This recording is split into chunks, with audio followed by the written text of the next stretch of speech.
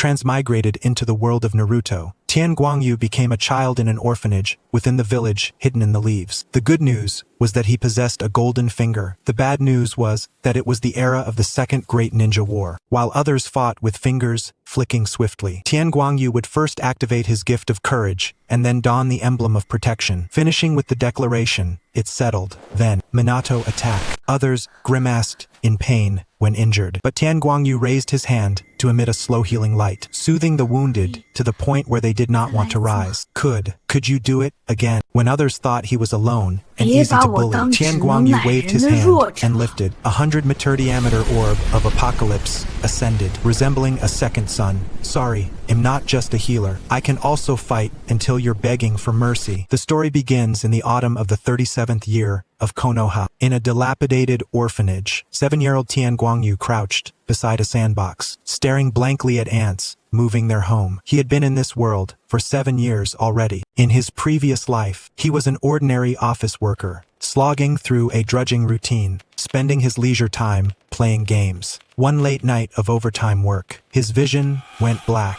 When he awoke again, he found himself reborn as a member of the Konoha orphanage in the Naruto world. There was no system, no golden finger, and drearily, he whispered softly, "Indeed, Konoha presently requires all the strength it can muster." The fox-masked Anbu stated solemnly, "especially in the realm of medical expertise." Tian Guangyu exhaled slightly, though his heart remained heavy. Having perused the chronicles of Naruto Uzumaki in a previous life, he was well aware that Konoha was far from a monolithic entity, particularly with regard to certain individuals within a specific squad. The Hokage's office building was far more modest than he had anticipated. Upon entering, the corridors occasionally witnessed hurried ninjas passing by. When they glimpsed the Anbu escorting a child, astonished gazes followed them. The fox-masked ninja led Tian Guangyu directly to the top floor, halting before a heavy wooden door engraved with the character Horfire. The tiger-faced Anbu stepped forward and rapped upon the door. From within came a steady male voice enter. The office was bright and spacious. Through the vast glass windows, one could behold the entirety of Konoha and the distant visage of the Hokage rock. Seated behind the desk was a middle-aged man clad in the Hokage's robe, donning a straw hat and sporting a beard along his jawline. His gaze lowered as he reviewed documents. Hearing the noise, he lifted his head, revealing a visage both authoritative and gentle. The third Hokashiruzen Sarutobi appeared, significantly younger than in the anime, seemingly only in his early 40s. Lord Third, the fox-masked Anbu, knelt on one knee. While on patrol, we heard a child scream. Upon arrival, we discovered this child wielding a golden light, healing a gravely injured boy. Hiruzen Sarutobis eyes fell upon Tian Guangyu. His gaze lacked severity, instead seeming to penetrate to the core of things. "Rise," he gestured to the Anbu to stand, then offered a reassuring smile to Tian Guangyu. "Child, do not be nervous. Come, have a seat." Obediently, Tian Guangyu approached and seated himself in a chair beside the desk. Hiruzen rested one hand on the desk's edge, a pipe appearing in his grasp as if by magic. "According to the Anbu, you employed a unique ability at the orphanage." "Yes," Tian Guangyu replied quietly. "Could you describe the circumstances in detail? The more thorough, the better." Tian Guangyu recounted the events, omitting the system's involvement, narrating how he intended to heal, how the golden light manifested, and how the wound mended itself. The third Hokage listened attentively, occasionally nodding. When the account concluded, Hiruzen pondered briefly before turning to the fox-masked Anbu. "Has the wound been examined?" "Yes, Lord Hokage," the Anbu responded respectfully. "It has fully healed. The growth of new tissue is exceptionally rapid. Moreover," he paused, "I personally tested it. Its speed surpasses conventional medical ninjutsu, and there was no discomfort, or fatigue rather, a sensation of warmth and comfort." Hiruzen rose and approached Tian Guangyu, producing a kunai. He lightly sliced his left index finger with it. "Try again," he instructed, extending his bleeding finger toward Tian Guangyu. Gazing at the small wound, Tian Guangyu hesitated, then reached out, his familiar light enveloping the injury. Almost instantly the wound healed flawlessly, leaving no trace. Hiruzen flexed his finger. "Not like medical ninjutsu," he murmured. "Medical ninjutsu heals wounds by accelerating cellular division, often leaving slight scars and causing fatigue, draining the user's stamina. But yours. A brief silence fell over the office. Hiruzen motioned for the Anbu to depart, leaving only the two of them within the room. Finally, Hiruzen spoke a Keki Genkai, and one never before seen. It appears to be a healing ability. He stood and paced the office. Child, what is your name? Tian Guangyu. Tian Guangyu the third Hokage halted, fixing a serious gaze upon him. Your ability is extraordinary. Until we understand its precise nature, I wish for you to accept the village's protection and guidance. Protection and guidance. Tian Guangyu echoed. Yes, beginning tomorrow. You may attend the Ninja Academy to study alongside other children, learning the basics. We will also assign a dedicated instructor to guide you. The Hokage's voice was gentle, yet resolute. Tian Guangyu nodded instantly. Understood. He knew this was the most ideal outcome. Entry into the Ninja Academy, acquisition of legitimate status, and safe growth under the direct attention of the Hokage. As for your residence, Hiruzen hesitated. The orphanage is far from the academy and ill-suited for protection. I will arrange an apartment for you near the school. A guardian will oversee your daily life. An apartment. Tian Guangyu was somewhat surprised. The treatment exceeded his expectations. Lastly, Hiruzen approached and patted his head. Tian Guangyu, do not display your abilities lightly before other sunless, with my permission, or to protect yourself and others. Do you understand? Tian Guangyu nodded emphatically. I understand. When they left the Hokage's office, dusk had fully settled. The fox-masked ninja first escorted Tian Guangyu back to the orphanage, retrieved several changes of clothing, and explained the situation to the orphanage's director. Once preparations were complete, the fox-masked Anbu led Tian Guangyu to a two-story apartment building located 2 streets east of the Ninja Academy. The apartment was modest, but clean and tidy, fully furnished. This used to belong to a retired Jonin who moved last year to live with his son. The fox-masked ninja explained as he opened the door. From now on, this will be your home. It will be cleaned weekly, and all necessities have been provided. He paused. Your guardian will come to meet you tomorrow. She is a retired kunoichi who will be responsible for your daily life and safety. Standing at the doorway, Tian Guangyu regarded this suddenly personal space with mixed emotions. Within a single day, he had transformed from an orphanage child into a special talent, granted independent lodging, and a personal audience with the Hokage. Rest early, the fox-masked ninja said before vanishing into the night. Tian Guangyu closed the door and slid down to the floor, leaning against it. Only then did he have the leisure to examine the changes within his body. Closing his eyes and concentrating, a translucent panel appeared. Holy Light System. Host Tian Guangyu. Level 15 out of 100. Mana, Holy Light Energy. 30 out of 100 slowly regenerating. Skill Slow, Healing Level 1. Beneath the skill was a concise description. Slow Healing. Consumes Holy Light Energy to treat minor injuries. Healing efficacy improves with skill level. Current consumption, 10 mana points. Can sustain healing by continuously consuming 1 mana point per second. Tian Guangyu stared intently at the text, his heart quickening anew. A system, truly the hallmark of a transmigrator. He attempted to focus on level. Vague information emerged. Experience points are gained by successfully healing others. Skill level upgrades alongside the host level with a maximum of 5. The severity of wounds influences experience. Gain, simply put, the more grievous the injury healed, the greater the experience earned. Healing Takuya granted 5 experience points. Leveling up required 100 points, meaning that if all injuries were of that severity, 20 such healings would be necessary. Yet he seemed to have gained no experience when tending to the Hokage's minor wounds. Was it because the wounds were too slight, or because they were self-inflicted?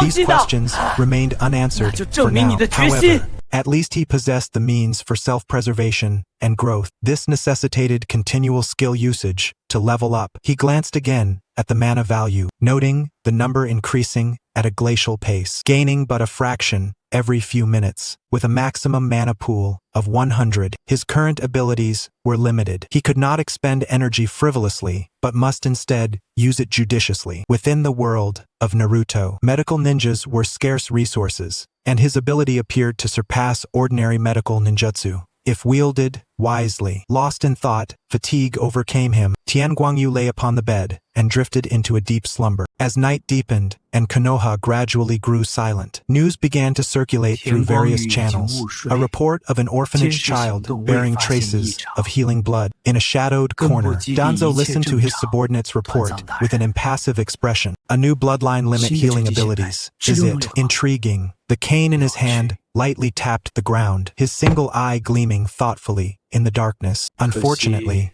it has already been discovered by the 7th Hokage. Never mind. After all, it is merely an orphan with a medical talent. How far this will develop remains uncertain. Focus on observation. There is no need for direct contact for the time being. Understood. After his subordinate withdrew, Danzo approached the window and gazed toward the distant Hokage tower. 7th Hokage, you have once again taken the lead. Next time, I shall surely. In the early morning, radiant sunlight streamed through the window, bathing the room in a warm glow. Tenkaha scratched his rear somewhat sheepishly, gazing bewilderedly at the unfamiliar ceiling above, blinking his eyes. He was no longer in the orphanage. Instead, he now resided in the apartment arranged by the Hokage. Shaking his head gently and smoothing his tousled hair, he rose and made his way to the bathroom. After a simple wash, his muddled thoughts finally began to clear. He looked into the mirror at the tender face of a 7-year-old child, his eyes reflecting a serenity beyond his years. Taking a deep breath, he resolved, from today onward, this would be a brand new life. Donning his faded clothes, Tenkaha pushed open the apartment door. Just as he was about to step outside, the door directly opposite him clicked open in perfect coincidence. A golden-haired boy, sweat-drenched and panting heavily, was pushing open his own door. It seemed he had just finished his morning training. His light blue tracksuit was soaked through with perspiration. The blonde boy's keen hearing caught the sound behind him, and he instinctively turned around, just catching sight of Tenkaha stepping out. A new neighbor? Good morning. The boy blinked in surprise, wiped the sweat from his brow, and then beamed a radiant, unreserved smile, raising his hand to greet first. Tenkaha had not expected such a chance encounter with a neighbor, especially at this hour. Observing the boy who looked freshly returned from training, while he himself had only just awakened, a subtle embarrassment flickered within him. Quickly, Tenkaha returned a polite smile. Yes, hello. I moved in yesterday. My name is Tenkaha. I look forward to your guidance. Hello, Tenkaha-kun. Minato Namikaze's smile grew even brighter, like a small sun. He stepped forward and naturally extended his right hand. I'm Minato Namikaze, living right across from you. Likewise, I look forward to working with you. Minato Namikaze? Was this the Minato Namikaze he thought it was? The future 4th Hokage, the Golden Flash Naruto's father? What a coincidence. Hearing that name stirred a tempest in Tenkaha's heart, but his face remained composed. He extended his hand and clasped Minato's. The warmth of Minato's palm was tangible, calloused from training and still damp with sweat. Minato-kun, may I call you Minato? Tenkaha steadied his voice and asked. Of course, and I'll call you Ha then. Minato was somewhat surprised by the neighbor's easy familiarity but took no offense. At that moment, Tenkaha noticed a fresh scratch near the base of Minato's thumb, about 2 centimeters long, shallow, with tiny beads of blood oozing out. Minato, it looks like you're hurt and bleeding. Would you like me to treat it for you? Tenkaha couldn't help but offer. Hurt? Minato glanced down following Tenkaha's gaze and noticed the small wound. He laughed it off casually, waving his hand. Yeah, it's probably from training. Such a small injury isn't a big deal. I'll just wrap it up with some gauze later. His casual attitude revealed his familiarity with such common training injuries. Tenkaha, unwilling to miss the chance to ingratiate himself and test out his golden secret ability, stepped forward quickly, gripping Minato's right hand with both hands, his gaze sincere. Please, let me treat it for you. Don't worry, it'll be quick. Besides, the gauze might interfere with your training movements. Minato found himself unable to resist the kindness of the new neighbor. Seeing Tenkaha so earnest, he nodded in agreement. All right then, thank you. Though honestly, there's no trouble at all. No trouble at all, and it'll be over quickly. With permission granted, Tenkaha eagerly focused his power on the wound. His palm hovered just above Minato's injury as he silently chanted in his mind. Slow healing. A familiar golden light shimmered from his palm. Minato's relaxed expression suddenly froze. He distinctly felt a wave of warmth emanating from his hand. The faint sting of the wound vanished instantly, replaced by an exquisite comfort spreading from the injury site. To his amazement, under the golden glow, the wound visibly healed before his eyes. In a brief moment, only newly formed skin remained where the injury had been, as if it had never existed. What is this? Minato's face registered astonishment. He withdrew his hand, wiggled his fingers, then rubbed the spot with his thumb. Only a faint bloodstain lingered. No trace of injury remained. He looked up, eyes wide with disbelief. Is this medical ninjutsu? No. I've been treated at hospitals before, but this sensation is unlike anything I've experienced. What is this? As expected of the future fourth Hokage, he immediately sensed something unusual. Before Tenkaha could reply, a translucent system panel quietly appeared. Successfully cast slow healing on target. Experience points gained, 2. Indeed, even healing such a minor wound granted experience points, though fewer than when healing Takuya. Healing the Hokage and that ANBU member yesterday yielded no experience, likely because their injuries were self-inflicted and thus invalid in the system's judgment. This also prevented the exploit of injuring someone repeatedly to farm experience. Tenkaha, are you alright? Minato waved his hand before Tenkaha's face, breaking his concentration. Snapping back to reality, Tenkaha met Minato's slightly suspicious gaze and pondered how to explain himself. The Hokage had instructed him not to reveal his ability lightly, but Minato was the future fourth Hokage, the absolute core of the village. Remembering Minato's characterization in the Hokage's office, as kind to his own people but the golden flash to outsiders, he reasoned that a small reveal wouldn't be harmful. Besides, since Minato lived right across, it would be difficult to keep it a secret indefinitely. Feigning embarrassment, Tenkaha scratched the back of his head. Actually, I'm not sure exactly what's happening myself. Yesterday, I was still at the orphanage. A child got hurt and was quite upset. I instinctively used this ability on him. An ANBU patrol saw it and reported to the Hokage. The Hokage concluded it might be a special constitution and told me not to tell others casually. That's why he arranged for me to live in this apartment and asked me to enroll in the ninja academy in a few days. The Hokage's arrangement. Minato nodded knowingly. I see. Minato had already been enrolled for 3 years. Naturally intelligent, and with many children from ninja clans in his class, he was well acquainted with the concept of special constitutions and Kekkei Genkai. That's a formidable ability. The Hokage's caution is well-founded. Such power must be handled with care. Minato's face softened back into a gentle smile. Don't worry, I'll keep your secret. His response relieved Tenkaha immensely. Truly, a man destined to be Hokage was perceptive and prudent even in childhood. Thank you, Minato. I appreciate your understanding. No thank you. The wound has healed, saving me the trouble of wrapping it up. Minato smiled brightly. Are you going to enroll at the Ninja Academy soon? Yes. Today I need to complete the enrollment procedures. Actual classes depend on the school's notification. Then maybe we'll see each other at school. I enrolled earlier than you, so you can call me Senpai. If you have any questions, feel free to ask me. Minato's tone was light and cheerful. Really? That's wonderful. I look forward to your guidance, Senpai Minato. Tenkaha's smile was genuinely heartfelt this time. Building a good relationship with the future fourth Hokage was an unexpected delight. No need for formalities, we're neighbors after all. Upon hearing the word senpai, Minato Namikaze chuckled softly, waving his hand to indicate that he would take care of it. Glancing at the sky, Minato said, Let's not discuss this now. I'll head back first to take a shower and change clothes. I still have to go to school later. Understood. Amaterasu Tenku watched Minato Namikaze turn and enter the room. After waving to him, he locked his own door and stepped out of the apartment. Good day. I am here to complete the enrollment procedures. Amaterasu Tenku tiptoed and tapped the counter, which was somewhat distant from him. Leaning on one hand with a half-asleep expression, the Chunin was startled awake by the voice. Squinting his eyes, he looked down at the little figure before him with a bewildered expression. He yawned and, with a tone tinged with sleepy impatience, said, Kid, are you sure you're in the right place? The unified enrollment for the new school year was completed over a month ago. This isn't a place for you to cause trouble. I'm not mistaken. I'm here to apply for enrollment. Amaterasu Tenku handed over the scroll given to him by the Hokage yesterday. It is an order from the Hokage himself for me to enroll. What? The Hokage? The Chunin immediately became alert.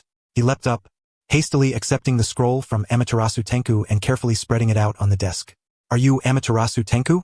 After confirming the contents of the scroll, the Chunin turned toward Amaterasu Tenku to verify. Yes, that is correct. Your class will be 3rd year, Class A. You are to report in 2 days' time, which is next Monday. The Chunin picked up a pen and scribbled in a notebook. At that time, you should go to the classroom office on the 2nd floor. A teacher will escort you to your class. 3rd year? Amaterasu Tenku was taken aback. Shouldn't I start from the 1st year? The Hokage's orders are for you to join as a transfer student directly into the 3rd year. The Chunin glanced at Amaterasu Tenku with some perplexity. A 7-year-old child with no ninja family background and possibly no foundational skills entering as a 3rd-year transfer student was difficult for him to comprehend. But since the directive came from the third Hokage, he had neither the authority nor the right to question it. He could only carry out the order. I understand, teacher. Amaterasu Tenku suppressed his surprise and expressed his gratitude with a respectful look before turning and heading home. 2 days passed quickly. During that time, the guardian appointed by the Hokage visited once, saw that Amaterasu Tenku was managing well, left some money, and did not come again. Amaterasu Tenku did not remain idle either. Although he did not yet understand how chakra was specifically refined, exercising the body was never a mistake. He rose early each day before dawn to run, do push-ups, and perform basic stretching exercises, finally witnessing a full sunrise, a sight unfamiliar to him from his previous life as a shut-in. Moreover, he discovered that the awakening of his system brought more than just skills. His physique had been enhanced to a slight degree, making him noticeably stronger than before the system's activation. Each time he pushed his body to its limits, the sacred light energy within would slowly soothe any discomfort and fatigue. This meant that after a day's training, a good night's sleep would restore his vitality, greatly improving his training efficiency. Exercise could become addictive, especially with the support of a golden touch, Amaterasu Tenku thought, unable to help but marvel inwardly. Previously, such exertion would have left him bedridden for several days, and in his past life, he might have even suffered muscle breakdown and ended up hospitalized. Soon enough, the day to begin school arrived. At dawn, Amaterasu Tenku was awakened by a cheerful knock on the door. Who is it, so early? Glancing at the clock beside his bed, he saw that it was still some time before 6 o'clock, when he had planned to rise. Irritated, he scratched his tousled hair and stood up to approach the door. Upon opening it, a head of golden hair came into view, followed by a radiant smile, Minato Namikaze. He wore a beaming expression as he said, "Good morning. We agreed yesterday to go to school together. It's time to get up, you.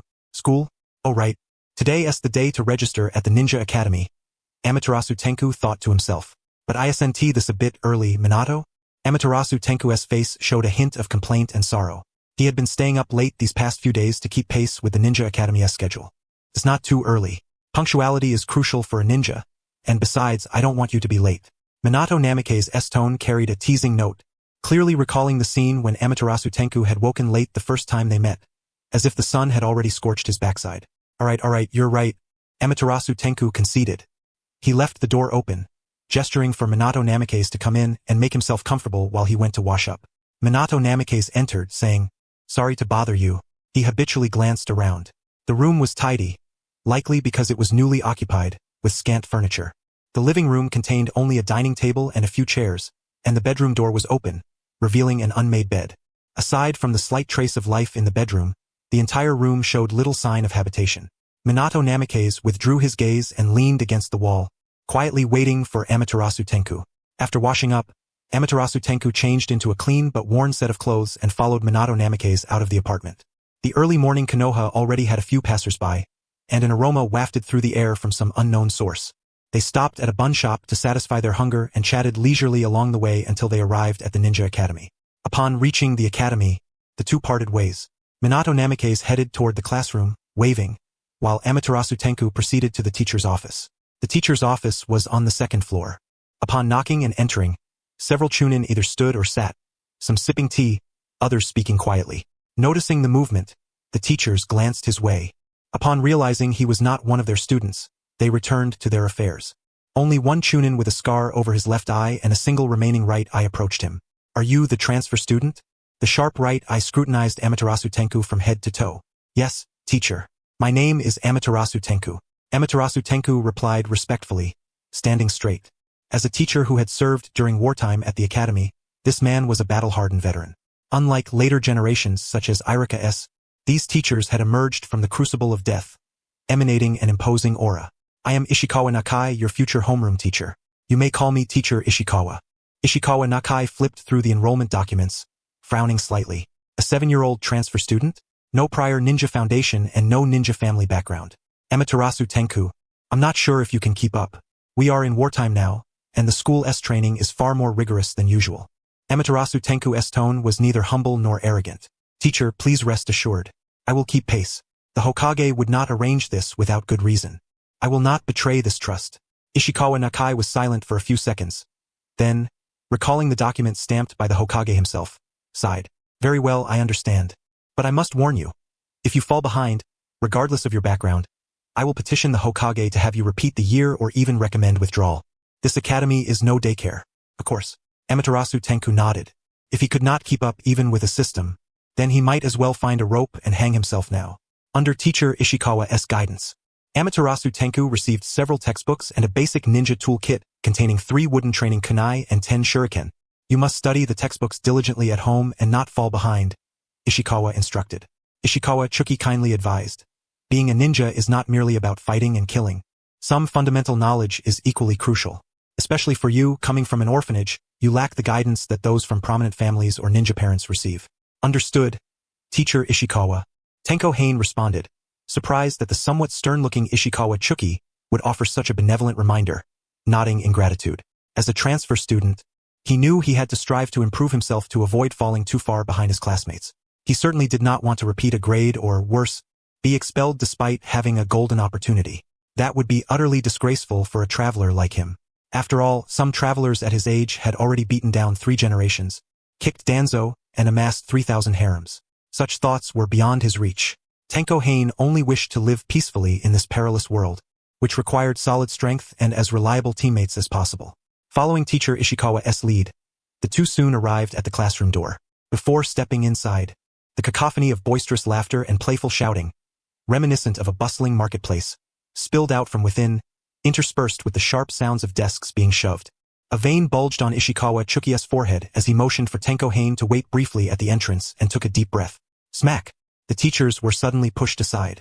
Ishikawa Chuki's face darkened into a scowl as his roar drowned out all the merriment. Noisy! Noisy! Noisy! Your class is the loudest in the entire school. I can hear your raucous howls all the way from the 2nd floor. You are here to study, not to play. Everyone, return to your seats immediately. In an instant, the noise ceased, and the atmosphere seemed to freeze. The students, seeing who had arrived, scattered back to their seats like startled rabbits. They quickly retrieved their textbooks from their desks, sitting upright with restless eyes, pretending that the earlier chaos was merely an illusion and that they were indeed paying attention. Humph! Ishikawa Chuki had witnessed this scene countless times before and sneered. He strode to the podium and tapped the desk. Today, we have a transfer student. Let us welcome him with applause. A rustling applause erupted. Under Ishikawa's gesture, Tenko Hain entered the classroom and approached the podium. Dozens of gazes fixed upon him. Some curious, some scrutinizing, others indifferent. Hello, everyone. My name is Tenko Hain. I look forward to your guidance in the days to come.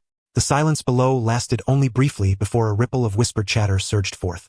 A transfer student at this time? His name doesn't sound like one of those from the great families. He is really handsome, even a bit more so than Minato-kun. No, Minato-kun is still the most handsome. Hey, who said that just now? That's spot on. Tenko Hain's expression remained calm and composed, but inwardly he perked up, delighted to hear the discussion about his looks. He couldn't help but feel a mischievous pride swelling within him. If there was one thing he was most satisfied with during these years of transmigration, it was his appearance.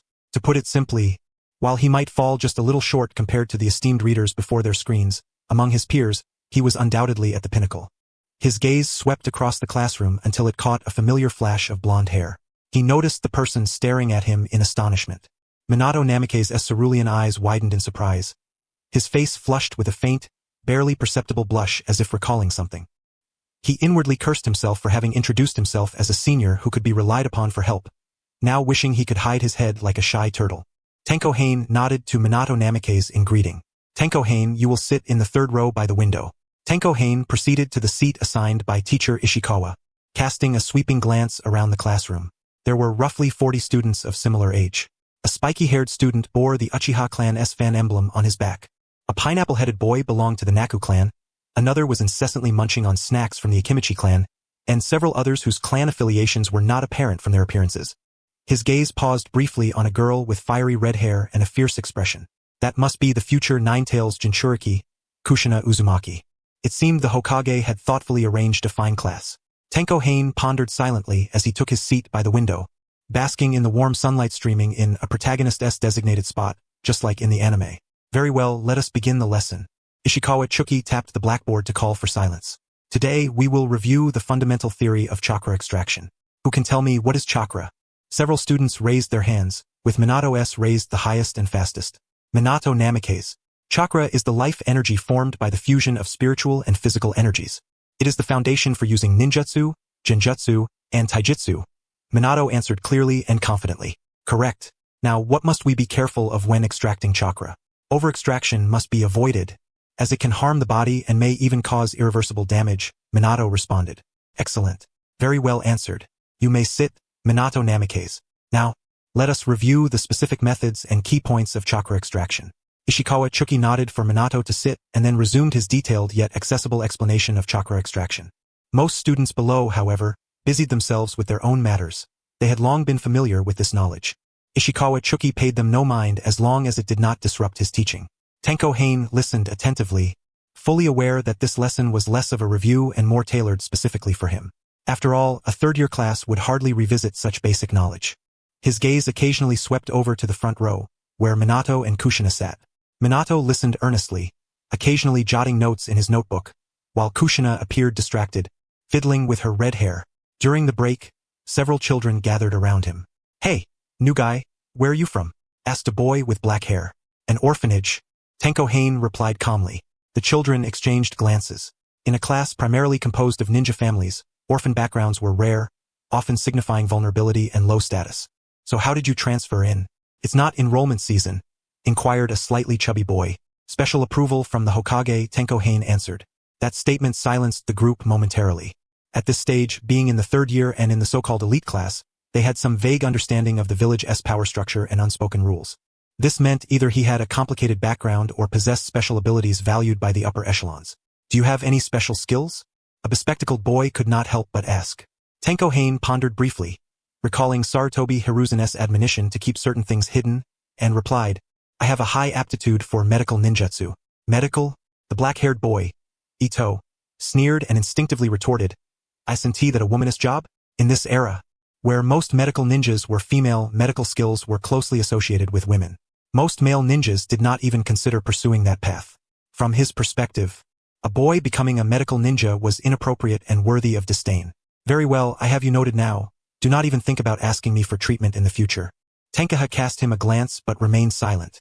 Nearby, Minato Namikaze approached, a smile gracing his face though his eyes were stern.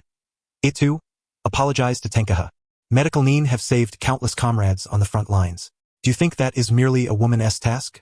Do you disdain medical nin, or look down upon all those who diligently study medical ninjutsu to save others? Itu's expression shifted abruptly, realizing he had spoken carelessly, words that could only bring trouble. In the ninja world, offending a medical nin was far from wise, especially when injured on the battlefield, where their role was indispensable. Under Minato's severe gaze, Itu reluctantly muttered an apology. Why yes, sorry, I spoke out of turn. No worries, Tenkaha replied, glancing at Minato who had come to his defense, his tone drawn out with a mischievous smile. Thanks, Senior Minato. Ha, Tenkaha. Minato's cheeks flushed crimson, his earlier severity instantly dissolving into a mixture of annoyance and slight embarrassment. If I'd known you were in my class, I wouldn't have let you call me senior. Why didn't you tell me sooner? I only found out after joining the class. And it seems some seniors hadn't told me which class you were in either, Tenkaha retorted with a hint of exasperation. And yet they expect me to come to them when I have trouble, without even informing me of the class.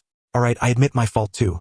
Minato was momentarily speechless, then scratched his golden hair sheepishly and smiled awkwardly.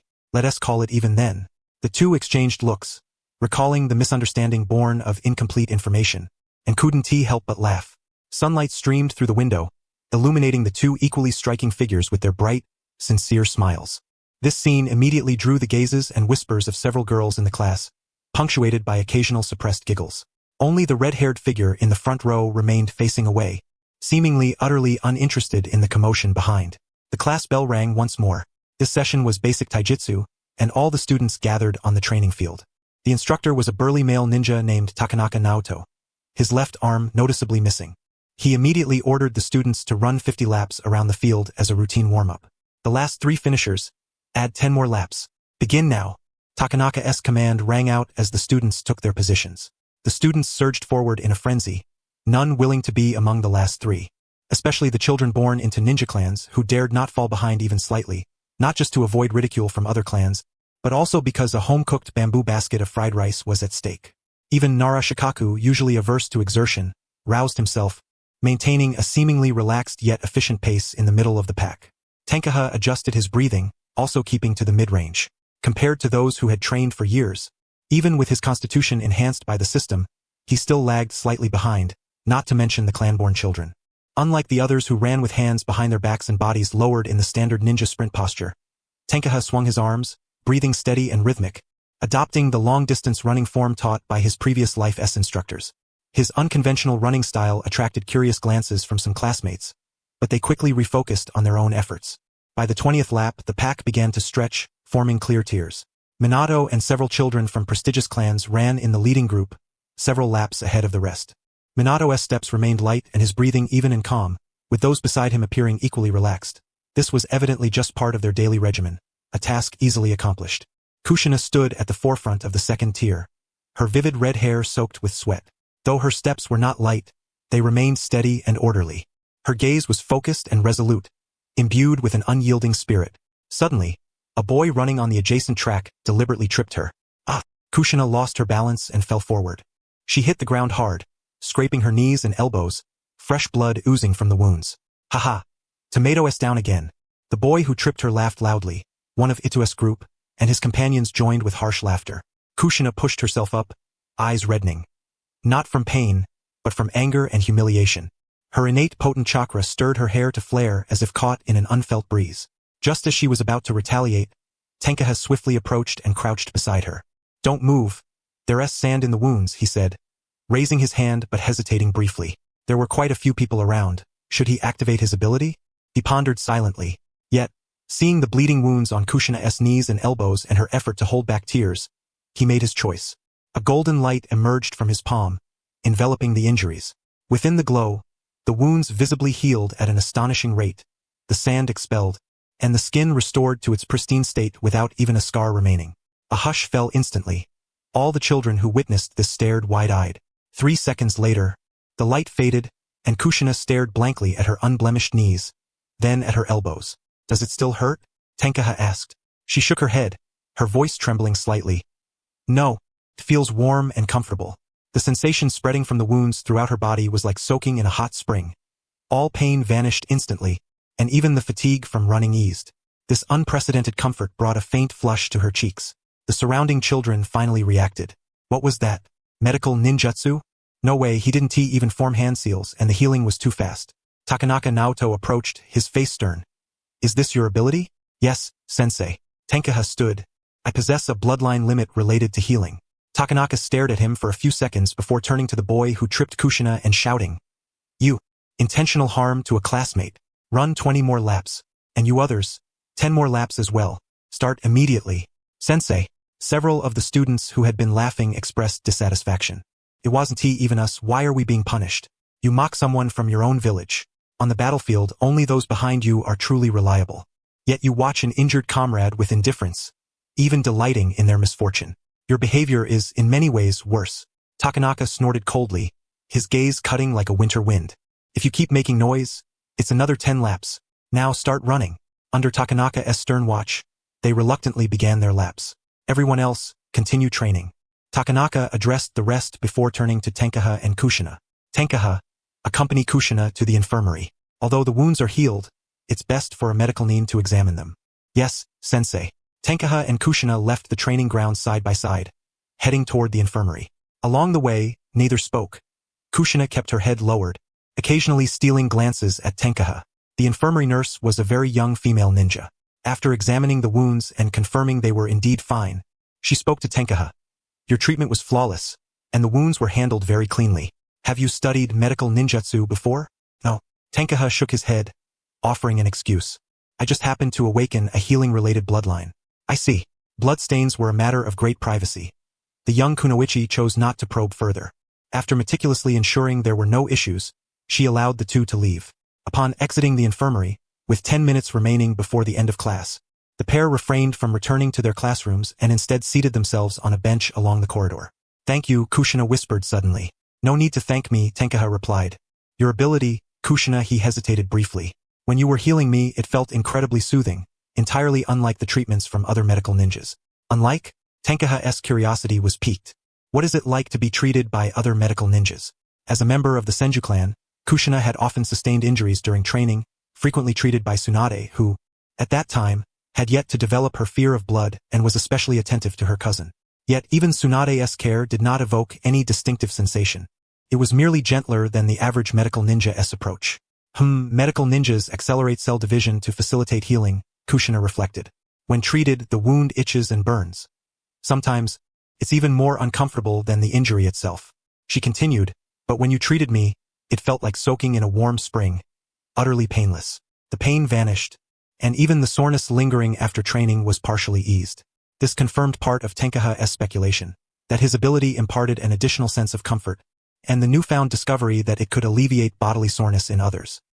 He mused that he ought to find Minato for a test sometime, then replied aloud, I'm glad you liked it. Silence fell once more before Kushina asked, Aren't you gonna ask why I was bullied? If you wanted to tell me, you would, Tenkaha said. If you don't want to, there's no point in me asking. Kushina fixed her gaze on him for a few seconds before breaking into a smile. Tenkaha's first time seeing her smile, albeit briefly. You're different from them, she said. Those people either mocked me, pitted me, or pretended not to see. But you simply did what you thought was right. I just didn't want to see a classmate get hurt. Even if it's me, the tomato, Kushina teased herself. Tenkaha met her eyes with earnest sincerity. Your red hair is beautiful. The Uzumaki clan's crimson locks symbolize formidable vitality and a natural affinity for sealing techniques. Those who mock it are merely ignorant. Kushina was stunned. This was the first time she had ever received praise from a peer. Her eyes glistened with a faint redness. But this time it was not born of anger or grievance. Thank you, she whispered, softer still. Truly. Taking a deep breath, straightening her back, she declared, Let us get acquainted properly. My name is Kushina Uzumaki. I will be the first female Hokage of Konoha. Tenkaha observed the light shimmering in her eyes, a blend of defiance and stubbornness interwoven with grand dreams. He smiled too, clear and warm, echoing her words, pleased to meet you, future Hokage-sama. My name is Tenkaha, and I aspire to become the world's greatest medical ninja. They exchanged glances, each recognizing the audacity in the other's dreams, and simultaneously burst into laughter. Their laughter echoed softly through the corridor, dispelling all previous gloom and awkwardness. Sunlight streamed through the windows, casting its glow upon the two as they laughed wholeheartedly. In that moment, Tenkaha genuinely felt he was no longer a mere bystander but had truly become part of this world. Step by step, he was integrating into this realm called the ninja world of Konoha. The following days were calm and steady. Although the frontline war had been underway for some time, daily life in the rear of Konoha village remained largely unaffected. On this day, at the training grounds of the Konoha Ninja Academy, two children of similar age were engaged in sparring. Naoto Takanaka stood outside the ring, vigilantly monitoring the action to intervene if necessary. They were conducting paired taijutsu combat drills. Currently in the ring were Uchiha Yo and Ito. Their battle had been underway for several minutes. Uchiha Yo launched a training kunai toward Ito, swiftly closing the distance. His eyes darted, though he had yet to awaken the Sharingan. The brief skirmish had allowed him to discern his opponent's tactics. His left shoulder dipped slightly as he shifted his weight to the right, predicting an evasive move to the left. Having anticipated his adversary's next move, Uchiha Yo adjusted his stance and delivered a flying kick aimed at Ito's waist. According to his calculations, the strike would pose no serious harm, merely cause Ito, who was also channeling chakra, some pain and disrupt his balance, sending him sprawling. At that moment, Yo planned to place the kunai at Ito's neck, signaling the end of their bout. Everything was under control, but no one anticipated Ito's foot slipping as he dodged the kunai. Crap! Yo's pupils contracted sharply. Suspended midair, he could no longer exert force, helplessly watching the impact veer toward Ito's knee. A crisp snap echoed, the unmistakable sound of a fracture, followed by Ito's agonized screams. My leg! Teacher! Takanaka, standing outside, had not expected this outcome. Given his combat experience, that kick should not have posed a problem. Thus, he had refrained from intervening. Without hesitation, he rushed over, grasped Ito's thigh, rolled up his pant leg to inspect the injury. Ito's knee was unnaturally twisted, barely held together by skin and flesh. The swelling was visibly rapid and grotesque. It's all right, don't move. Takanaka soothed in a calm voice while directing Yo, who was frozen in place. This isn't your concern. Injuries during training, even disabilities, are quite common. Don't stand there slack-jawed. Go fetch Oki from the infirmary immediately. Yes, sir. Yo snapped out of his daze, nodding quickly before sprinting toward the infirmary at a speed far exceeding his usual pace, leaving behind a cacophony of murmurs. The sparring session was evidently suspended. Students nearby formed small groups. Some casually sat to rest and chat, others moved aside to train independently. Such accidents rarely sparked excessive panic among the students. They had become accustomed to them. In the ninja world, injuries, disabilities, and even fatal casualties during training, though infrequent, were not unheard of. Their mindset had long been shaped by these harsh realities, rendering them nearly indifferent to such occurrences.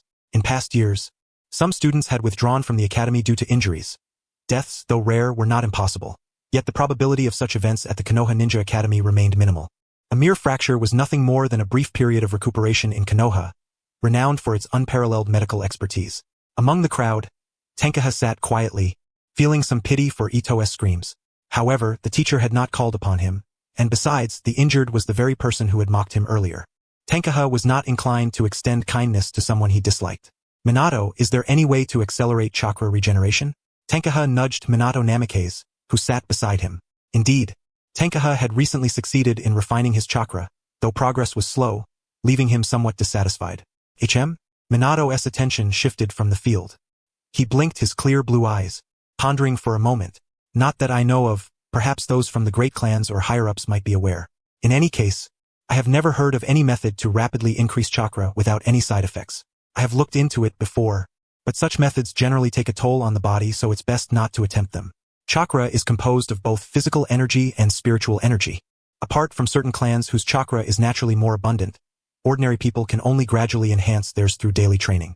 Speaking of which, he instinctively cast an extremely quick glance toward the not-so-distant figure of Kushina Uzumaki, who was sitting alone, lost in thought. Her vivid red hair stood out strikingly under the sunlight. Kushina Uzumaki, born with heightened perceptive abilities, sharply sensed someone watching her from behind. Assuming it was someone up to mischief again, she turned her head abruptly with a look that seemed to say, "Who's staring at me? Looking for trouble?" Just as Kushina made her move, Minato Namikaze hastily lowered his head in fright, feigning indifference. Kushina did not notice his small gesture but instead caught sight of a main Tenku, whose gaze was aligned with Minato's. The fierce expression on her face stiffened slightly, and then a faint blush swiftly spread across her cheeks. She quickly suppressed the expression, gave a main Tenku a slight nod, and then turned her head back at a rapid pace, leaving behind a somewhat awkward silhouette. What should I do? I finally made a friend, but did I just scare him away? Kushina inwardly regretted, hugging her knees tightly as she curled up. This was currently the only peer friend she had made, and she did not want her earlier reaction to ruin his impression of her. A main Tenku, observing Kushina's series of changing expressions and sudden turning away, was somewhat baffled. Just as he was about to greet her, his hand froze mid-air, and he could only awkwardly scratch his nose. Wow, you scared me. Minato Namikaze, standing nearby, noticed Kushina was no longer looking their way and patted his chest with relief, feeling as if he had narrowly escaped a beating. Huh? A main Tenku was puzzled. According to his memories from his previous life, Minato Namikaze had been smitten with Kushina at first sight. You don't seem like you dislike her, though? I don't dislike her. On the contrary, I have a good impression of her. That red hair is quite charming. But that doesn't stop me from being afraid of getting hit, Minato replied. Indeed, Minato Namikaze had a favorable impression of this girl, even secretly liked her to some extent. But since neither side had confessed or openly understood each other, their interactions were clearly not very pleasant. Last time I saw Itu and the others mocking Uzumaki-san again, I wanted to step in to help. Minato Namikaze complained to a main Tenku with a wronged expression. She almost beat me up, too, and she called me a meddlesome sissy, saying she didn't want my help. As he spoke, Minato couldn't help but tug at his cheek and leaned closer to a main Tenku, saying, "Look at me. Do I look like a sissy?" To be fair, young Minato Namikaze was strikingly handsome. His signature golden hair, a pair of large, clear blue eyes, and the radiant smile that occasionally lit up his face made him look like a prince straight out of a fairy tale. He was well liked by the girls in the class, though his face still carried some childish roundness, making his features somewhat androgynous. It had nothing to do with the term sissy. Yes, our little Minato looks robust and handsome, dripping with masculinity. Although a main Tenku thought this inwardly, he certainly would not admit it aloud. Instead, he used a teasing tone that made Minato feel as if he was not paying him a compliment. "You rascal." Minato Namikaze glared at a main Tenku's mischievous smile and, half annoyed, half amused, pounced on him without giving him a chance. The two of them tumbled around, temporarily easing the somewhat heavy atmosphere caused by the earlier accident. The girls in the class quietly shifted their attention toward them, their curious and excited gazes flickering between the two, accompanied by occasional suppressed laughter and whispered comments. Before long, Uchiha Haru, who had gone to the infirmary, returned.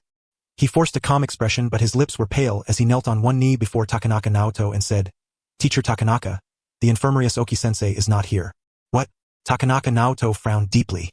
Itu, who was on the ground, tears streaming down his face and wailing intermittently, shouted in despair, "Ah, my leg hurts so much. It's all your fault. Uchiha Haru, you must have done it on purpose because you've always had a grudge against me, haven to you?" "Just as I thought. Someone from the Uchiha clan." Before he could finish, Takanaka Naoto interrupted his accusations with a sharp slap and an authoritative tone. "Itu, enough." Takanaka Naoto was aware of the murmurs of discontent toward the Uchiha clan within the village. Having experienced real battlefields as a ninja, he understood better than anyone that while the Uchiha clan might be arrogant and difficult to communicate with, they were trustworthy comrades on the battlefield, reliable companions who could watch each other as backs. The recent undercurrent of negative sentiment toward the Uchiha clan in the village unsettled him, and now, even students beginning to harbor such prejudices startled him. However, as a chunin of the village, his influence was limited, and he could not change the village's overall atmosphere. Still, he could stop his own students from behaving inappropriately. Lowering his head, he fixed his gaze on Itu's tearful face and spoke deliberately, enunciating each word. "Itu, getting injured during training is a normal part of becoming a ninja, something everyone may face. Uchiha Haru's actions were within the bounds of training. Everything was just a coincidence. It was your accidental slip that caused this." Takanaka Naoto lowered his voice, his tone grave. "You cannot blame Uchiha Haru entirely just because of some rumors, nor can you escalate it to his entire clan. Pain can make you lose your reason, but don't let prejudice cloud your judgment." Itu, whose leg was broken and who had just been slapped, bit his lip tightly, unwilling to speak further under Takanaka Naoto's stern gaze. He lowered his head, covering his eyes, his shoulders trembling uncontrollably. No one saw the resentment hidden behind his eyes beneath his fingers. Takanaka Naoto sighed, knowing Itu would never truly let go of his grievance. But as a teacher, it was his duty to guide his students properly. At that moment, he suddenly remembered something. Raising his head, he quickly scanned the crowd, then called toward Amain Tenku. "Amain, come here." "Huh? Me?" Amain Tenku paused his play with Minato, pointed at himself with his index finger, and looked puzzled. "Yes, I recall you healed Kushina-san's injury before. Since the infirmary teacher is absent now, please give it a try and see if you can alleviate Itu's injury, at least to prevent it from worsening." Though he was reluctant to treat Itu, with the teacher speaking up, Amain Tenku could not entirely refuse. He brushed the grass off his clothes, stood up, pouted with reluctance, and stepped forward. "Fine, I'll give it a shot." Amain Tenku knelt beside Itu, placing his hand on Itu's knee, silently chanting, "Slowly heal." A gentle golden light once again flowed from his palm, carrying a warm life force that enveloped the dreadful wound. In the next moment, the golden light was accompanied by Itu's even more piercing scream. For a while, all the students around, whatever they were doing, stopped and looked over curiously. "Ah!" Itu's agonized scream rang out across the training ground, the pain more intense and prolonged than when his bone had first fractured, causing him to writhe on the ground uncontrollably. Takanaka Naoto had not expected this turn of events. Instinctively, he pressed down firmly on Itu and glanced toward his knee joint. The already deformed knee joint appeared even more contorted under the healing touch of Amaterasu Hain, twisting like a misaligned branch growing in the wrong direction. Naoto Takanaka gasped sharply. The surrounding air seemed to freeze. Every student, including Naoto, stared wide-eyed in astonishment at this unexpected scene. Amaterasu Hain dared not move, his palms radiating a life-giving glow, while the pained wails of Ito left him helplessly rooted to the spot. Just as he stood there in shock, a system prompt flickered at the edge of his vision. "This treatment has failed. No experience points awarded." Hearing the screams, Tsubaki Oki hastened her approach. She had originally gone to fetch some medicinal herbs, but upon learning that another teacher had a student seeking her just moments ago, a sense of foreboding compelled her to drop the herbs and rush over. Soon, from afar, Tsubaki caught sight of the gathering crowd. "Make way, everyone, clear a path," she urged anxiously, pushing through until she saw Ito, who was being restrained by Naoto and continuously screaming in agony, his knee grotesquely distorted, while Amaterasu Hain stood nearby, clearly at a loss. Her expression darkened instantly. After examining the injury, Tsubaki's demeanor softened slightly. Fortunately, she had arrived in time and the damage was not severe. Yet her tone remained stern as she demanded, "Who performed this treatment?" "Teacher, it was me." Amaterasu Hain meekly raised his hand in response. "Nonsense. You don't even know the most basic principle before treating a fracture? The bone must first be properly realigned before any healing can begin. Isn't that fundamental?" Tsubaki's voice rose sharply, brimming with anger. Treating without realignment? No wonder the bone is dislocated. This isn't healing. You're harming him. Teacher. I'm sorry. I didn't know before. Amaterasu Haina's face turned pale, shame written all over his features. In his previous life as a salaryman, he had no knowledge of such matters. He had instinctively believed that holy light could cure all injuries. Ultimately, it was the system that had made him somewhat arrogant, and this failure forced him to rein in his pride. Teacher Oki, please don't blame him. I was the one who urged him to act, Naoto said apologetically. It was my poor judgment. TSK. There's no use talking about that now. The bone will have to be broken again and treated anew. Tsubaki sighed, unsure what else to say. Looking at Naoto's remorseful face and Amaterasu Haina's bowed head, she could only sigh helplessly. Turning to the dazed Ito, she spoke gently yet with unyielding resolve. Student, this next part may hurt. You must endure it. Upon hearing that his leg would be broken again, Ito, already barely conscious, failed to catch his breath, his eyes rolling back as he fainted with a sudden thud. Fainting was perhaps a mercy, at least it spared him some suffering. Tsubaki murmured softly, unsure if she was comforting herself or others, but the treatment had to be done. Gathering chakra in her palm, she raised her hand to strike. At that moment, Naoto stepped forward, guilt etched on his face. Teacher Oki, please let me do it. It was my misjudgment. You do it? Do you even know how much force it takes to precisely break a bone that has already begun to heal? Do you know how to break his leg without causing further damage to the surrounding tissue? If you don't understand, then step aside and don't interfere. Even the usually mild-mannered Tsubaki could not restrain herself from cursing. I'm sorry, I was wrong, Naoto admitted, stunned by this side of Tsubaki he had never seen. Silenced, he crouched quietly to the side, absent-mindedly drawing circles on the ground. Humph. The one who should be apologizing isn't me. Tsubaki snorted coldly, saying no more. With a fist brimming with chakra, she struck precisely and steadily at a specific point on Ito's knee. Crack. Ah! With a crisp sound, a short, sharp scream pierced the air again. The intense pain roused the fainted Ito. His vacant eyes stared at the gray sky as tears streamed uncontrollably down his face. His hollow gaze remained fixed on the overcast heavens. Tears mingled with cold sweat poured forth silently and violently, his body twitching involuntarily from the agony. The training ground fell into a deathly silence, broken only by Ito's intermittent sobbing. Ito was eventually sent to Konoha Hospital for follow-up treatment and convalescence. Due to repeated fractures, it was said he would require at least 1 month of bed rest before regaining basic mobility. Whether he would fully recover without lasting effects, or even continue on the path of a shinobi, remained uncertain. Most likely, he would bid farewell to that profession forever. The accident on the training ground spread quietly among the student body like a stone cast into tranquil water, causing a ripple of waves that was soon overshadowed by the daily grind of training and the looming shadow of war. Indifference bred detachment, and the name Ito quickly faded from memory. Perhaps only a few friends who had played with him would occasionally mention him, but who truly cared? Setting aside the distant future, ever since that day, Amaterasu Hain had been plagued by a gnawing unease.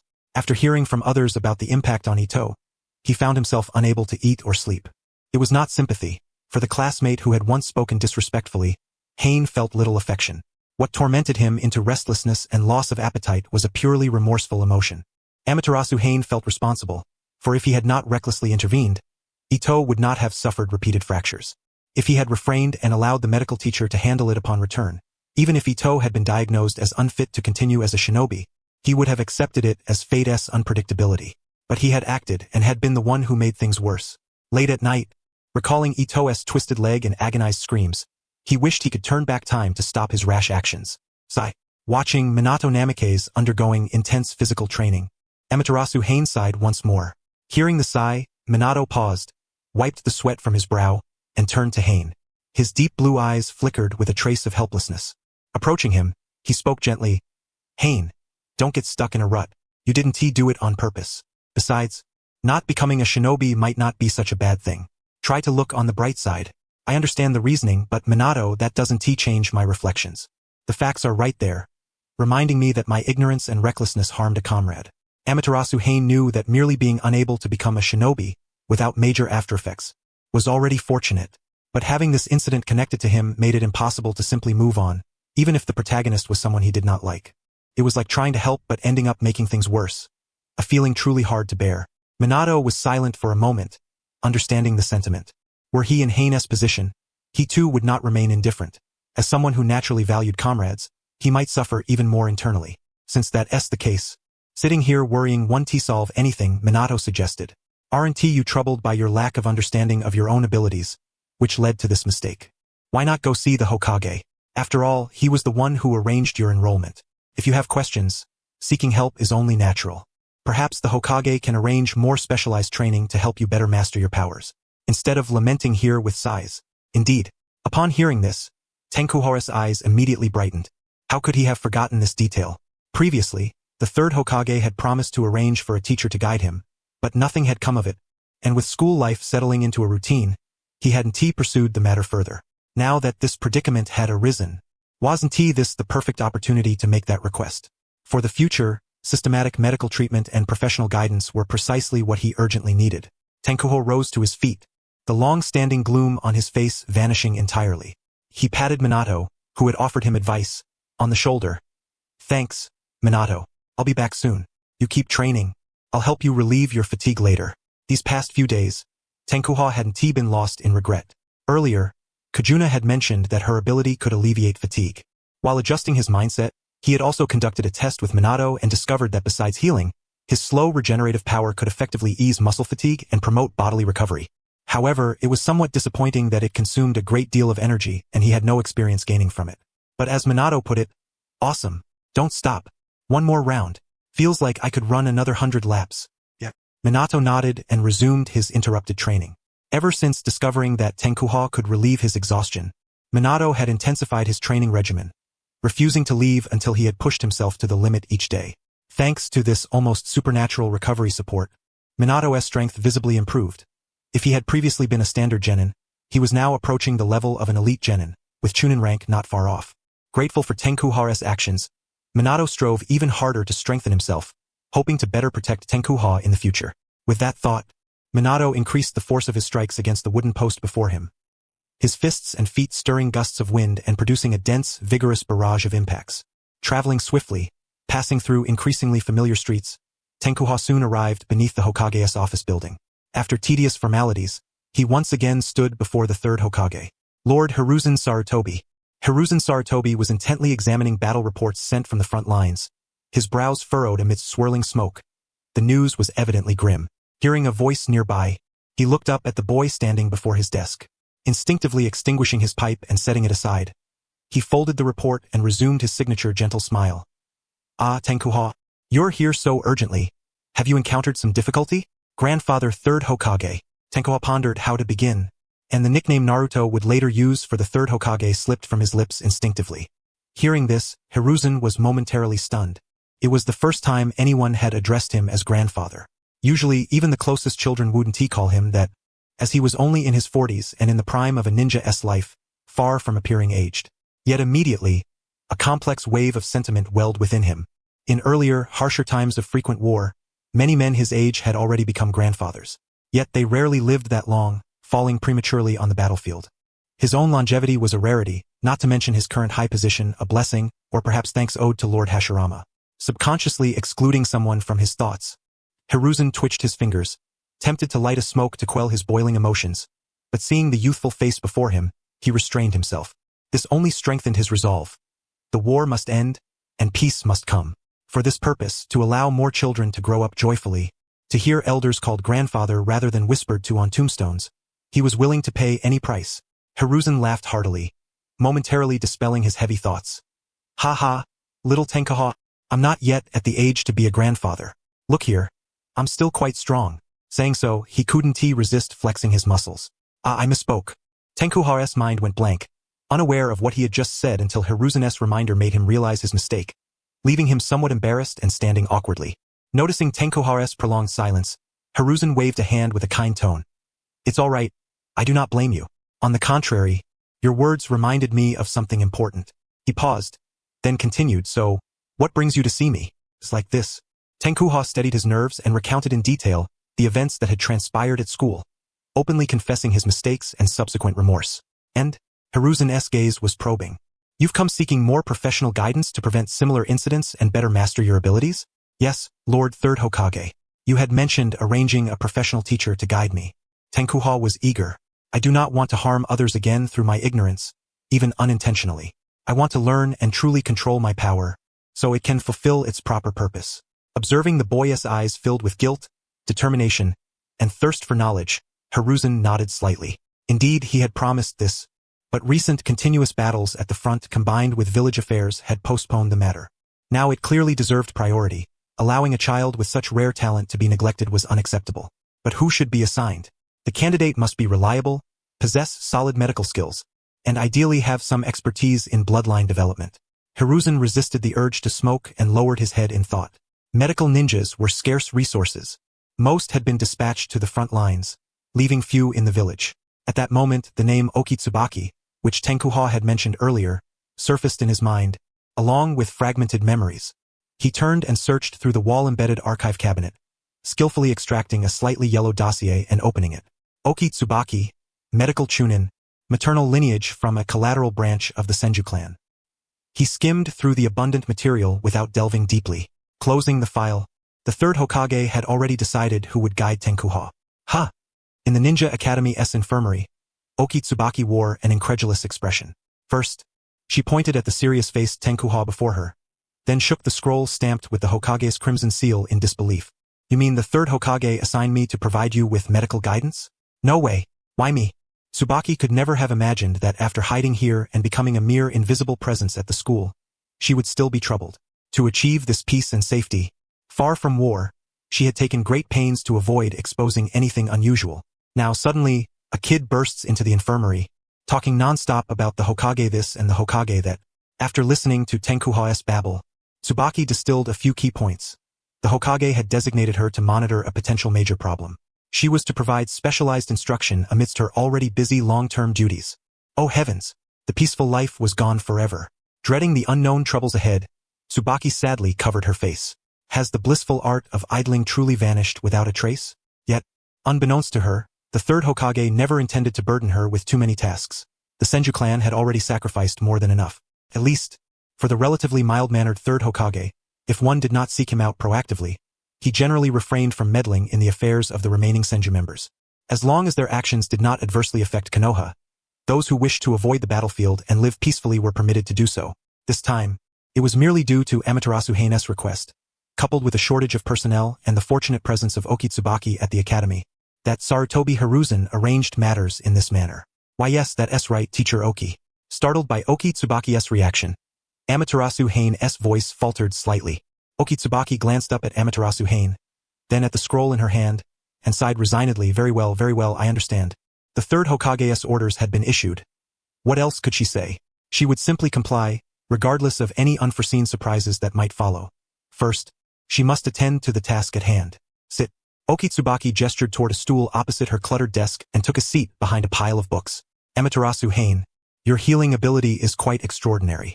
Setting aside the unique radiance, your rate of recovery from injuries far surpasses the scope of conventional medical ninjutsu, especially concerning superficial wounds. Amaterasu Heine sat down cautiously and nodded. Yes, Teacher Oki. I myself do not fully understand the exact principle. I simply know that I can use it. As she spoke, Amaterasu Heine activated her skill, and a gentle, pure golden light emerged within her palm. Curious, Okitsubaki leaned forward to observe closely. After a moment, she took a scalpel, sliced open the tip of her finger, and then inserted it into the golden glow, carefully sensing its nature. She confirmed that this ability was entirely distinct from medical ninjutsu. To obtain more precise data, more rigorous testing is necessary. She withdrew her finger, now free of the small wound, her expression growing slightly serious. All right, let us pause briefly. Next, we must conduct another experiment. Okitsubaki inhaled deeply, placing her right hand upon the topmost segment of her left pinky and exerting a subtle amount of chakra. With a barely audible snap, her complexion paled slightly, and cold sweat beaded upon her forehead. No matter how precisely controlled, broken bones still hurt. If this brat doesn't learn well, I'll make sure to stab him dozens of times with this scalpel. As a seasoned medical ninja, I'm confident it won't be fatal. Amaterasu Heine shuddered involuntarily, a chill creeping up his spine before swiftly dissipating, leaving him puzzled. He had never offended anyone in Konoha. Could it be Danzo? The thought flickered through his mind, but he shook it off and resolved not to dwell on it. Now, use your ability on me again. Okitsubaki spoke through the pain, holding out her severed pinky finger. Amaterasu Heine complied. The familiar golden light flared for about a dozen seconds. When the warm sensation at the fingertip subsided, Okitsubaki opened her tightly shut eyes, flexed the restored finger, and meticulously examined it with chakra, appearing contemplative. All right, I believe I have a direction. She waved her hand and stood up, pulling several hefty volumes from the bookshelf behind her and slamming them onto the desk. The Encyclopedia of Human Anatomy, a guide to common injury treatments, from novice to grave, a comprehensive herbal manual, among others. From a corner, she also retrieved a human skeletal model. First and foremost, the foundation that cannot be overlooked is to thoroughly understand human anatomy, knowing how to handle injuries and comprehending the potential harm caused by improper treatment. Holding the skeletal model, she pointed to the knee joint as she explained. When a bone fractures, the break causes hematoma formation. The body initiates a healing process, producing a callus to attempt to bridge the two ends. During this process, if the fractured bone is not properly aligned, the unfortunate consequences I described earlier will occur. The bone will grow incorrectly, resulting in deformity, impaired function, and even compression of nerves and blood vessels. At this point, Okitsubaki addressed the attentive Amaterasu Hain. Based on the experiment we just conducted, I surmise that your ability is entirely dependent on your personal cognition, or more precisely, your subconscious perception of what constitutes a healthy state. In other words, your understanding of how an injury ought to be healed.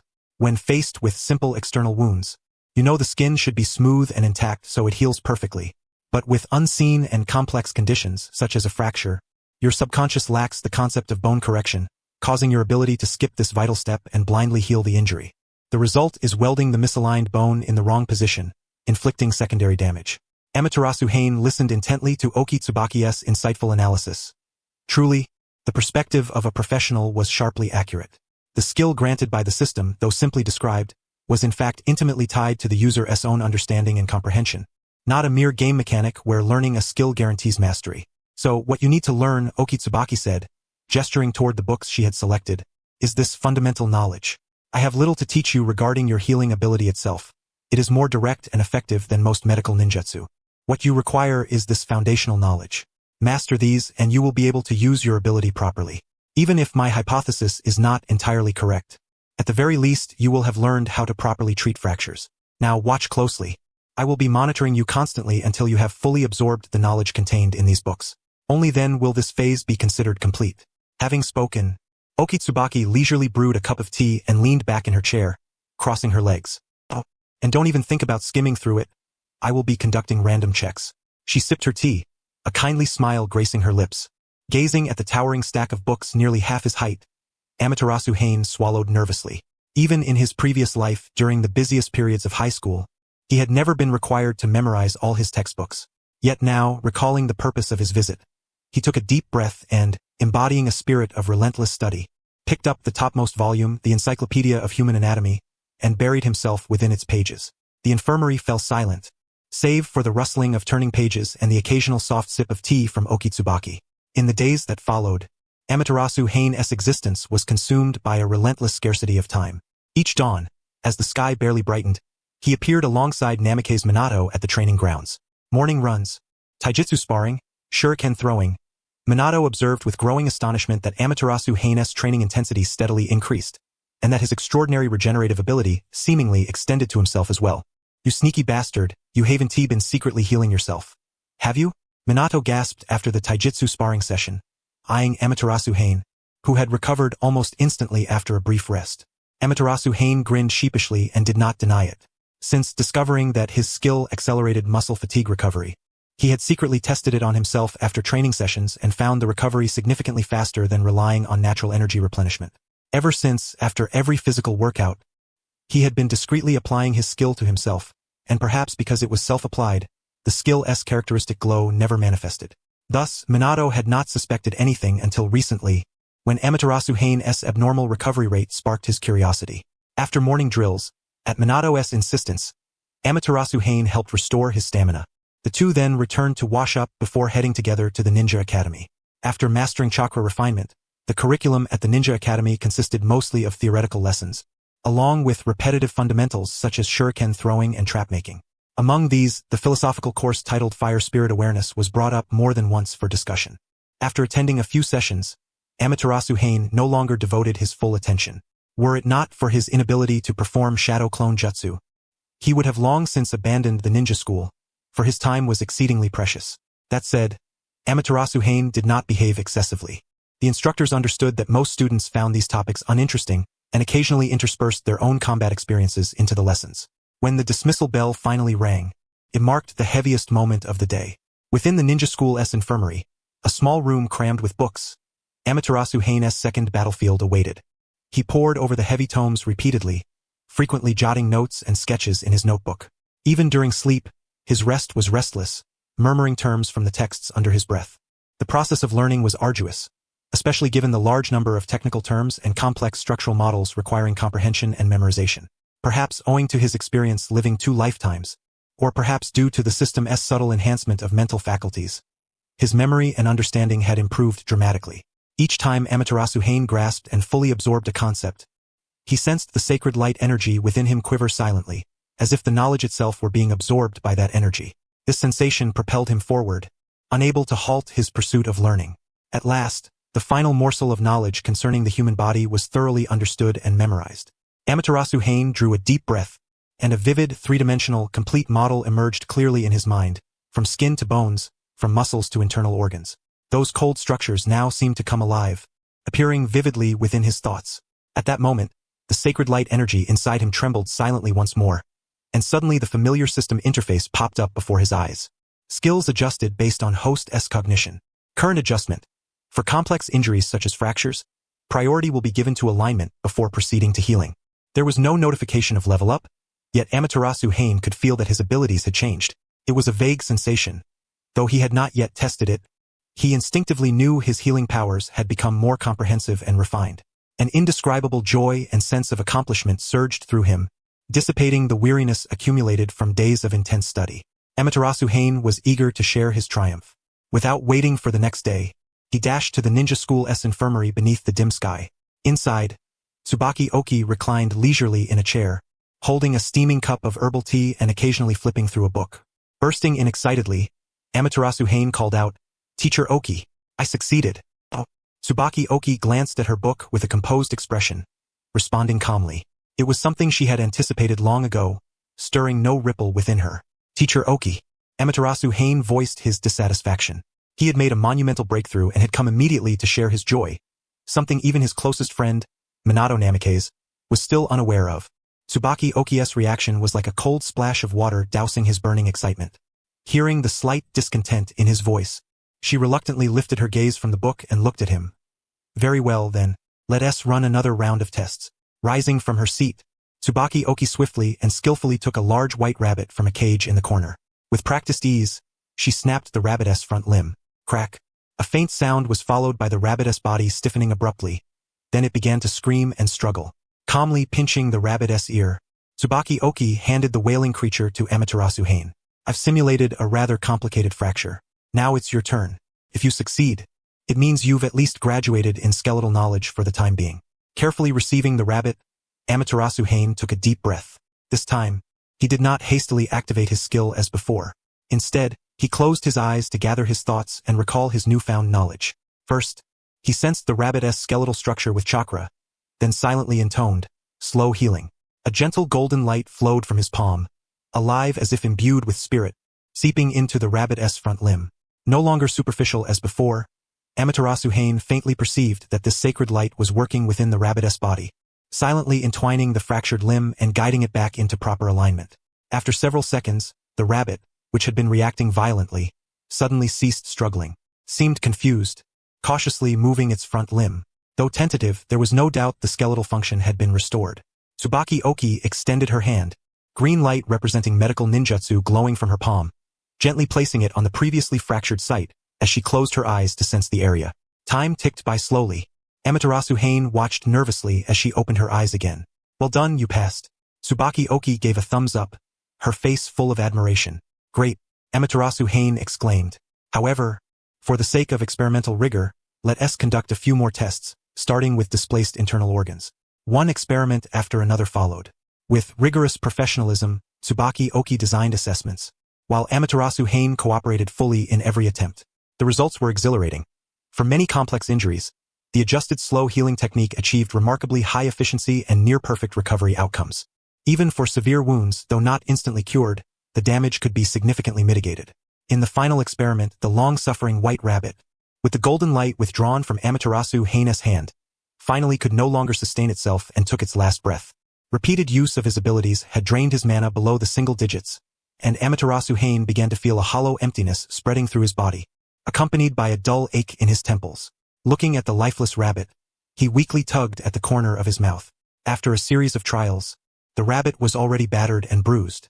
Were it not for Tsubaki Oki and his powers sustaining its final breath, it would have died midway, let alone endured until the last test was completed.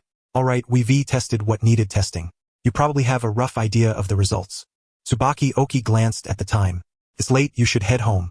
Tomorrow or the day after, we'll continue with herbal medicine studies. Having completed the experiments, Tsubaki Oki eagerly began to usher him out.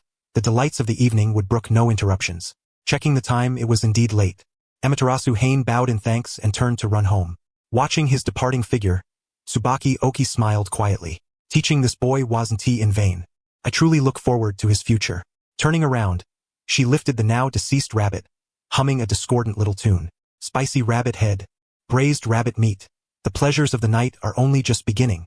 Early the next morning, Amaterasu Heine shared the joyous news of his improved abilities with Minato Namikaze, who had always been his trusted advisor. Congratulations. Minato Namikaze called out with laughter during his morning run, not breaking stride.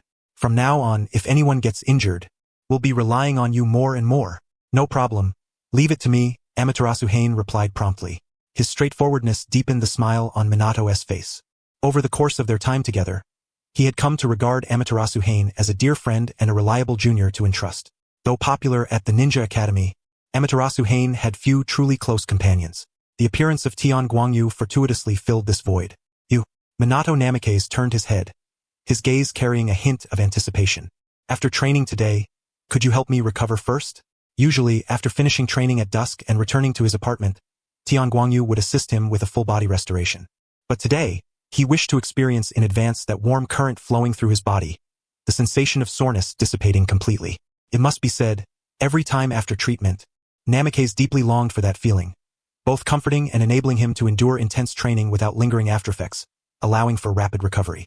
Tian Guangyu pondered for a moment. Alleviating another's physical fatigue consumed far more of his holy light energy than treating external injuries, and it took longer as well. Yet, seeing Namikaze's expectant eyes, Tian Guangyu still nodded. Alright, but you're treating me at noon. Deal. Namikaze's eyes brightened immediately, and he altered his originally planned training rhythm. In that case, the morning session's intensity isn't enough. I need to push harder. As his words fell, his speed abruptly increased.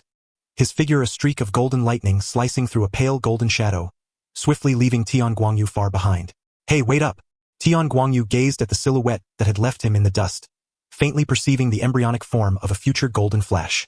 Watching Namikaze sprint away at breakneck speed without hearing his call, Tian Guangyu shook his head and resumed his own steady pace. Time passed until after school the next day. As the academy's bell rang, signaling the end of classes, Tian Guangyu handed his textbooks to Namikaze to take home, then made his way toward the infirmary. Here it was. Tsubaki Oki stood with her back to the door, organizing the dried medicinal herbs on the table. Tian Guangyu quietly took his usual seat and picked up a book on herbal knowledge to continue reading. Time slipped by silently. Only after Tsubaki finished arranging the teaching materials did she exhale deeply, taking a sip from the now cold tea on the table. Really awful, she evaluated expressionlessly, spitting the tea back into the cup without a trace of emotion. Setting the cup down, she looked toward Tian Guangyu, who was immersed in his book, and nodded in satisfaction.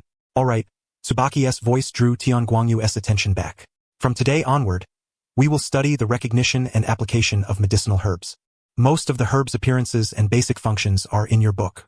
We will focus mainly on the cautions and critical details during the preparation of herbal mixtures. Tsubaki picked up an herb and began her lecture. First, let us talk about the rations frequently used by ninjas in daily life, the ninja ration pill. Licorice is a common ingredient in its making. Care must be taken during processing. Her explanation was clear. After finishing each herb, she handed it to Tian Guangyu for inspection. He accepted each one, observing carefully and memorizing, only placing them neatly in front of Tsubaki once confident he had recorded everything. When he received another herb, Tian Guangyu's movements suddenly froze. What's wrong? Tsubaki paused her lecture, looking toward the suddenly stunned Tian Guangyu with a puzzled expression.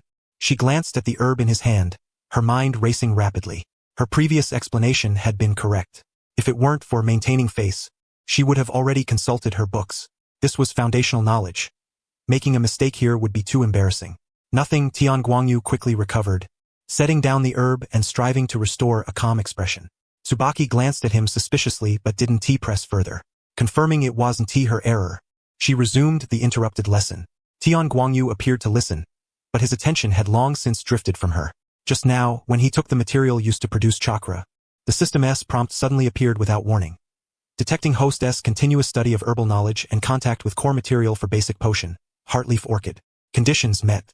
Congratulations. Host has awakened the secondary profession, alchemist. Tian Guangyu had never expected his system to have such a secondary profession. Unable to contain his curiosity, he subtly summoned the system. The familiar translucent panel appeared before him, now displaying several new lines. Holy Light System Host. Tian Guangyu Level 1, 20,100 Mana. Holy Light Energy 80,100 Skills. Slow Healing Level 1 Secondary Profession. Alchemist Level 1, 100. Recipes. Basic Mana Recovery Potion. Besides the accumulated experience from daily healing, Tian Guangyu focused his thoughts on this newly appeared secondary profession. Alchemist. Through specific recipes, materials can be transformed into potions with special effects. Successful crafting grants profession experience. The process consumes a trace amount of mana for guidance. Note: as alchemist levels increase, more recipes will be unlocked. Basic Mana Recovery Potion. Effect: upon ingestion, restores a small amount of mana over a short period. Usage interval must be 1 hour. Consecutive use within a short time progressively diminishes efficacy. Materials: Heartleaf Orchid X1, Licorice X1, a certain amount of purified water. Alchemist Mana Recovery Potion. Tian Guangyu's heart pounded strongly. This meant he had gained a method to restore mana beyond natural regeneration. Though the amount was small, it was unquestionably crucial at critical moments. Unable to suppress the joy swelling in his chest, the corners of his mouth lifted involuntarily, and a laugh escaped. Seeing Tian Guangyu suddenly smile foolishly, Tsubaki halted her motion of preparing herbs. Could it be you made another mistake? It shouldn't be. This is the most basic of basics, she murmured inwardly. Instinctively recalling what she had just said and confirming it was correct, she furrowed her brow and lightly tapped Tian Guangyu's forehead with her fist to bring him back to attention. Teacher Tsubaki. Tian Guangyu, unfazed by the tap, clutched his forehead, eyes shining with excitement. It seems my abilities are not limited to healing. I can also analyze the components of herbs and deduce recipes in my mind. Upon hearing this, Tsubaki paused for 2 seconds, then scratched her ear, wearing an expression that said, "What nonsense are you spouting? Tian Guangyu, perhaps you should listen to yourself. What do you mean by analyzing recipes from herbs?" Faced with his teacher's skepticism, Tian Guangyu offered no further explanation. His gaze swept over the neatly arranged herbs before him, swiftly selecting those needed to craft a potion. The required materials were few. One by one, he took them out and began following the steps provided by the system. For his first attempt, Tian Guangyu suppressed his excitement, moving with cautious deliberation. He picked up a mortar, placed the dried heartleaf orchid and licorice inside, and gently ground them into a fine, uniform powder with a pestle. Afterward, he mixed the powdered herbs into a test tube, then added an appropriate amount of purified water. Tian Guangyu's movements were slow, even somewhat clumsy and tentative. Tsubaki did not interrupt. Folding her arms, she stood nearby with curiosity, watching. The herbs Tian Guangyu had chosen were all common medicines. What could such a combination produce? As she murmured this to herself, Tian Guangyu soon completed the initial mixing of the materials. When the liquid in the test tube reached a certain consistency, Tian Guangyu immediately infused it with his holy light energy and began to rotate it in a particular manner. As the sacred light energy was infused, Amaterasu gently swirled the glass vial, and the once murky potion suddenly cleared. The cloudy hue faded away, leaving only a luminous blue liquid within the vial. Creation successful. Alchemist experience +2. Nearby, Tsubaki Oki stood dumbfounded, mouth agape, silent for a long moment. As a medically trained ninja with formal education, she had crafted medicines more than once before. Yet, this was the very first time she had witnessed such a straightforward and blunt procedure. There were no intricate extractions, filtrations, purifications, nor even chakra-guided modulation to align the potion's properties. Merely simple grinding, a splash of pure water, and the infusion of that unique golden energy. A potion she had never seen before had materialized right under her eyes. Though its precise effects remained unknown, the bewildering method of creation alone was enough to astonish her. Hence, she accepted the pale blue vial handed over by Amaterasu and gently shook it. The liquid shimmered with a soft radiance. What was its function? Would it restore chakra in small amounts? Amaterasu, you responded with a hint of uncertainty. The system indicates it restores mana, but I honestly have no clue what effect that has in this world. Still, since it's all bodily energy, here's my best guess. Tsubaki Oki rolled her eyes. You've made a potion and don't even know what it does? The bloodstains only gave me the formula and method.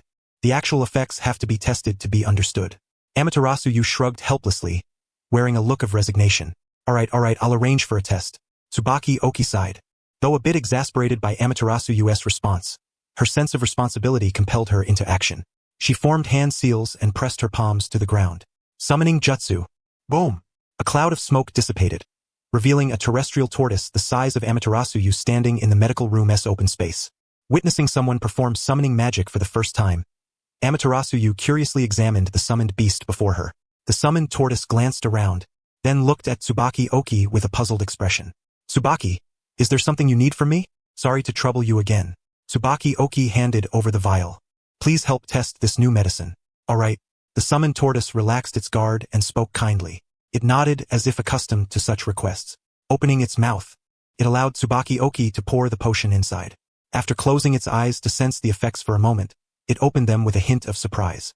You've created a new potion that restores chakra? It works much faster than the standard ration pill and restores more chakra, too. As it spoke, it smacked its lips and added, and the taste is far better than the ration pill. Understood. Tsubaki Oki carefully recorded the tortoise's words, then used medical chakra to thoroughly examine its condition.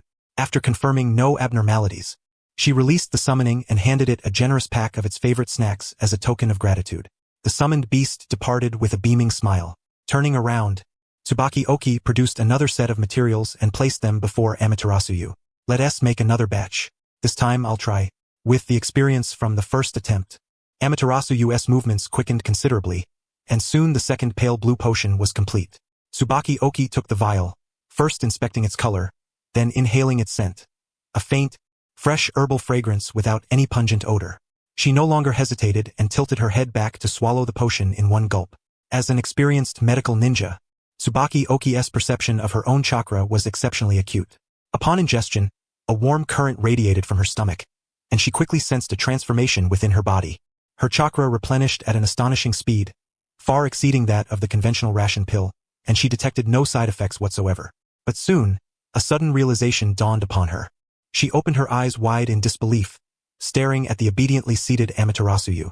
Wait, she murmured, then glanced down at the nearly empty vial in her hand before fixing her gaze on Amaterasu with utmost seriousness. Boy, do you realize what you've created? Amaterasu squirmed under her intense stare. What?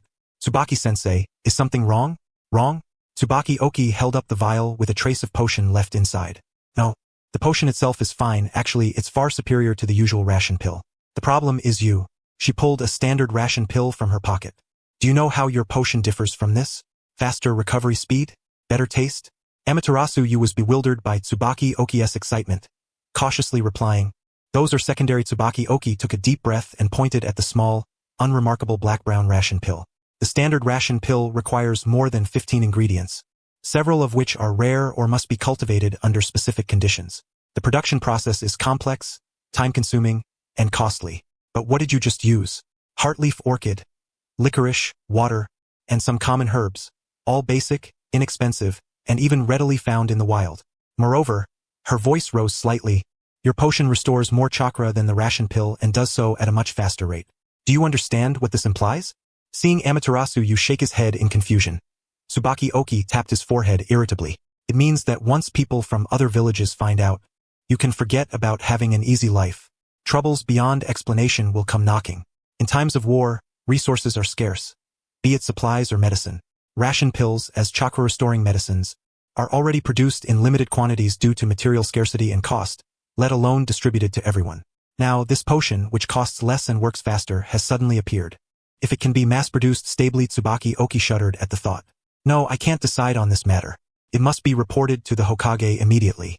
Without waiting for Amaterasu's response, Tsubaki Oki grabbed him by the arm and dashed toward the Hokage's office building.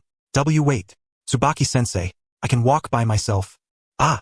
Amaterasu's protests dissolved into screams as he was dragged along, his feet barely touching the ground, like a kite being pulled through the air toward the office. Only faint howls echoed in midair after they departed. At the Hokage's office, A haze of smoke lingered. Hearing the grim news, the third Hokage, Hiruzen Sarutobi, could not resist his craving, puffing repeatedly on his pipe. He regarded the pair before him, a tall woman and a smaller figure with a weary expression. So, what happened this time that you barged in without even announcing yourselves? The two, clearly feeling guilty, smiled sheepishly. Soon, Tsubaki Oki suppressed her emotions and stepped forward, lowering her voice. Hokage-sama, I have a matter of great importance and utmost secrecy that I must report to you in person. She emphasized the word secret deliberately. Hiruzen Sarutobi's gaze sharpened as he observed her tone and demeanor. Without further questions, he waved his hand toward the air. Silently, several figures wearing various animal masks emerged from the shadows and knelt on one knee. Tapping his pipe against the desk, Hiruzen Sarutobi commanded the umbu. From this moment forward, no outsiders shall approach within 20 meters of the office without my permission. Yes, sir. At the command of Hiruzen Sarutobi, the members of the umbu vanished as silently as they had appeared. Only after all the umbu had disappeared did Tsubaki Ojaya exhale in relief, gathering his thoughts before addressing Hiruzen Sarutobi. Since you entrusted this child to me, I have spared no effort in guiding him. Everything has progressed smoothly, up until today's lesson on medicinal herbs. As he spoke, Tsubaki carefully produced a glass vial containing only a trace of blue residue. This child, Amaterasu Hain, after coming into contact with several herbs, suddenly informed me that his bloodline seemed to have undergone a new transformation, enabling him to combine herbs in a novel way. Right before my eyes, he concocted this potion. Respectfully, Tsubaki extended the vial toward the third Hokage. Hiruzen Sarutobi took the vial, scrutinizing the lingering blue liquid within. Though not a professional medical ninja, as one of the strongest figures in the shinobi world, his perceptive abilities were extraordinarily keen. Without any specialized instruments, relying solely on his gaze and a certain intuitive sense, he could discern that this liquid harbored some beneficial effect on the human body. A new change in the bloodline? While rare, it is not without precedent. Hiruzen mused, glancing at Amaterasu Hain. In a sense, this is a positive sign, indicating that his abilities are still evolving. Chunin Ojaya, you seem rather anxious. Have you discovered some problem? Tsubaki nodded firmly, his expression grave. Hokage-sama, if this were merely an improvement in ability, I would have simply documented it in the next report for your review. Out of responsibility for my student and to honor the trust you placed in me by entrusting him, I summoned my own summoning beast and personally conducted a test thereafter. Tsubaki recounted in detail the process and sensations of the summoning beast S and his own trials, describing the potion S effects. Its recovery speed surpasses that of ordinary ration pills by a great margin, and the total restoration is somewhat greater. Moreover, its taste is far superior. Hiruzen's eyes flickered with a hint of surprise and interest upon hearing this. A healing bloodline capable of independently developing new potions was indeed intriguing, yet not enough to move him deeply. However, Tsubaki's following words utterly transformed his expression. Hokage-sama, the crux of the matter lies in the cost. Tsubaki's voice rose slightly in excitement. Common ration pills typically require around 15 ingredients, some of which must be carefully cultivated or harvested from specific regions. Regardless of the complexity of the production process, the cost alone is considerable. Tsubaki gestured toward the vial in Hiruzen's hand, his tone filled with awe.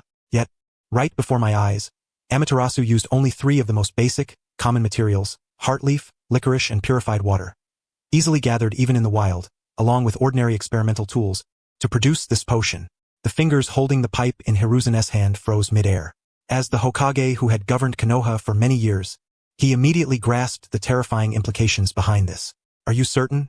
Hiruzen's voice was low as his gaze fixed intently on Tsubaki. Yes. I guarantee this with my years of medical experience and the bloodline and reputation of the Senju clan flowing within me. Tsubaki paused briefly, as if steeling himself, then spoke with even greater conviction. The name Senju is like an ancient, long-forgotten incantation. Hiruzen's pupils contracted sharply, and all doubts dissipated in that instant. For a member of the Senju clan, who had voluntarily withdrawn from the center of power and chosen to integrate into the village, to once again provide such a guarantee was no ordinary response. The office fell into a brief, profound silence. Hiruzen, pipe in hand, leaned back in his chair, his eyes deep and contemplative, as if peering through the swirling smoke to the battlefields engulfed in war. A chakra restoration potion that was low cost, simple to produce, made from materials found in abundance, and yet whose effects were not inferior and possibly superior. Hiruzen knew well what this signified. This was not merely a new medicine.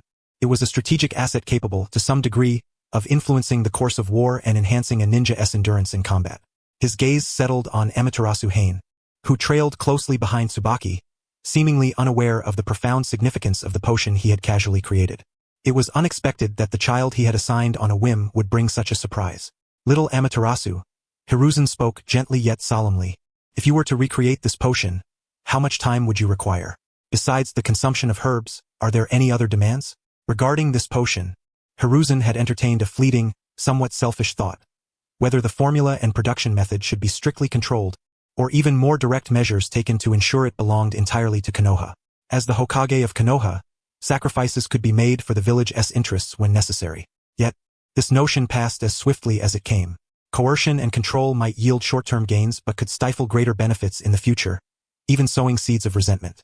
For Konoha, a grateful genius who willingly contributed to the village held far greater long-term value than a formula obtained through compulsion. Amaterasu had been listening quietly all along, his heart stirred by the gravity of the situation. He vaguely sensed the importance of the blue potion but had not anticipated it to be so critical as to render the Hokage and Tsubaki so solemn. Upon hearing the Hokage's question, he quickly composed himself and considered carefully. Hokage-sama, the process is relatively straightforward. The main challenge lies in the final step, where I must infuse it with my unique energy to complete it. However, the amount of this energy I can generate daily is limited, and it requires time to replenish. Pausing briefly, he swiftly calculated in his mind. With my current capabilities, Amaterasu provided an approximate figure. If I were to produce this potion every day, without compromising my own condition or daily training, I could make at most 50 bottles per day. This assumes ample materials and no use of other abilities. This is the upper limit. 50 bottles, Hiruzen repeated softly, his fingers tapping the desk unconsciously as he weighed the implications. 50 per day was neither an overwhelming quantity nor insignificant. Insufficient to equip the entire army on a large scale, yet enough to arm an elite squad or provide crucial support during key missions. More importantly, it confirmed that this potion could not be mass-produced independently of Amaterasu himself. Its strategic value was immense but not limitless. This realization brought him a measure of relief. Were there truly a potion that could be mass-produced unconditionally, the covetousness and turmoil it would provoke might be beyond Konoha's protection. Limited yet vital, this might be the ideal balance. He composed himself and turned to Tsubaki. Chunin no Jaya, I need to understand Amaterasu's learning progress. Tsubaki hesitated, evidently unprepared for this sudden inquiry. After a moment's contemplation, he responded in reply, Hokage-sama, Amaterasu's abilities currently suffice to heal most injuries independently. As for more advanced, specialized knowledge, in my view, it is neither urgent nor particularly relevant. In other words, Hiruzen summarized, he has now reached a level where he can independently handle the majority of medical issues, and his healing abilities have been further refined? Delving further into advanced medical knowledge was no longer an urgent necessity for him, was it? Tsubaki Oki pondered briefly, then nodded, yes, third Hokage-sama. Excellent. Sarutobi Hiruzen finally set down his pipe, clasped his hands on the table, and made his decision. Tenkaha, the potion you have unconsciously developed, its value far exceeds your imagination. It holds profound significance for the village and for the warriors on the front lines. Tenkaha straightened his back, fully aware that what was to come next was pivotal for him. Therefore, I have resolved to temporarily suspend your studies. Sarutobi Hiruzen spoke slowly. Starting tomorrow, your lessons at the Ninja Academy and your training alongside Chuninoki will be put on hold for the time being.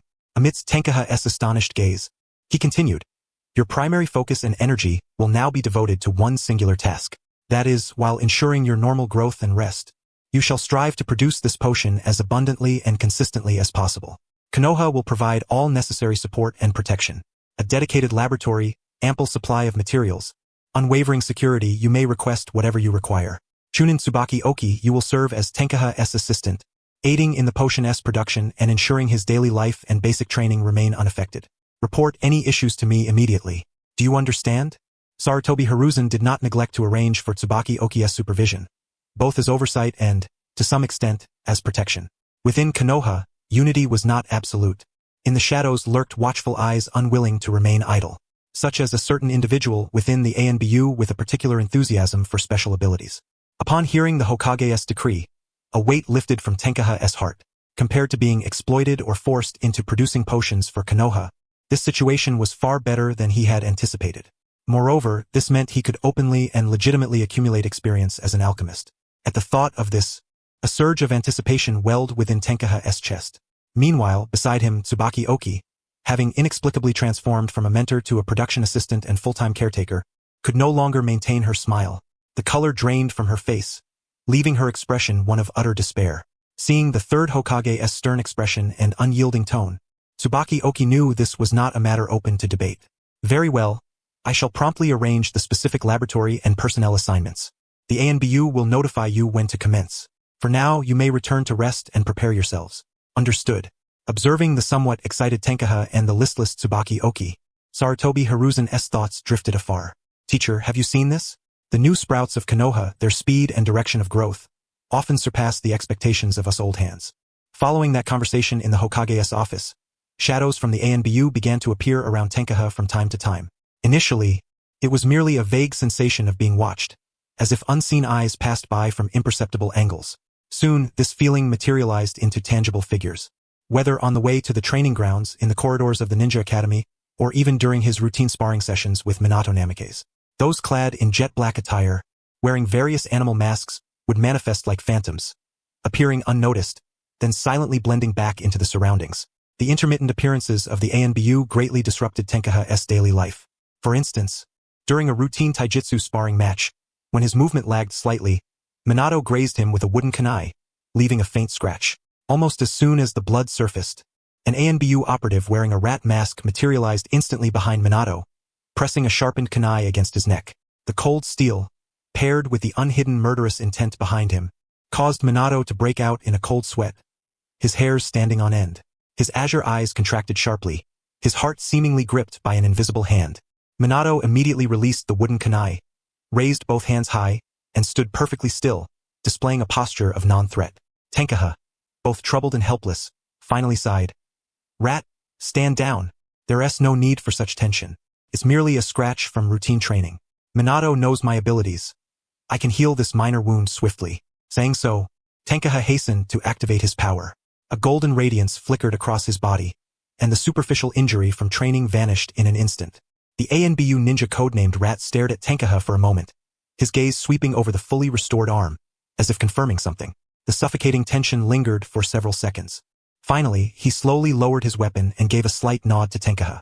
Then, chakra silently surged beneath his feet, and his figure vanished instantly, melding once more into the shadows. Only once the cold oppression was completely lifted did Minato slowly lower his aching arm, exhale deeply, and wipe the sweat from his brow. Tenkaha's tone was laden with apology. Sorry, Minato. It seems our routine sparring must be paused for now. Let us focus on physical conditioning, the three-body technique, and chakra control training. It's all right, I understand. Minato quickly adjusted his mindset, shook his head, and once again wore that signature, reassuring radiant smile. Though uncertain of what Tenkaha had done to provoke the frequent ANBU presence, the fact that he no longer needed to attend the Ninja Academy and was occasionally guarded by ANBU clearly indicated involvement in village affairs. As Tenkaha's friend, Minato understood the importance of discretion. Excessive curiosity and probing could not only trouble Tenkaha but also expose himself to unnecessary risk. This maturity and consideration far beyond his years were among the shining facets of his character. Once Minato calmed his nerves from the ANBU scare, he spoke cheerfully, attempting to dispel the lingering tension. Very well, as usual, let us start with 100 laps for warm-up, then proceed to training the three-body technique, followed by chakra control exercises. Today's goal is to run across the flowing surface of a stream. Tenkaha nodded in agreement, expressing no objection. Though the Ninja Academy curriculum was temporarily suspended, the content he had previously absorbed remained fresh in his mind. For instance, the foundational three-body technique, the most basic survival and tactical skill for a ninja, whose principles he had long mastered. Now, he needed only repetitive practice to make it second nature. As for chakra control training, it stemmed from Tenkaha's own initiative to inquire. The Ninja Academy had scarcely touched upon this topic, only mentioning it briefly. Perhaps because it required prolonged, tedious practice better suited for guidance by instructors after reaching the rank of Jonin. However, having observed Naruto's world in his previous life, Tenkaha was well aware of the critical importance of chakra control in executing ninjutsu. Good chakra control not only conserves the chakra consumed when casting ninjutsu but also enhances the stability and power of techniques, and is indispensable for developing new ninjutsu in the future. Of course, if one possessed an overwhelming amount of chakra, comparable to a tailed beast, one might achieve feats of incredible strength while temporarily neglecting this training. After all, the essence of all ninjutsu is ultimately a contest of chakra. Yet such individuals are exceedingly rare. For most shinobi, pursuing more refined mastery over their own power is an essential path to strengthening themselves. In this world, Increasing one's strength often equates to a greater chance of survival. To conduct this training openly and legitimately, he even sought out Tsubaki Oki, citing the importance of chakra control mentioned by the instructors. Although Tsubaki Oki was somewhat surprised, she did not probe further. After all, chakra control is a fundamental course for any ordinary medical ninja. Those who lack proficiency in chakra control would not even qualify to become medical ninjas. Previously, due to the unique bloodline of Amaterasu Hain and the Hokage's orders, this aspect of training had been overlooked. Now, making up for it was indeed beneficial. Tsubaki Oki readily imparted the system's training methods, common pitfalls, and some personal insights in full measure. Amaterasu Hain treasured this knowledge as if it were a rare gem, not only diligently memorizing and practicing it herself but also, with Tsubaki's consent, sharing it unreservedly with Minato Namikaze. This sincere and unreserved exchange warmed Minato's heart even more. Thus, an additional training regimen demanding immense patience and concentration was incorporated into their daily routine, a special course dedicated to chakra control. Presently, both could walk effortlessly atop trees and even manage to tread slowly across the water's surface for a short distance. Naturally, if the water was unsettled or during vigorous movement, they would still fall in. Time devoted to self-improvement always seemed to pass swiftly. As the setting sun painted the horizon in hues of orange and crimson, only 2 weary figures remained on the training ground, soaked with sweat and water. "Let us call it a day," Minato Namikaze said, nearly leaning his entire weight on Amaterasu Hain. His face was pale. Both his chakra and stamina were severely depleted, and he barely had the strength to speak. Amaterasu Hain's condition was slightly better. The holy light's effect on alleviating fatigue made the physical soreness less intense. However, the mental exhaustion and chakra overexertion left him somewhat weak. Just as the two, drenched and supporting each other, with Hain primarily holding up the utterly powerless Minato, prepared to return home, a figure from the Umbu codenamed Mouse abruptly appeared before them. He first cast a scrutinizing glance at Minato, then leaned close to Hain's ear and whispered in a volume audible only to the two of them. "Amaterasu Hain, the Hokage has issued orders. Everything is ready. Tomorrow morning, I will escort you to the designated laboratory. Please prepare yourself." Without waiting for Hain's response, the figure's form flickered slightly before melting into the twilight and vanishing, leaving only the 2 bewildered youths behind. Minato Namikaze scratched the damp back of his head with his barely functional right hand. He forced a faint smile. "Hain, is this some kind of mission? Why don't you put me down for a bit? I'll rest here and then slowly make my way back." Though reluctant to part with Hain's daily treatments, the arrival of the Umbu allowed Minato to discern the gravity of the situation and make his decision. "No, it's not urgent," Amaterasu Hain said, bracing Minato as he slipped downward, shaking his head. "It's just that, for a while, I probably won't be able to train with you every day as I do now." "All right, I understand." Minato nodded without further inquiry. Knowing that Hain would be temporarily absent on a mission was enough. The details of the mission were not for him to uncover at this moment. Yet, the thought of losing his comrade with whom he sweated side by side each day, the very partner who accelerated the disappearance of his physical fatigue, inevitably stirred a faint sense of loss deep within his heart. Nevertheless, Minato quickly mastered his emotions and, for his friend's peace of mind, forced a radiant smile as usual. Beneath the sunset, the silhouettes of the 2 youths merged, supporting each other as they slowly made their way toward their shared apartment. The dawn was still faintly glowing. Amaterasu Hain awoke from an intensely harrowing experience. Family, who would understand? As soon as I opened my eyes, there was a figure standing by my bedside. If it had been just anyone, I might have endured it, but this person wore a rat mask, and his bloodshot eyes stared unblinkingly, fixedly at me. Regardless of others' feelings, Hain himself gasped in fright, his scalp tingling, nearly instinctively readying a substitution jutsu. Fortunately, the familiar mask triggered his brain to realize that the figure before him was no monster crawling out of a horror film, but rather his dutiful, elusive personal bodyguard. Even so, Hain's heart pounded wildly, and cold sweat broke out across his back. Anyone awakening from sleep, when consciousness is most hazy and fragile, would react no less strongly upon witnessing such a scene. Taking several deep breaths to steady his racing heart, Hain finally threw back the covers, expressionless, exuding an aura of low pressure as he passed by the Umbu with the rat mask, leaving behind a somewhat puzzled ninja who suddenly found his protector in a sour mood. After swiftly completing his personal hygiene, Hain followed Mouse's lead out of the apartment. They traversed the bustling district, heading toward the increasingly remote outskirts of the village. At last, their pace halted before an ancient tree slightly larger than those surrounding it. Mouse signaled Hain to wait for a moment, then swiftly formed hand seals and pressed his palm against the tree trunk. In the next instant, the tree's bark rippled like water, revealing a narrow downward entrance. "We're here," Mouse said, stepping aside to invite Hane in. Suppressing his curiosity about this secret base, Hane nodded and stepped inside. Descending a flight of stairs for roughly several dozen meters, the space suddenly opened up before them. This was a remarkably spacious underground laboratory. Though situated beneath the earth, special treatments prevented it from feeling dark, damp, or oppressive. At the room's center stood an experimental table, adorned with a series of scientific instruments and several large baskets of categorized herbs nearby. Yet, what caught Hane's attention was an incongruous sight beside the lab's atmosphere. A familiar reclining chair, placed prominently in the softest lit corner, accompanied by a tea table bearing a tea set. Seated in the chair, leisurely sipping tea, was none other than Tsubaki Oki herself. She had actually moved the prized reclining chair from her medical office directly into this underground lab. Hane could not suppress the urge to internally vent his amusement. At that moment, Tsubaki lay on the chair in an extremely relaxed posture, holding a magazine and occasionally raising her teacup to take a contented sip. There was no trace of the earlier reluctance on her face. She had long since come to terms with the situation. Resistance was futile, so she might as well enjoy it, adapt to it. After all, wherever one idles is still idling. The Hokage's order was for her to assist and oversee Hane's pharmaceutical work. But who was the main force behind the medicine production? Clearly, it was Hane himself. Her role was merely preliminary assistance, and she did not need to stand watch over him constantly. So why not regard this place as a paid idling spot? A refuge from the trivial matters at school? As long as she kept track of time and checked on Hane periodically to ensure nothing went wrong, the rest of the time was hers to command. Having resolved this, her enthusiasm for moving the recliner had grown considerably. Hearing movement in the corridor, Tsubaki put down her magazine. "Yo, Tsubaki," she teased with a playful grin. "Look who's here.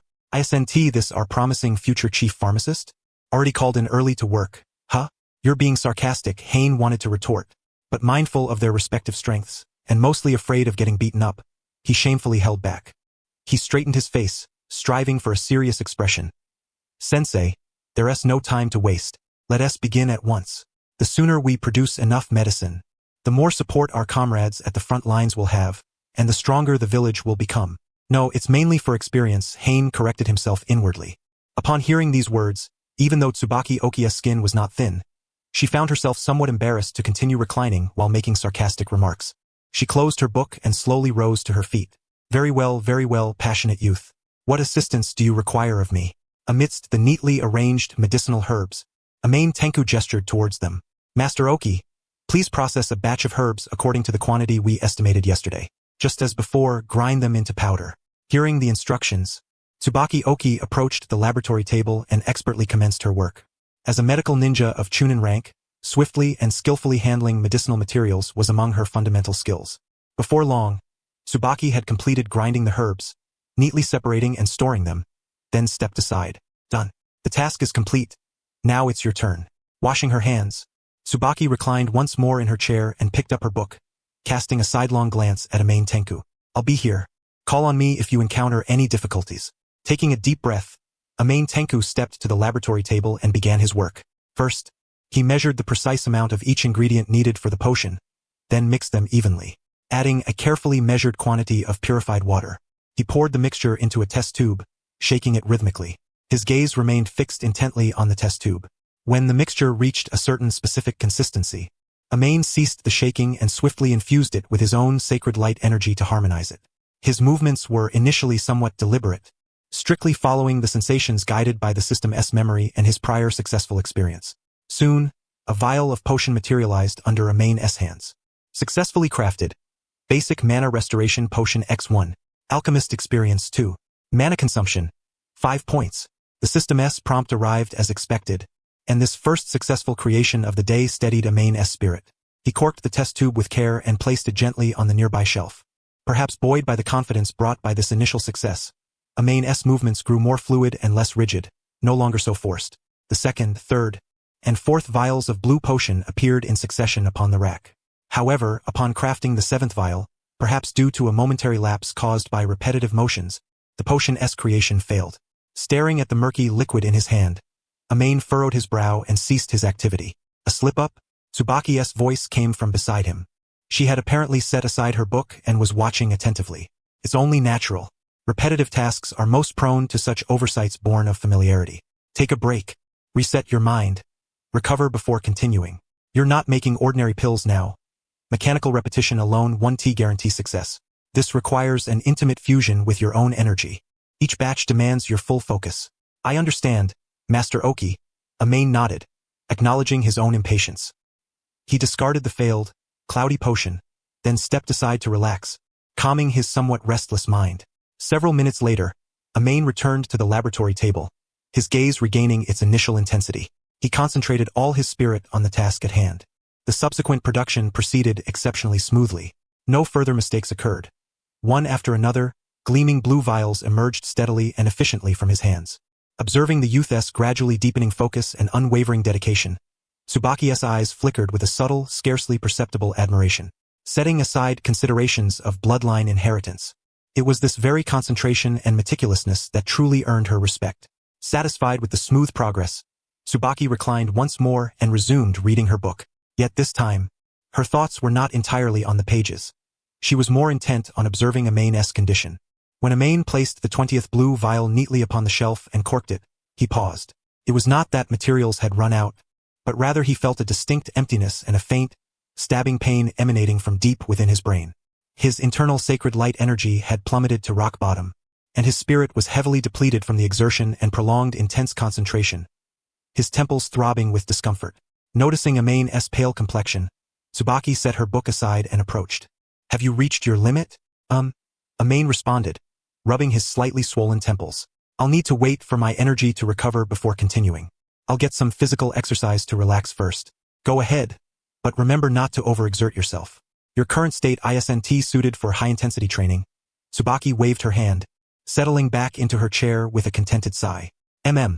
This morning's collaborative task was completed smoothly. Being your assistant isn't too taxing, she mused. Leaving the underground laboratory, Amain emerged through a concealed exit to the surface. The morning sunlight had grown somewhat dazzling, the forest alive with birdsong and the fresh scent of greenery. Like a shadow, the rat-faced Umbu silently reappeared, following at a discreet distance. Amain made his way to the open-air training ground specially cleared near the laboratory. Though the facilities were modest, they sufficed for basic exercise. Squatting beneath a large tree, Amain summoned his system, Sacred Light System. Host, Amain Tenku. Level 1, 22,100. Mana, Sacred Light Energy 3,100. Slowly recovering. Skill, Slow Healing Level 1. Subclass, Alchemist Level 1, 44,100. Recipe, Basic Mana Restoration Potion. 44 experience points. Amain gazed at the subclass experience bar, his weary spirit momentarily invigorated. He had crafted 20 vials today, and combined with prior gains, he now possessed exactly 44 experience points. Only 56 points remained to level up. Judging by this morning's efficiency, he should reach the next level by tomorrow at the latest. He wondered what new recipe the upgrade would unlock. Murmuring to himself with anticipation, the mere thought filled him with renewed motivation for the tasks ahead. This endeavor was not merely to fulfill the Hokage's mission, it was intrinsically tied to the growth of his own power. Closing the system panel, Amain commenced his daily training. The afternoon sun shone warmly, brimming with vitality, casting its glow upon the youth as he perspired. Just as Amain had anticipated, the following day, the system notification announcing his subclass advancement popped up while he was still producing potions. Alchemist level up. Level 1 to Level 2. New recipe acquired. Basic Physical Recovery Potion. Suppressing the flutter of excitement in his heart, Amain refrained from immediately examining the details, instead focusing on his ongoing work. Though curious about the newly acquired recipe, he resolved to satisfy his curiosity during his rest period. As vials of blue potion were neatly arranged upon the wooden rack, the familiar emptiness and dull ache in his temples returned once more. Master Oki, I've sealed and stored the final vial. Amain's voice carried a trace of fatigue. That's all for today. I'll be heading back now. Immersed in her novel, Tsubaki blinked in surprise, glanced at the clock, and confirmed the time. Resting so early today? Very well, if you're tired, get some rest. Be careful on your way. Though her response was a beat slow, she did not forget to offer her concern as Amain headed toward the exit. Understood, Master Oki. The Umbu are following me. Bidding farewell to Tsubaki, Amain quickened his pace and dashed up the stairs toward the surface. Oh, you child, slow down. From behind, the faint admonitions of Tsubaki Oki drifted over. With light, brisk footsteps, Tenko closed the door to his apartment. Confirming that no one was around, he eagerly opened the panel. Holy Light System Host, Tenko level 1, 22,100 mana, Holy Light Energy 8,100, slowly regenerating skills. Slow healing level 1 subprofession. Alchemist level 2, 6,200, formulas. Basic mana recovery potion. Basic physical recovery potion. He focused his thoughts on the newly displayed potion name. Basic physical recovery potion. Function. Accelerates stamina recovery, treats minor injuries, prioritizes internal wounds. Cooldown, 1 hour. Ingredients. Isn't this just the red potion from ordinary games? The first thought that flashed through Tenko's mind after reading the description was exactly that. Setting aside complex musings, he remained genuinely curious about the newly acquired formula. Judging from the description, this potion seemed quite practical, especially in this combat-ridden shinobi world. A potion capable of healing wounds and restoring stamina was undeniably valuable. Whether for emergencies during missions or to hasten recovery after training, it was extremely useful. However, the laboratory currently lacked the necessary ingredients. The herbs prepared were all intended for crafting basic mana potions. It seemed he would have to seek help from teacher Oki tomorrow. After all, that was part of her duty as his assistant. Having made his plans, Tenko glanced at the sky. It was still early, and he guessed Minato was probably still at the training ground. After a moment's thought, Tenko rose and stepped out of his apartment. Passing through several training fields bustling with people, he soon arrived at the one Minato frequented. From afar, he spotted a golden figure repeatedly practicing rapid movements combined with shuriken throws midair.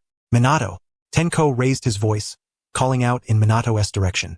On the field, Minato heard the familiar voice and abruptly halted his movements. He ceased throwing shuriken, spun lightly in the air, and landed gracefully, immediately noticing Tenko's figure standing at the edge of the field, seemingly appearing out of nowhere. You? Minato smiled and quickened his pace towards him, his breath slightly heavy from vigorous exercise. In recent days, their encounters had been nearly non-existent, only possibly crossing paths during the evenings. Otherwise, Minato was at the Ninja Academy, and Tenko was confined to the laboratory. Why are you back so early today? Minato asked curiously. Tenko smiled but did not answer directly. Minato, we can train together today. My tasks are temporarily done, so let me check if you've been slacking off lately. Really? Although Minato received no specific answer, the prospect of training with his friend immediately brightened his face. He extended his fist. Understanding his gesture, Tenko raised his own fist and the two collided them lightly. Then what are we waiting for? 100 laps to warm up. As usual, the loser buys the treat. Bring it on. I'm not afraid of you. Tenko replied, unwilling to be outdone. Beneath the setting sun, two youthful figures poured sweat on the training ground, as if transported back to those simple yet fulfilling days. The following day in the underground laboratory, Teacher Oki. When Tenko appeared punctually at the laboratory again, he immediately sought out Tsubaki Oki, who was reclining in her chair as usual, to request assistance. Last night when I returned, it seemed my potion-making skills improved again. I've obtained a new formula, but the lab lacks the ingredients I need. Could you please help prepare some? I want to brew it and test its effects. Upon hearing about another new formula, Oki visibly froze, so much so that the teacup she was holding slipped from her hands and shattered on the floor. Ignoring her beloved cup, she slowly lifted her head, eyes wide with disbelief as she stared at Tenko. The single syllable was drawn out into a long tone. Again? It's only been a few days, not even a week, and now you say you've discovered yet another new potion formula? Oki stood and circled around Tenko, scrutinizing him from head to toe, as if wishing to pry open his mind and see inside. Tell me, are you some kind of reincarnated herb deity? Otherwise, how else could you conjure up a new formula after just a nap? Tenko was somewhat embarrassed by her exaggerated reaction and could only scratch the back of his head, wearing an innocent expression. I don't really know either. It just came to me naturally while resting. Oki took a deep breath and slowly exhaled, wiping her face vigorously as though trying to sober herself up. After confirming multiple times that Tenko was neither joking nor playing a prank, a near-numb calmness settled on her face. Fine. You're the boss. Whatever you say goes. What ingredients do you need? Make me a list and I'll prepare them for you. Hearing that the request involved two rather common herbs, Oki merely nodded and turned to leave the laboratory. Her footsteps quickened, eager to see what new concoction her student was about to create. While Oki gathered the materials, Tenko did not idle. He approached the workbench and resumed his routine tasks. After an indeterminate amount of time, having completed another vial of blue potion and sealed it, Oki's voice arose behind him, tinged with subtle urgency and curiosity. Here, the things you wanted. Tenko thanked her and took the ingredients. Without delay, he began crafting the new potion, first processing the materials as the formula required, then mixing and pouring them into a test tube. After several days of repeated potion making, his handling of the herbs had become skillful. Soon, the mixture in his hands reached a certain viscous consistency. Seizing the moment, Tenko infused his holy light energy into it, spinning it at a special frequency. Though still a basic potion and crafted by a somewhat different method, Tenko's growing experience enabled him to succeed on his very first attempt. In a brief moment, a bottle of red potion appeared in his hands. Instinctively, he gently shook the crimson vial, its blood-red hue reflecting a tempting luster under the light. Alchemist experience 2. Do all basic potions grant the same amount of experience? Reading the experience notification, a glimmer of understanding flickered in Tenko's heart. Alright, let me see. Unable to contain her curiosity, Oki immediately approached, snatching the freshly brewed potion from Tenko's hand. She carefully examined it against the light, then cautiously sniffed near the bottle's mouth. Finding nothing unusual, Oki gave a preliminary professional judgment. At least it's not poisonous. Good, very professional, Tenko silently mocked himself, thinking that with common herbs as ingredients, toxicity was naturally non-existent, and blending them would not introduce any. Seemingly hearing his inner sarcasm, Oki glanced at Tenko's expression of exasperation and offered a sheepish smile. She herself knew that what she had just said was nonsense, but she pleaded forgiveness for her limited knowledge, as she truly could not discern the purpose of this potion. Thus, the familiar routine resumed. Tsubaki Oki employed summoning jutsu to call forth her old, tireless companion, the steadfast land tortoise. Sorry to trouble you again, old friend, she said apologetically as she handed over the vial. Immediately thereafter, to acquire more precise first-hand data, Tsubaki Oki consumed a portion herself. It accelerated physical stamina recovery naturally and promoted healing of mild internal and external injuries, seemingly prioritizing the internal organs. Although the amount restored per dose was not substantial, its gentle action, rapid onset, and absence of side effects were its virtues. You really are a marvel, Tsubaki Oki remarked, opening her eyes, which had been tightly shut due to her focus on sensing her own body. Blue chakra restored, red physical vitality renewed. Alas, your output is a bit lacking. Otherwise, logistics might well be entirely in your hands. Reflecting on Amain Hain's daily production, a tinge of regret crossed her mind. Amain Hain smiled sheepishly, remaining silent, fully aware that as he continued to elevate his level, his yield would inevitably increase. Moreover, this was only the beginning. His secondary profession was merely at level 2, and many more wondrous formulas awaited discovery in the future. However, Tsubaki Oki shifted her tone. Although this substance, like the blue potion, had remarkable effects, its ingredients were not as ubiquitous, though hardly precious either. The blue potion was Amain Hain's designation for the basic mana restoration elixir. Yet even so, its overall efficacy far surpassed some of the village's rudimentary wound ointments and stamina supplements. So, you understand the protocol. I must report this matter to the Hokage, she stated. Sai, don't blame me, teacher. Within the village, any valuable achievement must be reported, not only as a matter of procedure but also, to some extent, to protect you. Amain Hain nodded. He had anticipated this even before seeking assistance. Indeed, proactively revealing the existence of the new potion was part of his plan. Disclosing the new elixir would not only elevate his standing but also facilitate his acquisition of experience. It's good that you understand, Tsubaki Oki said, patting his shoulder with relief. Having witnessed too many instances of resentment and discord arising from rules or distribution of benefits, her disciple's clarity and cooperation brought her considerable peace of mind. The two promptly reported the matter to the third Hokage, Sarutobi Hiruzen, who, after suppressing his astonishment with a drag on his pipe, swiftly prepared the materials for the new potion.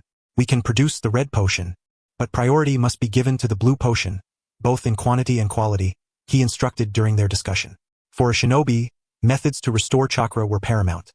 Injuries, as long as they were not fatal, could be treated back at camp. Death, however, was irreversible. From then on, Amain Hain's daily work became more diversified. While ensuring the baseline production of the basic mana restoration elixir, he began allocating some effort to crafting the basic physical recovery potion. Soon after mastering the red potion's preparation, and with another batch of accumulated experience, the familiar notification arrived as expected. Alchemy Master level up. Level 2, Level 3. New recipe acquired. Basic Defense Potion. Basic Defense Potion. Upon ingestion, enhances the user's resistance to physical attacks, increasing durability for approximately 10 minutes. Cooldown, 30 minutes. This time, Amain Hain remained composed, quietly noting the materials required for the new formula. Fortunately, though somewhat specialized, the ingredients were still within Konoha's regular stockpile or readily procurable, negating the need to seek rare items. When Tsubaki Oki was next asked to prepare yet another potentially useful new herb, her expression was utterly devoid of surprise. She silently turned away, adding a few more items to the procurement list, and began contemplating how to phrase her next report to the Hokage so as not to sound like she was spinning a fanciful tale. In the Hokage's office, after hearing Tsubaki Oki's third special report and seeing 3 potion samples of distinctly different colors, blue, red, and yellow, arranged side by side on the desk, complete with detailed test data and preliminary assessments, the battle-hardened third Hokage fell into prolonged silence. Though his pipe had long since gone cold and he had forgotten to relight it, he sat quietly, lost in thought. Eventually, all the complex emotions coalesced into a sigh imbued with endless sentiment, gratification, and a hint of sweet vexation. Ah, this child is contributing more and more. What kind of reward could possibly match his achievements? Ninjutsu, weapons, or something else? Meanwhile, deep within the underground laboratory, Amain Hain remained unaware of Sarutobi Hiruzen's dilemma over how to appropriately reward him. Gazing at the experience bar requiring 1,000 points for the next level, he felt a sense of helplessness. Each basic potion granted only 2 experience points. Reaching level 4 demanded 1,000 points, meaning he needed to successfully craft nearly 500 basic potions. Undoubtedly, this was a lengthy undertaking demanding significant time and effort. After more than 10 consecutive days of intense, repetitive labor, were it not for the visible growth of the experience bar and the hope of new recipes accompanying level-ups, his patience might have long since worn thin. Though his mind entertained such thoughts, Amain Hain's hands never faltered. He methodically cleaned the laboratory bench and meticulously organized the freshly produced potions. At this moment, whether he wished it or not, he could not cease his work. While Amain Hain remained engrossed in his tasks, a batch of his potions had silently appeared on the battlefield. In the land of rain, the sky seemed perpetually cloaked in dark clouds, with a relentless drizzle falling ceaselessly. Again with this miserable weather, will the land of rain ever see a clear day? Several figures hurried onward, the spiral emblem on their foreheads marking their allegiance. A 5-person Konoha squad conducted their routine patrol. Captain, what's the situation back at the village? A young Chunin asked in a low voice, deftly avoiding the vines underfoot. Suddenly, a few new potions were added to our supplies. With strict instructions to use them cautiously, he continued. Takagi Ryuichi wiped the rain from his face and replied curtly, Hawk, stay alert and ask fewer unnecessary questions. Whatever the village sends must have its reasons. It's rare to get anything good. Consider yourself lucky. The young Chunin codenamed Hawk pondered this, realizing that regardless of anything else, they were indeed receiving tangible benefits. He smiled faintly, just curious, that's all. The village has never been this generous before. Usually, we're lucky just to get enough food and clothing. It must be said, one grievance about the shinobi world was worth mentioning.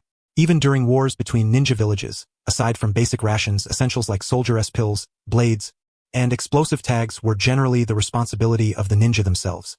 Konoha was slightly better in this regard but not by much. At most, they issued a few kunai and shuriken, and even explosive tags were rationed sparingly. Other supplies were harder to come by. Still, compared to some villages where even food was scarcely guaranteed, Konoha was far ahead in this respect. It was unprecedented that these frequently patrolling shinobi were now being supplied with medicinal potions. Considering how much Konoha invested annually in warfare, yet the combat equipment remained unchanged. One could not help but wonder if some elders were embezzling the resources. While they whispered quietly, speculating about the village as sudden change of heart. Beside them, Hyuga Ao's pale eyes suddenly snapped open. Alert! Enemy spotted 300 meters ahead. All units, prepare for battle. Approach stealthily, reconnaissance takes priority. Ryuichi Takagi issued the order without hesitation, his hand signals crisp and decisive. 5 figures instantly dispersed, utilizing the cover of trees and the rain to stealthily advance toward the target like phantoms. The Byakugan's extraordinary long-range vision was supposed to guarantee flawless reconnaissance. Yet, just as the Konoha squad entered visual range and had yet to fully discern the enemy's exact formation, a ninja wearing the Sunigakure forehead protector sneered, "Looks like we have visitors." A shiver ran through the Konoha team's hearts. To be detected so swiftly was unexpected. Though puzzled, since their presence was already known, Ryuichi Takagi abandoned concealment and stepped forward first, issuing a warning. To the shinobi of Sunigakure, this area falls under Konoha's patrol jurisdiction. State your purpose immediately or depart at once. His warning was evidently disregarded. The leader, a somewhat grim-looking middle-aged sand ninja, scoffed, "Only 5 of you? Fine. Since you've been spotted, we have no choice but to kill you all." No sooner had he spoken than battle erupted instantly. Engage. Wind release. Great breakthrough. Fire release. Great fireball technique. Shuriken and Senbon crossed paths midair. Ninjutsu collided. Mud splattered. Branches shattered. The sharp clang of metal meeting the roaring blasts of chakra, weaving a symphony of death. Ryuichi Takagi and the Sand Leader clashed immediately. Kunai striking against ninja swords with fierce intensity. Sparks flying. The opponent was seasoned and ruthless in taijutsu. Adept in earth release. Constantly altering the terrain to restrict Takagi's movements.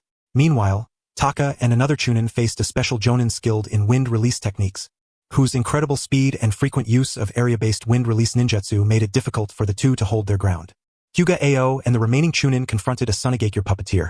Although the Byakugan revealed the puppet's location, they could not close in on the enemy's position. The battle rapidly escalated in intensity. Chakra was being rapidly depleted amid fierce offense and defense, while the muddy, slippery ground demanded constant concentration to maintain chakra balance. Earth release. Earth Dragon Bullet. The Sand Leader seized an opening, rapidly forming hand seals. The ground trembled as a menacing Earth Dragon burst forth, lunging fiercely at Takagi. Water release. Water Dragon Bullet. Ryuichi Takagi stood firm, countering with a dragon-shaped water technique. The two dragons collided, splashing water and mud explosively, shockwaves rippling outward, instantly shattering and scattering nearby trees. The tremendous force of the ninjutsu temporarily halted the battle, forcing both sides to retreat to their respective rear lines. When Ryuichi Takagi distanced himself and regrouped with his comrades, his chakra reserves had dwindled to only 30%. He quickly gathered his team, his gaze sweeping over them. The situation was grim. Taka's arm bore a deep gash bleeding through his sleeve. Hyuga Ao had a noticeable cut along his ribs, shallow but impairing movement. The other two were also injured, their breathing uneven. Conversely, the three Sand Shinobi, though battered, appeared to be in far better condition than Takagi's group. Taka panted anxiously, "Captain, my chakra is down to less than 20%. At this rate, we're doomed to be wiped out." A heavy weight sank into Ryuichi Takagi's heart. Had he not rashly decided on reconnaissance, this predicament might have been avoided. At this critical juncture, a sudden recollection struck Takagi's mind, the medicinal potions distributed before departure. "Everyone," Ryuichi Takagi suddenly commanded, producing a blue vial. "Take this immediately." Without hesitation, the other four Konoha shinobi produced from a specialized compartment on their ninja tools the faintly glowing blue glass tubes, biting off the corks and swiftly swallowing the contents. Within moments of ingestion, a warm current spread through their bodies. The nearly exhausted meridians saw chakra begin to regenerate at an astonishing rate. "What is this?" Taka's eyes widened, incredulous as he felt the transformation within. The other three showed expressions of shock and elation, while Ryuichi Takagi himself was astonished. But the enemy would not wait idly for their recovery. "Don't dawdle," Captain Takagi barked sharply. "Counterattack," no longer sparing chakra. The Konoha squad erupted with an assault fiercer than before, unleashing large-scale ninjutsu offensives. "What?" The Sand Leader's face paled. He had not anticipated that the Konoha shinobi, who had just seemed exhausted and nearly depleted of chakra, could suddenly unleash such powerful and unrestrained ninjutsu attacks. Having already expended much chakra themselves, they could not mount an equivalent counter, and their formation was swiftly shattered. Seizing the moment, Captain Takagi ordered his comrades to press forward. Two Sand Shinobi were instantly overwhelmed and surrounded, defenseless against the onslaught. The tide of battle reversed in an instant. The Sand Leader cast a grim smile as the Konoha Shinobi closed in. "Heh, I'll be waiting for you down below." As Takagi approached, he realized the man's mouth was oozing black blood. He had poisoned himself to commit suicide. The battle concluded, leaving only the sound of rain and the heavy breaths of the Konoha team. "Check wounds, gather intelligence, clear the battlefield," Ryuichi Takagi ordered swiftly. The noise might attract shinobi from other villages. Now was no time to rest. As the three shinobi began to move, Hyuga Ao suddenly collapsed into the muddy earth after a few steps. Takagi hurried to his side and found that excessive blood loss from the earlier fight had caused him to faint. "Hyuga Ao." Takagi anxiously shook Ao's pale cheek. They were still some distance from camp. Even rushing at full speed might be too late. With no time to hesitate, Takagi withdrew a red vial from his ninja tool pouch. This precious red medicine had been allocated only to him as captain, with the explicit instruction that it could save lives in dire moments. Yet now, Takagi had no time to deliberate further and administered the precious potion to Hyuga Ao. Almost immediately upon swallowing, a faint flush of color returned to Ao's pallid face. His wounds visibly eased. Not fully healed, but the alarming paleness and signs of blood loss were clearly arrested. Seconds later, his long eyelashes fluttered, and he slowly opened his eyes, still somewhat dazed but with the spark of life restored. "Captain," he whispered weakly. You're all right now, Ao. Watching Ao's gradual revival, Ryuichi Takagi finally allowed himself relief. This was the first time he felt proud to be a shinobi of Konoha. No other ninja village could afford such precious medicine. Enough rest. Gather the spoils and Ao. We move out immediately. After only a brief pause, Ryuichi Takagi rose and called for his comrades to withdraw without delay. This mission report must provide a detailed account of the effects of these two elixirs. Amidst the gray, misty curtain of rain, their party set forth on the journey home. Meanwhile, the rumors surrounding the Blue Miracle and the Red Hope were poised to quietly disseminate throughout the frontline camp upon their return. The battle reports relayed from the borderlands of the Land of Fire, like stones cast into a tranquil lake, stirred ripples that gradually spread through the upper echelons of Konoha. Initially, there were only sporadic, vague reports mentioning that a novel type of supply had yielded unexpected results in skirmishes, assisting squads in reversing unfavorable situations and reducing casualties. Soon, similar reports began to multiply. Within the Hokage's office, Hiruzen Sarutobi set down a detailed combat report delivered through encrypted channels, a debrief of the encounter involving Ryuichi Takagi's squad. The report lavished high praise on the Blue Elixir's astonishing speed and stability in chakra restoration, as well as the Red Elixir's outstanding performance in emergency treatment and the stabilization of critically wounded personnel. At the conclusion of the report, Ryuichi Takagi had written in bold script, "If these types of elixirs can be consistently distributed, even in limited quantities, they will greatly enhance the survival capabilities and operational flexibility of squad-level units. I earnestly implore the village to increase production and allocation efforts." Amidst the swirling smoke, the third Hokage's face bore a rare, heartfelt smile of satisfaction. The tension etched by days of stalemated battle and mounting casualties finally eased, if only slightly. Indeed, the surprises brought by this child always exceeded expectations. He murmured softly, knuckles tapping gently against the desk. The value of Tenkaha no Tsubasa was no longer confined to being an orphan blessed with a rare healing bloodline. He had become a pivotal strategic asset capable of tangibly influencing frontline combat effectiveness and saving the lives of Konoha shinobi. The protection and support afforded to him must be elevated to a new level. In due course, the underground laboratory's supply of materials grew both richer and more diverse. Some specialized medicinal ingredients that once required formal requests were now almost freely granted upon demand. The perimeter guards and covert sentries around the laboratory quietly increased in number, all replaced by the most reliable Umbu operatives directly under Hiruzen Sarutobi's command. Oki Tsubaki even received a confidential order from the Hokage's office, instructing her to regularly and meticulously document Tenkaha no Tsubasa's physical condition, mental state, and development of abilities, though care must be taken to avoid causing him any displeasure. Though Tenkaha no Tsubasa, stationed at the heart of the laboratory, noticed certain changes, such as the accelerated arrival of materials and the occasional chakra presence sensed near the entrance, he did not delve deeply into these matters. His entire focus remained fixed on daily elixir production, accumulating experience, and personal training. The alchemist's experience meter grew slowly but steadily, bringing him the greatest sense of fulfillment. Yet not all were so oblivious to the world beyond their own walls. At Konoha Ninja Academy, Class 3A, Kuga Nana rested her chin on one hand, her fingers absent-mindedly entwined in her red hair, a hint of irritation flickering in her gaze as she stared in a certain direction of the classroom. There, the seat once occupied by Tenkaha no Tsubasa had been vacant for quite some time, a barely perceptible layer of dust settling upon the desk. That boy had not come to school for a long time. At first, it was nothing unusual, but gradually whispers about Tenkaha no Tsubasa's whereabouts began to spread throughout the class, unlike the dwindling interest in Itu. As an exceptionally gifted transfer student, suspected of possessing a unique bloodline and specially admitted by Hokage decree, he naturally attracted attention. The rumors varied wildly. Some claimed he had been reassigned for covert training. Others said he was punished due to a prior medical mishap. Still others spread baseless, malicious conjectures. Listening to these murmurs, Kuga Nana felt a deep unease. At one time, she had herself been the target of such gossip. Had she not beaten up every classmate who dared speak ill of her, she might never have found peace. As a result, the nickname Tomato that once echoed through the halls had evolved into Blood Red Pepper, a change that deterred others from provoking her again. She recalled that corridor bathed in sunset light, when that earnest boy had told her red hair was beautiful and that he aspired to become an even greater medical ninja than Sakura Haruno. That had been the first time she heard pure, untainted praise and genuine dreams from a peer. Could something truly have happened to him? The thought flashed through Kuga Nana's mind, and an uncontrollable anxiety began to take root. That notion made her restless. Kuga Nana was not one to proactively care for others. She was more accustomed to shielding herself behind a fierce demeanor. Yet Tenkaha no Tsubasa was the first, and so far, the only peer she felt she might trust. She despised this vague, unexplained severance of contact. During lunch break, unable to contain herself any longer, Kushina intercepted Minato Namikaze just as he finished his meal. Wearing a scowl and feigning fierceness, she barked, "Hey, sissy, I know you live near Tenkaha no Tsubasa and that you're close. Do you know where he has gone now?" "Huh? Me?"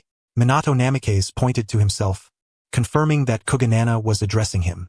A trace of helpless amusement flickered across his face. "Uzumaki, my name is Minato Namikaze. Not some sissy." Kushina glanced aside. "No kidding. Do you think I don't know your name? Stop dodging and tell me." Minato paused, pondering briefly. "Sorry, I'm not exactly sure where Tsubasa is, but rest assured, nothing has happened to him. He is safe." Recalling the increasingly absurd rumors circulating in class, Minato revealed a little of what he knew. Tenkaha no Tsubasa was always accompanied by Umbu operatives, making him far safer than they, the Ninja Academy students. "Tsh." Frustrated at not hearing the answer she sought, Kushina clicked her tongue, brows furrowing. She stared at Minato for several seconds, as if trying to read the truth from his expression. Yet Minato maintained a gentle, apologetic smile. "Well, all right." Kushina finally gave up pressing him, lips pursed in reluctant acceptance. She turned and began to walk away. After a few steps, she halted, turning her back to Minato, her voice low but loud enough for him to hear. "Hey, Minato. If you see that guy," her voice faltered for a moment, betraying a hint of awkwardness, but she pressed on. "Tell him not to disappear without a word. At least give the people he knows at school a sign that he is safe." Without waiting for a reply, Kushina quickened her pace, almost breaking into a run as she vanished down the corridor. Minato Namikaze watched the retreating figure, the smile fading from his face as he sighed softly. He understood Kushina's feelings, that concern for a friend's safety. Yet he knew all too well that sometimes the less they knew, the safer they were. "Tsubasa." Minato Namikaze looked up at the sky. "What are you doing now?" Meanwhile, deep within the underground laboratory, Tenkaha no Tsubasa remained wholly absorbed, focused intently on his work, unaware of the rumors swirling at school or the worries of his friends. Uzumaki Kushina returned to her current residence, burdened with pent-up frustrations and an indistinct unease. Situated in a relatively quiet district of Konoha, the neighborhood was somewhat aged and worn. It was the ancestral land of the Senju clan, now sparsely inhabited. Within the most central mansion lived the only remaining blood relative Kushina had left in this world. She was also her sole, warm refuge in Konoha, Mito Uzumaki, the wife of Hashirama Senju, the first Hokage, and simultaneously the current Jinchuriki of the Nine Tails, as well as her grandmother. Pushing open the courtyard gate and passing through the meticulously tended yet somewhat desolate garden, Kushina listlessly slid open the sliding door to the living room. "I'm back." Her voice was muffled and dull. Inside the room, an elderly woman with a head full of white hair, bent with age, knelt quietly, her attention focused on the floral arrangement in her hands. This was none other than Mito Uzumaki, the aura of the first Hokage and the present Jinchuriki of the Nine Tails. In order to better suppress the Nine Tails and to grant Kushina more time for freedom and growth, she had long ceased using chakra to maintain a youthful appearance. The marks of time were plainly visible, yet her extraordinary bearing left no trace of frailty. Hearing the movement, Mito lifted her head, her aged yet still clear eyes gazing gently at the red-haired girl. "Welcome back. Has something happened?" Facing her dearest grandmother, Kushina's usually taut, defensive shell quietly softened. She brusquely sat down before Mito, grabbed a cushion, and buried her face in it, her red hair spilling onto the floor. "Grandma Mito." Kushina's voice was muffled against the cushion, tinged with melancholy. "If you had a friend who suddenly disappeared without a word or explanation, what would you do?" "Amakusa?" Mito continued arranging the flowers, speaking in a measured tone. "Yeah. He has gone missing." After a moment of silence, Kushina slowly spoke again. It was no surprise that her grandmother could guess who she meant, for she had told her early on about her friendships. "I asked Namikaze Minato, a friend who goes to elementary school with him every day." Kushina continued, her voice laced with concern. "But he knows nothing. Recently, there have been rumors in class that Amakusa was imprisoned or worse, that he might have died. Could something really have happened to him?" "Kushina." Mito's voice carried a reassuring strength, "about that child named Amakusa. Although Grandma is not fully aware of what exactly he is doing, I can tell you this, he is neither harmed nor imprisoned." Kushina suddenly lifted her head, her eyes sparkling for a brief moment. "Really? Grandma? How do you know?" Mito smiled faintly, her gaze profound. "Although I am old and seldom go out, I still hold a certain status. I have heard whispers about some recent developments in the village, especially positive news regarding medical care and logistical support." She did not elaborate explicitly, but the implication within her words was unmistakably clear. As the wife of the first Hokage and the current Jinchuriki of the Nine Tails, Mito held a transcendent position. Could even be said that without her support, Hiruzen Sarutobi would have struggled to become the third Hokage. Though she did not actively involve herself in village affairs, she was always privy to matters concerning the village's overall strategy or special talents. Recently, reports from the front lines about certain special medicines had reached her ears. Considering Namikaze's unique medical bloodline and his sudden concealment in a fortified underground laboratory, it was not difficult for her keen mind to discern the connection. Yet Mito would not speak of these matters directly to Kushina, even though Kushina was the next Jinchuriki of the Nine Tails. Kushina. Mito chose her words carefully. Your friend may currently be making an indispensable contribution to the village. So you need not worry. Rather, you should feel glad. Kushina was taken aback. She had not expected to hear such an explanation from her grandmother. En important contribution? Helping the village? She wondered inwardly. That boy who seemed somewhat foolish, with a gentle smile and warm golden light emanating from his hands when he healed, curiosity flickered within Kushina's heart. That boy was not at fault but was instead engaged in something significant? Still, Kushina felt somewhat unhappy. Even so, that boy should not just disappear suddenly. At the very least, he could have let people know he was safe. Seeing her granddaughter's stubborn yet tender demeanor, Mito's smile deepened, her eyes full of affection. Worrying about your friend is perfectly natural, Kushina. It shows that you care about him and consider him a true friend. Such feelings are rare and precious. For Kushina, destined to become the Jinchuriki of the Nine Tails, Mito was always filled with concern. She feared Kushina would be isolated. But now it seemed her worries were somewhat unwarranted. Mito paused, her words laden with meaning. Perhaps, once he finishes what he is working on, he will naturally come to explain everything to you. After all, you are friends. Are you not? Kushina's cheeks flushed slightly. She turned away and muttered softly, Who cares about him? I just hate it when people don't keep their word. He said he wanted to become a great medical ninja. Mito smiled silently, gently stroking Kushina's hair. Earlier, Namikaze had finished a day's work producing medicines. Under the covert escort of Nezumi, he returned to his modest apartment. Upon opening the door, he saw Namikaze Minato sitting at his simple little dining table, holding a book, seemingly waiting for him. Minato, what are you doing here? Usually, you're not back at this hour. Namikaze, you're back. Minato put down the book, his face wearing his usual smile. During lunch break today, Uzumaki came to see me. Kushina? What did she want? She asked why you haven't been going to school lately, if something happened to you. Minato relayed honestly. I told her I didn't know the details but that there was no need to worry. She seemed uneasy, though, and before leaving, she said, he mimicked Kushina's feigned stern yet caring tone. Make sure to tell him not to disappear without a word. At least let the people at school know you're safe. After hearing this, a warm feeling swept through Namikaze's heart, mingled with a trace of guilt. Indeed, he had been completely absorbed in his self-improvement and village missions lately, almost isolating himself from the outside world and neglecting his friends. Thanks, Minato. Namikaze expressed sincere gratitude. I didn't consider that carefully enough. Minato waved his hand, his smile bright. No problem, but you'd better find time to let Kushina know you're safe. It's clear she's very worried about you and truly considers you a friend. That's right, Namikaze pondered for a moment. I'll go see her right away. Do you know where she lives? Minato asked. Namikaze shook his head.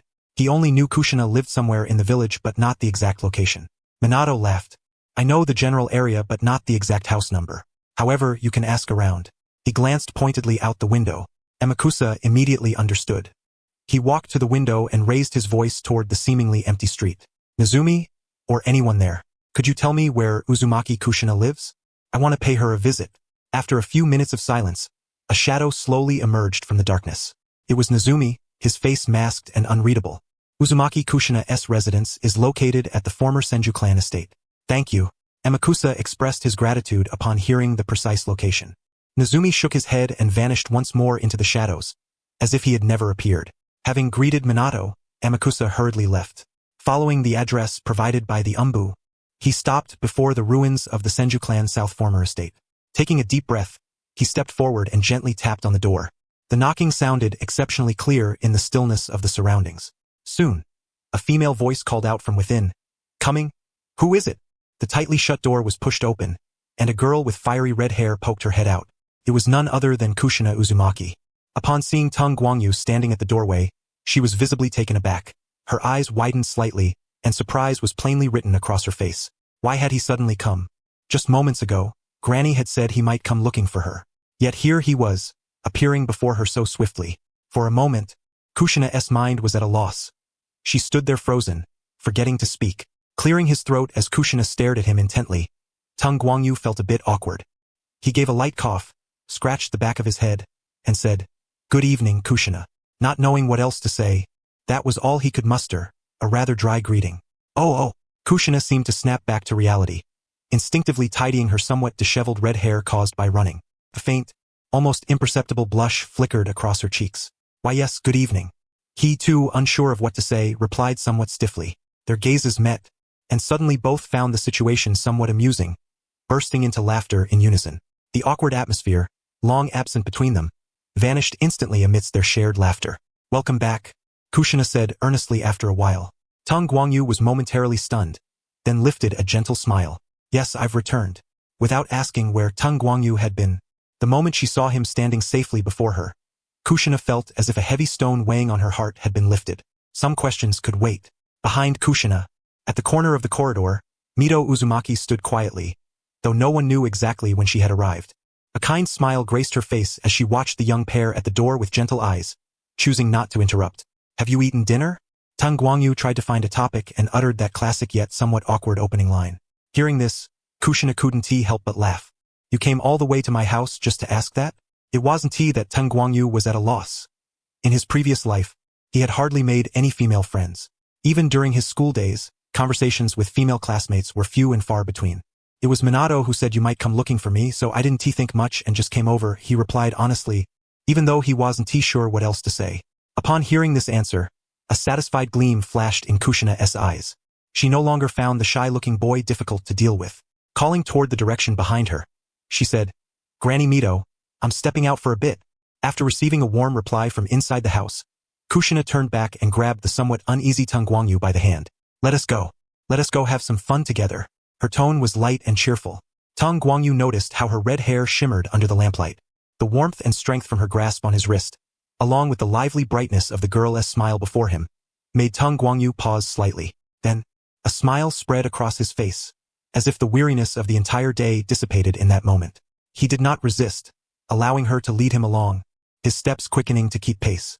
The lingering glow of the setting sun stretched their shadows long as they ran toward the gradually bustling commercial district. Ichiraku Ramen. "I'm starting now." Kushina clasped her hands together, snapped her wooden chopsticks apart, and began to enjoy her ramen. Tung Guangyu sat beside her, gazing at the scene before him, both familiar and strange, his feelings somewhat complex. He had not expected that after trailing Kushina through winding streets, they would end up at this particular shop. At this moment, Ichiraku Ramen was evidently newly opened, far from the lively atmosphere depicted in later anime scenes. Even the shop owner, Ichiraku-san, who was making noodles right in front of them, looked young, barely in his teens. Yet this very person would be a constant presence throughout the entire Naruto series. Could be said that without Ichiraku-san, there would be no Naruto story at all. After all, his shop was the only one that would accept the future Ninetales Jinchuriki. Thinking of this, Tung Guangyu's gaze involuntarily settled on Kushina, who was vigorously chopping ingredients. In the future, she would surely no longer be as she was now. Within his heart, Tung Guangyu made a silent vow. As if sensing his thoughts, Kushina suddenly looked up at him. "What is it? Did I get something on my face?" "No." Tung Guangyu withdrew his thoughts and smiled. "It's just that the noodles look really delicious." After feeling around her face for a moment to confirm nothing was there, Kushina pouted playfully. "Of course. This is a rare treat for me. Eat up. It won't taste good once it cools." Tung Guangyu nodded and lowered his head to eat the ramen. He had to admit the flavor was indeed excellent. No wonder Naruto would never tire of it in the future.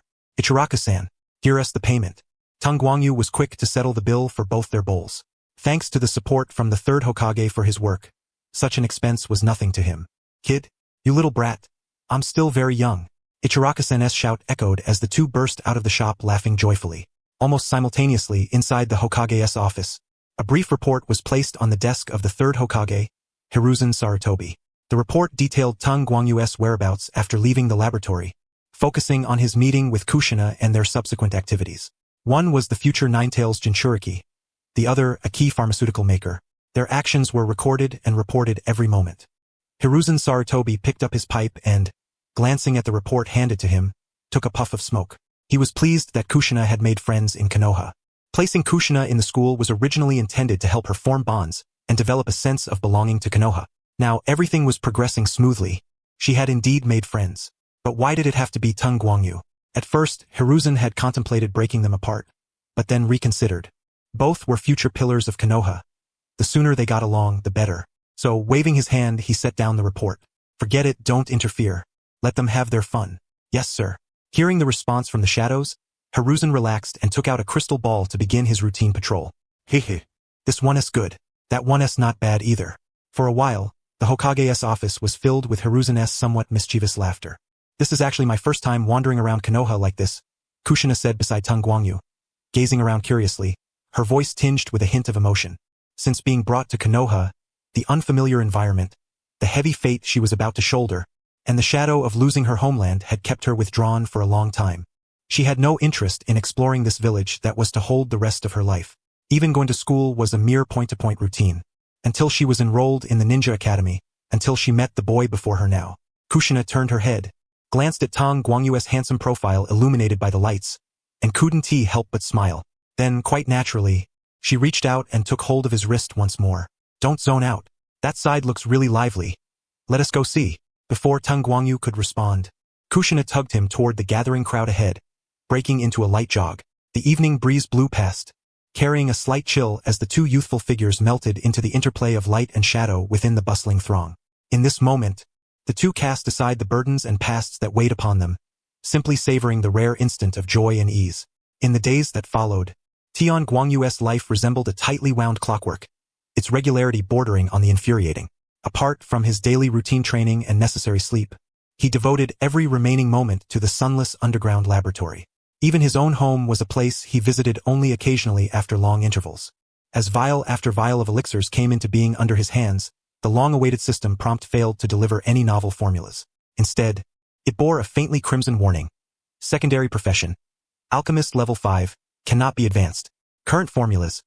Basic mana recovery, physical restoration potion, defense potion, strength potion, agility potion. Notice, secondary profession level is restricted by the host's main profession level and cannot be upgraded at this time. Please prioritize raising your character level to unlock higher-tier secondary profession content. Tian Guangyu froze in place, halting his movements. He fixed his gaze upon the unmistakable phrase cannot be advanced displayed before him, momentarily dazed as a complex tide of accomplishment mingled with subtle emptiness surged within his heart. Is this the end? Is this truly the pinnacle? It was then that Tian Guangyu suddenly awoke from his reverie. It seemed he had not paid attention to his character level for quite some time. Over the past half-year or more, he had poured nearly all his energy into the alchemist's secondary profession, intoxicated by the continual unlocking of new formulas, while neglecting the most fundamental aspect. What time is it now? Tian Guangyu pinched the bridge of his nose, raised his head, and looked toward the relaxed figure in the corner, his voice somewhat dry. Daiki Tsubaki, who had been leafing through a book, glanced up and checked the clock on the wall. Around 3 in the afternoon, I suppose. What's up? No, never mind. Tian Guangyu hesitated, exhaling slowly. Let us call it a day for now. I'm a bit tired. Daiki Tsubaki closed his book and sat upright, scrutinizing him carefully. The youth had grown a little taller. His face bore an indelible weariness, and his eyes held a sudden, aimless bewilderment. Without pressing further, Daiki Tsubaki waved his hand. All right, young man, if you're tired, get some rest early. Don't push yourself so hard. Learn from me and slack off a bit. Taking a few days off now and then one tea hurt. The front lines aren't exactly waiting on your potions to save lives. For Tian Guangyu, Daiki Tsubaki felt a pang of sympathy for his disciple's recent frenzy. Once Tian Guangyu's figure vanished around the corner, Daiki Tsubaki rose and began tidying the laboratory. He sealed the potions within scrolls one by one, then put the experimental tools back in their places. Only after finishing did Daiki Tsubaki leave the laboratory and head toward the Hokage's office to submit the routine report. Meanwhile, Tian Guangyu returned to his long-neglected apartment. Closing the door behind him, shutting out the world's noise, a sudden wave of exhaustion washed over him. Not physical fatigue, but the sensation of mental tension finally releasing after a prolonged stretch.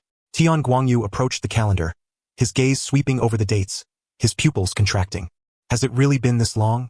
Unconsciously, as he had immersed himself in accumulating alchemist experience, more than half a year had silently slipped away. Time had been compressed infinitely by repetitive tasks and intense focus, and only when he paused did he realize how swiftly it had flown. Recently, as Tian Guangyu supplied more and more potions, an increasing number of people at the front lines began to use them. The villagers had come to know that within their settlement there was a place capable of producing high-quality potions. Though the specifics remained tightly sealed, it did not diminish their gratitude. After all, on the battlefield, it was quite possible that their loved ones had been saved by these very potions.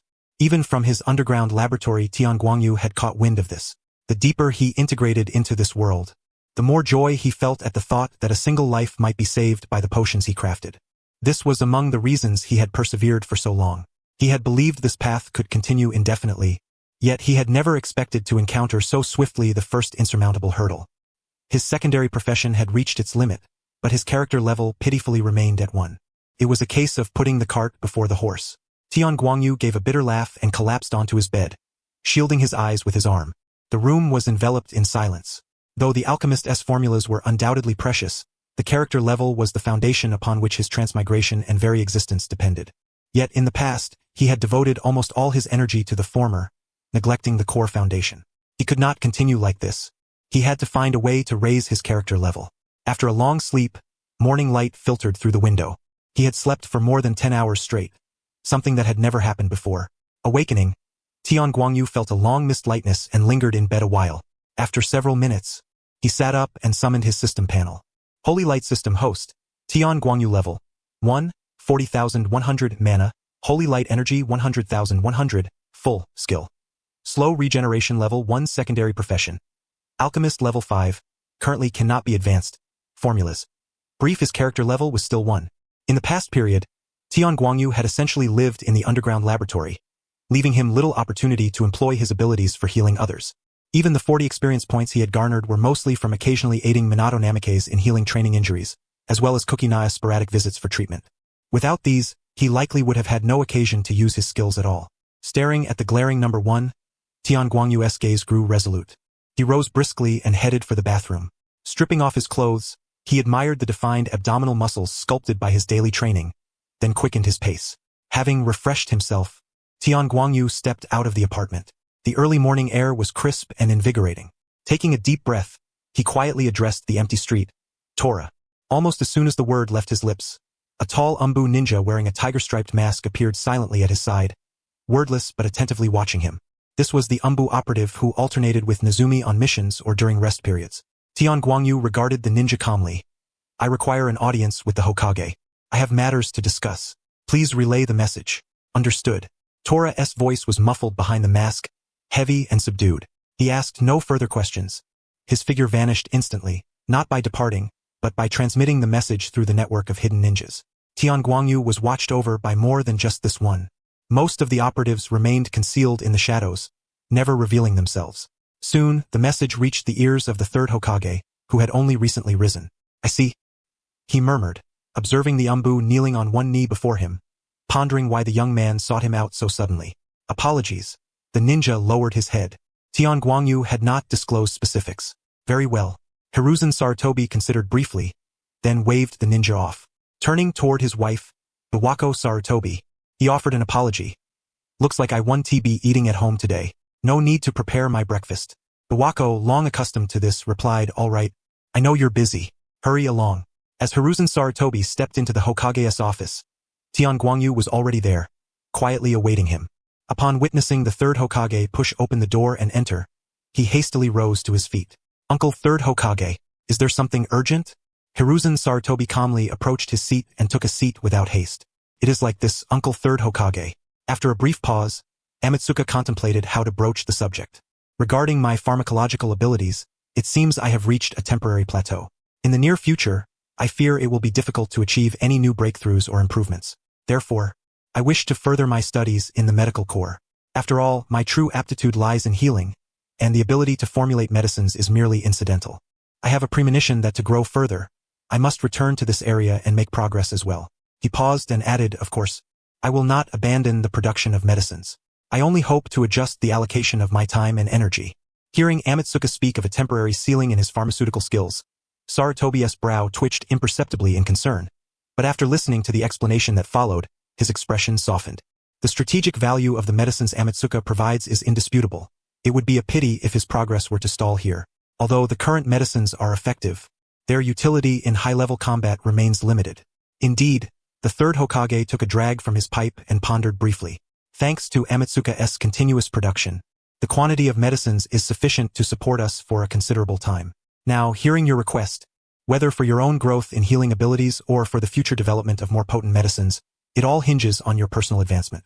Most importantly, this is your first formal request of this nature. After a moment, the third Hokage made his decision. I approve your request. From now on, you shall assist the medical corps in the mornings, and devote your afternoons to producing medicines, maintaining a certain quantity. Thank you, Uncle Third Hokage. Amatsuka's eyes gleamed with joy as he expressed his sincere gratitude. Go forth, Sarutobi said kindly, waving his hand. I look forward to the new surprises you will bring as a medical ninja. Yes. Leaving the Hokage's office, Amatsuka's heart brimmed with anticipation. With the third Hokage's orders issued, the process proceeded remarkably smoothly. The following morning, a composed and efficient civilian Jonin arrived at Amatsuka's apartment to inform him that he needed to complete some necessary formalities. The first stop was not the hospital, but the ninja registration office. Although your situation is special, with the Hokage personally arranging your entry into the medical corps, your fundamental ninja identity must still be formally registered and confirmed. The Jonin in charge handed Amatsuka several documents. He signed his name in the designated spot and had a portrait photograph taken. Soon, a brand new Konoha forehead protector was presented to Amatsuka. From this moment forward, you are officially a ninja of the Hidden Leaf Village. Congratulations, Amatsuka, Jonin. Taking the metal forehead protector from the Jonin's hands, the cool touch sent a chill through his fingertips. Amatsuka suddenly felt somewhat dazed. Having arrived in this world several years ago, scenes from the orphanage, the ninja academy, and the underground laboratory flashed rapidly through his mind. Now, holding this protector that belonged to him, he finally realized that he had truly stepped into this world of ninjas. Suppressing the tumultuous emotions within, he chose not to wear the protector on his forehead like most ninjas, but rather adopted a more understated approach, tying it around his left waist. After tidying himself slightly, Amatsuka looked towards the guiding Jonin. Is the hospital next? Yes, next we will head to the hospital. The medical corps leader has already been notified and will arrange your upcoming duties. Following the Jonin, they soon arrived at the hospital entrance. After briefly explaining the whereabouts of the medical corps leader, the Jonin hurried away on another mission. Amatsuka stood alone at the bustling corridor entrance, instantly engulfed by a mixture of antiseptic scent, low moans, hurried footsteps, and the concise voices of medical staff. Help needed here. On my way. Urgent bleeding control required at bed number 3. Medical ninjas clad in white or pale green Jonin jackets hurriedly moved through the wards, their faces grave. Amatsuka was momentarily stunned but quickly composed himself. Seizing an opportunity, he gathered his courage and stopped a rushing female medical ninja. Excuse me for the interruption. Could you please tell me where the medical corps leader's office is located? The woman, appearing about 30 years old, bore dark circles beneath her eyes and a weary expression. She halted, her gaze quickly scanning Amatsuka's youthful face and the freshly tied forehead protector at his waist. A flicker of impatience crossed her eyes, as if wondering why a child was causing trouble, yet her professional demeanor restrained her emotions. In a rapid tone, she pointed behind her. Go straight to the end, then turn right at the second door. There's a nameplate on the door that reads Pharmacist Ray. Now move aside. Don't block the way. I still have work to do. Thank you. Amatsuka quickly stepped aside and briskly followed the indicated direction. Following the instructions, he soon found the room bearing the nameplate of Pharmacist Ray. He knocked softly. Inside, a slightly weary yet robust female voice called out, "Come in." Pushing open the door, Amatsuka entered a modest room cluttered with various files, medical records, and equipment. Behind the desk sat a woman in her 30s, her hair tinged with yellow and her expression stern. She wore glasses perched on the bridge of her nose.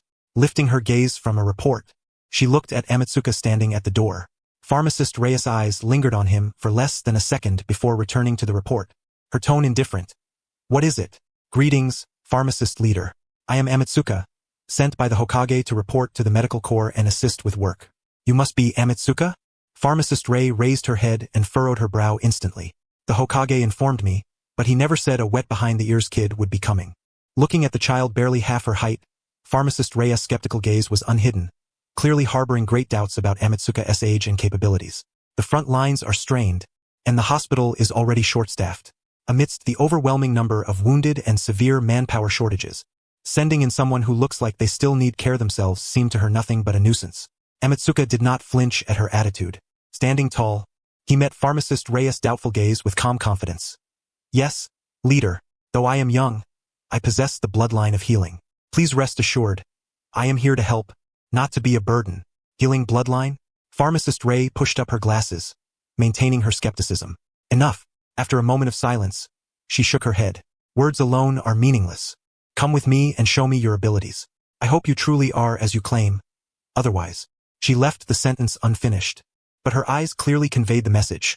If you cannot prove yourself, go back where you came from. Watching Pharmacist Ray put down the document and rise to her feet, she motioned for him to follow. With hurried steps, she led him through the busy corridor, finally arriving at a ward packed with injured patients. The room was thick with the stench of blood and medicine, punctuated by continuous cries of pain. Several medical ninjas were drenched in sweat, attending to the wounded, their hands intermittently glowing with green light. Pharmacist Ray strode directly to a bed where a male ninja, approximately in his 20s, lay shirtless. A deep, gruesome slash marred his left abdomen, exposing torn flesh. Although an emergency bandage had been applied, fresh blood continued to seep through, staining a large portion of the cloth crimson. His complexion was ashen, his forehead slick with cold sweat, and he gritted his teeth, struggling to remain conscious. Nearby, a young medical Jonin was preparing to perform a medical ninjutsu to further stem the bleeding. Haruno, wait! Anko Mitarashi's voice halted her. The medical kunoichi named Haruno paused her movements and looked at Anko with a puzzled expression. Anko gestured toward the boy standing beside her. Tengakuwa. Haruno followed the team leader's pointed finger and saw a child with a youthful face. She clearly hesitated for a moment, a flicker of astonishment crossing her eyes. She glanced from the injured man to Tengakuwa, her lips pressed together as if about to say something. Yet, under the unyielding gaze of her captain, she silently stepped aside, casting a glance filled with pity at the patient lying on the bed, who was utterly unaware of the change. The patient, barely in his early 20s, was already dazed from pain and blood loss. He vaguely heard the mention of switching caregivers and summoned the strength to open his eyes, only to see a small child standing before him, seemingly about to touch his wound. No way, he groaned weakly, his face growing even paler, his gaze filled with despair. Letting such a little kid treat a severe injury like this? What kind of joke is this? He felt as though death was drawing nearer. Tengakuwa took in the expression on the patient's face with a hint of helplessness. Why was everyone so distrustful of him? Gathering his composure, he focused all his attention on the gruesome wound before him. No complex instruments were needed, no hand seals to activate medical ninjutsu, nor did he untie the blood-soaked bandage. He simply extended his right hand, palm facing downward, hovering about 1 centimeter above the injury. A gentle, life-infused golden light flowed from his palm, softly enveloping the mangled flesh. For a brief moment, the sounds in the room seemed to pause. Several nearby medical ninja, who had been watching silently with some skepticism due to the young boy's presence, halted their actions to observe. Haruno's eyes widened in astonishment. Anko pushed up her glasses, leaning slightly forward, her gaze fixed unwaveringly on the golden glow and the wound beneath it. The most immediate sensation came from the patient himself. The searing, almost fainting-inducing pain instantly receded like a withdrawing tide upon the golden light's embrace. In its place was a warm, soothing sensation that permeated not only the surface of the wound but seemed to seep into every fiber of his body. He could distinctly feel his injury healing at a remarkable pace. What was even more unbelievable was the spreading comfort. Unlike the usual itching caused by accelerated cellular regeneration in conventional medical ninjutsu, at this moment, he felt as if basking in gentle sunlight, his spirit easing from the tension wrought by blood loss and agony. A soft, contented hum escaped his lips. His furrowed brows relaxed completely, and a fleeting, serene smile graced his pale face. Under the astonished gazes of all present, the shocking wound was healing at an astonishing rate. In mere seconds, as the golden light gradually dissipated, what was revealed to the onlookers was no longer a mass of torn flesh but a pristine patch of skin, slightly pink and tender as if newly born. Only the blood-stained bandage that had fallen away and the lingering metallic scent of blood in the air testified to the severity of the injury moments before. Completely healed? Haruno breathed out, covering her mouth in amazement. The other medical ninja wore expressions as if they had witnessed a ghost. They had seen efficient medical ninjutsu before but never anything so rapid, so thorough, and with the patient experiencing no pain but rather comfort throughout the process. Anko said nothing. She stepped forward briskly, disregarding the patient's recent awakening and confused state, and personally examined the area that had just healed.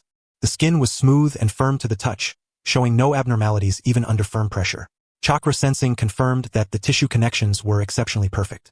This quality of healing surpassed even what she had achieved herself using high-level medical ninjutsu. Anko suddenly lifted her head and looked at Tengakuwa. Behind her glasses, her gaze had completely transformed. The previous skepticism and slight impatience vanished without a trace. replaced by fervor, delight, and an intense look as if beholding a rare treasure. Your name is Tengakuwa, isn't it? Excellent. Absolutely excellent. Your ability is outstanding, no, exceptional. Anko's voice was hoarse with excitement. She cleared her throat, her tone becoming exceedingly gentle, even coaxingly affectionate. That level of injury would normally require a medical ninja at least tens of minutes of continuous treatment, and it could never be resolved in a single session. Yet you achieved complete healing in under half a minute. Her eyes sparkled brighter as she spoke, envisioning countless patients discharged swiftly due to this ability. What are the limitations of your power? What is the cost? How many times can you use it in one day? Anko bombarded him with questions, already beginning to assess the potential applications of this skill. Tengakuwa was overwhelmed by the sudden shift in attitude and the burning intensity in her eyes. His scalp tingled, and his whole body trembled as he instinctively took a half step back. After calming himself, Tengakuwa answered honestly, "It mainly targets minor injuries. Internal or external wounds, I can treat them all. For severe injuries, I can only provide relief. As for toxins and certain hereditary diseases, I cannot handle them at present." He estimated briefly before continuing. "Regarding consumption, with my current ability, I can perform the treatment several dozen times a day." Several dozen times? Anko's eyes gleamed fiercely as she grasped Tengakuwa so tightly that he thought his bones might cry out. A radiant smile, unlike any before, blossomed on Anko's face, sending chills down Tengakuwa's spine. "This is truly the best news I've heard lately. It's not just timely aid. It's like a rain of sweet dew after a long drought. Tengakuwa, as a Jonin, I hereby welcome you to the Konoha medical unit." Her mind was already racing. Assign all those time-consuming, minor flesh wounds or simple fractures to Tengakuwa. How many precious human resources would that free to handle more complex and critical cases? The hospital's efficiency would soar. And most importantly, this would grant them more rest. "Haruno." Anko turned her head, her tone softening slightly but still brimming with excitement. "From now on, Tengakuwa will be under your guidance. Help him familiarize himself with the hospital environment and workflow. Select suitable patients for him, prioritizing those within his capability range. Leave the complex injuries and emergencies out of his workload." "Yes, Captain." Haruno responded promptly, still casting a look of wonder at Tengakuwa. "As for you, Tengakuwa," Anko turned back to him, smiling warmly, her tone gentle. "You may begin your medical duties immediately. I hear you have other tasks this afternoon? Very well. Follow the Hokage's orders. But while you are here at the hospital, I expect you to perform your duties diligently. Understood?" Tenkuha gazed upon the medical squad leader before him, who had instantly shifted from doubt and criticism to warmth and enthusiasm, and he felt as if he had willingly plunged into a bottomless abyss named endless labor. He constantly sensed that he was about to be exploited like a beast of burden once more. The path he had chosen. Must he crawl on his knees to the end? No, he no longer had even the time to weep. Tenkuha nodded slightly, forcing a somewhat stiff smile. "No, no problem, squad leader. Excellent." Pharmacist Renra smiled with satisfaction, patting his shoulder with considerable force. "Now, let us begin work. Haru, escort him to the trauma department for consultations and arrange the suitable wounded patients there." "Yes, sir." Haru, standing nearby, regarded him with a hint of pity, which only made Tenkuha's expression grow even more rigid. And so, without even a sip of water, Tenkuha was led by Haru to the trauma department, immediately immersing himself in the bustling work of Konoha Hospital. Busy, busy. He had just seen off another ninja who expressed deep gratitude toward him. Tenkuha's eyes were vacant as he collapsed weakly into a chair in the consultation room, feeling utterly drained. Only he knew how many ninjas he had treated in the past few days. Ever since he had taken this seat every morning at the hospital, he had not paused for a moment's rest. Every day, Haru seemed resolute not to let him off easy, tirelessly guiding one ninja after another to line up and enter his consultation room. Only when his face turned pale and he could no longer summon a shred of energy would Haru kindly bring him a cup of warm water, allowing him a brief respite, and then the cycle would continue. This repeated ceaselessly until the afternoon, when Haru would finally reveal a reluctant expression, as if saying, "Ah, you're leaving again so soon?" That look clearly betrayed his unwillingness to part with such a reliable workhorse. That unabashed reluctance always made Tenkuha's heart tremble slightly whenever he saw it. Sighing, he rubbed his temples and was about to close his eyes to catch his breath when a somewhat familiar, languid voice sounded outside the door. "Excuse me, is this the place where trauma can be treated?" Summoning his strength, Tenkuha quickly forced a slightly stiff but sufficiently gentle professional smile, honed over the past few days. "Please come in. How may I assist you?" The door opened, and 3 figures entered in single file. The words on Tenkuha's lips abruptly ceased, and the professional smile froze upon his face as he laid eyes on them. Leading the group was Nara Shikaku from Class 3A, who always seemed half asleep and disinterested in everything. At this moment, his left arm was bandaged, the white gauze stained red with fresh blood. Behind him followed Akimichi Chusa and their other friend, Yamanaka Inoichi, both wearing concerned expressions. Shikaku? Chusa? Inoichi? Tenkuha blinked, somewhat surprised. What brings you here? Ah, Tenkuha-kun, what are you doing here? Akimichi Chusa, even more surprised than Tenkuha, squinted his eyes wide as he looked at the medical squad uniform he wore. Well, not exactly unexpected. Nara Shikaku rubbed his tousled hair with his uninjured right hand, speaking in a languid tone, disappearing from school all of a sudden, then turning up in the hospital wearing the medical squad uniform and becoming a medical ninja. It's not surprising at all. Of course, Shikaku did not tell the whole story. The Nara clan was renowned for their high intellect and strategic insight, with Shikaku being a prime exemplar. With only scattered clues, he could piece together a rough picture. During the time Tenkuha had been missing, he likely became more than just a medical ninja. Tenkuha's disappearance, the sudden appearance of medicines on the front lines, and the occasional presence of the umbu around him. All these fragments flashed through Shikaku's mind, assembling a truth closer to reality. Yet, he clearly had no desire to expose it. Sometimes less is more and trouble is best avoided. Shikaku had been distracted during training, missing his mark with a shuriken and instead cutting his own arm. Akimichi Chusa chuckled heartily and pulled out a bag of chips from his pocket. Want some? The new spicy flavor is delicious. Looking at the chips offered to him, Tenkuha shook his head with a wry smile. No, thank you. After all, I'm at work. All right. Seeing Tenkuha decline, Chusa paid no mind and tore open the bag vigorously, crunching on a chip. Yamanaka Inoichi examined Tenkuha curiously, his gaze lingering briefly on the medical squad uniform and the forehead protector at his waist. Tenkuha-kun, you became a ninja? Still working with the medical squad? Did you skip the graduation review? Only then did Tenkuha realize and hastily motion for Shikaku to sit down. Let us treat your wound first. We can talk about the rest later. Shikaku obediently sat before him, extending his injured left arm. Tenkuha carefully unwrapped the bandages to reveal the wound beneath. The injury was shallow, just a typical surface abrasion with minimal bleeding, clearly not deep. Such a minor surface wound would normally be considered a light injury in the hospital, one that any novice medical ninja could handle proficiently. Generally, Haru would never allow such a case to reach him. Assigning it to Tenkuha would be a waste of resources. Haru was, after all, quite frugal. Tenkuha knew that the patients Haru selected for him usually bore more severe injuries, cases that regular medical ninjas could not handle or that would consume too much time for senior medical ninjas. After inspection, Tenkuha extended his hand with practiced ease, his palm emanating a golden glow. Wherever the light touched, the scratch swiftly healed and vanished in an instant. Akimichi Chusa, who had almost forgotten the chip at his lips, widened his eyes in amazement. Incredible, that's much faster than the teachers in the infirmary. Indeed, Shikaku flexed his arm. No matter how many times I see it, your ability remains amazing, and it feels quite soothing. Tenkuha retracted his hand, shaking his head with a weary smile and an exhausted expression. No matter how miraculous, it's exhausting. Shikaku, you're my 25th patient today, and it's just past 10 in the morning. 25? Shikaku's half-closed eyes widened slightly. No wonder you look like you need rest more than I do. Let us not talk about that. Taking advantage of the moment, Tenkuha leaned back in his chair, sighing helplessly. How have you all been lately? Any interesting news from school? It had been a long time since they last met, and he could not help but want to talk a little more, partly to gain a bit more rest before facing the next patient and partly to catch up on school affairs. Same old.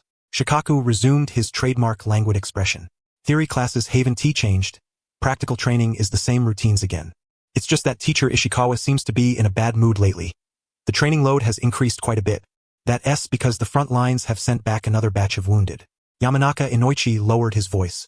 My father said the tensions in the land of rain have escalated. I heard several of teacher Ishikawa's contemporaries were injured. The atmosphere grew somewhat somber. Chusa silently chewed his chips while Shikaku looked thoughtfully at Tenkuha. So, your sudden disappearance, were you directly conscripted into the medical system? Without even completing the graduation procedures. Tenkuha nodded, patting the forehead protector at his waist. Something like that. Special circumstances. The Hokage personally arranged it. He did not elaborate. Their eyes met, and they nodded in mutual understanding. Some matters were better left vague, as delving too deeply served no purpose. Akimichi Chusa swallowed his chip, his honest face showing a trace of lingering apprehension. Speaking of new things, I have to say that recently, Kujuna-san has been looking a bit frightening. A sudden jolt struck Tenkaha's heart, an uneasy premonition washing over him. Indeed, Yamanaka Kaichi chimed in, a hint of helpless amusement gracing his face. For some reason, those who had once mocked her tomato had long since been put in their place by her and had kept quiet for quite some time. Yet, inexplicably, over the past few days, she had sought each of them out again for sparring sessions. As a result, those fellows had now taken to calling her the blood-red chili pepper. Nara Shikaku's lips curled into a mischievous smile, eyes gleaming with anticipation of a spectacle as he stroked his chin. I've heard whispers myself. Once, when I happened to pass by, I caught her muttering softly something like, "That guy disappeared again. Don't let me find you," or words to that effect. As he spoke, his gaze deliberately lingered on Tenkaha's face, where those perpetually drowsy eyes now sparkled with unabashed teasing. Oh dear, I wonder which poor soul has been so unlucky as to catch the attention of our blood-red chili pepper. Shikaku drew out his words, the playful mockery practically spilling from his tone. Tenkaha felt a cold sweat break out instantly down his spine. Under Shikaku's knowing stare, he sensed his facial muscles stiffen involuntarily. Forcing a dry smile, utterly lacking conviction, he stammered, "Ah, is that so? Well, I suppose it's hard to say. Haha." Shikaku's remark jolted Tenkaha fully awake. It seemed he hadn't initiated conversation with Kayakuna in quite some time. When had he last spoken to her? When had they last met? The memories blurred annoyingly. This was bad. At the thought of Kayakuna's possible reaction and expression upon their next encounter, Tenkaha's cheeks ached faintly. It felt as though the red-haired girl might not hesitate to land a punch on him, perhaps even scold him harshly. Suddenly, his curiosity about the latest school gossip faded entirely. Lost in these thoughts, Tenkaha felt the strength he had just regained drain away once more, collapsing slackly into his chair, his gaze dimming considerably. Seeing him suddenly as if his bones had been drained, his complexion shifting uneasily, Akito Choza and Yamanaka Kaichi hurried forward with concern. "Tenkaha-kun, what's wrong? You look awful. Are you just too tired?" Nearby, Shikaku adopted an expression of seeing through it all but saying nothing, arms crossed, his smile deepening subtly. Just then, Haru's voice drifted in from outside. "Dr. Tenkaha, have you finished with the last patient? There are still several others waiting." Before the words had fully faded, the clinic door was pushed open abruptly. As Haru entered, he immediately noticed 3 completely unfamiliar faces seated inside, clearly not injured, and frowned. "What are you doing here?" Haru asked with a hint of displeasure. "Greetings, we're classmates of Tenkaha," Yamanaka Kaichi quickly explained. "Shikaku injured his arm earlier, so we accompanied him for treatment." Haru's gaze swept over Shikaku's already fully healed arm, then to Tenkaha slumped in the chair, his expression one of utter despair. His face darkened. "If your wounds have been treated, please do not occupy the medical staff's valuable time. There are other injured waiting outside." Upon hearing the dismissal, Shikaku and the others wisely stood to take their leave. As they reached the door, Shikaku glanced back at Tenkaha, who was about to resume work, and for once showed a flicker of sympathy. "Hang in there. No matter what, you're the first among us to officially graduate as a ninja." Tenkaha wore a look somewhere between about to cry and not. "Honestly, I'd rather still be at school." The clinic door was closed again, and Haru's voice came from the doorway. "Once your wounds are treated, please leave the hospital promptly. Don't linger." Footsteps faded away. Silence returned to the clinic. Tenkaha took a deep breath and resignedly tapped the call bell on the desk, summoning the next patient. Despair lingered, but the work had to continue. The door opened once more, and a ninja was helped in by companions. His lower leg bent unnaturally, moving with difficulty. Tenkaha forced a professional smile again. "Please, have a seat." Meanwhile, the 3 who had left the hospital embarked on their journey back to the ninja academy. "I never expected Tenkaha-kun had already become an official ninja, and working in the medical corps at that," Yamanaka Kaichi remarked, feeling as if a great distance had suddenly opened up between them. "Specially approved by the Hokage, drafted directly," Nara Shikaku said lazily, though his eyes were clear. "But that might not be entirely good. Didn't you see how he looked just now? Completely drained. He treated my injury in mere seconds. With such a useful ability, plus that medical ninja's urging earlier, I don't think the medical corps will let such talent go to waste." He paused, then continued analyzing. Moreover, treating patients might only be part of his duties. Akito Choza nodded vaguely. "Anyway, Tenkaha-kun is really impressive, though he does look more exhausted than I do after a whole day of training." The trio returned to the ninja academy during the mid-morning break of the physical training class. On the training field, Minato Namikaze had just completed a rigorous set of exercises and was wiping sweat from his brow with a towel. Scattered classmates lingered nearby, yet a large corner of the field was curiously left empty. Several students who attempted to approach the area were swiftly pulled away by companions, faces etched with expressions of dread. For there stood a red-haired girl exuding an oppressive aura. Kayakuna closed her eyes, carefully gathering chakra into her fist according to the technique Tsunade had taught her. Then, she snapped her eyes open and slammed her fist forcefully onto the ground. Boom! A muffled thunder echoed, accompanied by a slight tremor beneath their feet.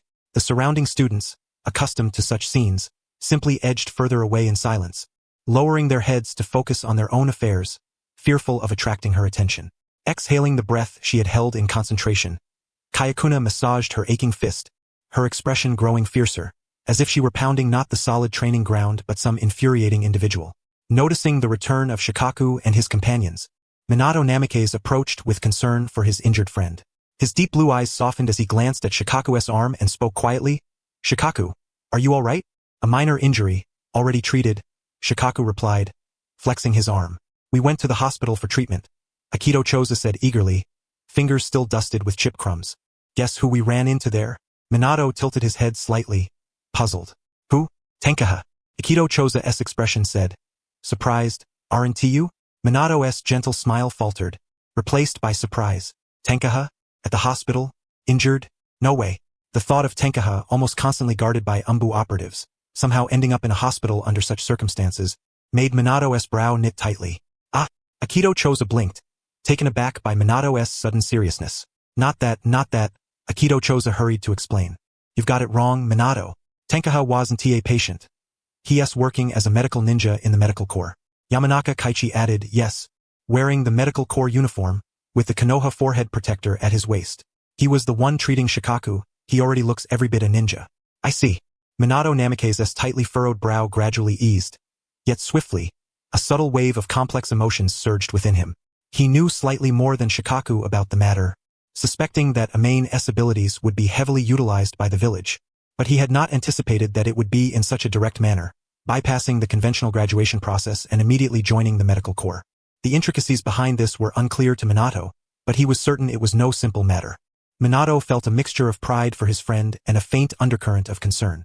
He knew all too well that once his friend dedicated himself to something, he would throw his entire being into it, often neglecting his own rest.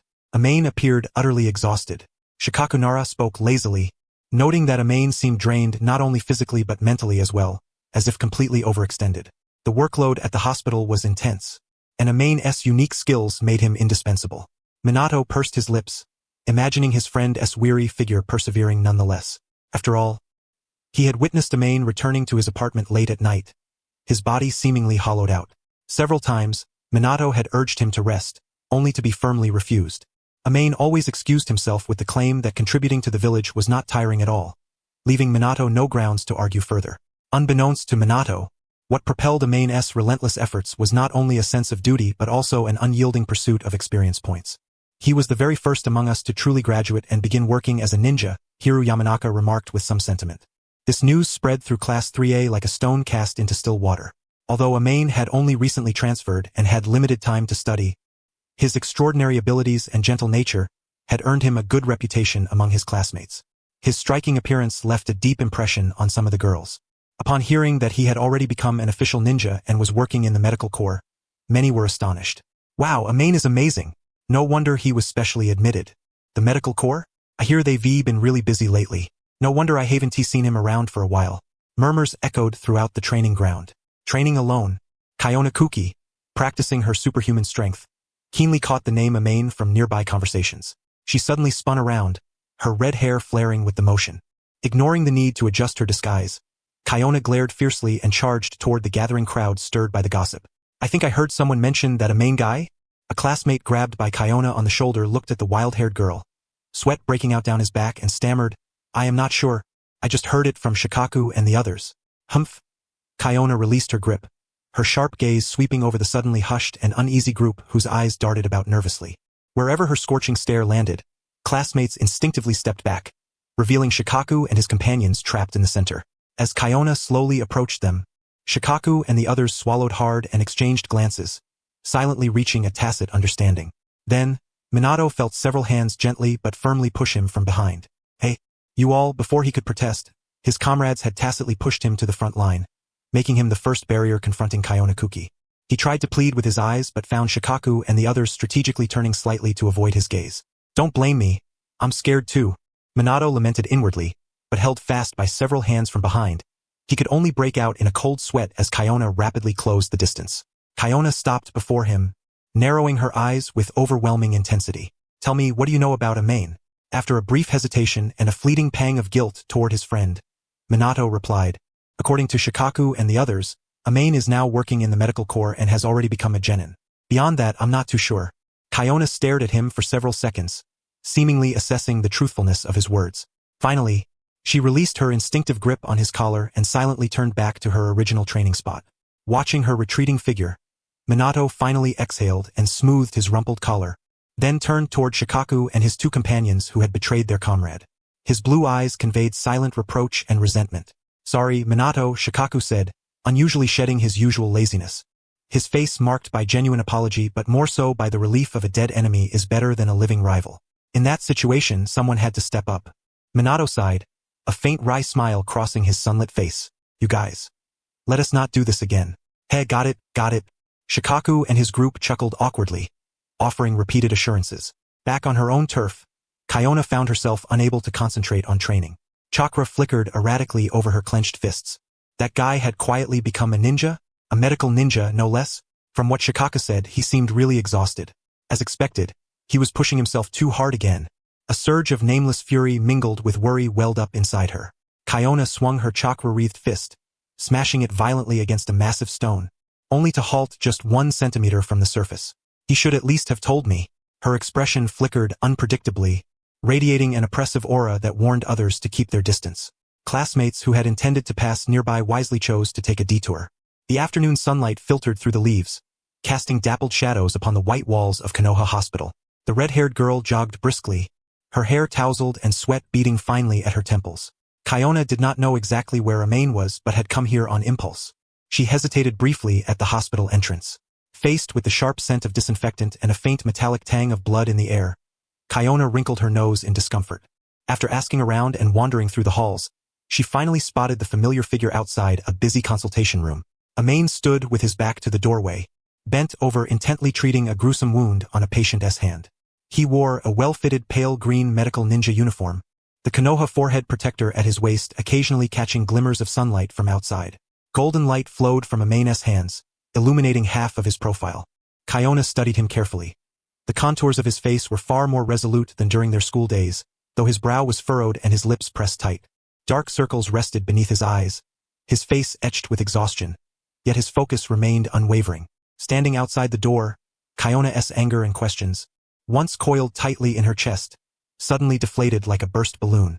This guy was truly working hard. She recalled Minato's words and Shikaku's mention of his fatigue. Seeing it with her own eyes was far more affecting than mere hearsay. She did not enter to disturb him but quietly lingered outside for a while, watching as Amain skillfully completed the treatment, carefully instructed the patient on aftercare, and then turned toward the next wounded individual. His steps were somewhat unsteady, yet still composed. When Amain finally finished tending to a group of patients and returned to his recliner to catch his breath and drink some water, the abrupt sound of the door opening interrupted his motion. Before he could discern who had entered, Amain instinctively spoke. "Hello, how may I assist you?" Before the words had even fully escaped his lips, a familiar flash of red hair caught his eye. Kushina Uzumaki stood at the doorway, her eyes slightly reddened. Whether from anger or some other emotion was unclear. "Kushina?" Tenkuha was visibly taken aback for a moment. Then a look of delight crossed his face, quickly replaced by an expression of apology. "What brings you here? I'm sorry for..." During this time his words trailed off. Kushina stepped forward and halted before him, lifting her gaze to meet his weary yet luminous eyes. Then, she raised her hand, curled it into a fist, and lightly, almost without force, tapped his shoulder. "You idiot," she murmured, her voice low but unmistakably clear to Tenkuha's ears.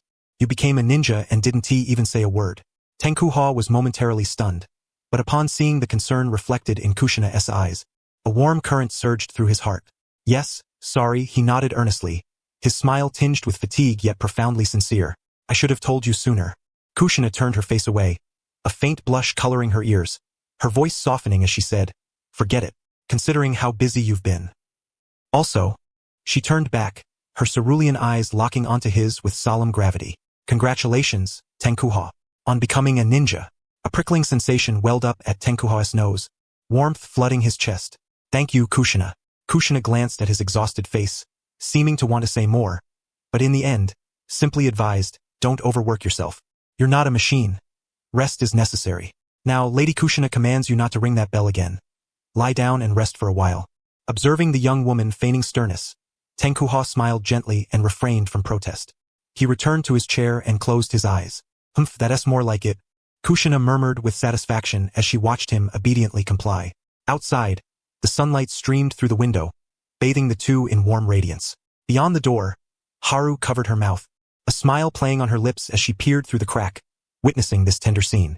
She did not intrude but quietly closed the door and turned away, stepping softly down the corridor. The 39th year of Konoha, late autumn. The prolonged war of the Land of Rain, lasting over 2 years, had reached a relatively stable stalemate after the various ninja villages had paid a heavy toll. Konoha finally had the opportunity to rotate some elite forces back from the front lines for rest and recuperation. Among those rotating back was Jiraiya, who had yet to become one of the Sannin.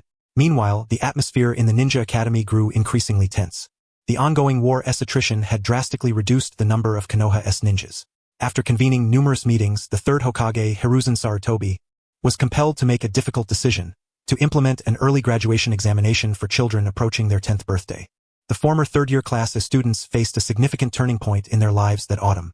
The graduation exam took place under a solemn atmosphere. Among them, Minato Namikaze unquestionably secured first place, excelling in theory, weaponry, taijutsu, and the body replacement technique, earning the undisputed title of top graduate. Following closely was Kushina Uzumaki, whose vast chakra reserves, increasingly refined sealing techniques, and impressively formidable physical strength placed her second. Other students such as Shikaku Nara, Choza Akimichi, Ichi Yamanaka, and Uchiha Yo, all from distinguished families, also successfully passed the exam, becoming genin. The graduation ceremony was pared down to the bare essentials, devoid of pomp. Only a brief address by the third Hokage and swift processing at the ninja registration office. On the day he received his Konoha forehead protector, Minato stood at the school gates, observing the familiar yet varied expressions on his classmates' faces, his heart a tumult of emotions. He knew that once they parted ways, it was uncertain if they would ever meet again. With heartfelt wishes for his comrades, Minato tied the forehead protector around his head and turned to join Shikaku and his group, who greeted him warmly. Within the Hokage's office, smoke curled thickly through the air. Hiruzen Sarutobi sat behind his expansive desk, pipe in hand, exhaling wisps of blue smoke intermittently. Surrounding him were the 3 Konoha elders, Danzo Shimura, Genryusai Mito, and Koha Tenzin, all seated in attendance. Jiraiya leaned against the window, uncharacteristically somber, silently gazing out at the scenery of Konoha. Sarutobi, regarding the Jonin instructors for Minato Namikaze and Kushina Uzumaki, I believe reconsideration is necessary. Danzo spoke first, his tone dark and unequivocal. Though Jiraiya's prowess is formidable, his lackadaisical nature makes me doubt his ability to properly guide these 2 students, especially Kushina Uzumaki. He deliberately emphasized Kushina's name, and all present understood the unspoken implication. Kushina was the prospective Jinchuriki of the Nine Tails. Mito Uzumaki was advanced in years, and her succession was merely a matter of time. Kushina, as the ostensible last heir of the Uzumaki clan, possessed chakra naturally capable of suppressing the Nine Tails, making her the most suitable successor. Her safety was, to a certain extent, pivotal to Konoha's future plans. Koha Tenzin adjusted his glasses and picked up the thread. Danzo makes a compelling point. Sarutobi, Kushina is too important a figure. You should not permit her to leave the village at will. Consider this more carefully. Genryusai Mito nodded, his tone calm but resolute. I concur. The security of the prospective Jinchuriki is fundamental to the village's foundation. Any mishap would be catastrophic. We require a more secure arrangement. Seeing his 2 friends align with his stance, Danzo's eyes gleamed with a hint of triumph. Indeed, Sarutobi, perhaps you should entrust Minato solely to Jiraiya, while Kushina could be placed under Rude's tutelage. I guarantee she would receive the most systematic and safest training, enabling her to mature swiftly into her rightful role. Hiruzen Sarutobi exhaled a dense cloud of smoke, his gaze inscrutable amid the swirling haze. After a brief silence, his voice rang with steady authority. No, Danzo. Don't forget that Lady Mito is still alive. Aren't you afraid she might come to discuss this with you? At the mention of her name, Danzo's previously smug expression stiffened, words dying on his lips. In the end, he chose not to press further. The atmosphere thickened once more. Genryusai Mito sighed softly and shifted to another practical concern. Even so, Sarutobi, a team of only 2 members does not meet the standard formation. The three-man squad is Konoha's tradition. I have arranged a third member, Sarutobi said calmly. All eyes in the office instantly turned toward him. Jiraiya also pivoted, surprised as he looked at his teacher. Tenkuha. Sarutobi slowly uttered the name. He will join Jiraiya's squad as the third member. What? Koha Tenzin was the first to object. This is absurd. Tenkuha's contributions to the medical unit are well recognized, and the medicines he's crafted have saved countless lives on the front lines. You know this better than we do. To remove him from the relatively safe medical environment and thrust him into a riskier squad mission. What if we lose him? Sarutobi, you understand better than anyone the gravity of such a loss. Indeed, Sarutobi. Genryusai Mito also spoke, urging caution. Tenkuha's role is irreplaceable, and he has almost no combat experience. Forcing him into combat so suddenly would not only be wasteful but also a burden on his teammates. Danzo remained silent, but a glint of calculation flickered in his eyes, as if weighing the pros and cons of this arrangement. Sarutobi tapped his pipe gently against the edge of the ashtray, producing a crisp sound. Precisely because of their importance, they require the most reliable protection and guidance. Sarutobi's gaze sharpened. Jiraiya is my disciple. I know him well. On the surface, he appeared unruly, yet in truth, he was deeply loyal, profoundly responsible, and possessed strength sufficient to confront the vast majority of threats. Under his leadership, he was far better suited than any conventional Jonin. Hiruzen. Sarutobi paused momentarily, then turned to Koharu and Danzo. Placing Kushina at the rear may seem safe, but it is, in fact, another form of exposure. She must grow, integrate into Konoha, and learn to live, fight, and forge bonds as the ninja Kushina Uzumaki, not merely as the Nine-Tails vessel. Only by being surrounded by reliable comrades and mentors, undergoing appropriate trials, can she truly stabilize and become a genuine pillar of the village's future. As for the gaze of the third Hokage, it drifted toward the window, as if he could see the youth busy in the hospital's consultation room. His abilities were indeed precious. Yet, for over a year he had scarcely ever left the hospital or laboratory. Minato could not remain in the rear indefinitely.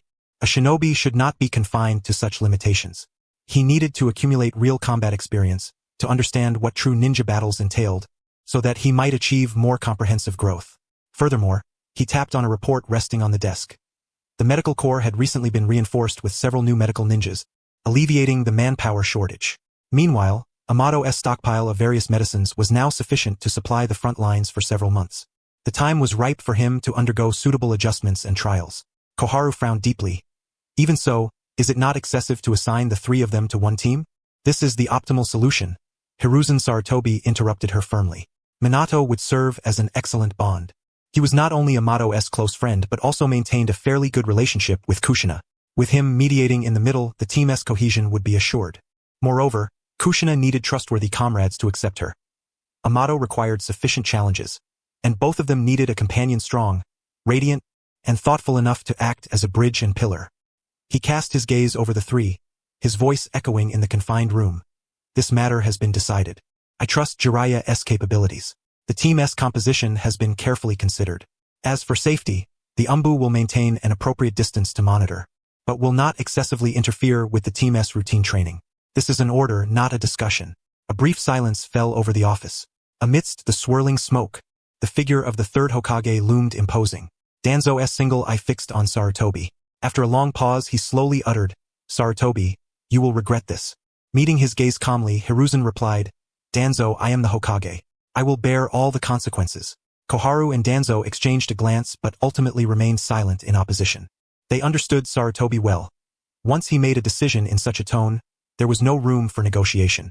Humph. Danzo looked at Koharu and Danzo, who had previously united with him, but now no longer spoke. With a cold snort and a gloomy expression, he rose. With a harsh slam of the door, Danzo left the place that had begun to vex him. Jiraiya, standing quietly in the shadows, had not uttered a word from start to finish. He merely crossed his arms and leaned against the wall, the playful expression usually on his face subdued. His pupils shimmered with a complex light. There was the warmth of trust in his teacher, a hint of nervousness about leading the team, but more deeply, a heavy sense of responsibility. He understood the weight of this team. To some extent, his own teacher was entrusting him with certain aspects of Konoha's future. That evening, in the underground laboratory, Minato had just finished configuring and sealing another batch of medicine. Rubbing his weary eyes, he sank onto a stool, feeling somewhat drained. Holy Light System. Host. Minato. Level. 10. 152,000. Mana. Holy Light Energy 20,360. Recovering. Skills. Slow Healing LV2 can be released remotely over short distances. Remote casting consumes 50 mana. Short distance casting consumes no additional mana. Healing effect increased by 25%. Guardian Emblem LV2 marks a designated target with a protective seal, slightly boosting their defense and resistance to abnormal states. Lasts 15 minutes. Consumes 20 mana. Gift of Courage LV1 slightly enhances target's strength and speed. Lasts 10 minutes. Consumes 25 mana. Holy Light Cross LV1 condenses holy light energy into a cross-shaped projectile. Upon hitting, triggers area damage. Deals extra damage to enemies with evil or dark attributes. Consumes 30 mana. Subprofession. Alchemist LV5, currently unable to level up. Formulas. Omitted. Gazing at the panel that appeared in his mind, Minato exhaled with a measure of satisfaction. As his level rose, the required experience grew increasingly immense. Even working 2 shifts alternately, he had only just reached level 10. After all, suitable patients did not appear every day in such numbers. Upon reaching level 10, not only had his total mana and recovery rate improved, but he had also learned several new skills, some of which evolved with his character level. For example, slow healing at level 2 provided increased healing capabilities and, crucially, the ability to cast remotely within a certain range. This meant that in battle, he could perform emergency healing on allies within a certain radius without manual casting. The light orbs traveled at incredible speed, nearly instantaneous, barring any obstruction along the way, representing a qualitative leap. The newly unlocked Holy Light Cross compensated for his prior lack of ranged attacks. Though not overwhelmingly powerful and costly to use, it was at least an area of effect ranged attack. Coupled with Gift of Courage and Guardian Emblem used on himself to enhance his taijutsu, even a typical Jonin caught off guard could suffer greatly. What delighted him most was the realization that came with his first skill directly aiding others. Whenever he buffed teammates who then killed enemies, he would gain a portion of the experience points. This implied he need not remain in the rear indefinitely. By buffing comrades and staying within range, he could gain experience from their battles, vastly expanding his opportunities for growth. What are you spacing out for? Tsubaki Okio's somewhat languid voice came from beside him. Once you're done, tidy up. Oh, and the Umbu sent word, head to the Hokage's office later. Minato nodded in acknowledgement and swiftly organized the laboratory. As he removed his lab coat and changed into civilian clothes to depart, Tsubaki suddenly called out to him. Kid. Her voice was less casual than usual. No matter what the third asks of you, remember first and foremost, you are a medical ninja. Preserving your own life is the only way to save others. Remember the 3 cardinal rules of medical ninjas. Don't be like those hot-headed fools who recklessly charge forward. Got it? Minato turned and met his teacher's rare serious gaze, nodding solemnly. Understood, sensei. The conversation in the Hokage's office was succinct and direct. Upon hearing that he would be assigned alongside Minato and Kushina to a newly formed Jonin team led by Jiraiya, Minato felt a brief shock, followed by a sense of relief and a subtle undercurrent of anticipation. The past year's nearly isolated routine, hospital to laboratory and back, had been fulfilling but also engendered a certain disconnection from friends and the outside world. Experience gained from solely treating wounded patients had begun to slow noticeably. That newly unlocked method of acquiring experience seemed almost designed as a prelude to the path ahead. Before him, the third Hokage regarded him with gentle eyes. The reserves of medicinal supplies were ample, and the recent pressures on the medical team had eased considerably. It was time for you to truly witness the world of shinobi. Jiraiya would prove to be an excellent mentor, and Minato Namikaze and Kushina Uzumaki were comrades you knew well. Remember, your abilities are precious, but you need not be constrained by them. Amidst trustworthy teammates, learn how to survive and contribute as a supportive presence in battle. The daily ANBU escort would be withdrawn, the third Hokage added, for with Jiraiya present, safety was sufficiently assured. Excessive protection would only hinder your cohesion and growth. Tenkuha inhaled deeply and bowed slightly. Yes, Lord Hokage. I shall strive diligently and live up to your expectations. Upon emerging from the Hokage's office, dusk was settling. Tenkuha did not return home directly but took a detour to the Ninja Academy. The graduation assessments appeared to have just concluded, and the campus was suffused with a mingling atmosphere of farewell and anticipation. From afar, he saw Minato Namikaze surrounded by several classmates, speaking with his customary gentle smile, yet his gaze shone more brightly than ever before. Nearby, Kushina Uzumaki leaned alone against a tree, arms crossed, her eyes fixed on the distance, her crimson hair gently fluttering in the evening breeze. Sensing a gaze, she suddenly turned her head and precisely caught sight of Tenkuho's position. Their eyes met. Kushina paused momentarily, then pursed her lips and looked away, though the tips of her ears flushed faintly. Unable to resist, Tenkuha smiled softly. It seemed she already knew. 3 days later, within the medical team, a farewell of unique sentiment was unfolding. Tsubasa, Medic Ren, abandoning her usual sharp and brisk demeanor, grasped his arm, eyes brimming with tears. Whether she discreetly wiped away some eye irritation was uncertain. With an expression full of reproach, she said, "If you leave, what will the trauma department do? Without you, where will we find such an excellent medical ninja for those complex cases? Without you, the hospital's efficiency will drop by 20%. Haruno stood silently nearby, offering some special medicines she had prepared herself, such as potent antidote pills and specially formulated ration pills. Other familiar medical ninjas gathered around, voices overlapping. "Tenkuha, we will miss you. Come back whenever you have time. The medical team is your home. We will miss your skills." Surrounded by the warm-hearted medical ninjas, sweat beaded on Tenkuha's forehead as a stiff smile clung to his lips. He nodded repeatedly. Yes, certainly, thank you all, MMM. While speaking, he carefully attempted to withdraw his arm from Medic Ren's grasp, stealthily stepping backward. Just as Medic Ren began to choke up, reminiscing about when he first arrived and how he had become the trauma department's ace, Tenkuha seized the moment, bent suddenly, and slipped through a gap in the crowd. I'm going to be late for registration. Captain Ren. Haruno. Seniors. Farewell. Before the words finished, he darted out of the medical team's gate like a startled rabbit. Tenkuha even employed chakra acceleration, leaving behind only a faint trail of dust and the disheveled medical team in the breeze. Medic Ren's sobbing abruptly ceased. She lowered the hand she had pretended to use to wipe tears, pursed her lips and said, "Humph, quick on your feet." Yet a genuine smile of blessing flickered in her eyes. The group paused for a moment, then burst into good-natured laughter before dispersing to their duties. The boy who always treated quietly and occasionally smiled warmly had departed for the time being, but the work must go on. At the Konoha training grounds, Sector 7.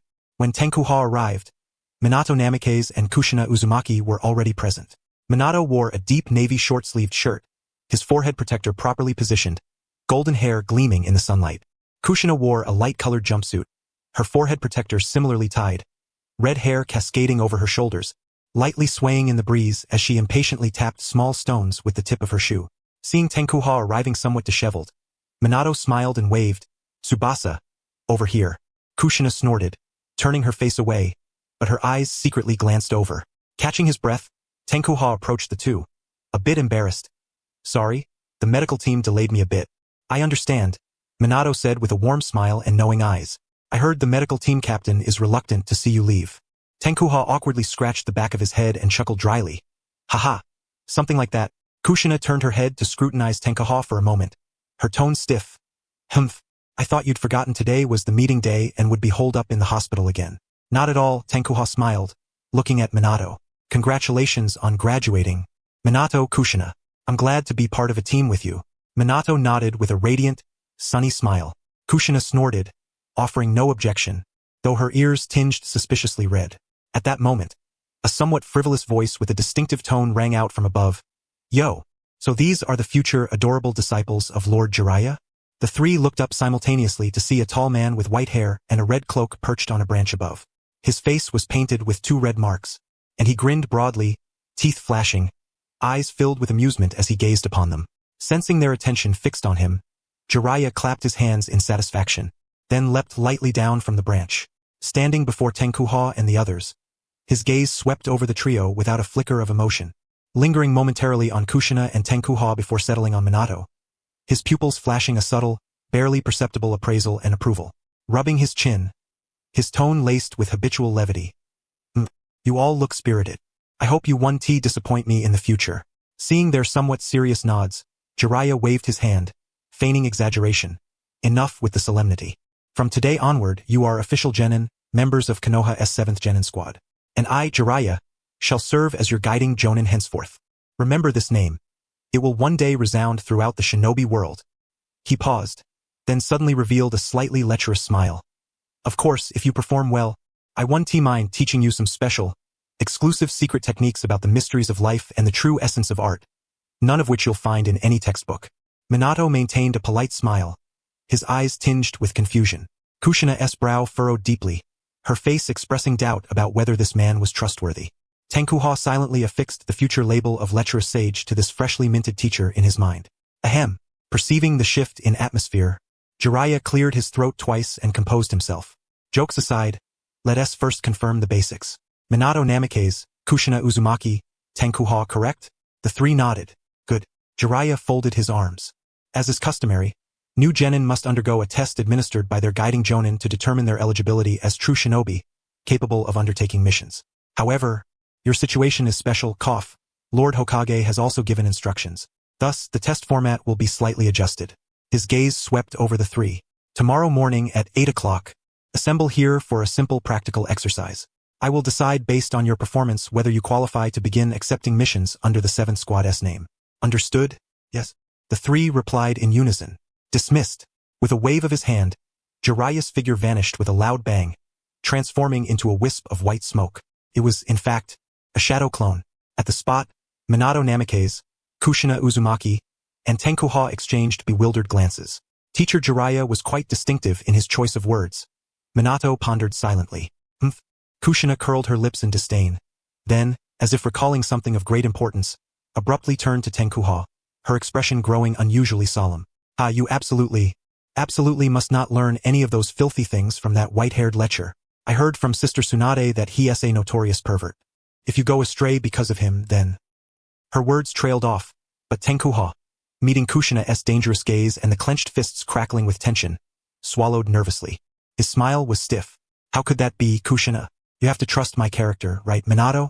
Beside them, Minato, who had initially been an amused bystander, was caught off guard to be dragged into the conversation. Watching Kushina turn her gaze slowly towards him, a bead of cold sweat slid down his forehead. He chuckled awkwardly twice. Why yes, Kushina, you have to believe us. We have absolutely no interest in the kind of artistry that teacher Jiraiya talks about. Seeing the two nodding like pecking chicks, Kushina regarded them with half-belief for a moment, until sweat beaded on their backs, then turned away. As she did, Tenkuha and Minato exchanged a furtive glance, breathing a sigh of relief as if having survived a great ordeal. And thus, a brand new Team 7 was officially formed. The following morning, Minato Namikaze had long been waiting at the training ground, currently engaged in warm-up exercises in place. Kushina Uzumaki sat upon a nearby, pristine boulder, propping her chin in her hands. She appeared lost in thought, her gaze fixed on the distant forest, but in truth, her ears twitched subtly, alert to the sounds around, especially the entrance leading to the training ground. When the clock struck the agreed-upon hour of 8 o'clock, a hurried set of footsteps approached from afar. Tenkuha appeared at the entrance of the training ground, slightly out of breath, a thin sheen of sweat on his forehead, his face bearing a mix of apology and the drowsy confusion of someone not fully awake. Sorry, I'm late. Tenkuha hurried over, speaking with a hint of embarrassment. He rarely had to rise early, though he had awakened at 6. The thought of not having to report to the medical unit allowed him to catch a bit more sleep, nearly causing him to miss the time. The rare deep sleep had evidently refreshed his spirit. His cheeks flushed with a healthy glow. Minato ceased his warm-up and turned to regard Tenkuha's rosy complexion, a faint smile playing on his lips, a teasing glint in his eyes. Good morning, huh? It reminds me of the first time we met outside the apartment. You were in quite a rush that day as well. At Minato's remark, Tenkuha's face flushed with embarrassment as he scratched the back of his head. Ha, let us not talk about that. Where's teacher Jiraiya? Hasn't he arrived yet? Humph, that big lecher is probably off somewhere doing something unspeakable, Kushina muttered, hopping down from the boulder, her tone sharp and displeased. Clearly, Jiraiya had not made a good first impression on her yesterday. As Kushina stood firmly before him, Tenkuha was about to greet her when, bang, a moderately loud but abrupt puff of smoke appeared in the center of the training ground. The three immediately became alert and turned their gaze toward the source. In the center of the clearing, a cloud of white smoke dispersed, followed by a loud, deliberately elongated voice, tinged with theatrical flair. Tada, the madman of Konoha, the heir to Mount Myaboku, the future legendary ninja destined to carve his name in history. Your dashing and invincible guidance Jonin, Lord Jiraiya, makes his grand entrance. As the smoke cleared, Jiraiya was seen perched on one foot atop a massive toad nearly half a man's height, its skin a deep green adorned with peculiar black markings around its eyes. Striking a pose he deemed supremely handsome, Jiraiya seemed to await the anticipated exclamations of amazement, cheers, or at least a surprised intake of breath. Yet the training ground remained utterly silent. The wind rustled through the grass, stirring a few fallen leaves, as if 3 ebony crows, trailing long ellipses, silently flew over the heads of the 4. The summoned toad, evidently growing impatient, croaked irritably, as if complaining about being called forth merely for show. Minato's gentle smile froze, his lips twitching involuntarily. In his usually clear blue eyes, a rare expression of bewilderment and confusion flickered. He parted his lips, as if about to say something, but words failed him. Instead, he simply widened his eyes and stared blankly at Jiraiya. Kushina's expression was unreadable as she stared at the figure and the toad in the center of the field. Within her dark eyes was reflected a clear disdain, as if to say, sure enough, an idiot. Sister Tsunade was right. Is it too late to quit the team now? She rolled her eyes slightly, turning her head. Not a grand gesture, but enough to convey her mood. After an initial moment of shock, Tenkoha bowed his head quickly, rubbing his brow vigorously, his shoulders trembling slightly. He feared that if he didn't restrain himself, he might burst out laughing or make some improper noise. 3 pairs of eyes, varying in expression but none showing admiration or delight, fixed unblinkingly on Jiraiya and the toad beneath him, which seemed equally reluctant to perform. The expected awe, reverence, or surprise never materialized. The air was thick with an awkward silence among friends, punctuated only by the toad's impatient croak. Jiraiya's radiant smile visibly faded, then utterly collapsed.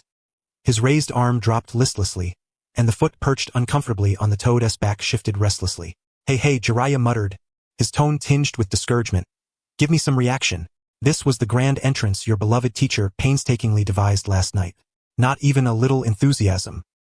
He casually dispelled the summoning jutsu, and the toad, wearing a face of relief as if the ordeal was finally over, vanished in a puff of white smoke. Jiraiya landed lightly, brushing off the non-existent dust from his clothes, attempting to salvage some dignity, though his efforts appeared largely futile. Teacher Jiraiya, Minato finally found his voice, struggling to maintain a polite smile that was already somewhat strained, endeavoring to ease the tension. Your entrance was incredibly creative, truly memorable. He spoke earnestly, if one overlooked the slight flicker of distraction in his eyes. Upon hearing this, Jiraiya's eyes instantly brightened once more. The earlier gloom swept away in an instant. He patted Minato's shoulder heartily and laughed. Right. I knew there were some who appreciated it. Minato, you've got an eye for talent. Kushina, at last losing her patience, shouted angrily at Jiraiya. Hey, you idiot pervert teacher, didn't you say there'd be a test today? Why aren't we starting? We didn't come here to watch your performance. Being called a pervert teacher by his own students caused a visible vein to throb on Jiraiya's forehead. He glanced at Kushina, confirming once again that this girl was definitely Tsunade's kin. Her temper was carved from the same mold. Rubbing his nose, he decided not to stoop to the girl's level, not out of fear of some blonde violent woman. The test content is simple. Jiraiya composed himself, withdrawing a bell tied with a red string, which he twirled between his fingers, producing a clear, tinkling chime. See this bell? The rule is to snatch it from my hand. The time limit is until the sun reaches its zenith at noon. However, he abruptly shifted his tone, his gaze sweeping over the 3 of them. For certain reasons, he would not subject them to the conventional team coordination test. This trial was primarily intended for him to witness firsthand the true extent of their abilities, and to determine whether they possessed the qualifications to face the dangers that might lie ahead as shinobi. His voice grew heavier, imbued with an unprecedented solemnity. Therefore, cast aside any naive notions such as this is just a test or the teacher will hold back. Today's rule is to seize this bell with the resolve to kill me. What? Minato, Namikaze, and Amaterasu simultaneously displayed expressions of astonishment. Even Kushina frowned deeply. There is no need to doubt your ears. Jiraiya grinned broadly, the smile carrying the confidence befitting a top-tier ninja. Do not worry about truly killing me. If you manage to do so, then that would indeed be a testament to your skill. He shook the bell and continued. If any one of you succeeds in snatching the bell, it will count as a collective pass. As a reward, I will treat you to lunch at Konoha's finest barbecue restaurant, an all-you-can-eat feast. However, he raised a finger. If no one manages to seize the bell, then not only will you forfeit lunch, but you will also be subjected to further intense training in the afternoon, and in the evening, all 3 of you will be required to treat me to barbecue, at the most expensive place as well. Minato's eyes narrowed slightly as he swiftly entered an analytical state. Amaterasu furrowed his brow in secret. This was unlike the bell-snatching exercise he remembered, focusing more on individual prowess and adaptability under pressure. Kushina's eyes brightened. Upon hearing that there would be no holding back and that they must have the resolve to kill him, rather than cowering, her fighting spirit ignited, her fists quietly clenching. Then, Jiraiya leisurely tied the bell to the most conspicuous position on his waist, calmly clapped his hands, and declared, the test begins. Before the final syllable of begins had fully fallen. Ha! A crisp, sharp shout, and Kushina Uzumaki's form surged forward like a cannonball unleashed. She employed no tactical feints or maneuvers, instead brutally condensing chakra into her right fist and launched a simple, direct punch aimed squarely at Jiraiya's face. The rush of air howled, accompanied by a low, rumbling burst of energy, as the surrounding atmosphere was compressed and seemed to moan under the pressure. Oh, a straightforward frontal assault? Admirable courage. Jiraiya's eyes flickered with a trace of admiration, though more so with the calm composure befitting a senior shinobi. He assessed that Kushina's sprinting speed and force, though far surpassing that of an ordinary genin, still lay within a range he could effortlessly handle. He even entertained the thought of blocking slightly, to temper her ardor and demonstrate the depth of a Jonin's prowess. Yet, as Kushina closed the distance to less than half a meter, her petite fist hurtling toward his face, an intensely familiar sensation surged through him, accompanied by a dull ache in his ribs. That feeling, Jiraiya's pupils contracted sharply, and an image of a certain golden-haired ponytail flashed through his mind. Tsunade's monstrous strength, Jiraiya's arm, which had been prepared to block, came to an abrupt halt. Chakra erupted beneath his feet, and his figure blurred into a shadow as he narrowly evaded what appeared to be a slow punch but was, in reality, terrifyingly powerful. Boom! A heavy, muffled explosion rocked the training ground. Kushina's fist grazed the edge of Jiraiya's clothing and struck the vacant ground behind where he had stood with tremendous force. In an instant, earth and stone fractured, dust billowed up. A menacing crater over 15 feet in diameter and nearly 2 feet deep appeared suddenly, with spiderweb-like cracks radiating wildly from its center, causing the entire training field to seem as though it trembled. Jiraiya reappeared several meters away, glancing back at the massive pit, a bead of cold sweat sliding down his temple. Although the power was still far inferior to Tsunade's, there was no doubt that this was a punch of monstrous strength. Had he been hit squarely?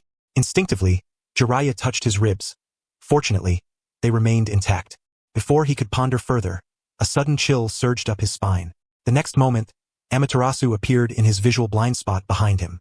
Without any flashy moves, just a simple, straightforward punch was mercilessly delivered to Jiraiya's spine.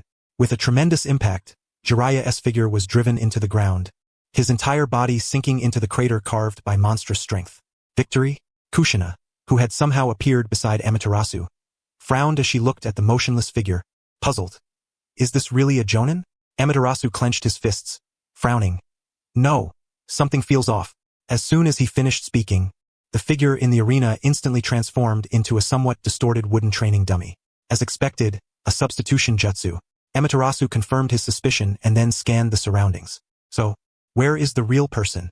The next moment, a pair of hands emerged from the ground, reaching toward the ankles of Amaterasu and Kushina. Before Kushina could register her shock, Amaterasu reacted swiftly, wrapping an arm around her waist and hoisting her up as if carrying a sack of rice, instantly whisking her away from the spot. Hey, wait! Being carried on his shoulder in a most undignified manner, Kushina's mind went blank, then was swiftly overwhelmed by a surge of embarrassment. Her fair cheeks flushed visibly red, the color spreading rapidly to her ears and neck. She could not help but let out a sharp scream, struggling wildly with hands and feet. After several leaps, they landed steadily upon the stout branch of a large tree. Only after confirming their temporary safety did Amaterasu carefully set down the still flailing Kushina, then exhaled softly, his gaze wary as he looked toward the ground where the ambush had occurred. Only then did Amaterasu notice Kushina's unusual state. Noticing her flushed face, he looked at her with puzzlement. What's wrong, Kushina? Why is your face so red? Nothing. None of your business. Stay away from me. Kushina, like a cat whose tail had been stepped on, shrank back abruptly, avoiding Amaterasu's inquisitive gaze and encroaching presence, turning her head away with a pout, leaving him only a crimson ear and violently heaving shoulders. Yet, the more she forced herself not to think about it, the more vivid the warm sensation at her waist and the close proximity of the presence became, and the heat on her face was impossible to quell. Perplexed by her intense reaction, Amaterasu could only suppress his questions for the moment and redirected his attention to the training ground. They saw that the ground where they had been originally standing began to slowly bulge, and Jiraiya emerged from beneath the earth. He could not help but praise, very good. Your offensive capabilities are at least at the Chunin level or higher. Amaterasu's reaction speed and crisis management were also excellent, able to evacuate a companion under such circumstances. He paused, a hint of awkwardness flickering in his eyes. However, the method of evacuation was somewhat unusual. From his perch in the tree, Kushina's ears reddened further as she shot Jiraiya a fierce glare. Although it was somewhat lenient, Jiraiya still acknowledged the two of their abilities. Just as he climbed out and had yet to regain his footing, a golden figure, like a teleportation, silently appeared behind him. His movements were agile and utterly devoid of any mundane aura, so swift as to seem a streak of light tearing through the air. Without any sound, as if he had been there all along, this extreme speed was manifested vividly in Minato Namikaze. The next instant, his fingers silently reached toward the bell tied at Jiraiya's waist, the fingertips barely brushing the cold metal edge. The timing, angle, and velocity of this surprise attack were impeccably executed, far surpassing the standard Jonin level, even exceeding that of many Chunin. That cool-headed judgment and instantaneous burst of power elicited a silent cheer from Jiraiya himself. However, Jiraiya, being a seasoned Jonin with countless battles under his belt, possessed combat experience that was by no means inferior, even if he had yet to reach the heights he would attain in the future. When confronted with Minato's stealthy attack, he did not even bother to turn around. A mere subtle twist of his waist sufficed, while his right hand, as if forewarned, reached out to grasp Minato's wrist. Minato, though caught by the wrist, remained unflustered. Swiftly altering his movement, he continued to reach for the bell. The instant his fingers brushed against the red cord, Jiraiya exerted force through his waist, seizing Minato's wrist and forcefully flinging him aside. His fingers had ultimately fallen just short by a fraction. Minato was propelled through the air by a gentle yet irresistible force, executing several nimble backflips mid-flight before coming to a steady halt beside Kushina and the others. Jiraiya glanced at the bell hanging from his waist, a smile of exhilaration and admiration spreading across his face. Impressive, Jiraiya exclaimed loudly, his gaze sweeping over the three poised and alert figures before him. Your coordination just now, if you were freshly promoted Jonin, even a moment's lapse could have been exploited. But alas, you've met teacher Jiraiya. Such a level alone is not enough to wrest it from my grasp, ha ha ha. The sudden self-praise from Jiraiya left Kushina and the others momentarily speechless, the previously tense offensive and defensive atmosphere relaxing considerably. Kushina beckoned to Kushina and Minato, signaling them to come closer. Jiraiya made no move to stop them, merely watching as they whispered amongst themselves. Observing their seemingly deliberate consultation, Jiraiya finally spoke. Oh? Having sensed the futility of a brute force assault, you're beginning to strategize? Come at me then. Your teacher will be ready. Yet, the next moment caught him by surprise. The trio exchanged a few whispered words before vanishing from sight within a few bounding leaps. Oh? Choosing to conceal yourselves? Seeking a better opportunity? Jiraiya raised an eyebrow, not with disappointment but with heightened interest. A wise choice. When facing an opponent significantly stronger, reckless assaults are not the way. Understanding how to exploit the environment and create uncertainty, that is the true essence of a shinobi. Very well. Let me see how long you can remain hidden and what kind of offensive you can devise. Jiraiya's voice echoed across the spacious training ground. He relaxed his posture but spread his senses like mercury flowing, meticulously capturing every subtle anomaly. The flow of chakra, even the faintest tremor in the foliage. In the shadows of the forest, Kushina, Minato, and Kushina gathered swiftly. The teacher's speed and reflexes are astonishing. A frontal assault leaves almost no opening, Minato murmured sharply, analyzing. My body flicker technique barely keeps pace, but I lack the strength and breakthrough power. Kushina's strength is sufficient, yet a direct charge is easily anticipated and evaded. Kushina's ambushes are effective but require closer distance and better timing. Kushina nodded, glancing at his companions. I have a plan to temporarily enhance our speed and strength, but the effect will last only about 10 minutes.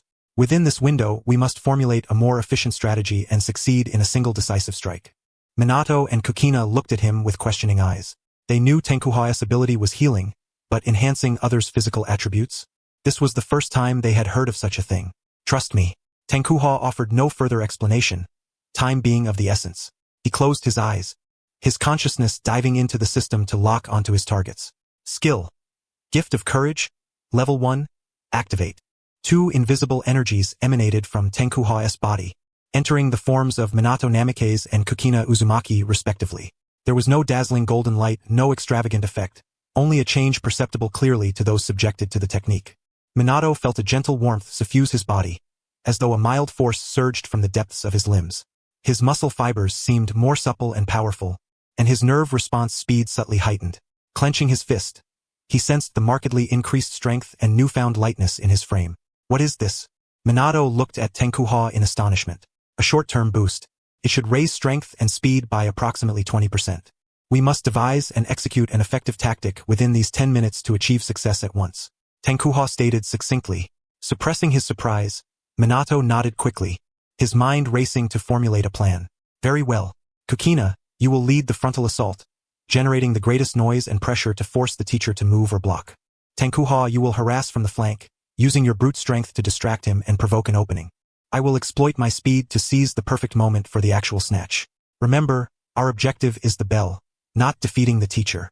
All actions should create opportunities for the final grab. Kushina, feeling the power surging within her, bristled with fighting spirit. Understood. Tenkuha nodded as well, no problem. The three exchanged a glance, their tacit understanding forged. They did not keep Jiraiya waiting long. Approximately 3 minutes later, the shrubbery to Jiraiya's left rear suddenly exploded open. Dozens of shuriken and kunai shot forth like a violent storm, covering multiple angles where he might evade. Oh, you can't hold back any longer? Jiraiya's body swayed slightly as he casually produced a kunai, effortlessly deflecting all the incoming blades. At the very moment his guard was momentarily disrupted by the barrage, a red figure appeared at his side, delivering the signature, terrifyingly forceful straight punch. This time, her speed was noticeably faster than before. The gust of her fist was fiercer, sealing off Jiraiya's rightward escape route. Almost simultaneously, Tenkuha surged from the shadows on Jiraiya's left flank. Eschewing brute force, he clenched his right fist, concentrating golden energy intensely. Holy light cross, he bellowed, suddenly spreading his 5 fingers and thrusting forward. A cross-shaped orb of light roughly the size of a basin shot forth like lightning, not aimed at Jiraiya's body but predicted to strike just behind his landing spot. What the? Jiraiya was taken aback. This was no ordinary ninjutsu. The peculiar energy within the radiance felt unfamiliar. He had to improvise, forming hand seals, earth release, earth wall. A thick, sturdy wall of earth rose, intercepting Kushina's brute force and Tenkuha's holy light cross. A fierce roar and explosion reverberated through the open training ground. The earth wall held only briefly before collapsing, but it bought Jiraiya enough time to retreat. Just as Jiraiya was surprised by the ferocity of the attack, Minato Namikaze, like a golden phantom, flashed behind him from the shadows, empowered by the gift of courage. His speed peaked at an unprecedented level, nearly transforming him into a golden streak too swift for the naked eye to discern. Jiraiya's senses were acute. He detected Minato's arrival almost simultaneously, but his body's reaction lagged ever so slightly due to the chain of continuous attacks. Minato's hand was swift, precise, and steady. Just before Jiraiya's fingers could intercept again, his fingertips lightly hooked. Dingling, a clear, melodious bell rang out, echoing throughout the training ground. Time seemed to freeze in that instant. Kushina held her punching stance. Tenkuha retracted his hand from releasing the holy light cross. Jiraiya's intercepting gesture hung suspended in midair. Meanwhile, Minato Namikaze had already gracefully executed several backflips to clear the area, breathing slightly heavily. Evidently, the explosive burst he had just unleashed had taken a considerable toll, yet his face blossomed with a radiant and sunny smile. He slowly raised his right hand, his fingertips delicately holding a bell tied with a crimson cord. Jiraiya lowered his hand slowly and glanced down at his empty waist. After a brief silence, he suddenly erupted into hearty laughter. His voice bright, unrestrained, filled with surprise and satisfaction. Excellent. Well done, he exclaimed, clapping his hands vigorously as he approached the three. His gaze swept over them, finally resting on Amaterasu, curiosity and inquiry plainly evident.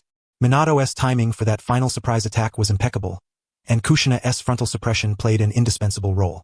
But Amaterasu, that golden orb attack just now, also, the sudden surge in speed and strength from all three of you earlier, what's the story there?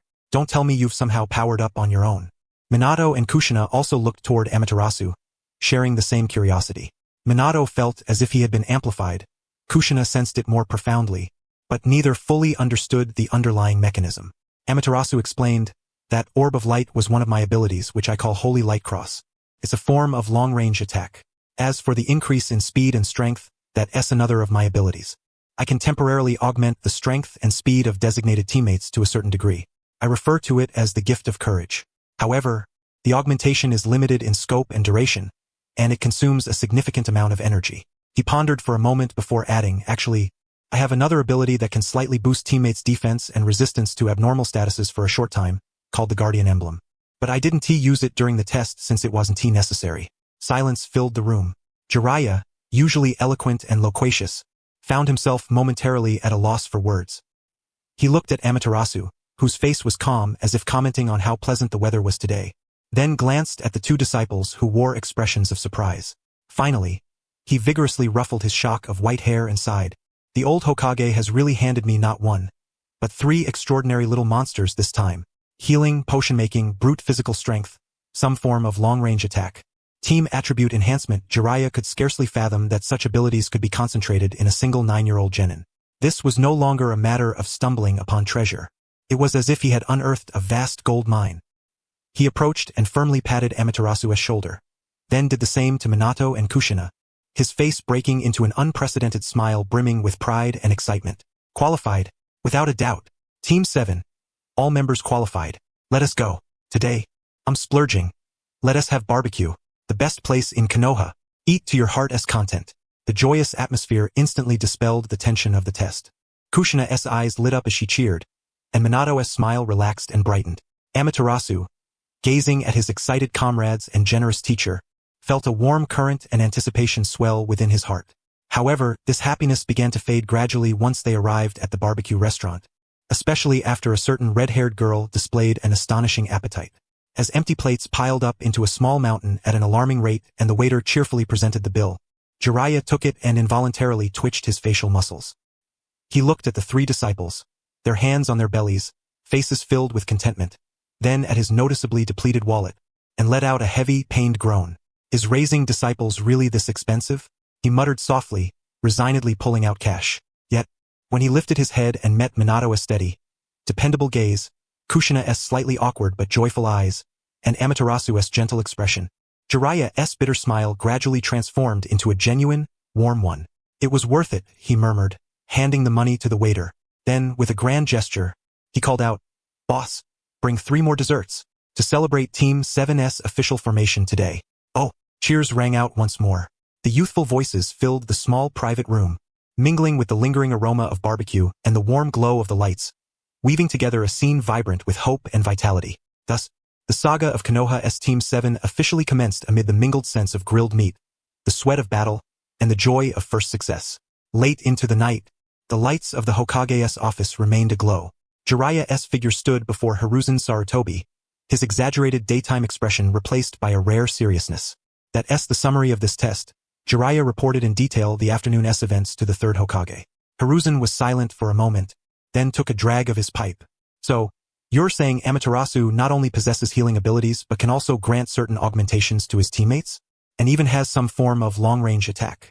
Jiraiya nodded with certainty. Yes, old man. And he's got brute strength too. You never told me about that before. God knows if that fist lands on me, I might be in the hospital for days. He cast a somewhat resentful glance at his teacher. Hiruzen ignored the slight complaint in his disciple's tone and slowly exhaled smoke. A glimmer of delight flickered in his eyes, the corners of his mouth curling upwards slightly. If I told you everything, what kind of test would that be? I never expected that our Jonin Amaterasu would be hiding such astonishing trump cards. Looks like this past year hasn't been wasted. That Amaterasu possessed brute strength came as no surprise to Hiruzen. It was one of the rewards granted for his contributions accumulated over time. For a while it had been a headache. Although the secret scroll on brute strength existed, it was a long-standing ninjutsu inherited by the Senju clan. While it wasn't impossible to teach it directly to Amaterasu, Hiruzen, out of caution, had him wait for a period. After sending a letter to Tsunade and receiving her somewhat casual response, Hiruzen finally handed over the method to train brute strength to Amaterasu. Since obtaining the training method, Amaterasu incorporated it into his daily regimen. Naturally, the Umbu reported all this to Hiruzen, yet Jiraiya scratched his head in puzzlement. But why wouldn't he practice ninjutsu? Why focus on brute strength instead? As a logistics guy, I sent it backwards to engage in close combat? Hearing his disciple's question, Hiruzen sighed softly, twirling his pipe between his fingers as he recalled similar confusion from his own past. He had privately asked Amaterasu why he favored brute strength so deeply. Hiruzen sighed again. Although Amaterasu's abilities are versatile, his progress in the 5 elements ninjutsu has been somewhat lacking. Maybe it's due to his constitution. He has almost no aptitude for the 5 elemental attributes. On the other hand, he demonstrates exceptional talent in taijutsu training and chakra control. Jiraiya stroked his chin thoughtfully. I see. Seeing his disciple deep in thought, Hiruzen asked, "What is it? Did something occur to you?" Teacher, Jiraiya looked up with a peculiar expression. Then what can I teach Amaterasu? Thinking it over, it seems Tsunade might be better suited for him, right? Healing, brute strength, violent tendencies, combat style. Hiruzen tapped Jiraiya's head with his pipe in mild reprimand. Jiraiya, have you lost your mind? Setting aside the fact that Tsunade is still on the front lines, remember what happened with Nawaki before. At the mere mention of that name, Hiruzen Sarutobi's words abruptly ceased, and the atmosphere in the office seemed to momentarily freeze. Silently, He slipped his pipe back into his mouth and drew a deep breath. Senju Shizune, Tsunade's younger brother, that vibrant youth brimming with hope and dreams, had met an untimely death just as his aspirations were beginning to take flight. That tragedy dealt a tremendous blow to Tsunade and was one of the key catalysts that drove her to devote herself ever more intensely to medical ninjutsu, determined never to lose comrades again. At this moment, sending forth a boy roughly Shizune's age was clearly an unwise decision. Jiraiya, naturally perceptive of the deeper meaning behind his teacher's unspoken words, sensed the heaviness in the air. He rubbed his forehead where it had been struck. His eyes flickering before a characteristic, irreverent grin spread across his face, as if to dispel the weight that lingered. "Ah, sensei, this is precisely the prime time for gathering intel," he exclaimed, theatrically slapping his thigh before turning toward the window. "You carry on with your work. I'll be off ahead." Watching Jiraiya eagerly clamber out of the window, Sarutobi chuckled and scolded. "You, Jiraiya, always sneaking out through windows. Can't you ever just walk through the front door properly? The front door is far too boring. This is what being a ninja is all about," came Jiraiya's voice faintly from outside. Sarutobi shook his head, smiling indulgently without pressing the matter further. He returned to his desk but did not immediately resume his official duties. Instead, he glanced cautiously to either side, ensuring no one was watching before, with a hint of furtiveness, carefully retrieving a crystal orb from a secret drawer beneath the desk. Sarutobi formed twin hand seals with an air of impatience. The surface of the crystal orb shimmered faintly as it began to reveal some rather risque scenes. "Hehe, after a day's work, it's time to unwind and check on the village's daily affairs," he murmured, a lascivious expression incongruous with the dignified image of the Hokage contorting his face as his eyes almost pressed against the orb. "Oh, this one's not bad. What a figure, cough. I mean, this building has quite the distinctive style. Oh, were any of the renowned villagers of Konoha to glimpse their revered third Hokage in this moment, their lofty image of him would surely shatter into dust." In the blink of an eye, the scene shifted to the following morning. Amato and Minato walked side by side along the street, their pace measured and unhurried as they made their way toward the rendezvous point with Team 7. They chatted idly about trivial matters when suddenly, a voice filled with surprise and uncertainty called out from the roadside. "Dr. Amato? Is that you, young Dr. Amato?" A young Chunin with a bright smile hurried toward them. "It really is you, young Dr. Amato. I thought I might have mistaken you. I haven't seen you at the hospital these past few days. Are you on leave? Thanks to your treatment, my previous injuries healed quickly and without any aftereffects. I honestly don't know how to thank you enough." Amato searched his memory briefly before recognizing the newcomer. "Ah, Senior Zetsu, you're too kind. It was my duty to treat you. I've been temporarily transferred out of the medical unit, so I haven't been on hospital duty recently." "Transferred?" Zetsu paused. Then his face revealed unabashed disappointment. "Ah, that is such a pity. We won't find such a good doctor again." His tone was sincere. Then his gaze shifted to Minato beside Amato, and then back to Amato, as if piecing something together. "So, you're now assigned to a squad on missions?" Amato nodded. Zetsu's eyes turned complex as they fixed on Minato, silently accusing him of having stolen their medic away. That unblinking stare made Minato's spine stiffen, and his toes curl uncomfortably. No, the reassignment was arranged by the Hokage. "Don't look at me like that," Minato thought, but his good manners prevented him from voicing such impolite thoughts aloud. He could only maintain a polite yet slightly awkward smile, his toes curling subtly inside his shoes. Zetsu chatted with Amato a little longer until Amato excused himself with the pretense of being nearly late. Reluctantly, Zetsu waved farewell. As he departed, Zetsu's gaze lingered on Minato's retreating figure, his eyes reflecting a complicated emotion. Minato felt a chill from that gaze and instinctively quickened his steps. Amato watched Minato's near-hasty retreat with amusement before hastening to catch up.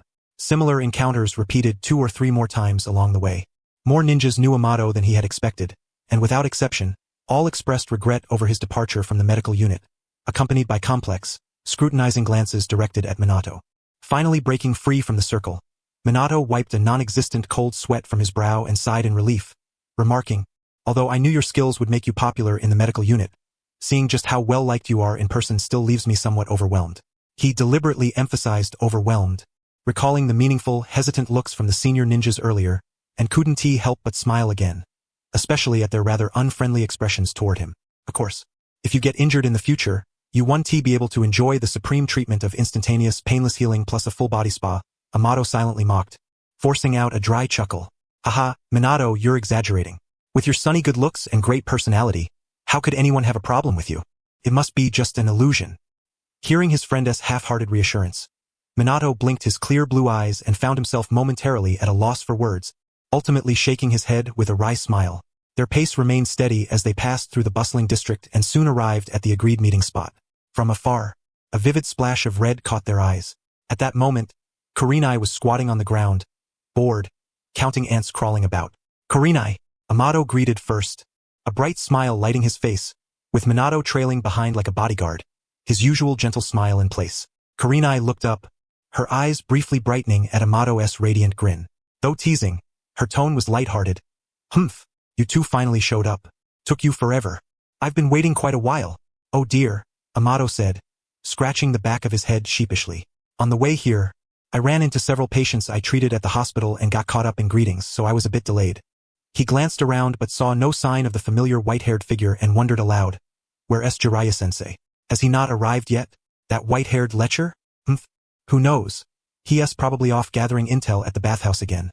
Kurenai replied with a disdainful toss of her head. Her nickname for Jiraiya had become firmly established and even received remote approval from Tsunade. No sooner had she spoken than a familiar voice rang from the telegraph pole overhead. "Oh? Who's back there bad-mouthing your teacher?" The three looked up to see Jiraiya half-crouched on the pole, a boisterously cheerful grin plastered across his face as he surveyed his students. "Yo!" Noticing their gazes fixed on him, Jiraiya waved before nimbly leaping down to the ground.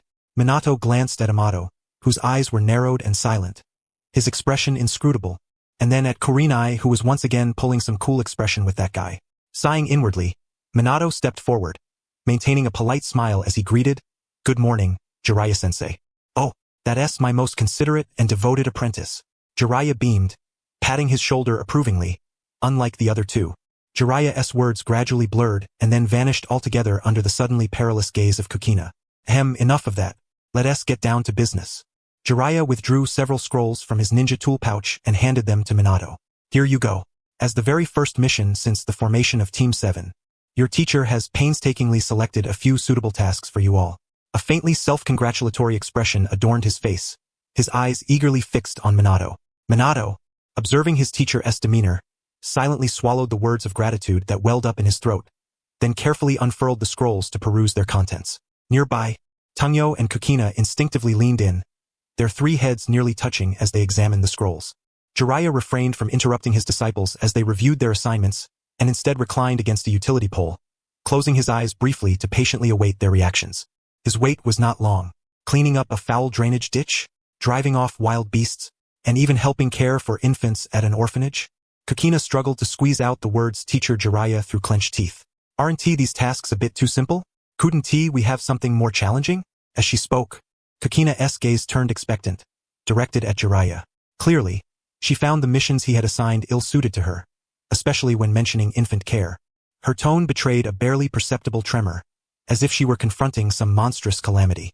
Jiraiya opened his eyes and met Kushina's eager gaze, his eyelid twitching slightly. "Don't overthink it.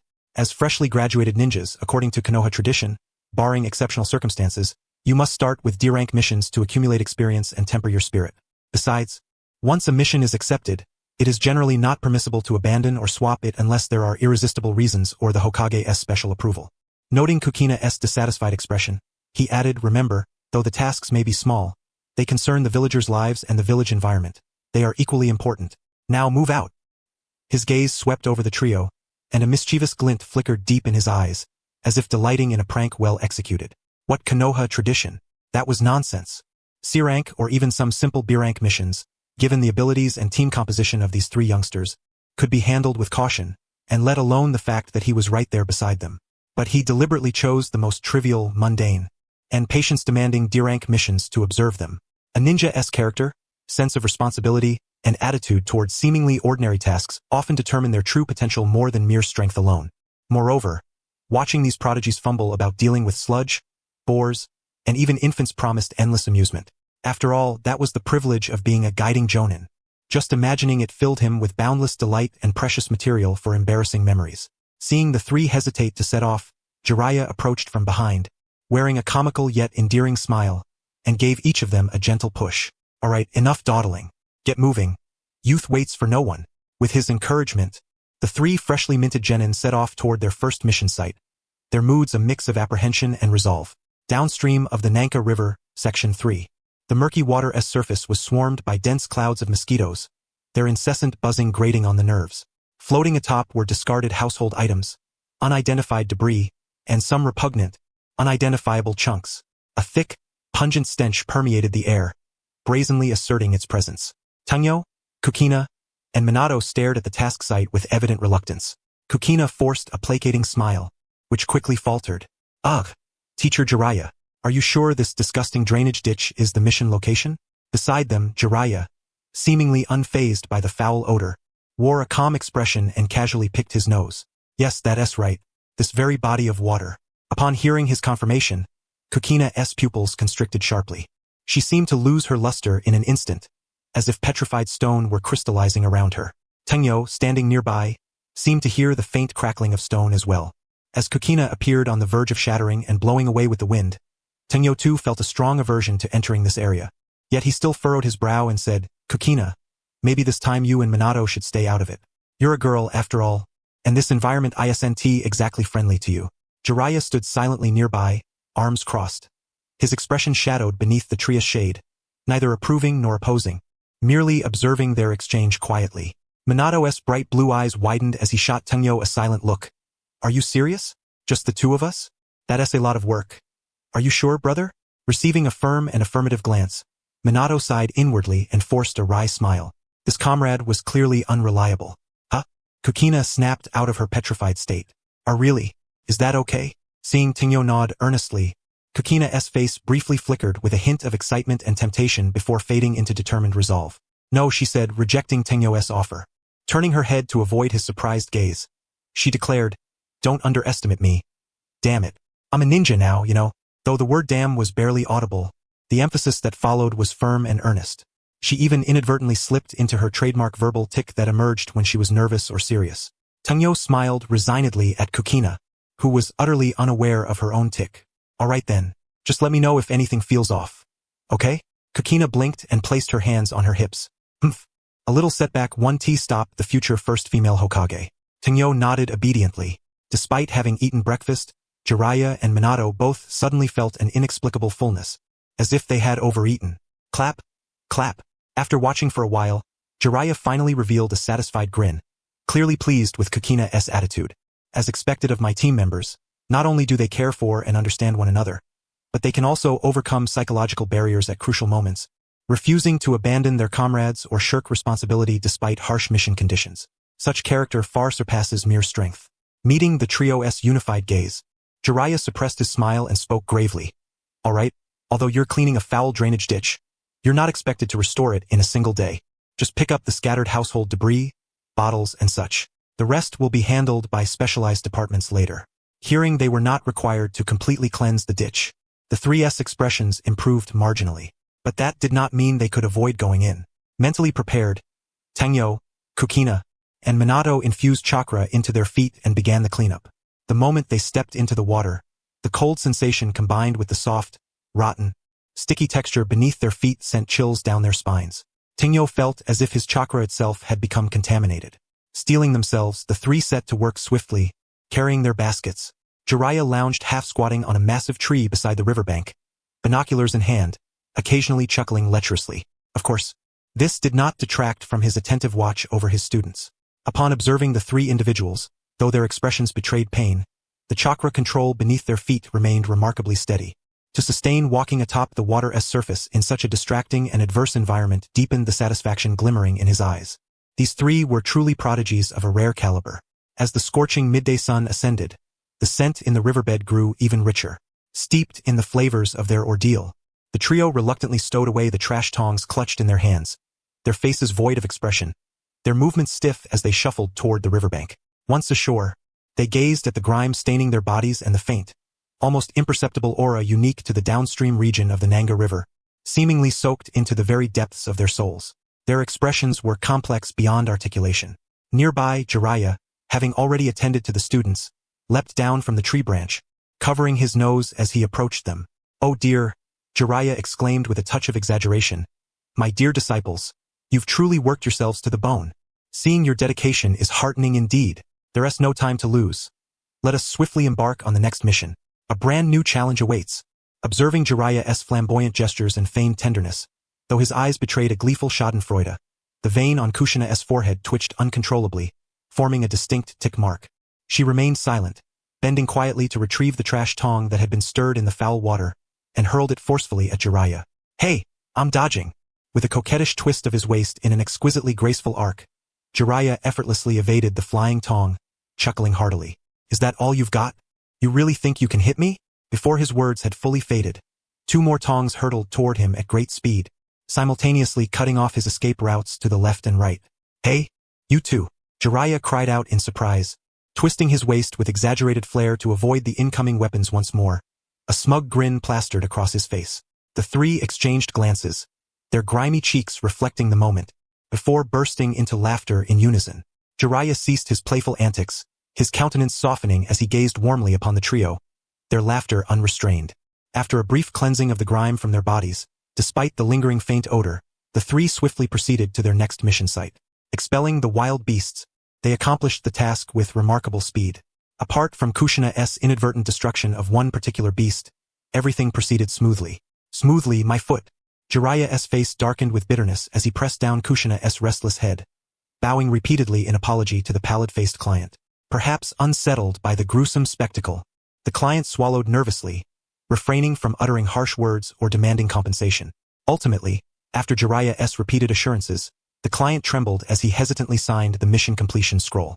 Jiraiya snatched the scroll with urgency, hastily pulling his 3 disciples along as they fled the pasture, leaving behind a client who seemed on the verge of tears, staring at the blood-stained earth. On the journey back to the village, Jiraiya launched into a heartfelt lecture, circling around Kushina with a seemingly endless litany, from mission objectives to ninja principles, from power regulation to environmental impact. Stopping just short of engraving violence cannot solve all problems on a stone tablet to tuck into her bosom. At first, Kushina protested, insisting it was the beast that charged first and that her actions were self-defense. Who could have guessed it was so fragile as to wear such a defiant expression? Yet, under Jiraiya's relentless sermonizing, Kushina finally acquiesced with a somewhat reluctant nod. Nearby, Tenkuba's smile betrayed his understanding. He knew Kushina had absorbed the lesson, but out of pride, she was unwilling to appear too compliant. As Jiraiya seemed poised to continue his litany, Tenkuba quickly intervened, noting the crease forming on Kushina's brow, clearly on the verge of eruption. The group, bickering and bantering, arrived at their final mission destination, a somewhat secluded orphanage. The orphanage director received them warmly, offering earnest instructions on the tasks before hastily departing, leaving the trio exchanging bewildered looks. Jiraiya, meanwhile, adopted an air of detached indifference. Standing at a distance, Tenkuba inhaled deeply. "I think I'll take another shower, otherwise with this stench there's no way we can properly care for the infants." Upon hearing this, Kushina and Minato nodded in agreement. The morning's foul river water combined with the vigorous exertions during the beast expulsion had left their bodies emitting an undeniably unpleasant odor. To approach infant care with such a scent, if the returning orphanage director were to notice, it might well cost them their heads. Turning to the idle Jiraiya, Tenkuba fixed him with a serious gaze. "While we're off bathing, we'll entrust you with the care of the babies, Jiraiya-sensei. With your experience, it's certainly no problem." Without waiting for a response, Tenkuba grabbed the others and dashed toward the bathhouse. Wait. Jiraiya instinctively reached out to stop them, but the words caught in his throat. He watched the 3 disciples disappear down the corridor, then glanced back at the nursery, where several infants, already uneasy in the presence of strangers, puckered their small mouths, on the verge of erupting into a cacophony of wails. His outstretched hand froze midair, and the relaxed, detached expression on his face finally cracked. "Oh no!" When Tenkuba and the others returned briskly, freshly showered and dressed in clean clothes, they were met with this scene. Their normally carefree and unruly teacher, Jiraiya, was in complete disarray, flustered and overwhelmed. He held a bawling chubby baby in his left arm while rocking a crib with his right hand. On the floor, 2 infants, feeling neglected, had joined the chorus of cries, each louder than the last, rising and falling in waves. Sweat streamed down Jiraiya's face. Though he had faced countless battlefields, he had never encountered such a spectacle. His own master, the 3rd Hokage, would never have assigned such a task to him. Muttering absent-mindedly, "Be good now, don't cry. Please stop crying," there was none of his usual composure. He had even forgotten the shadow clone technique, which would have been invaluable at that moment, instead resorting to the most primitive methods. Upon hearing footsteps, he looked up sharply. Seeing Tenkuba and the others, his face lit up as if salvation had arrived, relief flooding his features. You're finally back, Jiraiya whispered as if he had escaped death itself. Quick, take over. These little rascals are far more challenging than any S-rank mission. Though his actions appeared somewhat clumsy, he gently thrust the two babies in his arms toward Tenkuba, then vanished in a blur, leaving behind only a faint echo in the air. I leave them in your care. I suddenly recalled an urgent matter. I must be off. The three stood holding the infants forcibly handed over to them, the nursery filled with persistent cries, momentarily stunned. What on earth had their teacher done in such a brief span to provoke this uproar? Suppressing their urge to complain, the three exchanged glances, resignedly rolled up their sleeves, took a deep breath and began their duties. First, they studied the childcare guide left behind by the director. Minato held the paper, densely filled with notes and milk formula recipes, brow furrowed as though deciphering secret intelligence, examining the proportions and temperature of the milk and water. Kushina accepted another infant from Tenkuba, still competing in the contest of who could cry the loudest. Yet her stiff movements and forced smile twisted her features into something almost grotesque, clearly ineffective. The baby in her arms only cried more pitifully. With considerable effort, Amane Tenakazu finally coaxed the little tyrant cradled in his arms into a semblance of calm. Raising his gaze, he immediately noticed that the situation with Kushina was far more dire. Sweat beaded on her forehead, and her complexion flushed deeply. She seemed to teeter dangerously on the brink of an outburst. Kushina, why don't you take a break and help Minato with the formula? I'll handle this, Amane hastily suggested, unwilling to witness Kushina resorting to physical discipline on the infant in a moment of anger. Though he knew she wouldn't, her expression was truly alarming. Feeling as if absolved from a great burden, Kushina gingerly passed the hot potato she held to Amane and hurried to Minato's side. She stood before the array of bottles and jars, dazed, attempting to make sense of the numbers and measurements. Yet her thoughts were clearly elsewhere. Her eyes kept drifting involuntarily toward the opposite side of the room. There, Amane Tenakazu cradled one baby who was gradually ceasing to cry and beginning to sob softly, while his other hand awkwardly yet tenderly patted the back of another infant. He appeared remarkably focused and patient, a hint of resigned yet gentle smile curving his lips.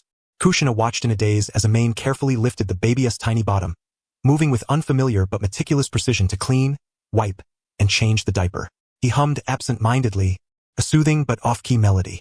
The once fretting little one gradually quieted under his care, eventually grasping one of his fingers and releasing a contented murmur. Unconsciously, Kushina felt a warmth spreading across her cheeks, an unfamiliar, tender heat blossoming from deep within her heart, quickly radiating throughout her limbs and body. She seemed to glimpse a distant, hazy fragment of a future scene, one that inexplicably quickened her heartbeat. This normally gentle soul, so dependable at critical moments, when tending to children, was somehow, Kushina? Kushina! Kushina! Amane's voice jolted her from her reverie. Startled, she snapped back to reality, realizing Amane had already finished attending to one baby and was holding the other, now somewhat quieter, with a worried expression as he asked, "Why is your face so red? Are you feeling unwell? Do you have a fever?" He freed one hand and, quite naturally, pressed the back of it to her forehead to check her temperature. The cool, dry touch caused Kushina to stiffen, and then the blush on her face exploded like wildfire, instantly spreading from her cheeks down to her neck. "And no, I'm fine. Really. It's nothing," she snapped, as if scalded, leaping backward to dodge Amane's hand and probing gaze. Her voice trembled with embarrassment. Then, to the astonishment of both Amane and Minato, she fled the nursery with all limbs in motion, not even glancing back, leaving behind only a flustered, I'm going to see if the hot water is ready," and the sound of hurried footsteps. Amane remained frozen in place, hand still outstretched, glancing at the back of the hand that had just touched Kushina's forehead, then at the now empty doorway, utterly perplexed. Her temperature seemed normal. Why the sudden nearby? Minato Namikaze, having meticulously prepared a bottle of formula at the precise temperature, gingerly handed it to Amane, a strange, knowing, mischievous smile playing on his lips. He had long noticed Kushina's unusually intense attention and attitude toward Amane, although he himself had once harbored a vague affection for the strong-willed, straightforward redhead. Upon sensing that gaze, he had naturally transformed it into pure camaraderie and friendship. However, that did not mean he was eager to see Amane, who was somewhat slow to catch on in certain matters, suddenly awaken and win the beauty's heart. This situation, with one feigning subtlety yet riddled with obvious flaws and the other being a genuine blockhead who simply would not understand, was far more entertaining. Minato chuckled inwardly but maintained a solemn expression. "The formula is ready. The temperature should be just right. Here, feed this little one who's crying the loudest first." Amane's attention immediately shifted. He accepted the bottle, adjusted his hold, and gently brought the nipple to the baby's mouth. The infant instinctively latched on and sucked vigorously, and the cacophony of cries in the room finally subsided for the moment. Unable to comprehend the perplexing matters at hand, Amain habitually pushed them to the back of his mind. Outside, concealed beneath the eave's shadow, Jiraiya quietly poked half his head through the window, observing the scene within. His gaze flitted among the flushed Kushina who had fled, Amain's focused feeding, and Minato's smiling, observant presence. A sly, fox-like grin spread across his face. TCH, this is youth, huh? Thinking back to my own days, My own days? Jiraiya's smile faltered subtly, as if stuck in recollection. Perhaps he never truly experienced such a youthful romance himself. Though he, too, had famous female teammates who were quite attractive, unfortunately, they tended to be a bit too violent. Recalling Tsunade's face flushing as she looked at him, a chill suddenly ran down his spine. Meanwhile, at the Rain Country camp, Tsunade sneezed loudly without warning. Rubbing her nose, she glanced around suspiciously. Hehehe. Jiraiya stroked his chin, grinning wickedly, eyes sparkling with the thrill of discovery. I think I found the perfect trump card for Kushina. Just imagining telling Kushina, you wouldn't want Amain to think you're hot-tempered and prone to tantrums, would you? Made him want to laugh. He withdrew back into the shadows, adjusting his position to lie down more comfortably. As the sun dipped below the horizon, Jiraiya's squad finally concluded their day's mission. The 3 members of Team 7 shuffled out of the orphanage, utterly exhausted from an afternoon spent wrestling with infants, far more taxing than their morning tasks of clearing ditches and driving away wild beasts. When they returned the mission, the clerk at reception stared blankly at the trio, still carrying a strange mixture of milk scent and odd odors. A faint smile flickered in his eyes as he efficiently processed the paperwork and handed over their hard-earned reward. Only then did the light return to Amain and his companion's eyes. After all, a day's toil was for this very reward. Kushina eagerly seized the money pouch from the clerk's hand and began counting their earnings. Is that all? She said with bitter disappointment. As the sole publicly acknowledged heir of the Uzumaki clan, most of the family's assets had long been transferred to her by Mito. She was a bona fide heiress and naturally looked down upon such a paltry sum. Pouting, her usual calm expression returned as she casually shoved the entire pouch into Amain's hand beside her. Here, keep my share. You two split it. Amain accepted it and counted. Though modest, the amount was more than sufficient to cover a family's daily expenses comfortably. It was no wonder so many aspired to become shinobi. Even the lowest-ranking genin, if diligent enough, could earn an income adequate for a relatively prosperous life and even save for the next generation's upbringing. However, Amain himself cared little for this small sum. He still didn't know how much of the stipend the 3rd Hokage had granted him remained unused. He promptly passed the pouch to Minato with a relaxed tone. Here, you're the one who needs the money most among us 3. Didn't you say you wanted that specially made weighted training gear? This should cover the rest, right? Minato took it, a bit amused and touched inside. Understanding his comrade's intentions, he accepted the money without much protest. Jiraiya's expression seemed to suggest he had much to say, but with a sigh, he let it go. He watched the scene before him, these 3 comrades cooperating harmoniously and dividing their spoils amicably, and his lips moved slightly. Ultimately, he swallowed the words that lingered at his tongue's edge, transforming them into a resigned sigh. Witnessing the pure atmosphere of mutual aid and selflessness among these youngsters, he found himself unwilling to reveal a certain truth at this moment. According to Konoha's customary distribution of mission rewards, the guiding Jonin leading a squad on a mission receives a substantial portion of the total reward, typically ranging from 30 to 50%, regardless of their actual involvement. The exact share depends on how the Jonin chooses to allocate it. Otherwise, who would voluntarily take on the responsibility of leading a team? Even if appointed by the village, the Jonin retain considerable autonomy and avenues for appeal. In other words, that small pouch of money should have contained his rightful share. Although he refrained from voicing this fully, his sudden remark still drew the attention of the 3. Jiraiya rubbed his nose. All right. Seeing how tired you all are, as a token of appreciation, I'll treat you to Ichiraka ramen. Really? The 3 pairs of eyes instantly lit up. Even Kushina, who usually bore a rather indifferent attitude, now wore a delighted expression, her voice growing sweet and syrupy. Thank you, Teacher Jiraiya. No, stop right there. Jiraiya shuddered and raised his hand to halt her. I prefer you in your usual rebellious spirit. Please get back to that. Seeing Jiraiya's exaggerated look of disdain, Kushina's sweet smile faltered, a vein suddenly bulging on her forehead. Humph. She snorted heavily and turned her head away. Watching Kushina return to her usual demeanor, Jiraiya exhaled deeply. All right, to Ichiraka ramen we go. Oh, came the cheerful chorus. The 4 of them advanced toward Ichiraku ramen amidst laughter and joy, their elongated shadows cast by the lamplight stretching before them. In the days that followed, Jiraiya occasionally accepted several D-rank missions, deliberately choosing those that were more cumbersome and required patience. When not on missions, he tailored his instruction to the unique qualities of Tenkaha, patiently imparting various ninjutsu techniques and knowledge to the trio. Each of the three learned different skills. For Kushina and Tenkaha, Jiraiya focused primarily on physical combat techniques and chakra control, sharing his personal insights into monstrous strength. Don't ask why he was so familiar with such power. There were tears behind that story. As for Minato Namikaze, his initial instantaneous movement speed had immediately impressed Jiraiya. Therefore, his instruction centered on one direction. The ultimate development of speed was not merely about mastering various applications of the body flicker technique but also about how to generate power, change direction, and reduce chakra expenditure while moving. Naturally, he did not neglect to teach chakra nature transformations and strategic thinking. Among the three, Jiraiya paid particular attention to Minato, not out of favoritism. After all, Kushina bore the legacy of the Uzumaki clan, and Tenkaha possessed a unique bloodline ninja system. For them, Jiraiya could only offer suggestions at most.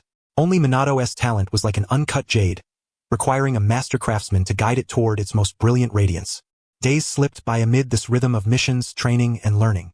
The three members of Team 7 grew visibly faster with each passing day, especially Minato Namikaze, whose instantaneous movement speed increased remarkably day by day. Coupled with his already extraordinary neural reflexes, Tenkaha and Kushina often twitched in astonishment. Were it not for his lack of one-hit knockout ability, Minato would undoubtedly be the fastest learner among them. Time flew by amidst missions and training. Before long, another clear day dawned. The crisp clang of metal kunai clashing, the whoosh of fists and feet cutting through the air, and the dull thud of heavy objects striking wooden posts intertwined. Tenkaha, Minato, and Kushina were engaged in sparring on their usual training ground. Minato's figure moved like a phantom. His golden hair trailed countless afterimages in his swift motions.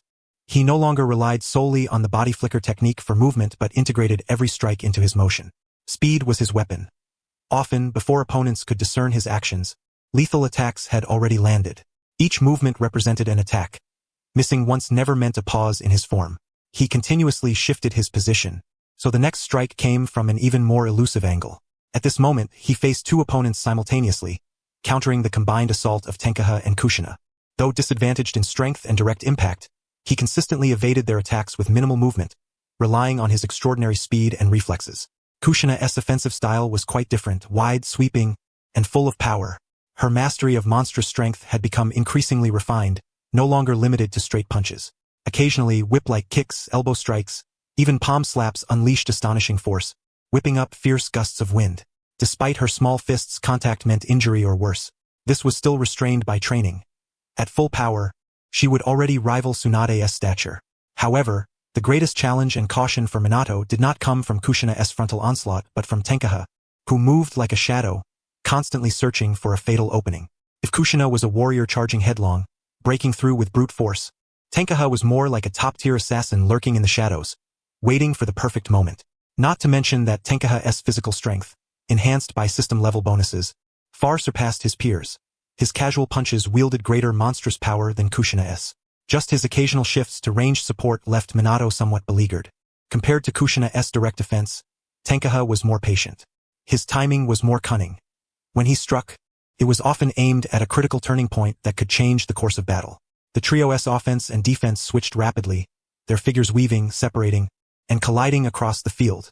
The swirling chakra fluctuations and collisions stirred dust from the ground.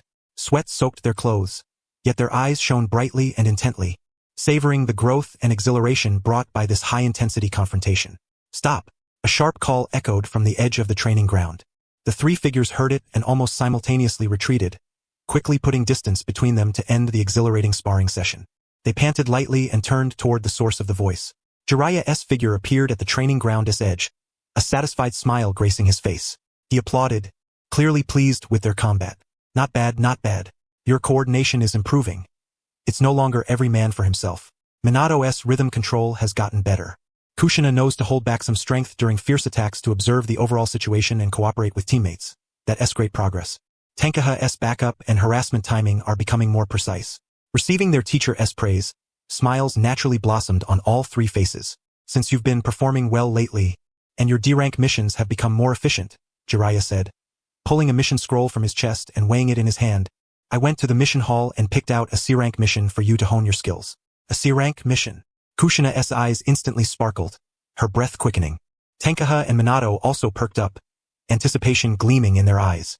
After enduring a prolonged series of D-rank missions, although their resolve had been tempered, the tedious procedures had left them thoroughly exasperated. At this moment, the prospect of a more advanced assignment rekindled their anticipation. Yes, a C-rank mission. Jiraiya unfurled a scroll and briefly outlined the details. The location was on the southeastern border of the Land of Fire, near the outskirts of a small town adjacent to the Land of Hot Water. A band of roughly 20 marauding bandits had entrenched themselves in the surrounding mountains and forests outside the town. Over the past few months, they had been repeatedly harassing passing caravans and isolated villagers, plundering possessions and even causing injuries. The town had attempted to eliminate them, but the bandits were elusive and held the advantage of terrain, resulting in failure. Therefore, the matter had been entrusted to Konoha, with a request to dispatch shinobi to eradicate the threat. He rolled up the scroll and turned to the three of them. The mission is straightforward. Identify the bandits' hideout, eliminate or disperse the group, and ensure the safety of the town's vicinity. In theory, you should not encounter other shinobi. This is a standard bandit suppression task. So, what do you say? Are you willing to accept it? Absolutely. Kushina was the first to exclaim, her fist clenched tightly. Tenkaha and Minato also nodded resolutely without hesitation, their eyes devoid of any trace of fear, only brimming with eager determination.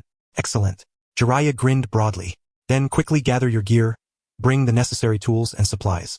An hour later, they assembled at the gates of Konoha.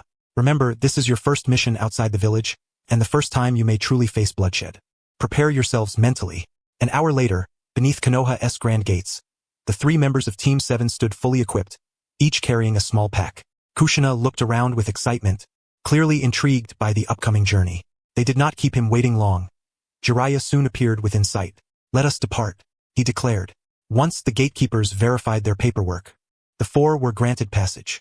With measured steps, they embarked on their C-rank mission. The initial stretch from Konoha lay within the village's core protective radius. The road was smooth, flanked by neat fields and villages emitting gentle smoke from their chimneys. The three youths found the scenery fascinating, frequently commenting on the differences compared to Konoha. Yet, this sense of novelty was soon replaced by an inexplicable heaviness. As they gradually distanced themselves from Konoha's protection, the road grew uneven, and the surroundings transformed. The fields became less orderly, some lying fallow. The villages they passed appeared generally dilapidated, even crumbling. The villagers' attire was markedly humble, their faces etched with profound exhaustion and a lingering veil of worry. What unsettled them even more were the villagers' gazes. Near Konoha, villagers glimpsing the Konoha headbands on their foreheads regarded them with caution and a hint of aloofness, instinctively averting their eyes or hastening past the road's center. Children were swiftly pulled indoors by wary adults. The further they ventured beyond Konoha's influence, the more complex the emotions in those eyes became. Wariness gradually morphed into unmistakable fear, even panic. Upon noticing the four approaching with their headbands, villagers who had been chatting at the village entrance fell silent instantly, scattering to retreat behind closed doors. The suspicious and fearful glances cast through cracks in doors and windows conveyed unease, as if the shinobi were some looming calamity. Why are they so afraid of us?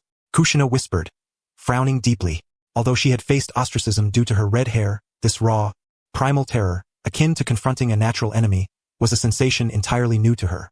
Jiraiya, walking ahead without looking back, spoke with rare calmness. Because of war, and because of shinobi. He paused, gathering his thoughts. To ordinary people living on the borders or far from the great shinobi village's protection, shinobi often represent uncontrollable forces and disaster. Battles between shinobi villages, the destruction of settlements, and civilian casualties are commonplace. Combatants show no mercy simply because non-combatants are nearby. Even during missions, shinobi rarely consider the environment. Minor jutsu can crack the earth, while severe ones can destroy homes and lives. Moreover, Jiraiya's voice deepened slightly. Not all shinobi adhere to the unspoken codes between villages. Rogue shinobi, deserters, and those who disregard rules sometimes pillage villages and seize supplies or worse, driven by desperation or malice. Over time, civilians, especially those living on the frontier, have developed an instinctive distrust of shinobi. They cannot distinguish whether you hail from Konoha, Sunagakure, or elsewhere. They only know that when someone bearing a headband appears, misfortune often follows. The three fell silent. Tenkaha gazed at a half-collapsed earthen hut overgrown with weeds. Minato noticed a small boy hiding behind a broken wall, watching them with a mixture of terror and curiosity. When the boy caught his gaze, He shrank back like a frightened rabbit. Kushina tightened her lips, fingers unconsciously clutching the hem of her garment. The education at the ninja academy and the village atmosphere had trained them to regard shinobi as heroic protectors of the village, and missions as honorable endeavors. This was the first time they had witnessed so plainly the other face of the shinobi identity, an emblem of unease and destruction in the eyes of ordinary folk. This realization weighed heavier than any words. Jiraiya observed the somber trio and sighed silently within. That was why he had made it his life's mission to find a savior. He believed that everything would improve when such a person emerged, someone capable of bridging hearts, bringing true understanding and peace. Not only an end to the conflicts among shinobi but also the dissolution of the fear harbored by ordinary civilians. The rest of the journey passed in silence. The landscape grew increasingly desolate, the scars of war starkly evident. Blackened earth, foul air, and occasional remnants of buried weapons and human bones marked their path. After a day's arduous travel, they finally reached the small town in the early evening of the second day. The town appeared somewhat better than the villages they had passed, with houses largely intact. At the entrance, a young guard regarded the strangers cautiously, especially noting the headbands. Only upon recognizing Jiraiya's group's headbands did he allow himself a tentative sigh of relief. He was evidently aware of the village headman's request for Konoha's assistance. After exchanging greetings with another guard, he hurried towards a house noticeably larger than the others. They did not wait long before an elderly man with graying hair and a weary but forced smile, accompanied by several villagers, approached them. He was the town's mayor, the resolute figure who had quelled dissent to insist on entrusting the matter to Konoha. "Honorable shinobi, you have finally arrived." The old man greeted humbly. "You must have traveled hard. Please, come in, come in. We have prepared food and rooms. Please do us the honor." The title Honorable Shinobi stirred a subtle discomfort among Tenkaha and the others. The tone's humility and excessive enthusiasm, much like the villagers' fear along the way, created an invisible barrier. "No need for such formality, Mayor," Jiraiya replied. Jiraiya waved his hand dismissively, a genial yet reserved smile gracing his face. "The mission is of utmost importance. Please provide a detailed account of the latest developments concerning that band of thieves, particularly the exact location of their stronghold. As for food and lodging, there is no need. We have brought provisions and will depart once the mission is complete." The town mayor, seeing Jiraiya's resolute demeanor, dared not persist in persuasion. Hastily, he divulged all the intelligence he possessed and produced a rudimentary hand-drawn map, marking the approximate position of the bandits' lair. Having declined the mayor's repeated invitations to stay, the 4 members of Team 7 replenished their water supplies briefly. Then, while dusk had not yet fully surrendered to night, they quietly slipped away from the town, stealthily making their way toward the mountain stronghold as indicated on the map. The cloak of night became their most advantageous concealment. The 4 moved soundlessly through the forest, their movements light and swift. At their pace, it was no more than a little over 10 minutes before they silently reached the outskirts of the valley where the bandits were camped. From a vantage point high above, faint flickers of firelight shimmered within the valley, accompanied by the soft murmur of voices. Several shadowy figures paced back and forth within the crude mountain encampment. "This is it," Jiraiya confirmed, cross-referencing the map in his hand. "All right, from here on, all operations are in your hands. They are merely a band of ordinary thieves. I will remain in the shadows, observing and providing protection." Tenkoba, Minato Namikaze, and Kushina Uzumaki nodded in unison. On the journey here, Jiraiya had made it explicitly clear, barring exceptional circumstances, he would not intervene. All actions must be executed by them alone. With a slight flicker of his form, Jiraiya melted completely into the shadows and vanished. The 3 members of Team 7 began to quietly discuss their battle plan. Despite facing a group of thieves devoid of chakra, they remained vigilant. Jiraiya's admonition echoed in their minds. A shinobi must approach every mission with reverence. Underestimating the enemy is often the swiftest path to death. Unexpected events may always arise, and maintaining respect is the key to survival. Their simple division of tasks was swiftly completed, and the 3 figures dispersed. Like arrows loosed from a bow, they silently vanished deeper into the darkness. Naturally, they kept within supporting distance of one another, prepared to render aid swiftly should any emergency arise. Tenkoba covered the mouth of a middle-aged man before he could react, swiftly slashing the man's carotid artery with a concealed kunai. As a medical nin, he knew precisely where to deliver a swift, silent end to a life. The body trembled violently, struggling briefly before its movements weakened and finally ceased. Warm liquid soaked his gloves and sleeves. Tenkoba's breathing was heavy in the stillness. He could not ascertain the reactions of Minato and Kushina, but the shock of taking a living life with his own hands was far more profound than he had imagined. Even with mental preparation, even when the target was a villainous thief.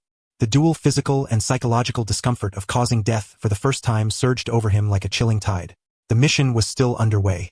After several deep breaths, Tenkoba managed to quell the tumult within. He gently dragged the lifeless body to a shadowed corner, ensuring it would go unnoticed. Gazing upon the man's eyes, wide with suffocation and terror, he silently closed them. May your next life grant you a better fate, at least free from the path of banditry, he thought. That grim and desperate face would likely linger in his memory for a long time. Tenkoba stood still for a moment before disappearing once more into the night. A silent slaughter. As the body slipped from his grasp, Tenkoba, Minato, and Kushina regrouped. They stared toward the last spot still aglow with firelight, exchanging looks of mutual understanding. Unnoticed by them, Jiraiya nodded with quiet satisfaction. The three had struck without hesitation yet without cruelty. As their teacher, a tinge of melancholy crossed his heart. But such is the way of the shinobi. It is either you or me who falls. Mercy toward the enemy is permissible, but not an ounce of leniency. The path ahead was increasingly littered with intricate traps. Tenkoba's footsteps faltered, his brow knitting tightly. He glanced at Minato and Kushina, signaling them to halt and remain alert. These were not traps laid by ordinary folk. Lowering his voice to a whisper only they could hear, Tenkoba spoke using a specialized pronunciation. Minato crouched, inspecting carefully by the faint moonlight. After a moment, he raised his head. His previously calm gaze sharpened with keen insight. Indeed, the traps were expertly arranged. Were it not for their haste in setting them and the slight roughness in their traces, combined with Jiraiya's recent tutelage, they likely would have triggered them. Enemies? Kushina, usually outspoken, was unusually subdued. Unclear, she added. Understanding she referred to hostile shinobi, Minato shook his head gravely. The possibility could not be ruled out. Amid their conversation, an abrupt change erupted. 5 figures burst forth from the shadows on both sides at speeds far surpassing normal humans, directly attacking the 3 members of Team 7. Their velocity was extraordinary, especially the one leading the charge, brandishing a short blade with a faint Saiyan chakra flow coursing rapidly along its edge, wind-natured chakra. Shinobi? And an elite Jonin among them? Hidden in the darkness, Jiraiya's eyes hardened. He had not anticipated that a seemingly ordinary C-rank mission would involve shinobi. Not to mention, these shinobi appearing at the border of the Land of Fire was enough to shock him. There was no time to ponder whether the client had deliberately withheld this knowledge or if it was a grave oversight by Konoha's intelligence division. Danger! Jiraiya's reaction was swift beyond measure. Almost at the instant the enemy sprang forth, he shot out from concealment like lightning, hands already forming seals, intent on intercepting. Yet, the attackers had clearly planned this ambush meticulously, seizing the advantage. 5 shinobi, 1 Jonin and 4 Chunin, launched their assault from 3 directions simultaneously, their target unmistakably the seemingly petite, silent, and composed Kushina Uzumaki. The wind nature user at the forefront moved with blistering speed, eyes blazing with ferocity. His wind-imbued short blade sliced through the air with a piercing whistle, aiming straight for Kushina's heart. Had the strike landed, the cutting power of wind nature would have easily bisected a person. Kushina, dodge!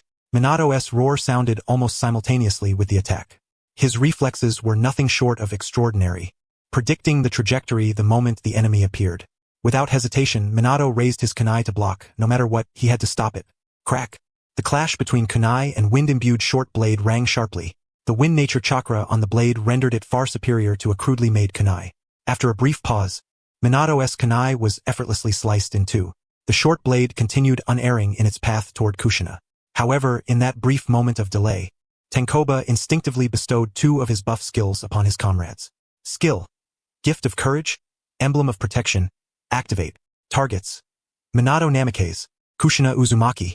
As a golden radiance flashed over Minato Namikaze and Kushina Uzumaki, an immediate surge of strength coursed through their bodies, their speed quickening perceptibly, and their physiques felt remarkably solidified. It was precisely this timely augmentation, coupled with Minato's desperate maneuver using a broken kunai to buy a fleeting moment, that afforded Kushina the opportunity to react. In the face of life and death, she unleashed a staggering latent power. Her body arched backward at an astonishing angle, while her right arm instinctively rose to block. The blade swept past. Blood splattered under the moonlight. Kushina let out a pained groan, unwilling to linger even for a moment, clutching her wounded right arm as she swiftly retreated. Tenkuha and Minato positioned themselves to her left and right, standing before the ninja to shield Kushina's withdrawal. Only then did they finally glimpse the assailant's visage. His face was marred by several ghastly scars, his expression grim, and his gaze dark and fierce. At that moment, he cast a glance tinged with surprise and frustration at Kushina's injured arm. Having missed the prime moment, his expression soured considerably. A cold snort escaped him, his eyes lingering on Kushina for a moment. Lucky girl, what a pity. Clearly, he was deeply regretful for failing to deliver a fatal blow to Kushina. Yet, seeing Tenkuha and Minato's timely response and their blocking stance before him, he knew his chance was lost. Tenkuha's forehead veins bulged, his heart pounding violently with lingering fear and rage. So close, just a fraction away. His usually vibrant, tsundere yet hard-working Kushina almost perished before his eyes. Fury blazed within him. He yearned to charge forward instantly and crush that scarred face into oblivion with brute force. But faced with 5 opponents gathered before them, only the leader's strength was known, the others uncertain, he dared not act rashly. All he could do was glare fiercely at them. Minato was equally unsettled. He had nearly witnessed a comrade fall at his feet. The usual smile vanished from his handsome face, replaced by an icy coldness. This feeling of helplessness and lingering fear only amplified his sense of inadequacy. How else could he have allowed an enemy to approach his comrade so closely? Resolute, Minato vowed within. His speed was still insufficient, his reflexes not sharp enough. Upon returning to the village, he must undergo more stringent, even relentless training. With Tenkuha by his side, as long as he didn't perish, he would train to the utmost limit. Minato knew his dear friend's heart was surely filled with the same emotions at this moment. Jiraiya approached them, placing a firm hand on each of their shoulders. His face grave, he said, Tenkuha, tend to Kushina first. Minato, stay alert. I will hold them off. Understood. Tenkuha and Minato exchanged a glance and immediately retreated. Before leaving, Tenkuha did not forget to bestow upon Jiraiya the gift of courage and emblem of protection. Feeling the changes coursing through his body, Jiraiya's brows lifted slightly in silent praise of Tenkuha's practical support skills, yet his solemn expression remained unaltered as he fixed his gaze on the 5 cold-breathed ninjas opposite. Tenkuha swiftly knelt beside Kushina to examine her wound. On the girl's right arm was a ghastly, bone-deep slash. Kushina, don't be afraid. He instinctively comforted her, his tone unusually gentle yet resolute in a way she had never heard before. I will heal you quickly. Trust me. Having just teetered on the brink of death, Kushina's heart pounded like a drum, impossible to calm. But hearing Tenkuha's steady voice filled with concern, her wildly beating heart gradually began to settle. Though the pain in her hand persisted, she looked into Tenkuha's eyes, still bright even in the night, and gave a heavy nod. A warm and sacred golden light flowed from Tenkuha's palm, softly enveloping the dreadful wound on Kushina's arm. Where the light touched, the torn flesh began to knit together rapidly. Kushina felt the pain ebb away, her entire body wrapped in a comforting warmth. Gazing at Tenkuha's focused expression bathed in golden light, she felt an indescribable emotion. Whether the shock of surviving a calamity, the tenderness of the healing, or something else altogether. Tears welled in her eyes, her nose tingling with emotion, and a few scalding drops slipped uncontrollably down her cheeks. She immediately turned her head stubbornly and wiped them away with the back of her hand, leaving only slightly reddened eyes and a faint, unnoticed curve of a smile at her lips. The treatment concluded swiftly. The wound healed completely, leaving only a faint pink scar. Tenkuha wiped the sweat born of repeated skill use and continuous healing from his brow. He lifted his gaze to see Kushina's slightly reddened eyes and the familiar smile restored to her face. How do you feel? He asked, releasing a breath of relief. Completely fine now. Kushina moved her arm, feeling strength coursing through it. A minor injury like this could never defeat me. The great weight in Tenkuha's heart finally lifted. He extended his hand, his gaze steady. So, can you still fight, Kushina? Without hesitation, Kushina placed her hand in his, using his strength to rise. Of course. Who do you think I am? Good, Tenkuha said, studying her deeply to confirm her condition, then turned to Minato. Minato, let us go support Jiraiya. Understood. Minato nodded, a cold gleam flashing in his eyes. Meanwhile, Jiraiya faced the onslaught of 5 adversaries alone. The battle was fierce but strangely stalemated. Jiraiya's prowess indisputably surpassed any of them, even the wind-released Jonin leader, who was noticeably inferior before him. Yet the 5 enemies coordinated with exceptional harmony, blending offense and defense seamlessly. The wind-released Jonin led the assault, his swordsmanship ruthless and fierce. Empowered by wind-released chakra, the short blade's reach and cutting power were formidable. The 4 Chunin supported him, 2 specializing in earth release continuously erected earth walls and traps, hindering Jiraiya's movement and jutsu. The other 2 excelled in swift close-quarters combat and precise shuriken throwing, distracting him.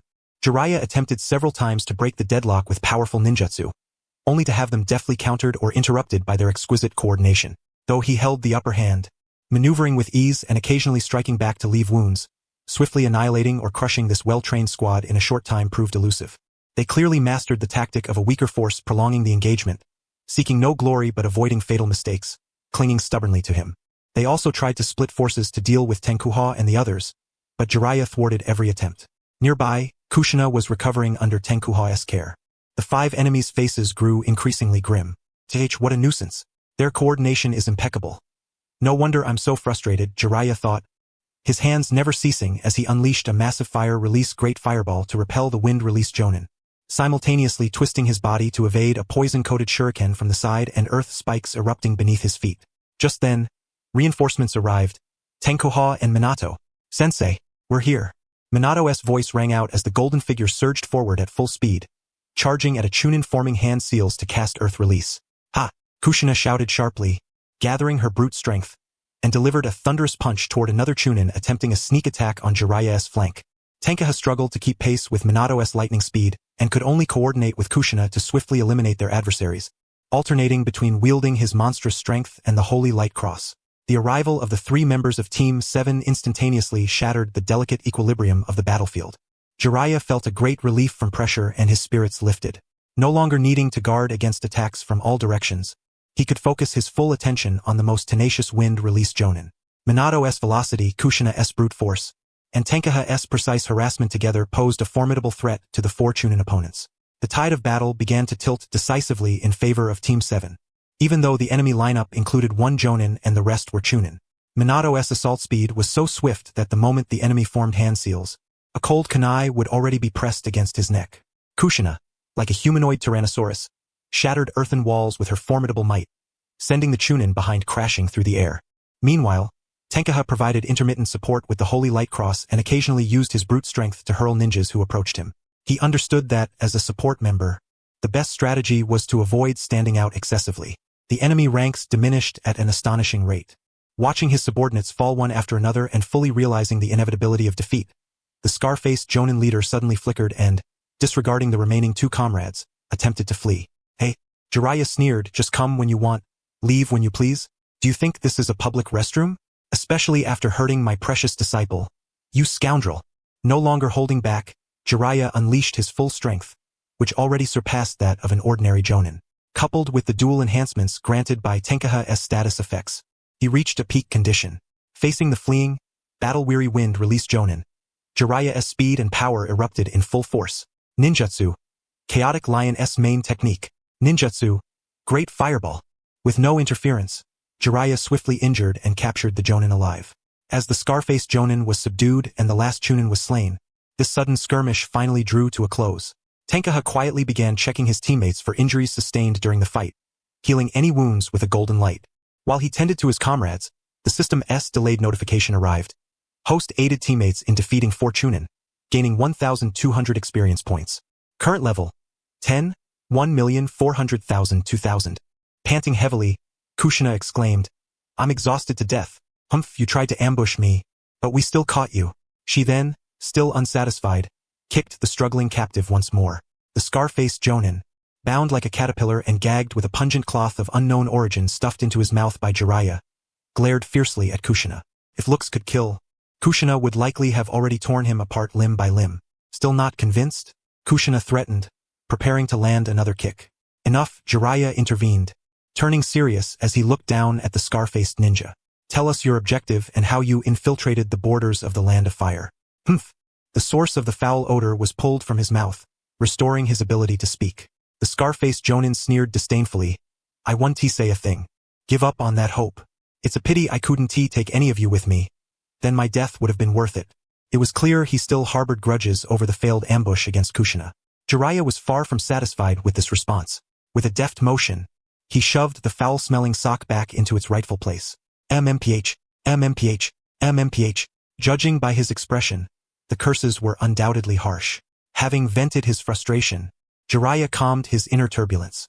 If you want to talk, then you can have a pleasant chat with Konoha's interrogation department. Don't worry, they'll treat you well. Upon hearing this, the scar-faced Jonin on the ground struggled even more desperately. Unfortunately for him, he was bound by Jiraiya, a master of various rope techniques, and sealed by Kushina, an expert in the Uzumaki clan's sealing arts. All his struggles were in vain. All right, Jiraiya called to Tenkaha and the others who were still resting. Let us move out. With a single palm, he knocked the still struggling scar-faced Jonin unconscious and led the three back in the direction they had come. Before returning to Konoha, there was one matter he needed to confirm. After some time, Jiraiya completed his investigation of what he wished to learn. The specific methods were left undescribed, but the key point was that no one had died. Whether they would be bedridden for several days was another matter entirely. Jiraiya, in a rather indifferent mood, remarked, "That's none of my concern. They nearly lost a member. A few days in bed is nothing."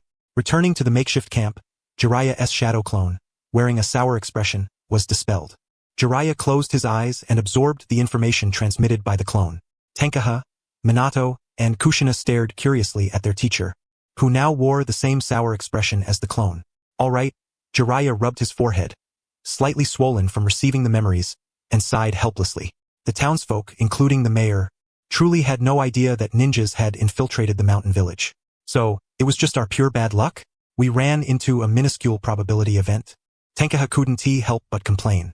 Why is it that just because it's Team 7, our very first C-rank mission has to involve an unexpected accident? Jiraiya nodded calmly, his voice low and serious. Yes, so from now on, when you undertake missions, never let your guard down. I hope this incident remains etched in your hearts forever. Understood. The three nodded earnestly, though Jiraiya's expression fluctuated as if wrestling with some unknown thought. Hearing his disciples' sincere responses, Jiraiya finally set aside some unpleasant memories that had suddenly surfaced. He lifted his usual slightly roguish smile. Haha, that's the spirit. As expected of Jiraiya-sama's disciples, you know how to keep your measure. Minato offered a courteous smile. Tenkaha agreed with a nod, and Kushina pursed her lips, muttering softly, "Such vanity." The atmosphere in the camp lightened once more as their teacher returned to his usual self. When the 4 members of Team 7 returned to Konoha, weary and with a captive in tow, they promptly submitted their mission report. Shortly thereafter, Hiruzen Sarutobi summoned Jiraiya. Inside the Hokage's office, smoke curled through the air. According to the preliminary interrogation results from the interrogation department, Sarutobi took a slow drag from his pipe and said, "Those ninjas were just lucky miscellaneous scum who sneaked in to grab some benefit amid the chaos. Their numbers were small, and there was no deeper conspiracy behind them. Fortunately, they ran into you. Otherwise, if it had been another squad, the outcome might have been grim." Jiraiya nodded in deep agreement. Indeed, had it been another 4-man team, Konoha might have lost a Jonin or Chunin-level ninja. C-rank missions are generally assigned to Jonin leaders or Chunin. A Chunin is considered the backbone of the village's strength, and losing even one is a significant blow. Moreover, if it had been a lower-rank squad led by an ordinary Jonin, they would likely have been wiped out. Ordinary Jonin do not possess Jiraiya's formidable power, and although his team members recently graduated, their strength far surpassed that of average Chunin. Sarutobi looked at Jiraiya and said, "You completed the mission splendidly. Not only did you eliminate the bandits, but you also unexpectedly captured an enemy ninja, and a Jonin at that. This achievement surpassed the original scope of a C-rank mission." Hiruzen Sarutobi picked up the seal and stamped it heavily on the mission report. Therefore, after evaluation, the task of eradicating the border bandits was upgraded from C-rank to A-rank. The corresponding rewards and contribution points would be issued according to the standards of an A-rank mission. An A-rank mission. Upon exiting the Hokage building, Jiraiya conveyed this news to his 3 waiting disciples. Tenkuha, Minato, and Kushina were momentarily stunned. Then their eyes burst forth with intense brilliance. This was their first accomplished high-level mission. Not to mention the mission reward itself. Just the ability to exchange for more advanced knowledge and ninjutsu was enough to stir their hearts profoundly. "Don't get too excited just yet," Jiraiya said, looking at his exhilarated disciples and dousing their enthusiasm with a bit of cold water, though his eyes were full of amusement. "This time was just luck. Don't truly believe that A-rank missions are that easy." He patted the 3 on their shoulders, his tone lightening again. "But you really did a great job. Let us go. To celebrate Team 7's first completion of an A-rank mission, the teacher will treat you all.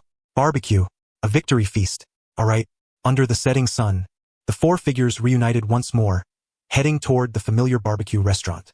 The group finished their meal, except for Jiraiya, whose expression had grown somewhat troubled again, rubbing his wallet with a face as if wanting to cry but unable to. The other 3 appeared to have returned to their usual atmosphere. At least, that was how it seemed. But Jiraiya knew that after passing through trials of blood and fire, they could not have recovered so quickly. It was merely a facade. "At the fork in the road, I'll head back first. See you tomorrow, Minato, Tenkuha." Kushina stopped, turned around, and looked deeply at Tenkuha before bidding farewell and departing. Yeah, see you tomorrow, Kushina. Minato smiled in response. Be careful on your way. Tenkuha nodded, his gaze lingering on her face for a moment, confirming that her condition was relatively stable. Among the three, if anyone had the most unforgettable experience, it was undoubtedly Kushina. Watching Kushina's figure gradually vanish from sight, Tenkuha sighed deeply. He turned to the equally silent Minato beside him and spoke. Minato. HM? Minato, clearly somewhat distracted, snapped back to attention and looked at Tenkuha. We've been a bit too relaxed lately. Tenkuha looked up at the night sky, the stars twinkling. A scene completely different from his previous life. Have we been too lax recently? It always feels like there's plenty of time, that we can steadily grow stronger. He murmured, I don't want to go through what happened today again. I don't want to see comrades nearly dying right before my eyes, nor to experience that helplessness, that feeling of only being able to pray that luck is on our side. So Minato, from now on, I will exert every ounce of effort to become stronger. I will train my taijutsu and combat instincts tenfold, 100-fold compared to now. You'll stand with me, right? Of course. Minato's azure eyes shone with unwavering resolve. He had long since made up his mind. Upon returning to Konoha, he would begin what could only be described as self-imposed, grueling training. All for the sake of possessing enough strength when the next crisis strikes, to crush threats in their infancy and firmly protect his comrades behind him. As long as he became strong enough to deal with any sudden attack, those he cherished would be safe. He would never allow it. Never allow his comrades to bleed and nearly perish before his eyes again. And all of this depended on his own power increasing.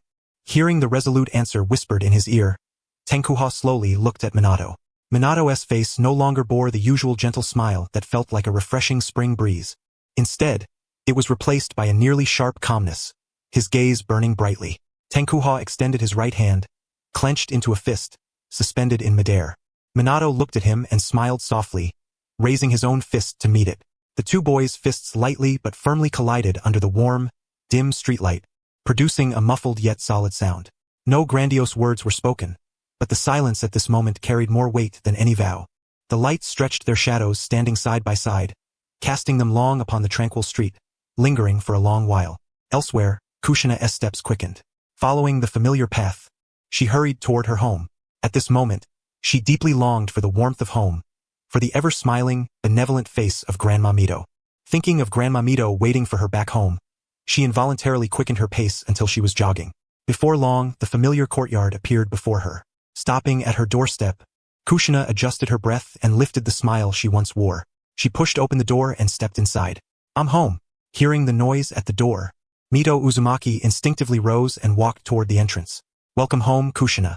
Kushina was still taking off her shoes, looking at Grandma Mito who greeted her as always. Seeing the kind smile on her face, Kushina, who had been trying hard to restrain her emotions, suddenly could not hold back the surge of fear inside her heart. It was as if a tightly stretched string in her heart suddenly snapped. Becoming a ninja, she was not without the resolve to face death. The first lesson in the Ninja Academy taught them to be prepared to sacrifice for the village and comrades. But the sudden prospect of death, the cold blade, the despair of watching herself on the brink of death, still sent chills down her spine. At this moment, before the only relative before whom she could fully lower her guard, the lingering fear burst forth like a dam breaking its banks. She had not even removed one shoe when she rushed forward and tightly embraced Mito. Caught off guard by the sudden embrace, Mito was initially slightly stunned, but feeling the trembling body in her arms and the dampness at her waist, she did not ask much, only wrapped tightly around this child who seemed wronged, this granddaughter who would always be a child in her eyes. When Kushina finally calmed down, Mito looked at her with a somewhat amused expression, watching her cling to her embrace, her ears flushed red, too shy to raise her head. She patted Kushina's back gently and spoke with warmth. All right, our little Kushina. What grievances have you suffered? Come. Tell Grandma what terrible thing happened that made our future female Hokage cry like a little kitten? After crying and venting most of her emotions, Kushina finally felt embarrassed. Lowering her head, she stepped back half a pace from Mito's arms and began to recount in a muffled voice everything she had experienced during the mission. Hearing that her own kin had faced near-death peril on a C-rank mission, Mito's kind expression momentarily faltered. Monkey, is this what you meant by keeping my granddaughter safe? If it weren't for her two reliable comrades, this old woman would probably be burying her now. And that Jiraiya of yours, usually so reckless. But at the critical moment, he was of no use either. Heh! Looks like this old woman will have to find a chance to have a heart-to-heart talk with them. With a cold sneer hidden within, Mito maintained a composed exterior, even revealing a faint smile of relief. So much has transpired. You must have endured quite a lot. And surely it frightened you as well? Fortunately, your two companions proved sufficiently reliable. Their names are Minato Namikaze and that Amaterasu Hain you often mention. Correct? Upon hearing the familiar names, Kushina finally lifted her gaze. Her smile rekindled. Yes, Grandma, let me tell you, Minato is incredible. Normally, he moves like a streak of light. Swish, swish, swish. This time, it was thanks to his quick reflexes that she trailed off abruptly, noticing the sudden darkening of Mito's expression, and swiftly diverted the topic. And then there's Amaterasu Hain. His healing abilities are extraordinary. I feel he might even surpass Sister Tsunade. Such a large wound was healed instantly by him. Moreover, he can enhance speed, strength, and defense. He makes you faster, harder, stronger. Thanks to him, I was able to recover swiftly and seek vengeance. Watching Kushina animatedly gesticulate and brighten up whenever Amaterasu Hain was mentioned, Mito suppressed her inner thoughts for the moment and teased Kushina playfully. Ah, look at you. Once Amaterasu Hain is brought up, you simply cannot keep quiet. So, Grandma wonders, when will you and he officially start dating? Kushina immediately flushed a deep crimson, resembling a cat whose tail had just been stepped on. She bristled instantly, defending herself vigorously with both hands and feet. What do you mean dating? Grandma, don't say such nonsense. Hain and I are just comrades. Yes, comrades. It's nothing like what you think. Really. The more she spoke, the more flustered she became, even slipping out her trademark catchphrase. Amused by Kushina's panic display, Mito said nothing, wearing an expression that silently invited her to continue performing. Gradually, Kushina's voice subsided. She lowered her head, her toes unconsciously tracing the patterns on the floor, her cheeks burning for a long while. Yet soon, she lifted her gaze once more, looking at Mito with the embarrassment faded from her face, replaced by solemnity. Grandma Mito, I wish to learn our clan's secret art, the Kagura Shingon. Mito fell silent for a moment, then regarded Kushina's resolute eyes. Very well. I will teach you, but you must be prepared. Seeing that Mito offered no objection, Kushina's smile returned. Don't worry, Grandma Mito. No matter how difficult it is, I will overcome it. Observing the steadfast light shining in her granddaughter's eyes, Mito sighed softly, then a complex sense of relief surged within her. Her child had truly grown. Although the process had been somewhat unfriendly. HMPF, monkey, Jiraiya, just wait. Old lady's not done with you yet. Kushina noticed Mito's sudden sigh and subtle change in expression, and for a moment dared not speak. Recalling that moonlit night, the lurking figure poised to strike, the blood spilled into the air. On the way back, a thought began to wildly take root in her heart. What if her sensory perception were stronger? What if she could detect those hidden, malevolent chakra fluctuations before the enemy launched a sneak attack? Then, such incidents would surely never happen again. That way, she could not only protect herself but also better warn and safeguard Minato, Hain, and the entire team. Hence, upon her return, she was eager to ask Mito to teach her the secret art of the Uzumaki clan, the Kagura Shingon. This technique is unique to the Uzumaki clan. Generally, this ability is innate, naturally awakening like a birthmark during one's growth. However, members of the Uzumaki clan can also unlock the Kagura Shingon through rigorous postnatal training. This requires an ample amount of chakra and exquisite control over one's own chakra. Previously, although Kushina was aware of this secret art, she had not given it much thought, considering the training difficult and the awakening potentially spontaneous. In her eyes, it was not an urgent necessity. After all, it might awaken suddenly, and if not, it would not affect her combat abilities. Yet, following the recent battle, she realized how crucial heightened sensory perception is in warfare. At this moment, she was already envisioning the scene after mastering the Kagura Shingon, where no enemy lurking in the shadows could escape detection. Mito gently stroked Kushina's head, her gaze wavering somewhat. She was uncertain whether this was the right path. Originally, she had hoped that Kushina could enjoy more carefree days before that day arrived. Hence, apart from essential sealing techniques, she had not pressed Kushina to study other disciplines. But now, it seemed her considerations had been somewhat short-sighted. With that thought, Mito's eyes sharpened again, and the anger that had arisen from her granddaughter's peril surged anew within her. Tomorrow, I shall first have a serious talk with Monkey and Jiraiya. The following day, at the first hint of dawn, still groggy from a hangover, Jiraiya was dragged from his bed by the Umbu. Half awake, he followed them towards the Hokage's office building. For a moment, he was puzzled as to why his teacher had suddenly summoned him. Was it because someone had reported on his research again, or something else? He was utterly perplexed. Skillfully scaling the wall of the Hokage's office building, he opened a window, where a strong scent of tobacco eagerly wafted out. Cough, cough, Jiraiya coughed several times, tears nearly streaming from his eyes. Old man, are you setting a fire indoors this early? What's the rush? Rubbing his eyes, stinging from the smoke, he fixed his gaze. At once, he was more than half sober, a tingling sensation creeping across his scalp. Cough. Hiruzen Sarutobi cleared his throat, signaling Jiraiya to mind his manners. It turned out that Hiruzen was not alone in the office. Beside him stood Mito Uzumaki, rarely seen in public. Seeing Mito's stern gaze upon him, coupled with Hiruzen's somewhat apologetic smile, Jiraiya's heart sank. He sensed that something unfavorable was about to unfold. Ha! Jiraiya chuckled nervously, stepping back with an evasive glance. Didn't he expect you were entertaining guests, old man? I'll come back later when you're free. Okay? I'll be back. Jiraiya. Before he could leap out the window and flee, several chains materialized, binding him firmly in place. They were the Congo sealing chains of the Uzumaki clan. Watching his disciple offer no resistance, not even symbolic, as he was restrained, Hiruzen sighed with chagrin.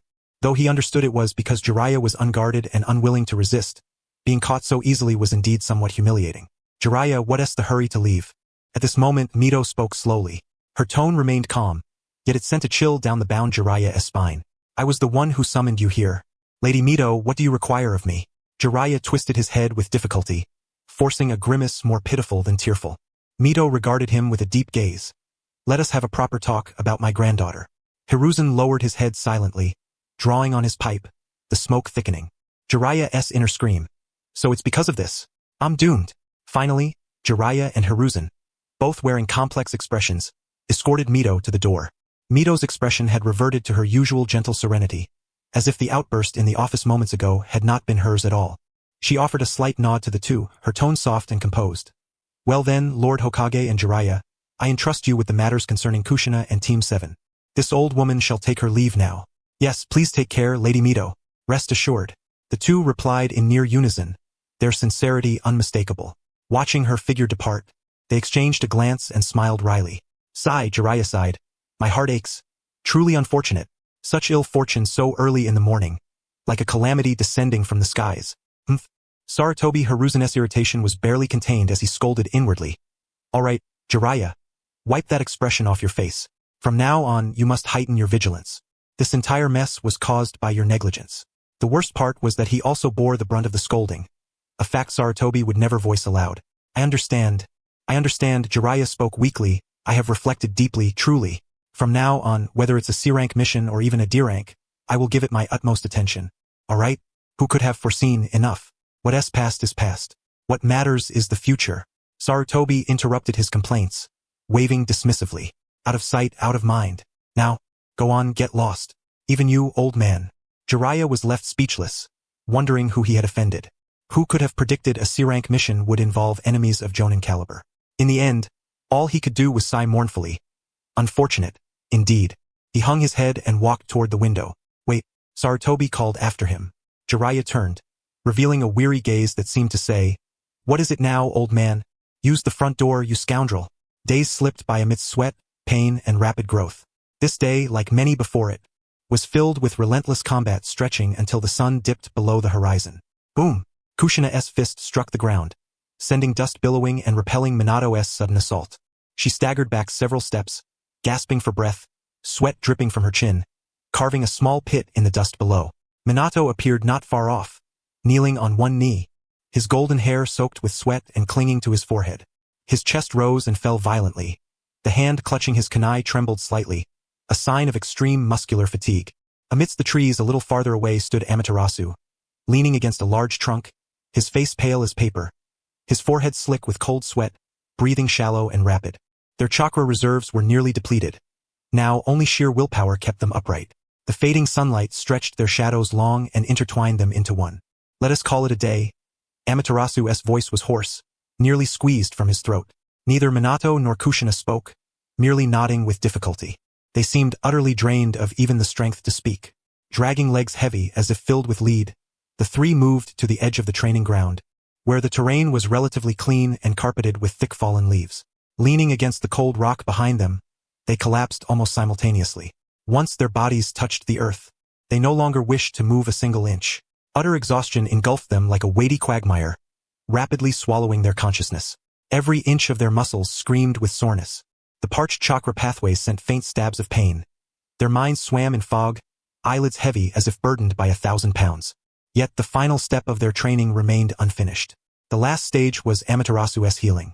Summoning the last shred of lucidity, he lifted his iron-heavy arm, palm facing Kushina, who lay closest. Slowly, healing began.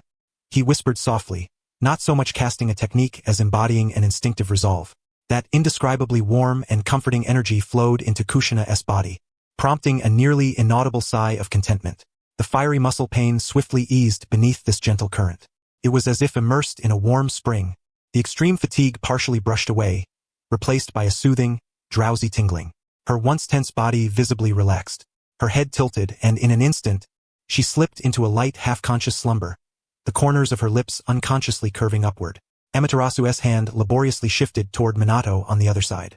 A similarly faint glow emerged, enveloping Minato. His sensations were clearer. The warm energy seeped in, first soothing minuscule tears and over-tightened muscles, transforming the fierce ache into a strange, addictive, pleasant tingling.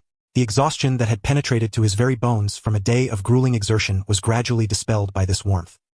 He was so comfortable he nearly moaned aloud, his consciousness ebbing between profound comfort and overwhelming drowsiness. However, barely a minute into this intoxicating warmth, the flow abruptly ceased. Minato murmured groggily, feeling the cherished comfort vanish, the lingering ache and emptiness threatening a resurgence. Caught in a half-dream, half-awake haze, he unconsciously mumbled, voice thick with sleep. Amaterasu, don't stop, keep healing, feels so good, more, please. His head instinctively shifted toward Amaterasu, as if seeking the source of that warmth. Hearing this, Amaterasu lacked even the strength to roll his eyes. His holy light energy was nearly exhausted. Those 2 healing bursts had drained the last reserves. Now, he felt darkness pressing in, ears buzzing, and maintaining his seated posture was a tremendous effort. He had no energy left to explain, or rather, had lost the ability to form coherent words. His body slid down the rock involuntarily, his head tilting to rest on the shoulder of the already sleeping Kushina. On the other side, Minato instinctively sought support, resting his head on Amaterasu's other shoulder. 3 utterly spent youths, their chakra completely drained, leaned against the cold stone, huddled together in an awkward yet profoundly natural posture, and fell into a deep slumber. Strands of Kushina's crimson hair brushed Amaterasu's cheek, gently stirring with her steady breathing. Minato's golden hair shimmered softly in the last rays of the setting sun.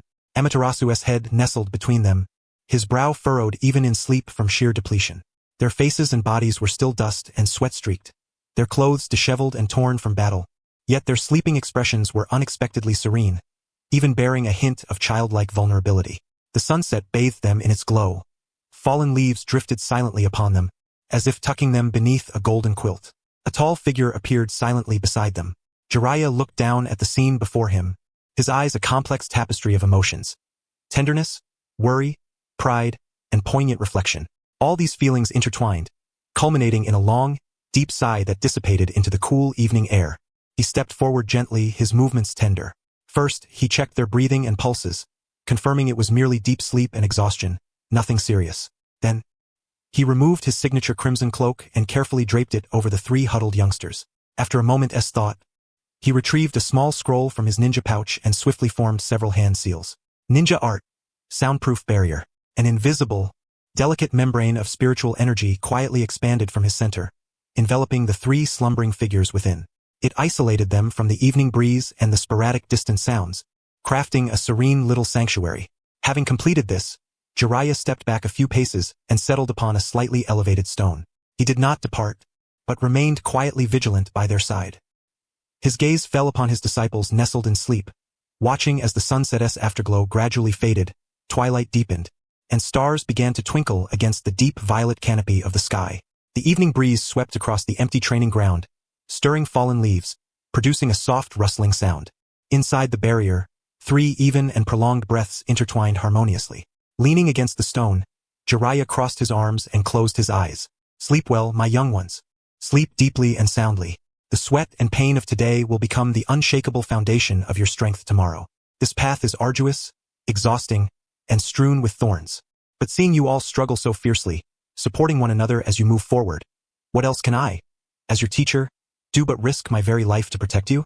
Nightfall completely enveloped Konoha. After the crucible of blood and fire, Team 7 plunged into months of near self-destructive, frenzied training. Yet, a shinobi's journey is not merely the sweatshed on the training grounds. As an experienced Jonin mentor, Jiraiya profoundly understood the significance of applying learned knowledge and the balance between exertion and rest. While his disciples persevered with astonishing tenacity through intense training, he selectively began assigning them missions of higher rank. C-rank missions became routine, occasionally interspersed with suitable B-rank tasks. Through near-masochistic exercise and the restorative treatments of Amaterasu, their strength advanced by leaps and bounds. A qualitative transformation unfolded at a staggering pace. Aside from the chakra reserves that require time to accumulate, their abilities steadily progressed toward the threshold of Jonin rank. Among them, Amaterasu's overall prowess was the most comprehensive. Bolstered by self-enhancements, she was already capable of contending with newly minted Jonin. Minato Namikaze and Kushina Uzumaki, though slightly inferior in overall strength, excelled remarkably in their respective specialties. It would not be an exaggeration to say that these genin possessed the strength of Jonin. Consequently, ordinary C-rank missions no longer posed much challenge or offered sufficient refinement. Jiraiya had to painstakingly select tasks, even seeking suitable opportunities within B-rank missions, striving to ensure his disciples accumulated ample mission experience. During this process, to further elevate Minato's abilities, Amaterasu shared with him the training methods for the Rasengan preserved within her memories. Upon hearing of this technique, perfectly suited to his own combat style, Minato's eyes lit up. Previously, in battle, he had always lamented the absence of a powerful offensive technique that matched his extraordinary speed. Though studying under Jiraiya afforded him a variety of ninjutsu options, techniques requiring hand seals tended to disrupt the rhythm for someone pursuing ultimate swiftness. Therefore, aside from supplementing a few necessary wide-area attacks and practical jutsus, he had not extensively explored others. Now, a seemingly tailor-made ninjutsu appeared before him. How could he not be ecstatic? Without delving deeply into its origin, he devoted himself wholeheartedly to exploring the Rasengan. Amaterasu had simply recounted the training process as depicted in the anime, but the specifics of chakra rotation, consolidation, and maintenance required Minato's own repeated experimentation. Do not be deceived by the anime portrayal, where a certain blonde boy mastered the Rasengan so quickly. That was because Jiraiya was there guiding him. Yet, at present, Jiraiya himself had not yet mastered this technique. Of course, Jiraiya was not without contribution. As the direct disciple of the third Hokage and a battle-hardened Jonin, his understanding of chakra nature and form transformation, as well as his insights into ninjutsu construction, far surpassed that of the three youths. With Amaterasu's consent, Minato brought Jiraiya into the development of the technique. Naturally, Minato did not disclose the true origin of the ninjutsu, merely claiming it was a preliminary concept born from his own reflections aligned with his combat style. This condition was also the premise for Amaterasu's approval of informing Jiraiya. Although Minato did not understand why his close friend chose to conceal this from their teacher, he chose to trust unconditionally. He knew Amaterasu would never harm them. Perhaps there were reasons best left unspoken. Amaterasu rolled her eyes. There were no such complicated reasons. It was simply to avoid unnecessary trouble. Considering the third Hokage's somewhat suspicious nature and Danzo's long-standing ambition to become Hokage, if they learned that Amaterasu suddenly produced a ninjutsu unrelated to her own development, they might suspect she had been contacted by others. It was much better if Minato claimed he was developing a new ninjutsu himself. Everything would then seem reasonable. Even Jiraiya would not suspect that Amaterasu, who lacked innate talent for ninjutsu, could propose such a high-level concept. With Jiraiya's involvement, development accelerated significantly. After a period of deduction, experimentation, and testing, though still some distance from the complete Rasengan depicted in the anime, the initial chakra condensation and rotation were achievable. As for its power, Rasengan, on the training ground, Minato called out sharply, hurling a pale blue sphere of condensed chakra from his hand toward Amaterasu. Amaterasu had been alert since Minato began concentrating chakra. Seeing the technique speeding toward her, she instinctively dodged. The next moment, Minato's ninjutsu struck the ground, creating a shallow crater roughly the size of a basin. A gust of wind whipped up dust and debris across the field. Amaterasu frowned slightly and approached him. This technique is still incomplete, and its stability is insufficient for combat use. You shouldn't be employing it yet. If the control fails, it could backfire on you. Sorry. Minato patted the dust off his clothes and apologized sheepishly, scratching the back of his head. I just feel like I'm close to finding the chakra rotation balance point. That sensation of an imminent breakthrough is so strong. I couldn't resist testing it in a real scenario. Amaterasu rolled her eyes. So, you're using me as a test subject? Hearing his friend's exasperated reproach, Minato could only smile awkwardly and chuckle dryly. Of course not. Don't overthink it, I just wanted to try it out. Seeing Minato's evasive and guilty demeanor, Amaterasu understood perfectly. She stepped forward, wrapping her arm around Minato's shoulder, and her fist, the size of a sandbag, relentlessly tapped at his temple.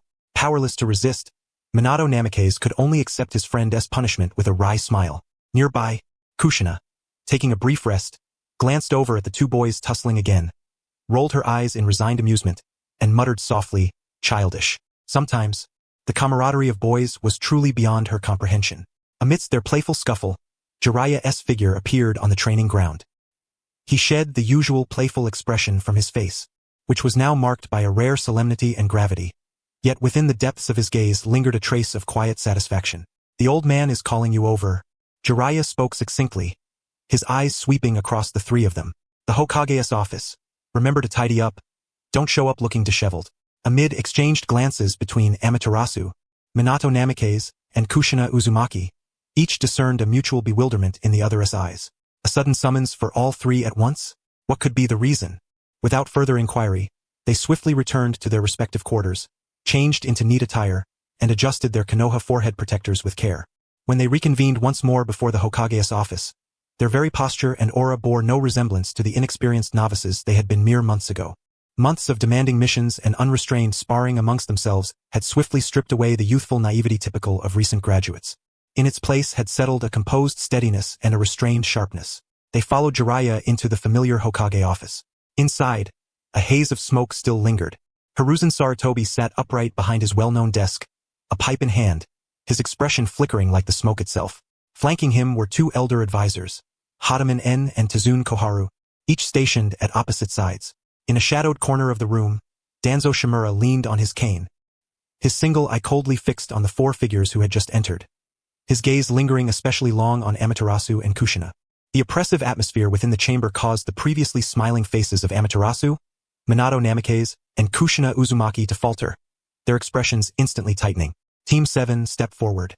Hiruzen Sarutobi's deep voice shattered the nearly stagnant air.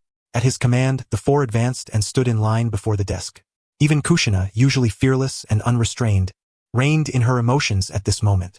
This was not merely their teacher's presence. Even the third Hokage's face was devoid of its usual warmth. She knew when to be headstrong and when restraint was required. Hiruzen Sarutobi slowly exhaled a plume of smoke, his gaze as tangible as a solid force as it swept over the three. It was filled with admiration and relief. Witnessing the healthy growth of Konoha's new saplings was undoubtedly the greatest reward for him. Moreover, these three, by both their tutelage and allegiance, belonged to the Hokage lineage. Amaterasu, Minato Namikaze, Kushina Uzumaki. The third's voice echoed through the quiet office. Since your graduation and formation of Team 7, though the time has been brief, based on regular reports from the supervising Jonin Jiraiya, the mission records, and supplemental observations from the Umbu, I have reviewed your performance. He paused, then picked up a document bearing a special official seal. During your missions, you have demonstrated abilities, judgment, teamwork, and a profound sense of responsibility far surpassing the rank of genin. Notably, you successfully managed unexpected enemy encounters during the border bandit suppression mission, elevating what was originally a C-rank task to an A-rank completion, a remarkable achievement. Endorsed formally by Jonin Jiraiya, and after my careful deliberation and decision, Hiruzen Sarutobi's gaze sharpened and his voice rose with unquestionable authority. Amaterasu, Minato Namikaze, Kushina Uzumaki, as of this day, you are hereby promoted to Chunin of the Hidden Leaf Village. Silence fell over the office. Upon hearing the formal promotion decree, a surge of emotions stirred within the three. Promotion to Chunin. This was not merely a change of title but a formal recognition of their strength and responsibility, signifying their transition beyond novice ranks to undertake more critical and perilous missions, securing a more pivotal role within the village's shinobi hierarchy. Thank you, Lord Hokage, for your trust. The three responded in unison, bowing respectfully, their voices steady. Present were also several unfamiliar elder council members. The trio understood this was no occasion for celebration. Hiruzen Sarutobi nodded, a faint smile finally touching his face. I hope you remain humble and diligent, continuing to contribute even greater service to the village. Your promotion documents and new shinobi uniforms will be delivered shortly. Now you may, Hiruzen. A cold, somber voice interrupted the third Hokage. Danzo Shimura stepped forward from the shadows, his cane striking the floor with a dull thud. His single eye bore into Hiruzen Sarutobi, then swept over the three, his tone thick with undisguised disapproval and skepticism. Is it not reckless to promote them so hastily, bypassing due process? Danzo's voice grated like metal on metal. How old are they? Only a few months since graduation. According to the village's long-standing regulations, promotion to Chunin requires passing the rigorous Chunin exams, evaluated by multiple Jonin, who assess the candidate's comprehensive abilities and character. And now, based on a few reports and some missions alone, you intend to elevate these three fledglings to Chunin rank? What does this say about the village's promotion system? What of the other young shinobi who diligently follow the proper path and undergo the Chunin exams? His accusation fell with weight, carrying an air of formal reprimand. Hadaman En and Tazun Koharu furrowed their brows slightly but remained silent. Jiraiya folded his arms, the faint smile vanishing from his face, his eyes growing cold, yet he refrained from immediate reply, simply observing his teacher. Hiruzen Sarutobi slowly removed the pipe from his mouth and lightly tapped its bowl against the heavy ashtray, producing a crisp sound. He lifted his eyes to meet Danzo's aggressive stare. The usually gentle depths now stirred as though a dormant lion was awakening. Rules? Systems? Hiruzen Sarutobi's voice was low but carried a heavy force that overpowered Danzo's sharp tone. Danzo, do you comprehend the times we face? The fires of war still burn in the land of rain, border skirmishes intensify, and the cloud and rock villages grow restless. The scent of war has reached our gates. And you persist in lecturing me on the orderly procedure of the Chunin exams? Leaning forward slightly, his gaze like a drawn blade pierced Danzo's resolve. Should I be grateful that even in such times, you remain so dutifully committed to the Chunin exam process? Or am I mistaken in recalling that within your root faction, there are members who, without formal exams, have been granted ranks and resources solely through special recruitment and recommendation? Danzo's expression flickered. Moreover, Hiruzen Sarutobi added, have you considered whether ordinary genin typically possess the strength and record to execute and complete A-rank missions? Not to mention, over the past months, these three have successfully accomplished multiple B-rank missions and countless C-rank tasks. The third's tone grew solemn as he sharply questioned. Tell me, what genin can achieve such feats? If not for their youth, inexperience, and brief tenure, given Amaterasu's prior accomplishments and current prowess, as well as Minato Namikaze's extraordinary speed, I might even propose their promotion to Special Jonin at the next council meeting. Special Jonin. At this declaration, Hadaman En and Tazun Koharu showed subtle signs of surprise. Danzo's single eye contracted sharply. Though not full Jonin, Special Jonin holds status and authority far beyond ordinary Chunin. Now, Hiruzen Sarutobi even entertained the idea of an immediate leap forward. To them, this was almost inconceivable. Was this still the gentle, indecisive monkey they knew? Jonin status confers preliminary eligibility to participate in certain village decision-making processes. As for your claim of non-compliance with regulations, Hiruzen Sarutobi abruptly rose to his feet, planting both hands firmly upon the desk. Though not particularly tall in stature, at that moment his presence radiated a formidable grandeur, as vast and unyielding as a mountain range. The very air within the office seemed to crystallize. His sharp eyes locked intently onto Danzo, enunciating each word with deliberate force. I am the Hokage. In this extraordinary time on the brink of war, I possess the authority to promote shinobi who have rendered outstanding service to the village and possess sufficient strength, thereby reinforcing our mid-level combat capabilities to face the impending storm. This is not a request, but an order, a decision made by the Hokage. His gaze seemed to pierce souls, his tone abruptly chilling, carrying an unambiguous warning. Danzo, set aside those sordid thoughts and schemes unworthy of the public eye. Do not presume I am ignorant of your true intentions. Amato, Minato, Kushina. They are the future of Konoha, precious assets and beacons of hope. I will never permit anyone, for any reason or in any form, to lay an unauthorized hand upon them or commit any unseemly act. Hiruzen Sarutobi did not finish his sentence. Yet in that instant the overwhelming aura of a true shinobi patriarch surged forth like a tidal wave, sweeping across the entire room, as if the temperature itself had dropped several degrees. Danzo stiffened imperceptibly for a moment. In that fleeting instant, what Danzo saw in Sarutobi's eyes was not the old friend who usually sought compromise and calculated balance while puffing on his pipe, but rather the very same Hiruzen Sarutobi who once commanded the battlefield with thunderous authority, striking terror into the hearts of enemies. That long-forgotten sense of pressure, belonging solely to the elite, caught him in his throat. The retort poised on his lips was forcibly stifled. The office fell into a silence so profound that the faintest pin drop could be heard. The atmosphere was heavy enough to squeeze water from the air. Mito Hidenorius' timely cough broke the suffocating stalemate as he adjusted his glasses and spoke in a calm tone. Sarutobi, regarding the promotions, since you have reached a decision, we naturally respect it. However, there are indeed more pressing practical matters demanding discussion at present. Konohamaru Sarutobi quickly chimed in with a sharp voice. Indeed, Sarutobi. Recently, the village's expenditure in various aspects has become somewhat strained, especially if the war escalates. Logistics, shinobi equipment consumption, and medical treatment for the injured will each amount to astronomical figures. The village's current funds may not sustain us for long. She glanced at Danzo, then back to Hiruzen Sarutobi. Danzo's root faction has also recently submitted requests for additional funding. Perhaps it is time to apply to the daimyo for a war budget. After all, protecting the land of fire is also safeguarding the daimyo's territory and peace. The topic abruptly shifted from the fierce personnel dispute to the mundane yet undeniably urgent issue of finances. Danzo's face darkened. He said nothing further, but the light flickering in his single eye betrayed his calculations. The formidable presence Sarutobi had radiated moments ago had indeed stirred a long-dormant respect within him. Yet, deep within, a suppressed thought, like a poisonous vine, began to grow wildly. Hokage, Hokage, always the Hokage. Monkey, one day you will regret this. Teacher, I will prove that your choice was mistaken.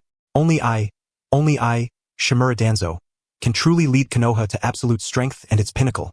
Hiruzen Sarutobi slowly sank back into his chair, retrieved his pipe, and placed it between his lips, though he did not light it immediately.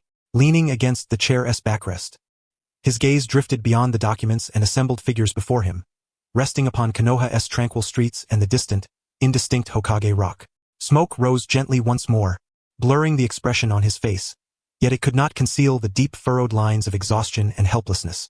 Money, always money. The war has not even officially begun, and yet the rear lines are already so desperately short of funds?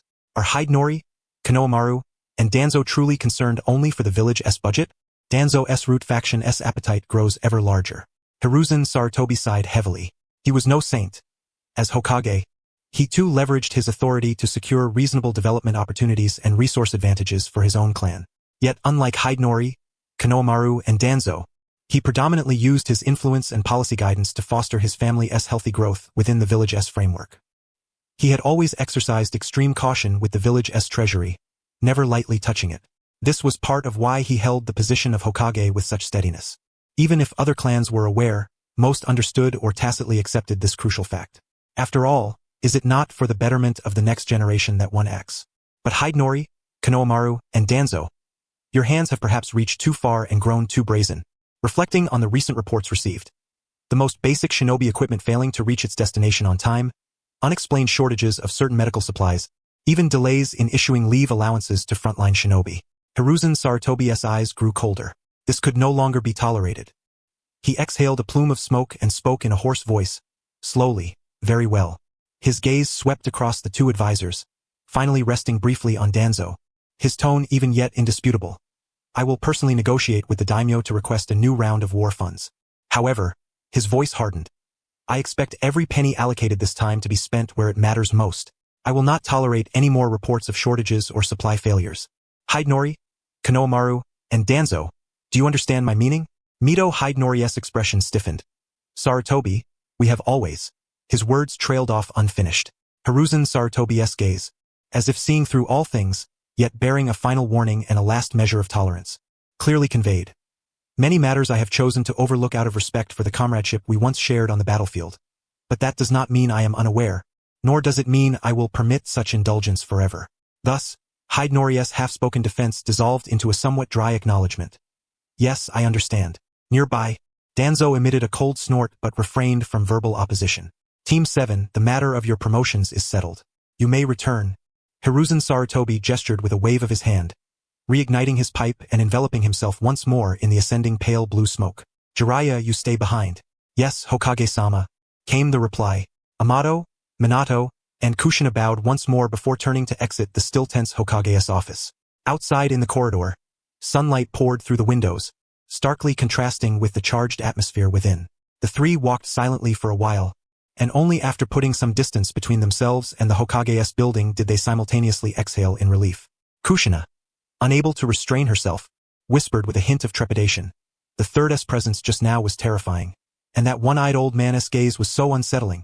Minato gently shook his head, speaking softly.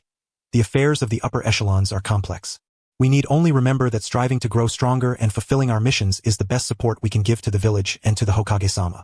Amato nodded solemnly, remaining silent.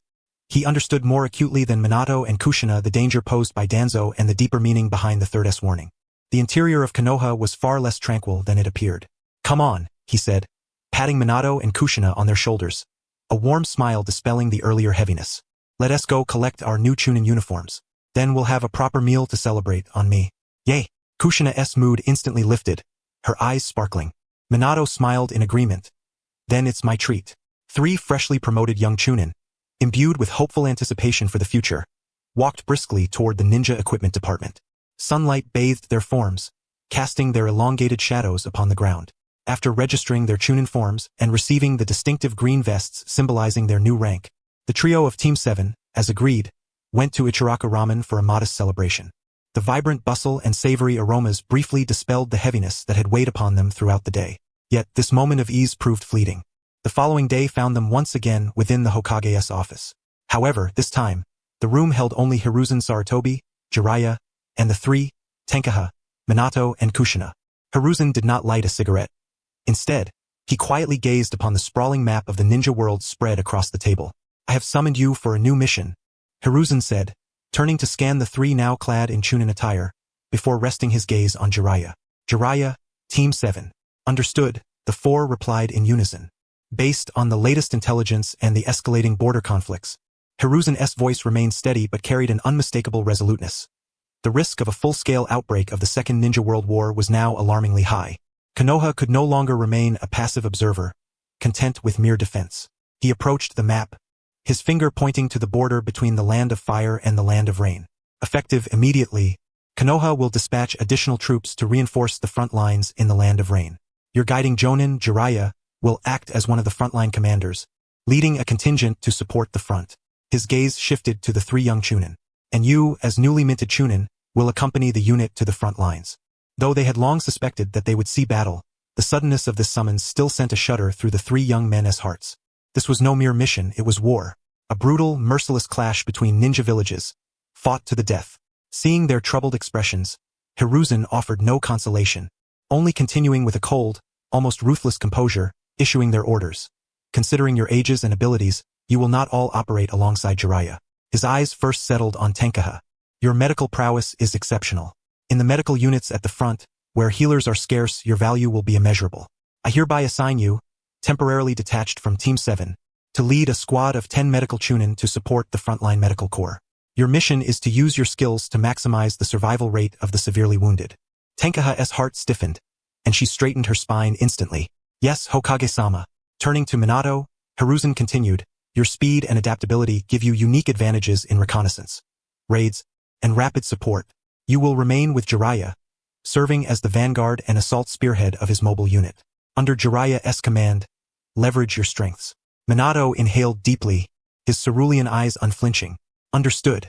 Finally, Hiruzen's gaze rested on the red-haired girl, Kushina, a flicker of profoundly complex, inscrutable emotion passing through his eyes. "You possess the vast chakra reserves of the Uzumaki clan and an exceptional aptitude for sealing techniques.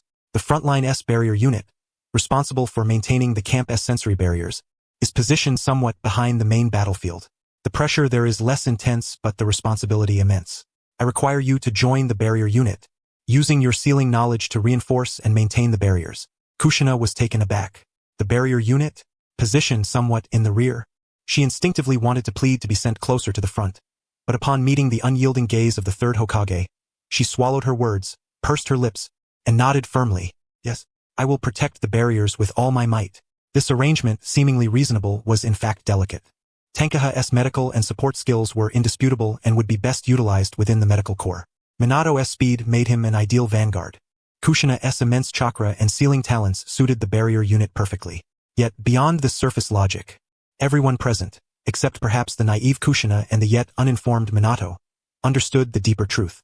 She was the designated next Jinchuriki of the Nine Tails, one of the village's ultimate weapons for the future. With Uzumaki Mido still alive and the handover incomplete, her safety, in a certain sense, mattered more to the higher-ups than the outcome of a localized war. Placing her in the relatively rearward, heavily guarded barrier unit was the most prudent choice. This was not about trust but naked reality and political calculation. Hiruzen turned back to Jiraiya. "Jiraiya, the specific handover and arrangements are under your charge." 3 days later, at dawn, The main gate of Konoha gathered them for departure to the frontline in the land of rain. Any questions? Jiraiya shook his head, his once playful smirk now wholly absent. None, old man. Leave it to me. Tenkaha, Minato, and Kushina echoed in unison. Understood. Then go prepare. Hiruzen waved his hand, his gaze drifting to the tranquil scenery outside Konoha. His silhouette bore a weighty gravity, as if speaking to himself or delivering a solemn charge. War is about to begin. Remember to return alive. Those final words, spoken softly, struck heavily upon every heart. Stepping out of the Hokage's office, the biting chill of midwinter's wind struck their faces. The four stood silently at the foot of the steps, momentarily at a loss for words. The impending farewell and the cruel unknowns of the battlefield had swiftly extinguished the joy of their recent promotion. They were no longer merely a squad tasked with D or C rank missions, sweating it out in the training grounds. This time they would part for the first time, sent to different posts, each facing distinct dangers. Hey! Jiraiya broke the silence first, ruffling the heads of his three disciples with force. His signature grin appeared, though tinged with a newfound gravity. Don't wear that expression. It's just a temporary separation for missions. You're my disciples, what can a mere frontline do to you?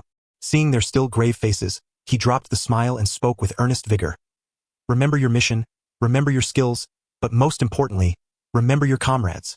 No matter how far apart you are, you will always be Team 7. Trust each other, do what you must, and then live to reunite. Understand? Jiraiya's rare earnest encouragement dispelled some of the gloom surrounding their parting. Tenkaha inhaled deeply and was the first to speak. Rest assured, Sensei. Kushina and I are fine, but you and Minato on the front line must be careful. The disciple's unabashed concern warmed Jiraiya's heart. He patted Tenkaha's shoulder and glanced at Minato, declaring with bravado, Don't worry. I am Jiraiya, the Toad Sage of Mount Mayaboku. What storms have I not weathered? I will bring Minato back safely. Besides, I haven't seen all the beauties in this world yet. I'm not ready to report to the afterlife just yet. That familiar, irreverent tone brought reluctant smiles to the three young faces. All right, get going and pack your things. Say your goodbyes. 3 days from now. Don't be late. Tenkaha, Minato, and Kushina exchanged glances. Countless words lay unspoken, lodged deep within their chests, yet none knew where to begin. Finally, Minato extended his fist. Tenkaha and Kushina met it with theirs, gently touching together. No grandiose declarations. Only the unbreakable trust and bonds forged through shared trials of life, death, and sweat, silently conveyed in their eyes. See you at the front. Yeah, see you at the front. The three released their fists and turned away. Jiraiya remained where he stood, watching the receding figures of his three disciples, motionless for a long while. His face, usually marked by a frivolous demeanor, was now etched with a complex array of emotions. Pride, worry, reluctance, and a heavy sense of helplessness as a teacher forced to send his students to the battlefield with his own hands. When would this war finally come to a complete end? He lifted his gaze toward the overcast sky and took a deep breath of the biting cold air. 3 days passed swiftly amid oppression and busyness.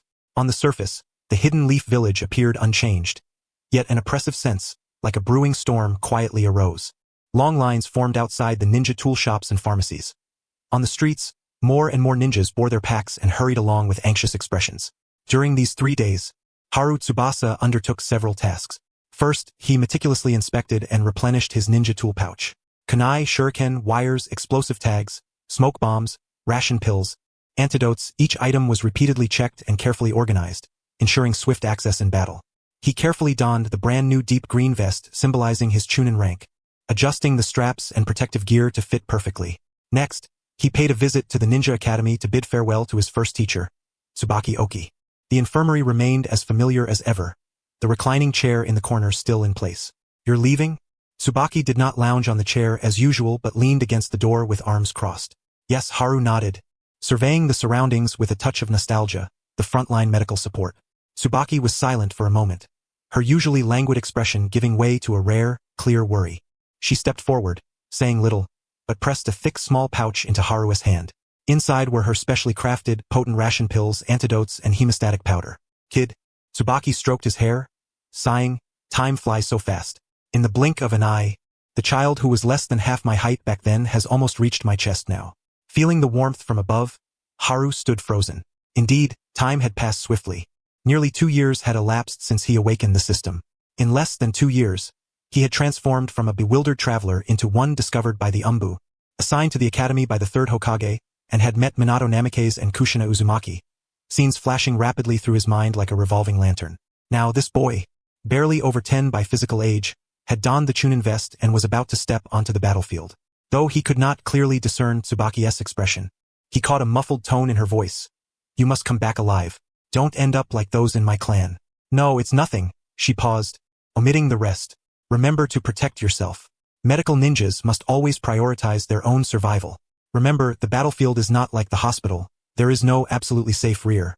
Remember."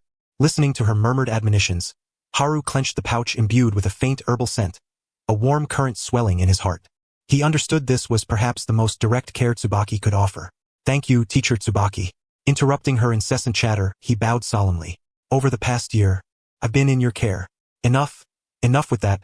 Tsubaki waved her hand, turning away with a somewhat muffled voice. "Get going. Remember the 3 principles I taught you for medical ninjas. Don't charge ahead like a fool. You must come back alive. I'm counting on you to help me with more work in the future." Haru watched her turn, her back straight and unwilling to look back. Finally, he nodded, committing her weighty concern and admonitions firmly to memory, then left the room that bore the earliest memories of his training. The day of departure arrived at the darkest moment before dawn. The vast clearing before the main gate of the Hidden Leaf was now filled with a sea of shadowy figures. Hundreds of ninjas stood in orderly formation, torches planted around them casting flickering light that illuminated faces both youthful and weathered, their features shifting between light and shadow. Low murmurs, the faint clink of equipment, and restrained breaths mingled to create a heavy, somber atmosphere. Haru, clad in his Chunin vest and carrying his pack, wove through the crowd. His gaze swiftly scanned ahead and soon settled near the command area, where 2 familiar figures stood. Minato Namikaze, also wearing the Chunin vest, with his golden hair still striking in the torchlight, was meticulously inspecting his ninja tool pouch. The gentle eyes he usually bore were now filled solely with calmness and sharpness. Beside him stood Kushina Uzumaki, her long red hair tied neatly in a ponytail. She stood on tiptoe slightly, as if searching for something, her brown eyes sweeping over the crowd. As Haru approached, both turned their heads almost simultaneously. "Haru!" Kushina's eyes brightened, and though she instinctively wanted to wave, she remembered the gravity of the occasion and lowered her hand, yet her delight was unmistakable. Minato offered a warm smile and nodded. In such a grave setting, seeing familiar faces brought a measure of reassurance. They regarded each other's new attire, and in the exchange of glances, words were unnecessary. A shared sense of comfort arose naturally. "Seems we are all prepared," Haru whispered. "Yes." Minato patted the ninja pouch at his waist. Kushina clenched her fist. "Small but resolute. It will definitely be fine." As the 3 conversed quietly, a voice with its usual laziness yet now tinged with more complex emotion came from nearby. "So it really is you 3. They turned to see Shikaku Nara, Inoichi Yamanaka, and Choza Akimichi, 3 comrades who had somehow arrived nearby. Shikaku still sported his signature spiky ponytail, his half-asleep expression much subdued.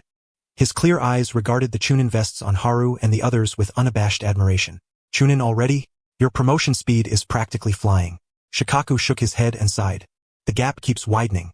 Inoichi and Choza stepped forward as well. Inoichi scrutinized them curiously, while Choza, as ever, smiled heartily. He reached into his pocket for a snack, thought better of it and put it back, clearly sensing the inappropriateness of the moment. Shikaku, Inoichi, Choza, Minato looked at the 3 classmates in surprise. "Are you also on the roster for this operation?" "Not just us," Shikaku replied, gesturing with his chin toward the crowd. "Look carefully. There are many familiar faces." Following his indication, the 3 looked around, their eyes sweeping over the numerous young faces illuminated by the torches. Indeed, many of their graduating classmates, and even some only a year or 2 ahead, stood silently in formation, packs on their backs. Uchiha Haru, a branch family member of the Hyuga clan, and a member of the Inuzuka family, many young people who had crossed paths in school or missions, were now dressed neatly, shoulders squared, silently awaiting deployment. Minato's gaze flicked over those mostly still bearing traces of youth, forcing solemn expressions that barely concealed the fear in their eyes. His brow furrowed involuntarily as he murmured, "Has the situation become so dire? Even students who just graduated are being sent en masse to the front lines?" Shikaku, hands in his pockets, twisted the corner of his mouth into a bitter, somewhat sarcastic smile.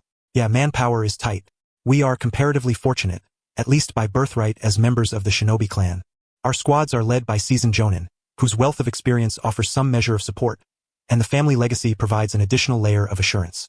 His gaze shifted to other sectors of the formation, where ninjas congregated in more modest attire, their leaders' presence varying in strength. Yet, many of those peers hailing from civilian origins, lacking any remarkable abilities, commanded merely at the Chunin rank. Their battlefield experience was often scant, let alone the capacity to offer guidance or protection. Shikaku's voice remained calm, yet it carried a weighty realism that pressed heavily on the heart. But this is war. The forces to be filled in are not solely the elite fighters. More so, it is us, the likes of them.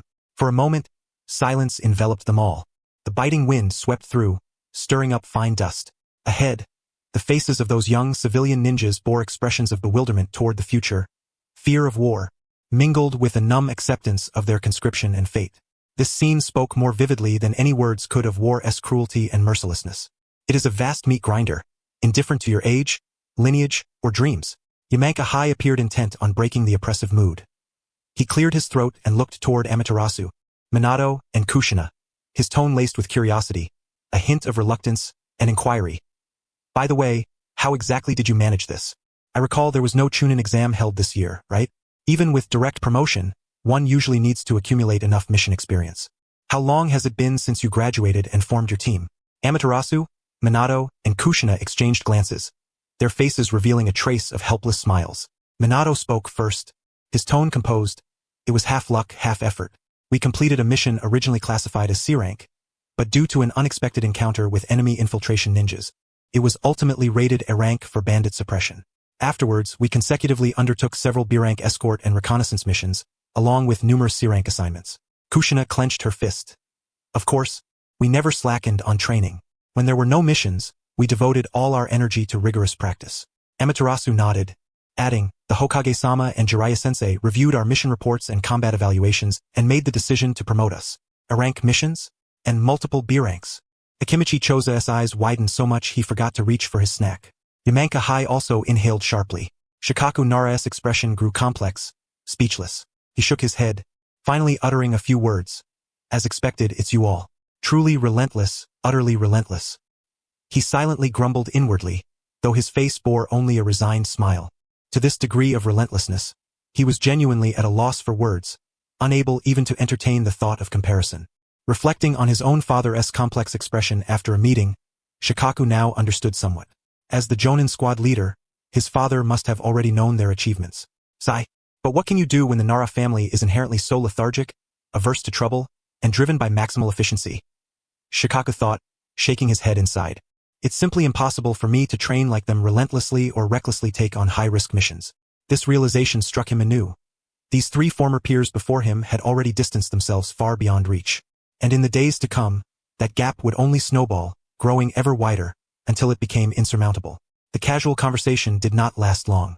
For atop the high platform ahead appeared the familiar figure draped in the Hokage's sacred robe. All the clamor vanished as if swept away by an invisible hand. Hundreds of eyes turned in unison. Hiruzen Sarutobi stood at the edge of the platform, without his customary Hokage hat. His face bore no gentle smile as usual, only a grave solemnity, commanding respect without anger, remained. He spoke no lengthy speeches, no rousing slogans. Instead, with eyes capable of piercing the heart, he slowly scanned every face below, young or old alike. His voice was soft, yet with chakra's aid, every ninja below heard him clearly. Ninjas of Konoha. A single address, yet it instinctively straightened every spine. War approaches once more. The enemy will not halt for our prayers or retreat. Behind you lie our homes, our loved ones, the will of fire that Konoha has inherited. I know many among you will set foot on a true battlefield for the first time. Fear and unease are natural. His gaze seemed to penetrate the crowd, perceiving clenched fists and trembling fingers. But remember, you are not alone. Beside you stand comrades who entrust their backs to you. Upon your foreheads rests the Konoha forehead protector, symbolizing guardianship and responsibility. Within your hearts burn the hopes and trust of countless who cannot be present on the front lines. I do not ask you to be heroes. I only ask that you fulfill your duty as Konoha ninjas. Obey orders, protect your comrades, complete your missions. Then Hiruzen paused, his voice deepening to an unprecedented gravity, solemn as if summoning every ounce of his strength. Then, return alive, return alive, return alive. These 4 words, like a stone cast into a tranquil lake, instantly stirred immense ripples through the crowd. No one knew who first whispered them, but soon more voices joined, swelling from a murmur into a powerful chorus. echoing through the pre-dawn darkness. No ornate rhetoric, no hollow promises. Only the simplest, cruelest, yet warmest hope. Return alive. Those 4 words struck the softest corners of every ninja's heart about to march to war. Many young ninjas' eyes glistened with tears, their lips pressed tightly. Veterans who had endured war clenched their fists with complex expressions. Amaterasu stood amid the crowd, listening to the surrounding roar like a mountain wave, observing faces illuminated by torchlight. Some excited, some resolute, some fearful, some resolute to the end. His gaze swept over the crowd, catching many familiar faces. How many of these would he see again? This thought surged uncontrollably, tightening his chest. After the wave of voices subsided, Hiruzen stepped aside. Jiraiya, clad in full battle attire and bearing an unprecedentedly solemn expression, strode forward. Dressed neatly in his shinobi combat uniform, the Konoha forehead protector tied firmly on his brow, his white spiky hair seemed tamed. At this moment, all traces of his usual levity and recklessness vanished, replaced by the sharpness and gravity befitting a frontline commander. His piercing eyes swept the crowd, lingering briefly on Amaterasu and his companions, giving a barely perceptible nod, then issuing a resolute, thunderous command. All units, proceed according to the scheduled formation. Move out. No superfluous words. Yes, sir. The response thundered like a quake. In the next instant, hundreds of figures moved simultaneously. Swish, swish, swish. One by one, they vanished from sight. Amaterasu cast a final glance at the familiar scenery, inhaled deeply, then turned to follow Minato and the others into action. When would they return next time? The dawn gradually broke. After their silhouettes completely vanished, family members who had been hiding in various corners, alleyways, and beneath eaves emerged from their concealment. Clasping their hands tightly over their chests, they prayed fervently for the safe return of their children and loved ones. Tenkuha moved swiftly alongside Jiraiya and 2 companions, his figure leaping gracefully through the forest. Behind them, several hundred Konoha reinforcements maintained a disciplined formation, silent yet steadfast as they followed closely. Among the ranks, a few Hyuga clan members from the branch family had veins bulging beside their eyes, their Byakugan perpetually activated, their pale pupils scanning the surroundings vigilantly, wary of any potential ambushes or enemy threats. Inhaling the slightly chilly air sharpened Tenkuha's mind further. Maintaining his pace, he focused inward, summoning the panel visible only to him. Holy Light System. Host. Tenkuha level. 12, 2,250,500. Mana.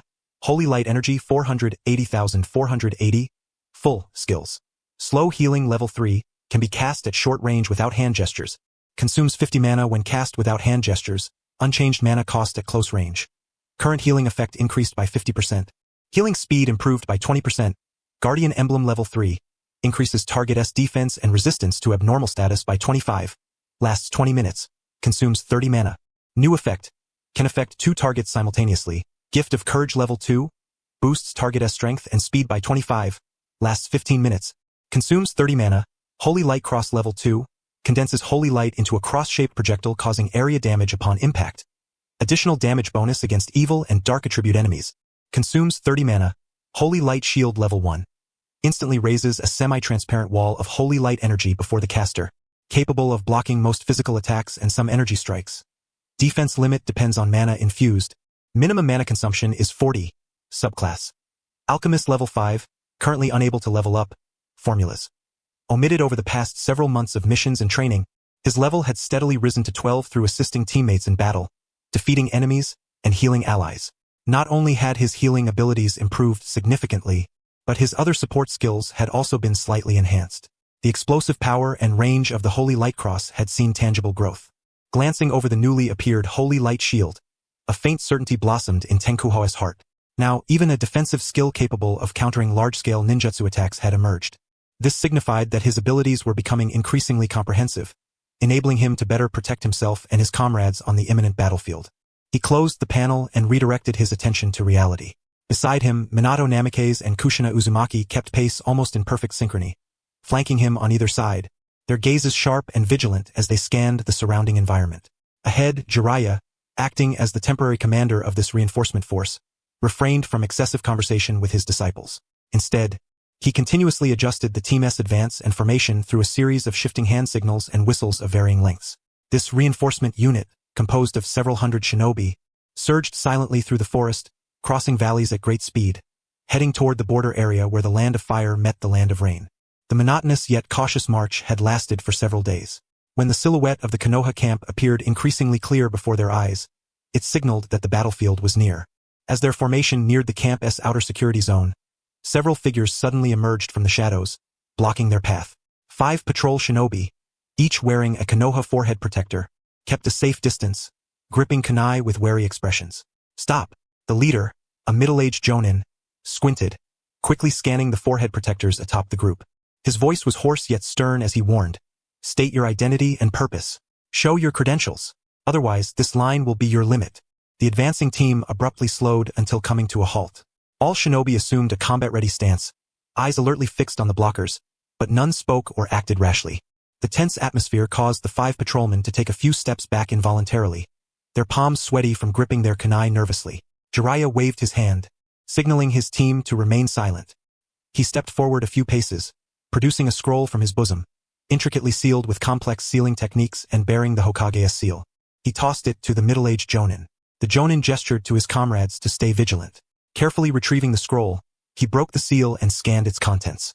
After verifying the scroll's authenticity through a special method and matching the specific code with Jiraiya, the Jonin's tense expression relaxed slightly, though a lingering fatigue remained etched between his brows. He meticulously resealed the scroll and respectfully returned it with both hands, simultaneously signaling his companions behind him to stand down and relax. Turning to Jiraiya, he bowed slightly, his voice still hoarse but tinged with apology. "My apologies, Lord Jiraiya. These are the frontline protocols. I hope you understand. Your team may now pass." Jiraiya, no stranger to frontline procedures, accepted the scroll and waved dismissively, showing no displeasure. "All the more reason to remain vigilant at times like these. You've done well." His gaze swept over the bloodshot eyes of the Jonin, adding, "Thank you for your hard work." The Jonin paused briefly, straightened his posture, and responded, "All for Konoha."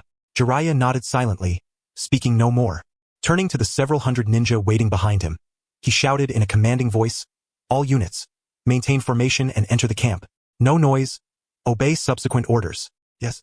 The formation stirred once more, following Jiraiya through the heavily guarded makeshift camp gates, officially stepping into the Konoha frontline encampment.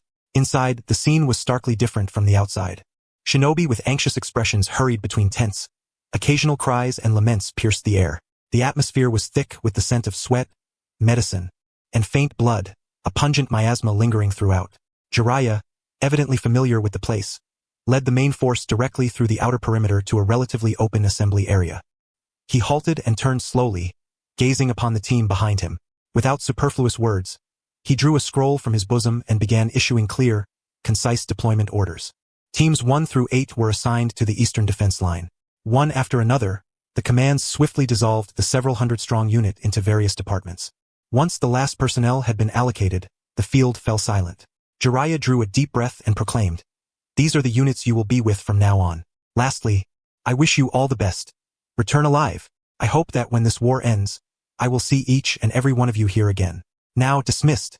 The ninja exchanged glances, silent for a moment before each departed under the guidance of their handlers. Jiraiya remained rooted in place long after the last follower disappeared from sight. Only then did he turn toward Tenkuha, Minato Namikaze, and Kushina Uzumaki, who still stood nearby. She let go of the tension that had stiffened her cheeks moments ago in front of strangers. Jiraiya grinned broadly, his familiar, habitual smile reappearing once more. Chuckling softly, he rubbed his hands together, his eyes sparkling with excitement. "Before you each go to report in, come with me for a bit. Let us meet 2 old friends. Heh. Let them witness just how outstanding the disciples brought up by Jiraiya the Great truly are." Though he claimed it was merely to introduce his old comrades, the pride and boastfulness nearly overflowing from him were blatantly apparent on his face. "Look here, these are the 3 disciples I've trained, all promoted to Chunin rank shortly after graduation. This is entirely thanks to my exceptional teaching. Impressive, isn't it? Envious, aren't you? Can you do the same?" The thought of showing off arrogantly before his former teammates made Jiraiya's expression turn somewhat sly. Kushina curled her lip, instantly seeing through her teacher's ulterior motives. Minato maintained a courteous, gentle smile, evidently accustomed to Jiraiya's occasional eccentricities. Meanwhile, Amain shifted slightly, tilting his head to the sky with a look that plainly said he did not recognize this man at all. Until Kushina could no longer bear it and delivered a sharp punch to Jiraiya's waist, shattering the increasingly wild fantasies in his mind. Jiraiya rubbed his side in pain, grimacing. "Ouch, Amain. Come here and treat your master's injury. Humph. Kushina crossed her arms and snorted coldly, turning her head away. Amain rolled his eyes and reluctantly stepped forward to tend to the seriously wounded Jiraiya. That feels good. Your treatment is the best. So refreshing. Once finished, Jiraiya gave a thumbs up, lavish in his praise. All right then. Amain withdrew his hands and reminded him, Jiraiya-sensei, we should depart soon. I still have to lead the team to assist the medical unit afterward. Jiraiya nodded and then turned around, striding toward the largest and most conspicuous tent at the center of the camp. This was the frontline command headquarters. The closer they approached, the heavier the atmosphere grew. The number of ninja guards increased noticeably, their gazes sharper and more vigilant. Jiraiya and his group arrived at the tent without obstruction. He nodded to the guards outside, lifted the flap, and entered with his head bowed. Yo, Tsunade, Orochimaru, the great Jiraiya is back. Miss me? Before he fully entered, his unmistakably loud voice and annoyingly playful tone had already erupted inside the tent. Tsunade, busy to the point of being overwhelmed, paused at the familiar sound beside her ear. She instinctively looked up and saw Jiraiya's rakish grin. A faint curve lifted the corner of her mouth, but her words were anything but polite. Finally, you're here? Judging by your looks, you've been living the good life. Unlike us, stuck in this damned place running around like headless chickens, barely getting a warm meal, and constantly dealing with unreasonable accusations from the other side. It's maddening. Her voice grew more bitter as she spoke, gnashing her teeth, especially comparing her own haggard, though not outwardly obvious state to Jiraiya's vigorous energy. The imbalance was overwhelming.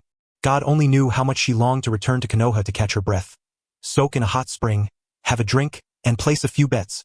Instead, she was stuck dealing with endless casualties, complicated paperwork, and a chaotic supply chain. Yet, the ninja of the Land of Rain and the Land of Wind were adept in toxins. Her presence on the front line was indispensable, especially with Hanzo and Chio still around. Orochimaru, on the sidelines, merely lifted his head from a mountain of documents, his golden vertical pupils lazily sweeping over Jiraiya before giving a slight nod. After this brief greeting, he returned to sorting through intelligence reports.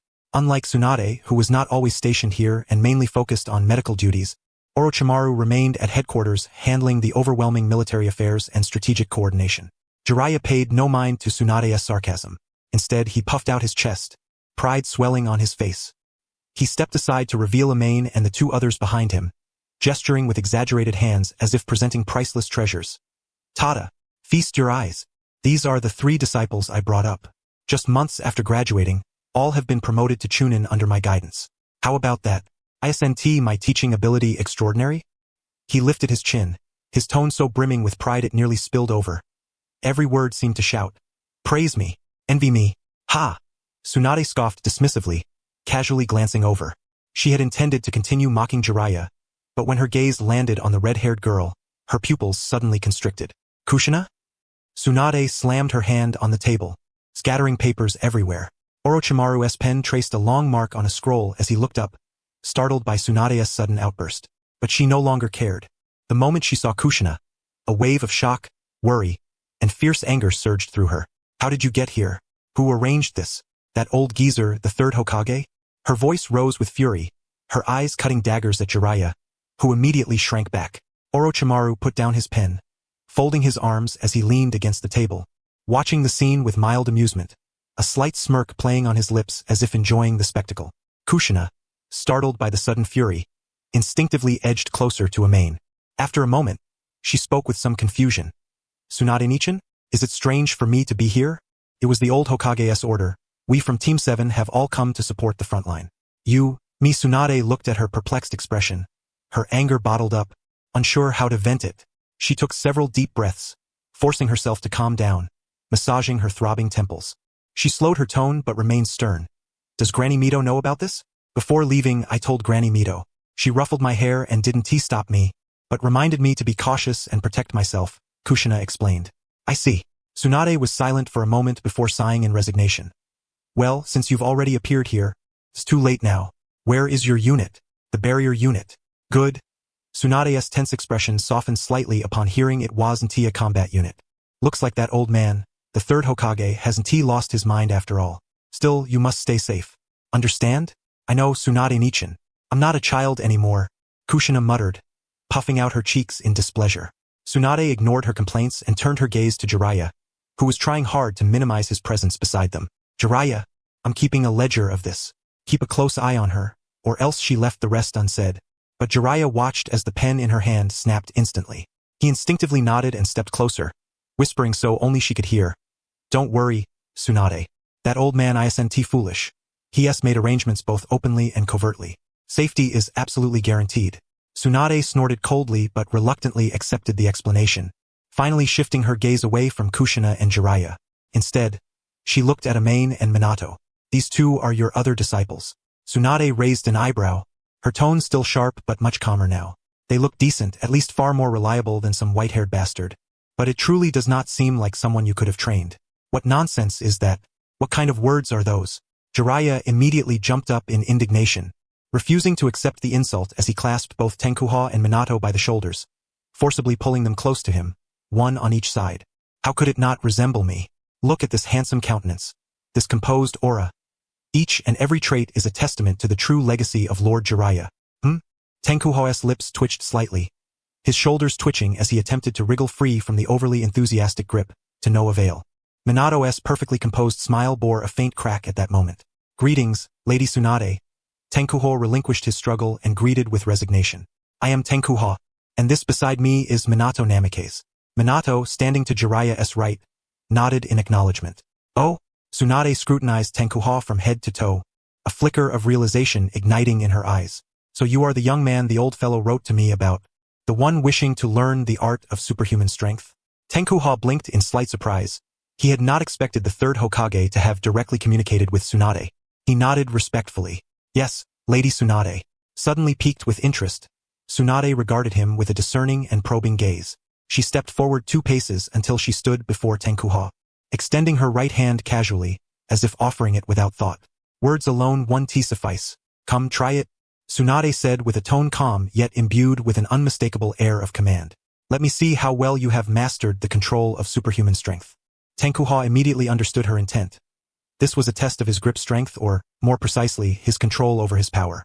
The essence of the superhuman strength technique is not mere brute force but the precise and instantaneous concentration of chakra at a single point. Control is paramount. Without hesitation, he extended his right hand and grasped Tsunade's. Observing Tenkuha's unwavering resolve, Tsunade's eyes gleamed with a hint of admiration. Ignoring Kushina's eager cheers from the side, she summoned chakra into her palm and began to gradually apply pressure. As Tsunade's palm slowly closed, Tenkuha immediately felt an irresistible force surging like a tidal wave from her hand. He had no doubt that, if Tsunade did not intentionally restrain herself, this power could effortlessly crush steel. Holding his breath and focusing intently, he too activated his chakra, concentrating it within his palm, and began to exert force. Within the tent, centered on the point where their hands met, an invisible wave of energy radiated outward. As chakra visibly erupted from their bodies, a tangible gust stirred the air. Papers on the table fluttered, the tent's entrance curtain quivered, and even Jiraiya's long hair was lifted, dancing in midair. Orochimaru's golden eyes widened slightly, a clear spark of interest crossing his face. Minato and Kushina held their breath, watching tensely. Tsunade's expression of surprise deepened. She had not expected a self-taught individual to have mastered the superhuman strength technique to such a degree. The key to superhuman strength lies in physical conditioning and the precise control and instantaneous concentration of chakra. Tenkuha surpassed the level of an ordinary Chunin, even exceeding that of some Jonin in these aspects. Noticing the faint flush coloring Tenkuha's cheeks, Tsunade knew he was nearing his limit. She gradually eased her strength and released her grip. Not bad at all, young man. Tsunade slapped Tenkuha's shoulder heartily, her voice robust. To have mastered superhuman strength to such an extent, and with such precision over chakra control, entrusting the superhuman strength technique to you is certainly no mistake. The slap made Tenkuha stagger slightly, but he steadied himself and responded humbly. You flatter me, Lady Tsunade. It is all thanks to Master Jiraiya's excellent teachings. Ha! Tsunade laughed heartily, as if amused by some private joke, clapping him on the back several times. Come on now. You think I don't know what kind of character Jiraiya is? No matter how good his teaching is, you wouldn't have reached this level without your own efforts. No need to flatter him.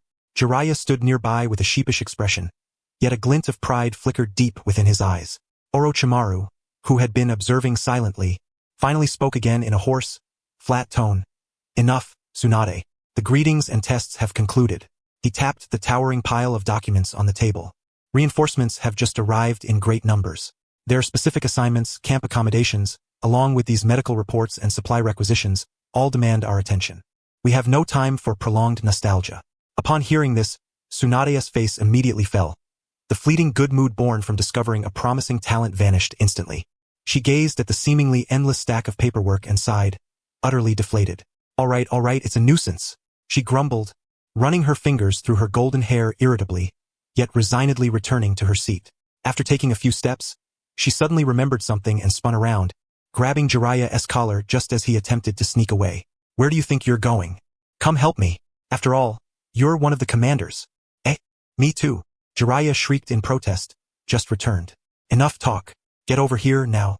Tsunade commanded without hesitation, pressing him into the nearby chair and dumping a hefty stack of files before him. Watching Jiraiya grimace as he began sifting through the papers, Tsunade snorted in satisfaction and sat down herself, diving back into the headache-inducing work. Orochimaru nodded slightly at Tenkuha and the other two, signaling that they could take their leave. The trio cast a sympathetic glance at Jiraiya before cautiously withdrawing from the tent. Once outside, Kushina exhaled deeply, speaking softly, "You really scared me back there. But, Tenkuha, you're incredible, you even handled Tsunade's test." It was merely a test. Lady Tsunade did not apply her full strength. Tenkuha shook his head, then turned to Minato with a serious expression. "From here on, we may have to part ways temporarily. Minato, please take care of yourself." Minato nodded, his gaze warm and resolute. "Yes, rest assured I will be careful. You too, Tenkuha. The medical camp is positioned further back, but it is not entirely safe." Tenkuha nodded, his eyes lingering on Minato for a moment longer. After bidding farewell to Kushina as well, he said no more and turned toward the 10 medical Chunin waiting nearby. Most of the 10 medical Chunin were in their 20s or 30s, predominantly female.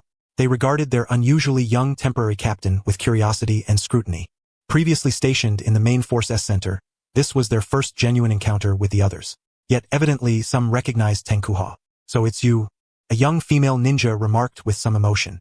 She had previously worked in the hospital and was intrigued by the tales of a young Chunin in the trauma department known for remarkably swift treatment. She had even observed Tenkuha from afar, the scene etched deeply in her memory. Tenkuha racked his mind but could not recall such a memory, so he spoke apologetically. "Excuse me, but have we met before?" "No, I only know you unilaterally." She shook her head. "I never expected that, upon meeting again, you would already be our Team S Chunin leader." Others listened attentively to their exchange, clearly intrigued. "Looks like this captain of theirs is no ordinary figure." Putting his doubts aside, Tenkuha introduced himself. "I am Tenkuha, Chunin. From now on, I will lead you to the medical area for registration." Without superfluous words, he took the lead and strode toward the medical station within the camp. 10 medical Chunin silently followed in his wake. The closer they approached the medical area, the more pungent the air became, an indescribable blend of disinfectant, blood, and a faint, underlying stench of decay. The cacophony grew louder, interspersed with stifled groans of agony, cries for help, and the urgent commands of medic ninjas. When Tenkuha, accompanied by his squad, stepped through the entrance of the vast tent encircled by makeshift wooden fences, even with prior mental preparation, the scene before him caused his heart to plummet. As far as the eye could see, wounded soldiers lay scattered. Not far from the entrance, stretchers were haphazardly piled, bearing ninja bodies stained with blood, with bandages still seeping fresh crimson. Such conditions were pervasive, and the deeper they went, the graver the injuries became. Countless limbs were severed or broken. The air was thick and foul, a nauseating mixture of disinfectant, sweat, and the faint odor of decaying corpses, assaulting their senses. This was no orderly Konoha hospital in the rear lines. There, though injuries existed, order was maintained. The 10 medical Chunin trailing Tenkuha's steps paled slightly at the sight. Among them were many first-timers to the frontline medical unit, and the grim spectacle furrowed their brows and darkened their gazes. Forcing himself to avert his eyes from the severed limbs and hollow stares, Tenkuha inhaled deeply the sickening air, suppressing the turmoil swelling within. "Follow me, do not wander. Remain composed," he whispered to his team behind him, his voice low but imbued with a calming authority. After conversing briefly with the ninja guarding the entrance and learning the location of the camp administrator, they soon identified a ninja loudly directing operations. He was a man in his 30s, with disheveled hair, sunken eyes framed by heavy dark circles. Though clearly sleep-deprived, his voice remained steady and methodical as he issued commands and occasionally intervened in treatment himself. Tenkuha approached with his squad, waiting until the man's hands paused from his ministrations before speaking. "Greetings, sorry to intrude." The man seemed to notice their presence only then, slowly turning around. His bloodshot eyes swiftly scanned the line of newcomers. Upon noting their clean, uninjured state, he furrowed his brow, irritation evident in his tone. What is it? Speak quickly. Greetings. We are the medical ninjas sent to reinforce this unit. I am the temporary squad leader, Tenkaha. We have come to report for duty. Observing the man's blatant impatience, Tenkaha promptly conveyed their purpose. Just you lot? The man's frown deepened, his voice laced with barely contained frustration and disappointment. I requested far more reinforcements than this. Forget it, no time to argue. He introduced himself curtly. I am Hoshino Ishin, head of the medical division. Report your specialties and the severity of injuries you can handle. His tone was urgent, clearly aiming to allocate personnel swiftly and efficiently. The medical chunin behind Tenkaha quickly enumerated their proficiencies. Skilled in Shozen Jutsu for hemorrhage control and treating external wounds. Capable of extracting poison technique. Able to handle common toxins. Proficient in chakra scalpel use for simple visceral suturing. Hoshino Ishin listened attentively, rapidly noting details on his roster, his mind racing to match needs with available skills. Finally, it was Tenkaha's turn. He stated calmly, Tenkaha specializes in rapid healing of various internal and external injuries, with effective treatment across a broad range of wounds. Not adept at toxin management. Ishin's pen hesitated midair as he looked up at Tenkaha with a skeptical gaze. Rapid healing? All internal and external injuries. He clearly doubted that such a young chunin could master medical ninjutsu of this caliber. Yet now was no time for skepticism. Every possible aid had to be embraced. Very well. He made swift decisions, his fingers tapping rapidly on the roster. You head to Sector 3. There are many lacerations and flesh wounds requiring suturing. You go to Sector 5. Most of the patients there have fractures. He promptly dispatched the 10 medical chunin to critical areas urgently needing manpower. At last, his gaze returned to Tenkaha, pointing toward the depths of the tent area, where a segregated section stood guarded, with stretchers hurriedly carried in and out. You, Tenkaha chunin, Hoshino Ishin's voice lowered gravely, are assigned to the emergency zone. This sector houses the most severely injured patients with the highest mortality rates. I need you to stabilize their conditions as much as possible to afford them a chance at subsequent treatment. He paused, adding, if you encounter cases beyond your ability or those deemed hopeless, notify me immediately, or find the sector chief, Jonin Chojino. Remember, do not overexert yourself. Do not waste precious chakra and medical supplies on those destined to perish. Understand? His words were cold and ruthless, yet they reflected the harsh realities of the battlefield, prioritizing treatment for those with greater chances of survival to maximize medical resources. Tenkaha's heart trembled at the gravity of the command, but he did not hesitate, nodding firmly. Understood. Ishin waved them off without further glance, lowering his head to resume his work. Tenkaha cast a glance at the utterly exhausted Hoshino Ishin before turning around and nodding solemnly to the 10 assigned chunin. Everyone, give it your all. The 10 returned the gesture with solemn expressions before swiftly dispersing to their posts. Alone, Tenkaha advanced toward the emergency zone indicated by Ishin. Lifting the blood-stained curtain, he stepped inside. The stench of blood was even more intense here. The patients lying on the beds had mostly lost consciousness. Only the faint rise and fall of their chests attested to their continued existence. Several medical jonin and chunin appeared pale, as if drained of all vitality. Sweat soaked their garments, yet the glow of chakra on their hands never ceased. Tenkaha steadied himself inwardly. Once fully composed, he sought out the area's supervisor, Chojino. He found her kneeling beside a ninja whose abdomen bore a gaping wound, her hands flickering with green chakra light. Her gaze was focused, her complexion similarly pale from excessive chakra expenditure. Jonin Chojino? Tenkaha approached, speaking softly. Chojino glanced at him briefly, then spoke urgently. New arrival? Don't stand there dawdling. Over there is a patient with a punctured lung. Go provide emergency treatment. Yes, barely holding on. Yes. Without the slightest hesitation, Tenkaha rose and hurried toward the indicated direction. On the bed lay a young chunin, seemingly no older than 20. His complexion ashen and gray, with a dreadful penetrating wound across his chest. With each faint breath, fresh blood trickled from his mouth and wound, his gaze already blurred. Tenkaha swiftly placed his hand over the wound, silently reciting. Slow healing. A golden light flared instantaneously. Compared to before, this third-level slow healing technique represented a significant leap in both treatment intensity and speed. Even severe injuries could now be eased or fully mended within a short span, unless the damage was extraordinarily grave, necessitating multiple applications. To Tenkaha's assessment, the young ninja's injury did not reach such a critical threshold. Thus, as the technique unfolded, the gruesome wound visibly contracted and healed until it vanished entirely. The young Chunin's breathing steadied and strengthened in the blink of an eye, and a faint flush returned to his pallid face. Just now, it seemed as though grandmother was waving to me from the opposite bank of the river. He whispered softly. Though the wound had vanished, the prolonged blood loss had prevented him from regaining full consciousness immediately.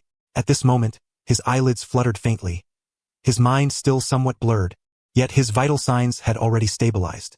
Nagumiano concluded his treatment, exhaled deeply, and only then had the leisure to glance toward the situation around Tang Guangyu. Upon witnessing that the wounded man's injury had healed and his breathing had steadied, her eyes instantly widened, nearly bulging with disbelief, her face awash with incredulity. What sort of novel medical ninjutsu was this? How could its effect be so potent? So swift? Wait. Am I not among the most seasoned medical jonin on the front line? Why am I unfamiliar with such a technique?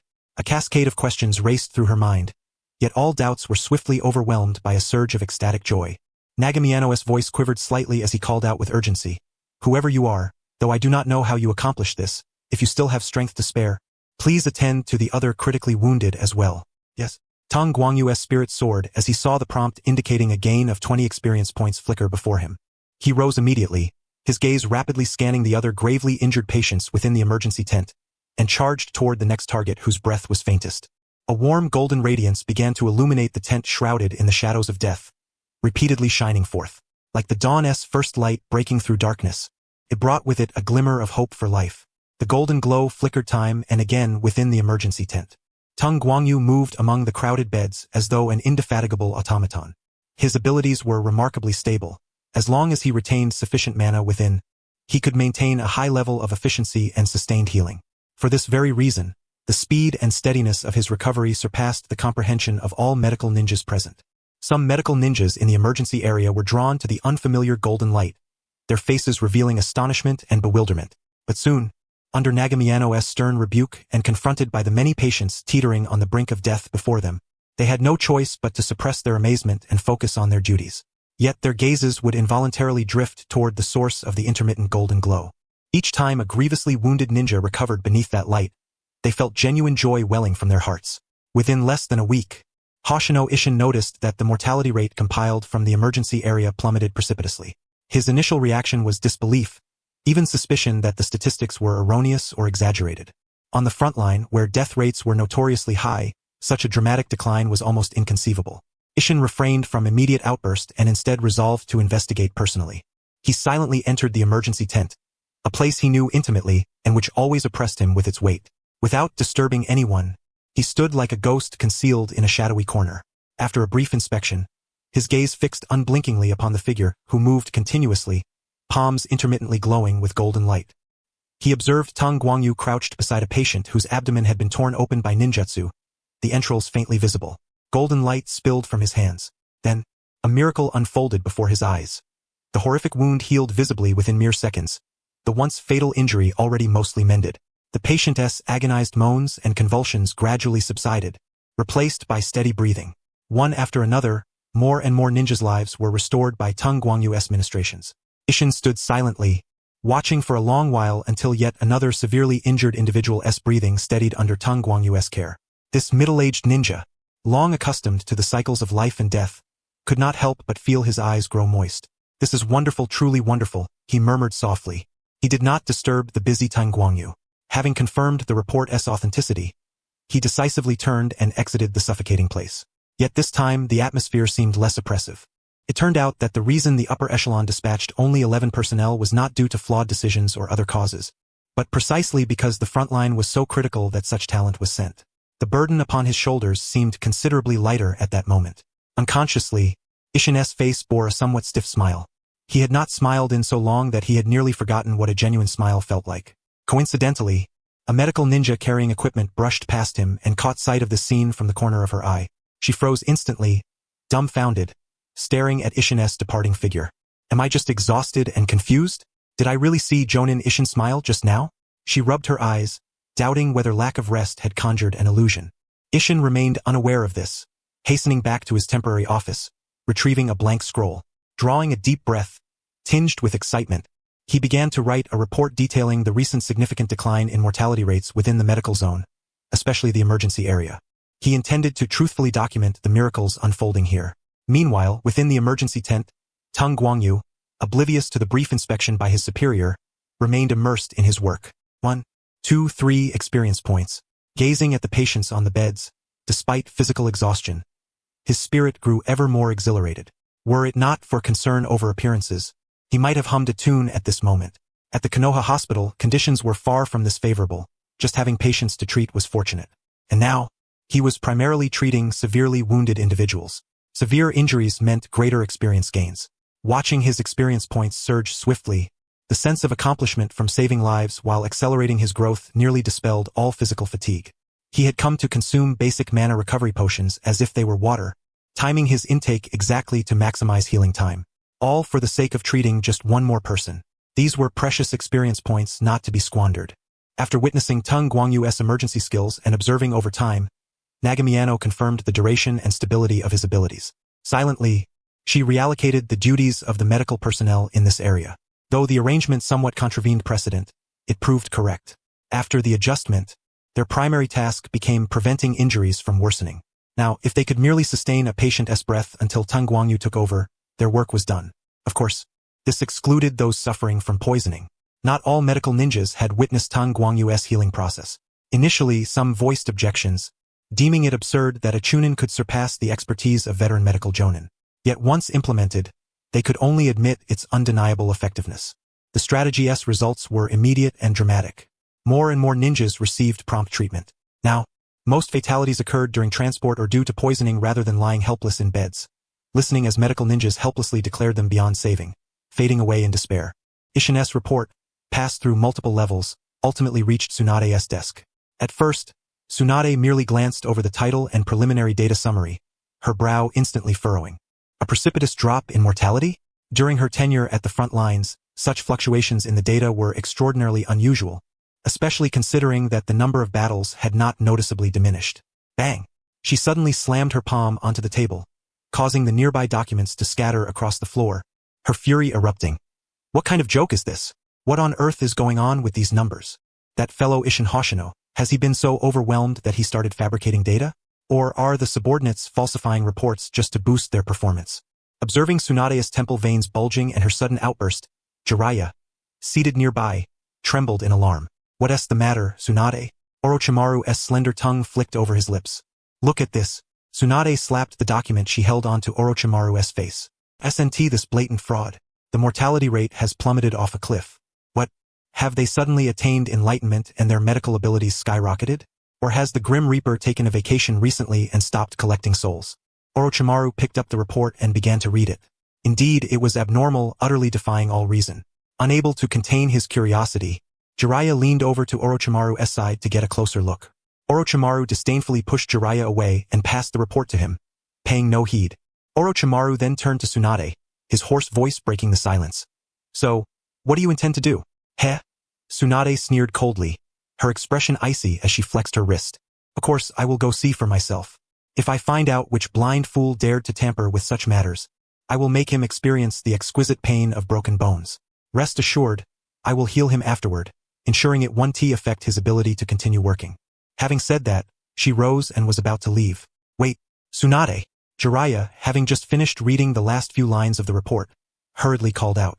Tsunade, with one foot already outside the tent, abruptly turned around. Her expression was cold, her tone sharp. What is it, Jiraiya? Are you going to defend them? Chilled by Tsunade's glare, Jiraiya forced out a weak chuckle. Of course not. Then why did you call me? Tsunade declared she was in a foul mood and needed to vent. If Jiraiya didn't clarify things, she wouldn't mind releasing her anger before setting off. Seeing Tsunade's increasingly dangerous gaze, Jiraiya quickly began to explain. Tsunade, look here. He pointed to the last few lines which clearly identified the key factor behind this phenomenon. And that name was precisely why Jiraiya had to stop Tsunade. Otherwise, seeing her enraged state, Jiraiya feared that if she went to the medical area, she might recklessly beat up her own disciple. To save his disciple, he had to restrain the tigress before him. Tenkaha? Tsunade stared at the name, frowning. Her anger subsided somewhat, replaced by intense curiosity. Isn't he your disciple? What's going on, Jiraiya? She had only skimmed the initial data and lacked patience to read the summary. Tenkaha is a medic ninja with healing blood traits, Jiraiya continued. If it's him, it's indeed possible to achieve such results. Previously, at the hospital behind Konoha, His rapid healing ability made even the medical squad leader reluctant to let him leave. Tsunade's brow remained furrowed. Her friend's explanation slightly calmed her. However, based solely on this report and Jiraiya's account, she could not fully believe it. She still resolved to witness the situation firsthand. Seeing that he could not dissuade Tsunade, and coincidentally having not seen his disciple for a while, Jiraiya summoned Minato, who was guarding outside the tent, and together they accompanied Tsunade to the medical area. Without alerting anyone, the three silently entered the medical tents. Tsunade, familiar with the layout, led them to the emergency treatment section, pulled back the curtain, and stepped inside. She gestured to the medical staff who noticed her presence, signaling them to keep quiet. Her gaze swept over the bustling crowd. Soon she found her target. Tenkaha stood before a hospital bed, his hands emanating a golden light she had never seen before. The golden glow flowed over the wound, faintly revealing the visceral injury rapidly healing within mere moments. In less than a minute, the pale patient's face regained a flush of color. His tightly furrowed brow completely relaxed, and he slipped into a deep sleep. Tenkaha withdrew his hands, showing no sign of fatigue. Tsunade even detected a hint of joy in his eyes, as if he had just saved another life. Yes, Tsunade was certain she had not been mistaken. What a kind-hearted child. Having truly witnessed Tenkaha's healing prowess and his relentless dedication without rest, Tsunade's heart sank with a twinge of remorse for ever doubting him. Of course, Tenkaha, still basking in the joy of gaining experience, was oblivious until Jiraiya's hearty laughter came from behind. Only then did he realize that three figures now stood behind him. Jiraiya patted his shoulder and boasted to Tsunade, "See, this is my disciple. Humph, his ability has nothing to do with you, right?" Tsunade crossed her arms and retorted with precise sarcasm. Jiraiya's expression instantly froze. Seems that's true. Unable to refute, Jiraiya finally crouched in the corner, silently growing mushrooms. Tsunade smiled triumphantly. "I told you Jiraiya was just lucky to have a good disciple. If it were me, I could do just as well." Tsunade looked at Tenkaha with pure admiration and amazement. "You little brat, you've done very well." She paused, feeling that such praise was insufficient, then solemnly added, "I, Tsunade, hereby declare you the strongest in the ninja world in wound healing. Even I find it difficult to surpass your skills." "Huh?" Tenkaha was taken aback and instinctively demurred. "Lady Tsunade, you flatter me. My healing ability is only strong because of my bloodline traits. You are what I say you are. Regardless, it's your own power. Excessive modesty is just hypocrisy." Tsunade interrupted him with dissatisfaction. "You think I'm just paying lip service? Also, stop calling me Lady Tsunade like Kushina does. Just call me Sister Tsunade. I'm not that much older than you." Before Tenkaha could finish his protest, he changed his address under Tsunade's threatening gaze. "Sister Tsunade. That's better." Tsunade nodded with satisfaction. "Alright, the main reason I came was to confirm the situation. Now that I'm reassured, my future workload will be lighter." Her expression visibly brightened as she paused, then continued, "Your merits will be duly recorded and included in the next intelligence report sent back to the village." Minato stood quietly to the side, refraining from greeting Tenkaha. Seeing his brother not only quickly adapt to the frontline atmosphere but also shine brilliantly, earning Tsunade's high praise, he felt immense comfort and pride.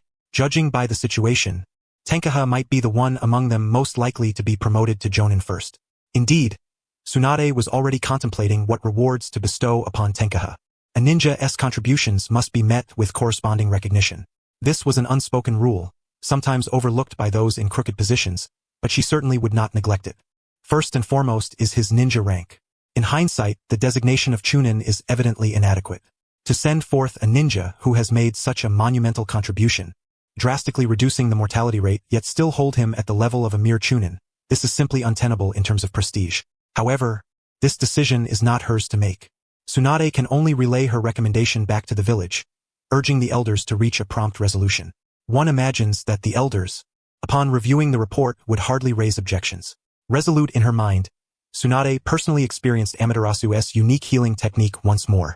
After confirming that his abilities bore no adverse side effects, and that the results surpassed even her own expectations, she patted Amaterasu's shoulder with satisfaction and finally breathed a sigh of relief. "We've seen all we need to see. It's time for us to depart. We must not interfere with your work." With that, she seized Jiraiya by the collar of his back robe and dragged the still moody sage out like a sack of potatoes. The quality of the Konoha standard issue vest was exceptional, rendering Jiraiya utterly breathless. His face rapidly turned the color of raw liver as he flailed his limbs in a desperate struggle to gasp for air. Wait, Tsunade, I'm going to die. Really going to die. Ease up a little." but his feeble strength was no match for hers. Without even turning her head, Tsunade clicked her tongue impatiently, her grip unyielding, dragging him along the path with only a messy trail and fading muffled wails left in their wake. Upon witnessing this, Minato hurriedly cast a look of concern and reluctant farewell toward Amaterasu before swiftly pursuing them. After Tsunade and her entourage departed, the emergency tent fell momentarily silent before bursting back into its usual flurry of activity. Tsunade's endorsement acted as a silent signal. Amaterasu's status within the medical division skyrocketed instantly. Word spread swiftly. Soon all the frontline medical ninjas knew of a young healer who had arrived, one whose skill in mending wounds made even Tsunade herself concede defeat. The most immediate impact was this: their rest periods increased. Previously, every individual worked ceaselessly, their chakra perpetually stretched to the brink of exhaustion. Now, Amaterasu had taken over the most energy-draining triage procedures. Many severely wounded ninjas who once required the combined efforts of multiple medical ninjas to be barely saved could now be treated effectively by Amaterasu alone. This not only meant lives saved but also the liberation of a significant portion of the elite medical workforce. Proper rotations and rest were finally achievable, allowing nerves strained to their utmost limits to find moments of respite. The haggard faces of the medical ninjas began to regain some color, and the dense web of bloodshot veins in their eyes gradually faded. More importantly, they no longer had to meticulously ration every ounce of chakra, fearing that the next casualty might be even more grievously injured. They could now devote more energy and chakra to treating those with lighter wounds who had previously received only rudimentary care. Though the medical division remained busy, the suffocating sense of despair was palpably diminished. Conversely, Amaterasu grew ever busier. The batch of patients in the emergency area would improve only to be swiftly replaced by the next wave. The localized frontline skirmishes had yet to cease, growing ever fiercer, with numerous ninjas wounded and near death every day. He was practically welded to the emergency tent, pacing repeatedly among the beds. Despite the relentless pace that left his feet barely touching the ground, Amaterasu's heart overflowed with an unprecedented sense of fulfillment and drive. Back in Konoha, his rate of experience gain had been slow. Even assisting teammates in combat yielded experience, but not every mission involved clashes with ninjas. Here, every wounded soul carried before him was like a walking experience capsule. Healing them not only saved a precious life but also tangibly affirmed his own growth in strength. It was a virtuous cycle, saving lives and becoming stronger perfectly intertwined. Therefore, even as his body grew weary from prolonged concentration on his duties, his spirit remained elevated and deeply satisfied, finding joy in his work. The transformation Amaterasu ushered in extended beyond the medical zone. Those Konoha ninjas he had forcibly pulled back from the brink of death, once stabilized and moved to recovery, became his most ardent advocates. You have no idea. One would say, I felt like my entire chest was shattered, couldn't catch my breath, vision blackening. I thought for sure I was going to meet the first Hokage. Then, in that hazy moment, a particularly warm and brilliant golden light shone down on me. And hey, guess what? I suddenly could breathe again. The pain eased. When I woke up, I was here. The medical squad told me it was thanks to the new Chunin Amaterasu in the emergency area who saved me, saying my chances were slim before. Such conversations grew increasingly wondrous as they echoed among recovering ninjas. Some even claimed Amaterasu was a divine messenger sent expressly to rescue them. Regardless of the rumors' embellishments, one thing remained constant: profound gratitude toward Amaterasu. The despair of standing on death's precipice, only to be miraculously pulled back, was an experience potent enough to render even the most taciturn ninja loquacious. They recounted their salvation by that golden light to every visiting comrade and passing ally with heartfelt thanks. Though details might be embroidered, the core narrative was uniform.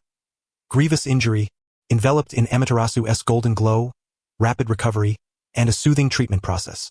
Word of mouth multiplied rapidly. Before long, Amaterasu's reputation spread beyond the medical staff to the entire frontline combat force. Rumors circulated of a youthful healer wielding golden light who could mend any wound, no matter how severe, as long as there was a breath of life left. Initially, some ninjas who had not suffered grave injuries or witnessed his work firsthand were skeptical, dismissing it as mere exaggeration. Yet as more and more veterans treated by Amaterasu returned to the ranks unmarked by scars, the truth of the rumors was firmly established. Undoubtedly, the impact was profound. For ninjas accustomed to disregarding life and death, a reliable logistic support was paramount. Now, if one were grievously wounded but managed to cling to life and return to camp, the odds of survival had dramatically increased. This meant they could fight with less fear of injury, even adopting strategies of trading wounds with the enemy in extreme circumstances. The more fiercely they fought, the more the enemy dreaded them. Morale, a seemingly intangible yet crucial element, was significantly bolstered. Without realizing it, Amaterasu's name, along with the golden light and hope for life it symbolized, became an additional spiritual pillar for the frontline troops. During a briefing to the command center, Isshin Hoshino specifically highlighted this. The presence of Chunin Amaterasu has not only drastically reduced the mortality rate and conserved medical resources but, more importantly, raised the morale of frontline combatants. Though difficult to quantify, many frontline commanders have reported an increase in their team's combat resilience. Presiding over the meeting, Tsunade nodded and glanced toward Jiraiya, who was also attentively listening to the report. Although Jiraiya endeavored to maintain the solemn demeanor befitting a commander, the faint upward curve of his lips and the unmistakable gleam of pride in his eyes betrayed the true state of his heart at this moment. Orochimaru's golden vertical pupils flickered with a spark of interest as he murmured softly, "Such a unique healing ability, Mozaruin. I must study it closely." His tongue unconsciously traced the corner of his mouth, the desire to investigate stirring restlessly within him. Casting a glance at the foolishly grinning Jiraiya nearby, he allowed the thought to circle briefly in his mind before suppressing it for the time being. After all, this was his own dim-witted teammate's apprentice. He could not make a direct move. Yet, perhaps in the future, should the opportunity arise, he might trade for it with something that piqued his interest. All of this, however, remained utterly unknown to Amaterasu Hain, who was already blissfully engrossed in the rapidly accumulating experience within this environment. At the Konoha front, the precipitous decline in ninja mortality, coupled with the astonishing acceleration in wounded recovery rates, stirred ripples far beyond the confines of the Leaf's own ranks. Even the opposing shinobi, locked in confrontation, discerned with increasing clarity through repeated close quarters clashes a subtle yet tangible transformation. It seemed the Leaf's shinobi had become far more difficult to slay. The morale of Konoha's ninjas was palpably elevated. They fought with greater audacity in hand-to-hand combat, and their coordination among comrades was notably more harmonious.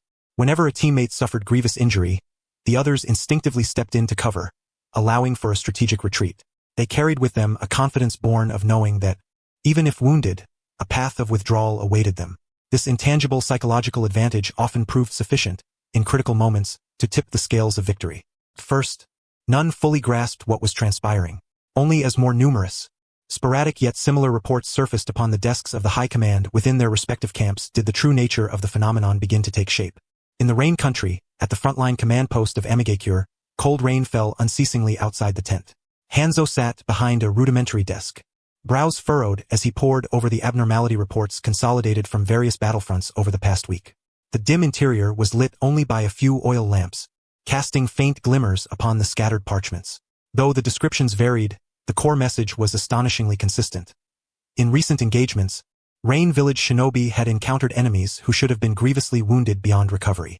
Yet these foes had remarkably restored their combat capabilities within an extremely short span and reappeared at the front lines. Hanzo set down the report, the breath escaping from beneath his mask sounding heavier than before. Konoha. Again, it was always Konoha. This great ninja village, endowed with abundant resources and profound heritage, possessed war potential and response capabilities that were utterly incomparable to a minor shinobi village like Amigakure. Were it not for his own presence as a semi-divine figure within Rain Village, resistance would be futile. The possibility of even being considered a mere pawn on the chessboard might not exist. He was well aware that Konoha's medical system was unparalleled in the ninja world, its sophistication and prevalence far surpassing the other four great nations. Even shinobi from hostile great powers grudgingly acknowledged this fact. Moreover, the existence of Tsunade granted Konoha an immense advantage in mass combat. Her slug summoning technique alone enabled widespread battlefield healing of allies. Yet even so, to restore a severely wounded ninja to a state fit for redeployment in mere days? Forgive him, but this exceeded his understanding of even the most exceptional medical ninja's capabilities. Ninjas were, without question, extraordinary beings, with bloodline limits and secret techniques emerging endlessly. But such a rate of recovery from grievous injury was simply beyond the pale. Has the veracity of this intelligence been confirmed? Hanzo looked up toward his adjutant. It was prioritized for verification as soon as the information was received. The adjutant replied, instinctively lowering his gaze. So far, it appears to be largely accurate. Additionally, we have observed a significant reduction in the proportion of injured ninjas among the recent rotations from Konoha. Nearly all maintain a relatively good condition, suggesting that all wounded personnel, regardless of severity, receive timely treatment. Hanzo sank into silence. As a leader who had struggled to survive amidst the pressures of Konoha, Sunagakure and Iwagakure factions, guiding Rain Village in its desperate resistance, He was naturally suspicious and cautious by nature. He always endeavored to consider the worst possible scenarios. Battles between ninja villages were often brief and frequent. This meant many wounded shinobi had little chance for adequate treatment, or indeed any treatment at all. Medical resources were limited. Some were inevitably prioritized over others. Consequently, many received only rudimentary care and were compelled to fight again with injuries. Such circumstances were commonplace in wartime. But now, it seemed Konoha was breaking this norm. Had Konoha developed an even more potent new medical secret drug? Or had they, regardless of cost, deployed a large-scale medical ninja corps directly on the front lines? Hanzo muttered softly, weighing the possibilities. The former was traceable. Rain Village had previously seized several medicines from Konoha ninjas during combat. After verification, he knew Konoha had indeed developed several new drugs with remarkably rapid effects, able to restore a degree of injury, chakra, and even enhance strength, speed, and defense in a short time. So if they had built upon this foundation to create even more powerful secret medicines, it could partially explain the phenomenon. Yet Hanzo's heart leaned toward the latter possibility. After all, drug development was no overnight feat. It was impossible for all these advances to have come from a single individual. He discarded the absurd thought and continued his investigation. Dispatch troops for deep reconnaissance. I want thorough intelligence, clear movements. No more vague reports. Hanzo issued the final command in a chilling tone. Yes, sir. The adjutant snapped to attention and swiftly turned to make arrangements. Almost simultaneously, at the Sunagakure frontline camp, the third Kazekage sat at the head of the table, his countenance so grim it seemed wet with unspilled tears. Chiyo sat beside him, her brow tightly knit, her face etched with grave concern. Unlike the vague intelligence from Rain Village, the reports from Sunagakure were more concrete. Lord Kazekage, a Sunagakure Jonin reported solemnly, based on feedback from the 6th and 7th squads, as well as the puppet assault team engaged at the front lines, they have witnessed multiple instances where Konoha ninjas, who should have been gravely wounded or near death, reappeared on the battlefield. For example, the Konoha Jonin codenamed Demon Fire. After considerable losses on our side, we confirmed 10 days ago that he was severely injured.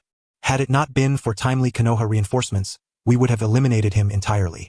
Ordinarily, even if he survived, he would not have been capable of returning to battle so soon. Yet 4 days ago, Demon Fire reemerged and led an offensive with complete vigor. Chiyo's frown deepened as she asked in a low voice, "Are you certain it is the same individual? Could it be a disguise?" "We have repeatedly verified this." Elder Chiyo, the Jonin, replied confidently. Demon Fire's unique firestyle techniques and chakra fluctuations confirm there is no possibility of disguise. Moreover, this is not an isolated case. He paused, then added in a tone of disbelief, "Captured Konoha ninjas, interrogated by our Special Investigation Division, revealed that a remarkably skilled medical ninja has arrived from Konoha's rear lines. It is said that no matter the severity of injuries, those sent back have a very high chance of being healed." The message mentioned a young ninja who heals using golden light, whose name appears to be Amaterasu Hain. Amaterasu Hain? The third Kazekage murmured softly. Which figure is this? Why had there been no prior mention of him? A faint, icy curve curled at the corner of his lips, laced with derision. A suddenly emerging young ninja, previously unknown, yet possessing the medical prowess to restore severely wounded shinobi to the battlefield within mere days. This sounded more like a carefully woven fabrication. A rumor deliberately spread to undermine the morale of the Sand Village and bolster the spirits of the Leaf forces. He was almost certain that those reappearing ninjas had been forcibly restored by Konoha at a considerable cost. But, alas, he would not be so easily deceived. This was undoubtedly the handiwork of the shadows within Konoha. Only that man would stoop to such unscrupulous lengths to fabricate illusions as psychological warfare. Ha! The third Kazekage sneered coldly, his tone brimming with a knowing certainty. Absurd. No matter how advanced Konoha's medical ninjutsu, it could never defy the laws of nature, let alone conjure miracles from thin air. Even Tsunade-sama could not revive a near-death individual to full vigor within a few days, much less anyone else. This was nothing but Konoha's psychological stratagem. Chiyo nodded in agreement. As an old rival, she was intimately familiar with Tsunade's capabilities. Though she might pale in comparison regarding medical skill, her understanding of poisons and the human body was equally profound. Chiyo understood well that recovering from such grievous injuries in such a short span was an immense challenge. Medical ninjutsu fundamentally accelerated cellular regeneration, and excessive stimulation on the gravely injured was tantamount to hastening death. Moreover, Tsunade, though present at the front line, primarily commanded the central operations, handling the most critical wounds and orchestrating antidotes to counteract the toxins of herself and Hanzo. It was utterly impossible for her to personally attend to every severely injured shinobi, let alone restore them so swiftly. Though inwardly inclined to suspect deceit, The third Kazakage's caution as the village leader prevented him from dismissing any potential threat outright. Investigate thoroughly. Use every means at your disposal. I want to know exactly what is happening within Konoha's camp. Is it new medical technology, forbidden techniques, or secret elixirs? Whatever it is, it must be uncovered. His eyes gleamed with a cold light. If such a medical ninja truly exists, spare no cost. Find him and eliminate him at the earliest opportunity. The third Kazakage issued the command. The Sand Village's intelligence network and infiltration forces sprang into action with efficiency. Yet, the reports returned only darkened the Kazakage's expression further. Kazakage-sama, our attempts to infiltrate Konoha's camp have met with an alarmingly high failure rate. The intelligence chief reported, sweat beading on his brow. The sensory barriers around Konoha's camp have recently been significantly strengthened. Their coverage expanded and precision heightened. Even if our operatives evade the outer patrols and hidden sentinels, approaching the core area of the camp leads to near-certain immediate detection and subsequent elimination. Over the past few days, we have lost at least 3 special Jonin and 7 elite Chunin in these operations. Barrier enhancement? The third Kazakage's gaze sharpened. When did this occur? Apparently shortly after that batch of reinforcements from Konoha arrived. The chief replied. Observations suggest the involvement of the Uzumaki clan's influence. The entire barrier is now impenetrable compared to before. Uzumaki clan? The third Kazakage's pupils constricted as a name flashed through his mind. Mito Uzumaki. Yet he quickly dismissed his worst suspicion. She would never personally appear on the front line. However, if she provided technical support, that would explain everything. After all, the entire shinobi world knew the Uzumaki clan's unparalleled mastery of sealing techniques. Modifying a barrier would be effortless for them. Regrettably, they had arrived too late in the past to seize many of the Uzumaki clan's secret arts. A flicker of regret passed through his heart but was swiftly cast aside. This rendered direct infiltration reconnaissance too costly. Was there truly no useful intelligence at all? The third Kazakage's tone sharpened with anger. There is, but it is vague, the intelligence chief said with a grim determination. Synthesizing multiple sources, including fragments from captured prisoners, frontline observations, and the last scraps of information from fallen scouts.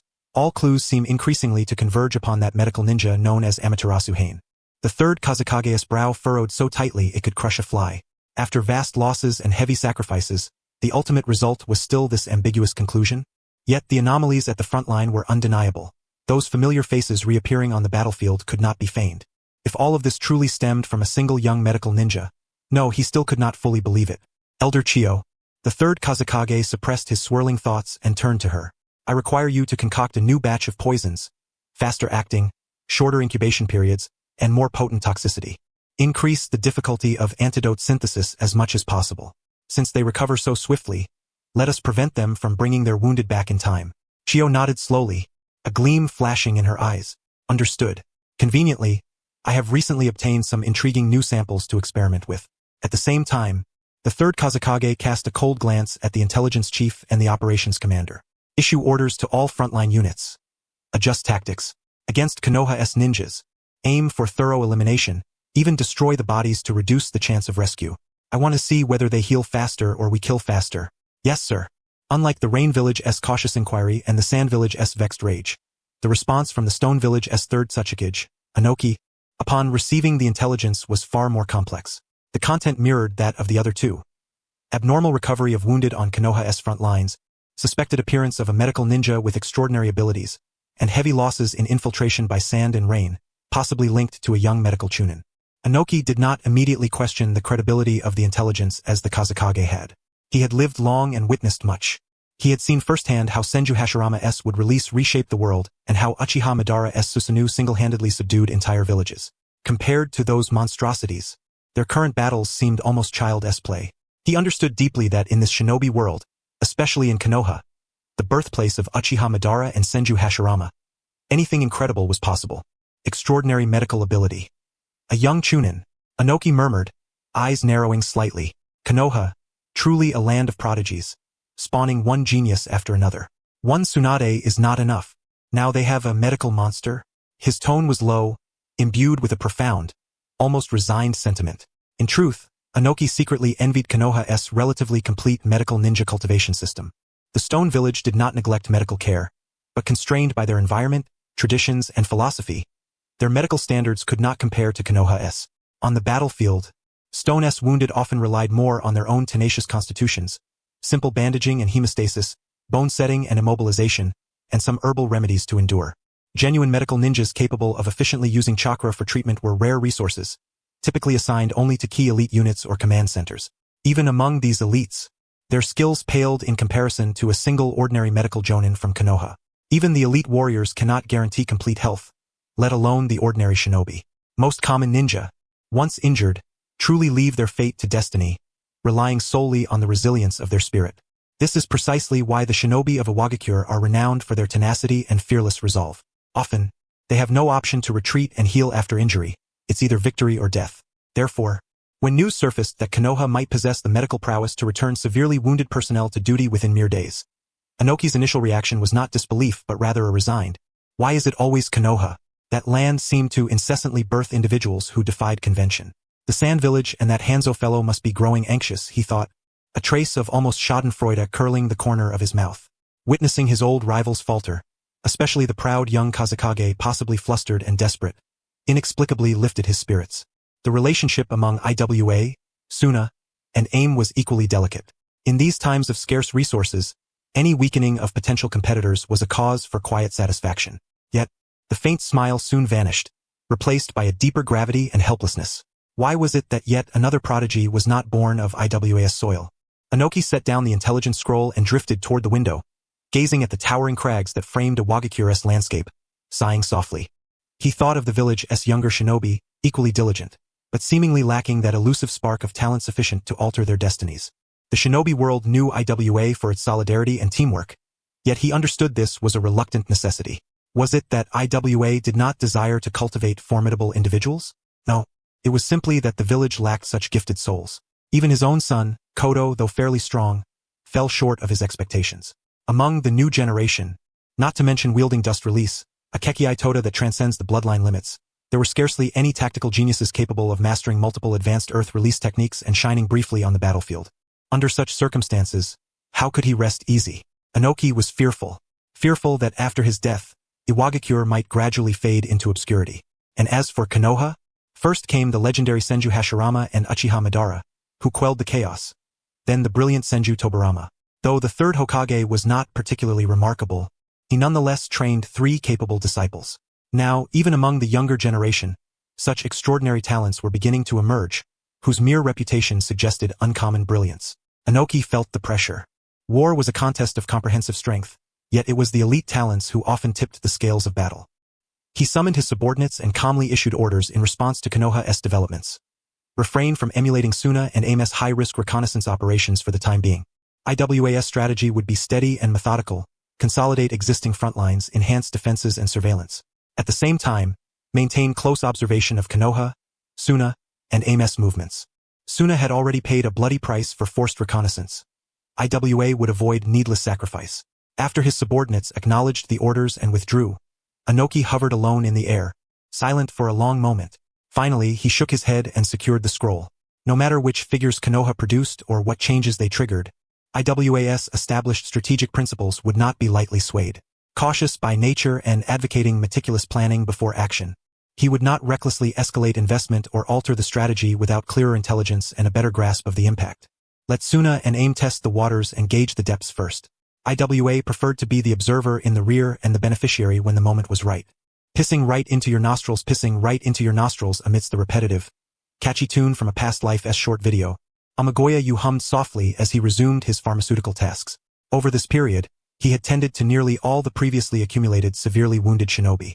Now, the daily influx of new serious casualties was insufficient to exhaust his entire reservoir of chakra. The surplus energy, naturally, must not be squandered. Amagoya transformed it into medicinal concoctions, some replenishing the steadily depleting medical unit's stockpile, and some reserved as his own strategic reserve. Of course, he always retained a portion of chakra for emergencies. Just as he busied himself with the preparation of medicines, urgent calls came from outside the tent allocated to him due to his elevated status. "Lord Amagoya."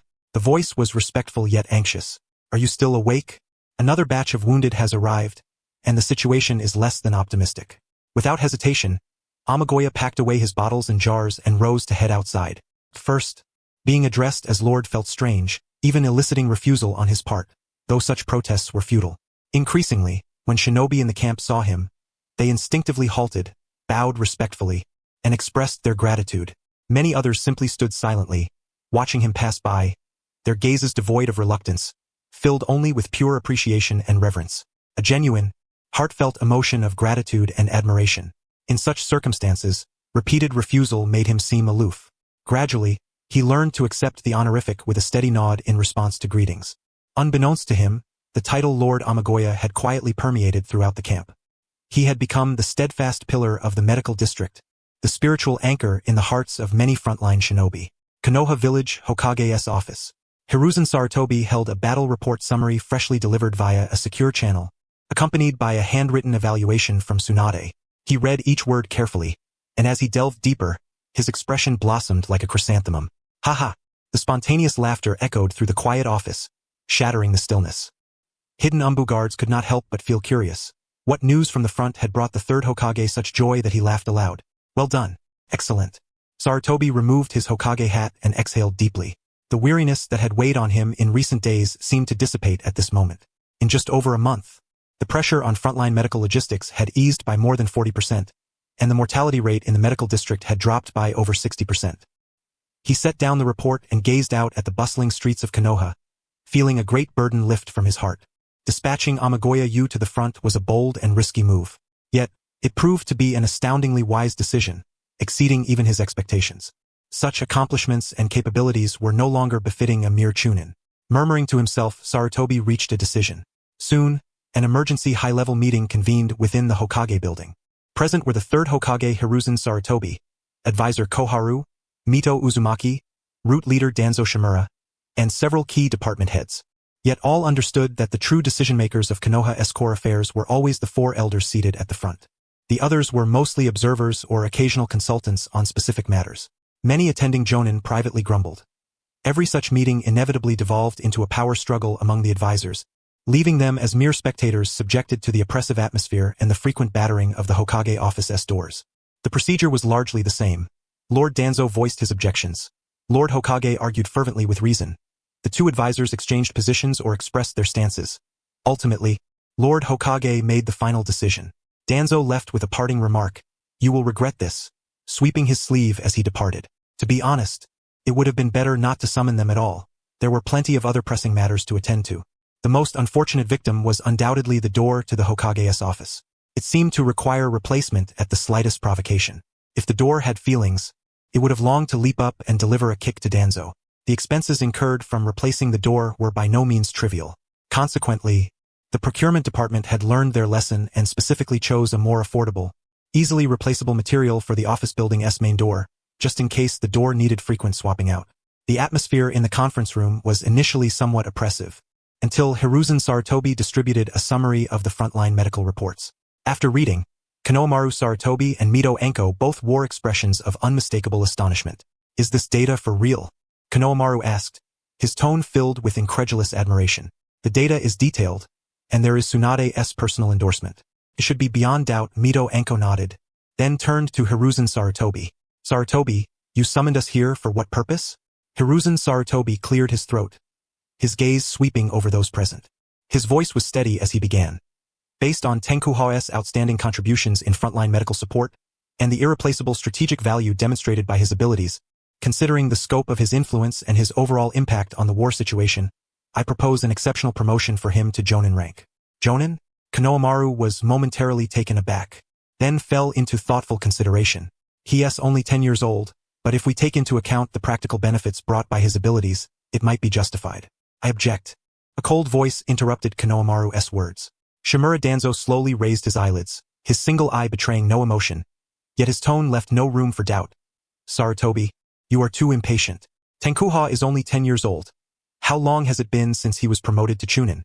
And now you want to elevate him to Jonin? Since when has Konoha's Jonin promotion system become so frivolous?"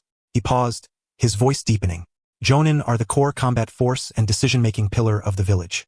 They require comprehensive abilities and a sufficient accumulation of merit.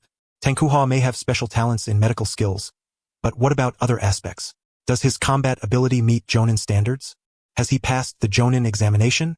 Does he possess the comprehensive qualities to lead a team and independently carry out high-difficulty missions? To promote someone to Jonin based on a single specialty would be hard to justify and would dishearten other diligent ninja who have earned their ranks through solid achievements. Danzo's words were logically structured, invoking the principles of system and fairness. He could not openly admit his unease about the growing power in Hiruzen Sarutobi's hands, nor could he explicitly state that promoting such a young prodigy, favored by the Hokage faction, too quickly would be difficult to control. Yet these reasons were sufficiently legitimate. A brief silence fell over the conference room. Konohamaru and Mito Anko exchanged glances, refraining from immediate response. Hiruzen Sarutobi looked at Danzo, the smile on his face fading. He lightly tapped the report on the table. Danzo, you are not wrong, Jonin require comprehensive abilities. Hiruzen Sarutobi's voice was low but carried great weight. But are you aware that a ninja who can reduce mortality among severely wounded shinobi on the front line by 60%, relieve part of the medical burden, and substantially boost overall troop morale, has a strategic value equivalent to how many ordinary Jonin? Not to mention that medical ninjas have a special promotion pathway. He leaned slightly forward, his gaze piercing. Is this ability truly so insignificant in your eyes? Danzo, you and I both know the value such a ninja holds for a shinobi village, especially in wartime. Is this contribution, this worth, not sufficient to warrant a Jonin rank? What if word gets out? How will the outside world view Konoha? And what will the other ninjas in the village, especially those saved by him, think? A series of rhetorical questions struck the silence like a hammer. Below, a group of Jonin sighed inwardly. They kept their eyes down, whispering silently with furtive glances, trying to diminish their presence and avoid drawing attention to the recurring predicament. Danzo remained silent, a flicker of gloom flashing deep within his single eye, though his face remained as impassive as a still pond. The facts Hiruzen Sarutobi presented were irrefutable, especially with Tsunade's endorsement. Danzo could no longer cling to the argument of insufficient capability. Yet he refused to relent, merely stating coldly, even so, age and seniority are still hard limitations. Such an exceptional promotion is unprecedented. Unprecedented? Hiruzen Sarutobi laughed bitterly. Is a ninja's age and seniority truly so important? Danzo, we are shinobi. In the end, we must rely on ability and merit to speak. He turned his gaze away from Danzo, sweeping across everyone present. What are your opinions? The ninja below shrank like turtles, holding their breath, unwilling to speak. Given Danzo's icy glare, who dared to take the spotlight? Konohamaru and Mito Anko exchanged glances once more, nodding slightly to each other. We agree with your proposal, Sarutobi. Mito Anko finally broke the silence. Though Tenkuha is young, his contributions and abilities are evident. Promoting him to Jonin is justifiable.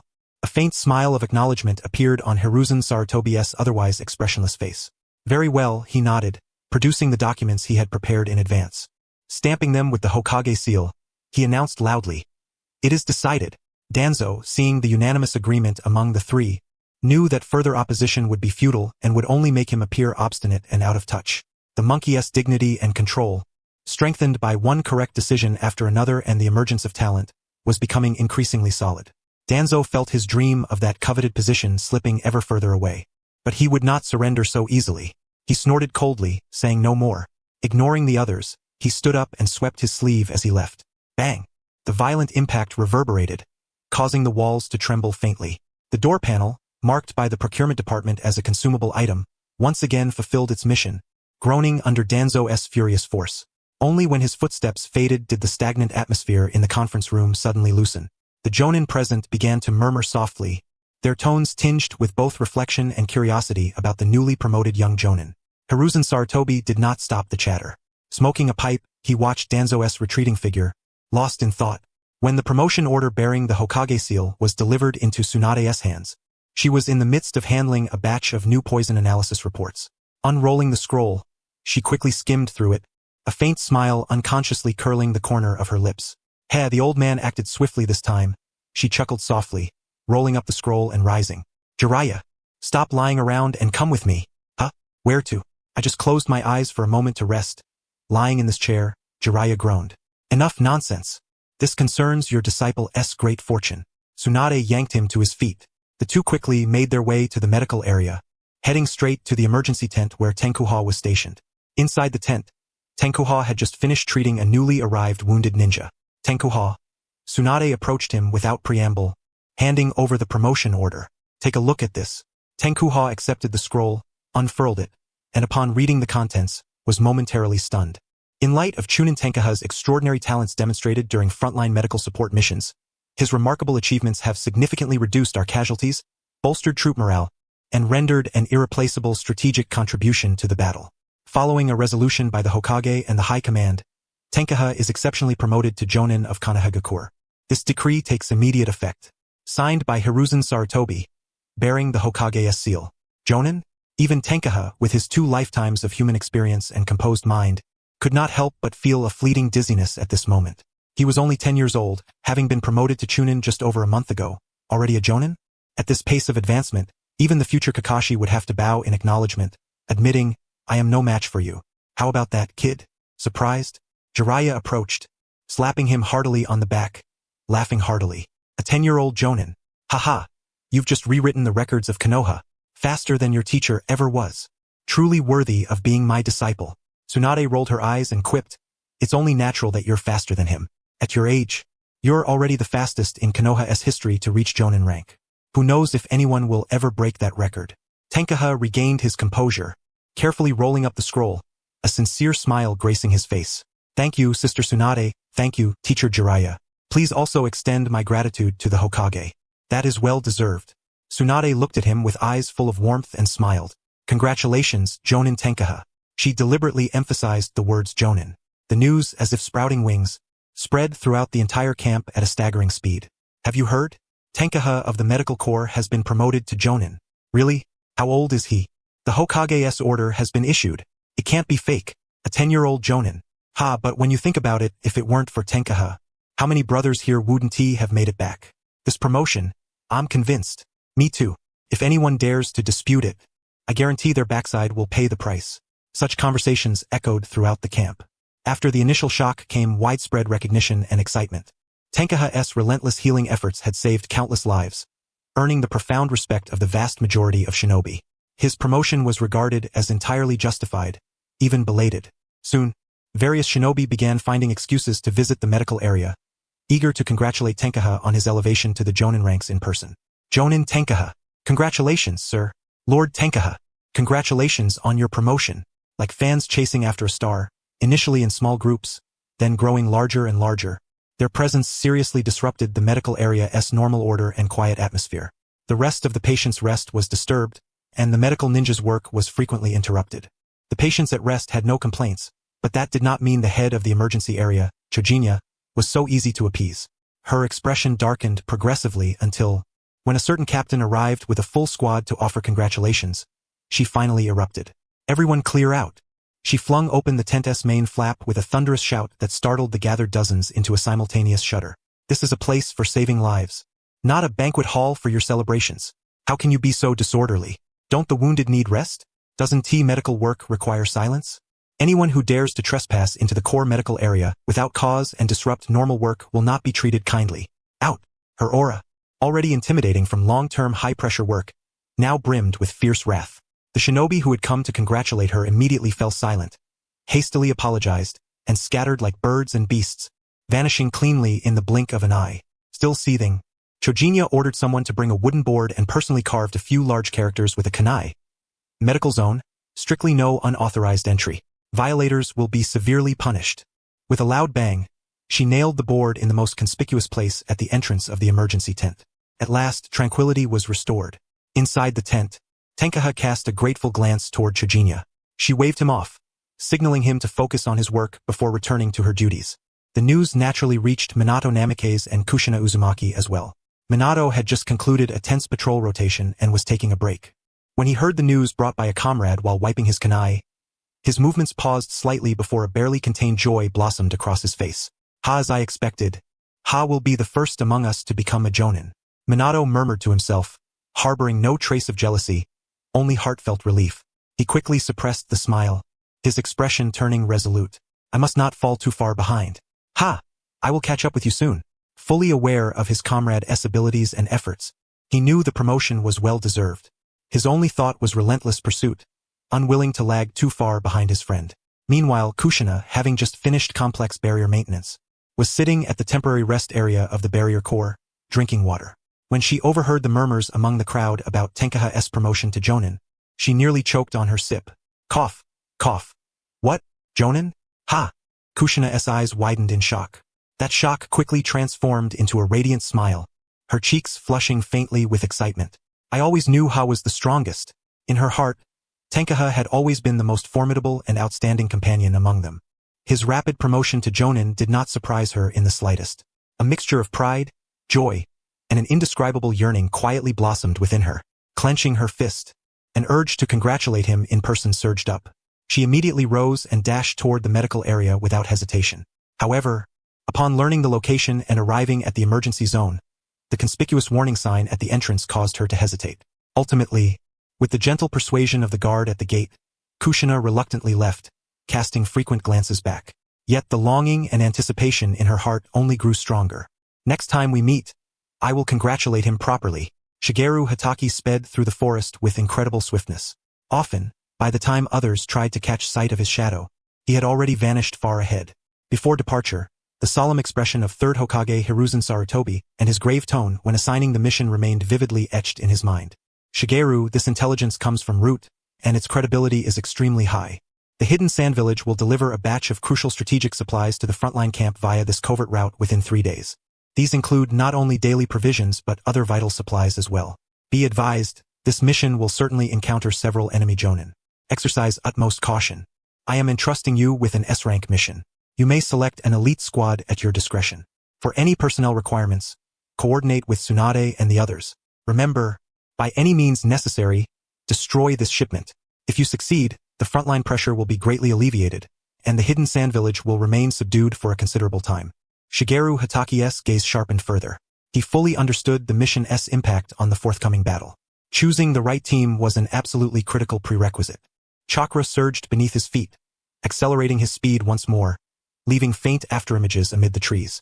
At the Konoha frontline camp, inside the command tent, Tsunade pinched the mission order issued by Hiruzen Sarutobi along with the intelligence scroll bearing Root's distinctive seal. Her brow furrowed deeply. Shigeru Hatake stood before her, his posture upright as a pine, silently awaiting instructions. So, what you mean is that we require a medical ninja capable of safeguarding himself in perilous environments while maximizing the survival rate of his comrades. Tsunade lowered the scroll and looked up at Kiba Shigekyo, her tone grave. Indeed, Tsunade. Kiba Shigekyo affirmed her suspicion and added, this mission involves deep infiltration behind enemy lines to sabotage a crucial supply convoy. Heavy resistance is inevitable, and casualties among our team are almost unavoidable. I need a medical ninja who need not engage in frontal assaults but must possess the ability to survive amid chaos, pursuit, and even isolation on the battlefield, and who can promptly treat fatal wounds, stabilize teammates' conditions, and create opportunities for either retreat or continued combat. Of course, I also require several other elite ninjas skilled in infiltration, demolition, assault, and cover fire to form a squad capable of all-around combat operations. Tsunade's fingers tapped unconsciously on the table as the intelligence on the scroll filled her with apprehension. The scale and variety of supplies dispatched by the hidden sand village this time far exceeded previous quantities. It seemed more like preparation for a large-scale offensive. If these supplies reached the front line. As for the reliability of the intelligence source, Tsunade admitted that although Danzo was unpopular, mentally unstable, and often critical of her, frankly, she simply disliked Danzo as a person. She could not deny his renowned intelligence-gathering capabilities within the shinobi world. Otherwise, he would not bear the title Konoha's shadow. She closed her eyes and pondered deeply, swiftly filtering through suitable candidates in her mind. After a long pause, Tsunade opened her eyes, a flicker of complexity passing through them. She sighed. Before me there was indeed such a person in the camp. But, she hesitated, seeming reluctant to speak. Who? Kiba Shigekyo immediately pressed. Jonin, Namikaze Hain. What? No way. Jiraiya, sitting nearby, could no longer restrain himself and rose instantly. Tsunade, are you out of your mind? Sending Hain on a mission of this magnitude? He was only promoted to Jonin a few days ago. Then what do you suggest I do? Tsunade snapped, slapping the table and glaring at Jiraiya. Kiba Shigekyo's requirements are clear. The medical ninja must be able to protect himself and swiftly treat fatal injuries. Think about it, besides Namikaze Hain, which other medical ninja can, under intense enemy targeting, spare the moment to instantly stabilize a dying comrade? Ha! Of course, I could do that, Jiraiya retorted, but can I leave the camp? Use your brain. Can any other medical ninja meet these two conditions? However, Jiraiya opened his mouth but found no retort. He knew Tsunade's words were true.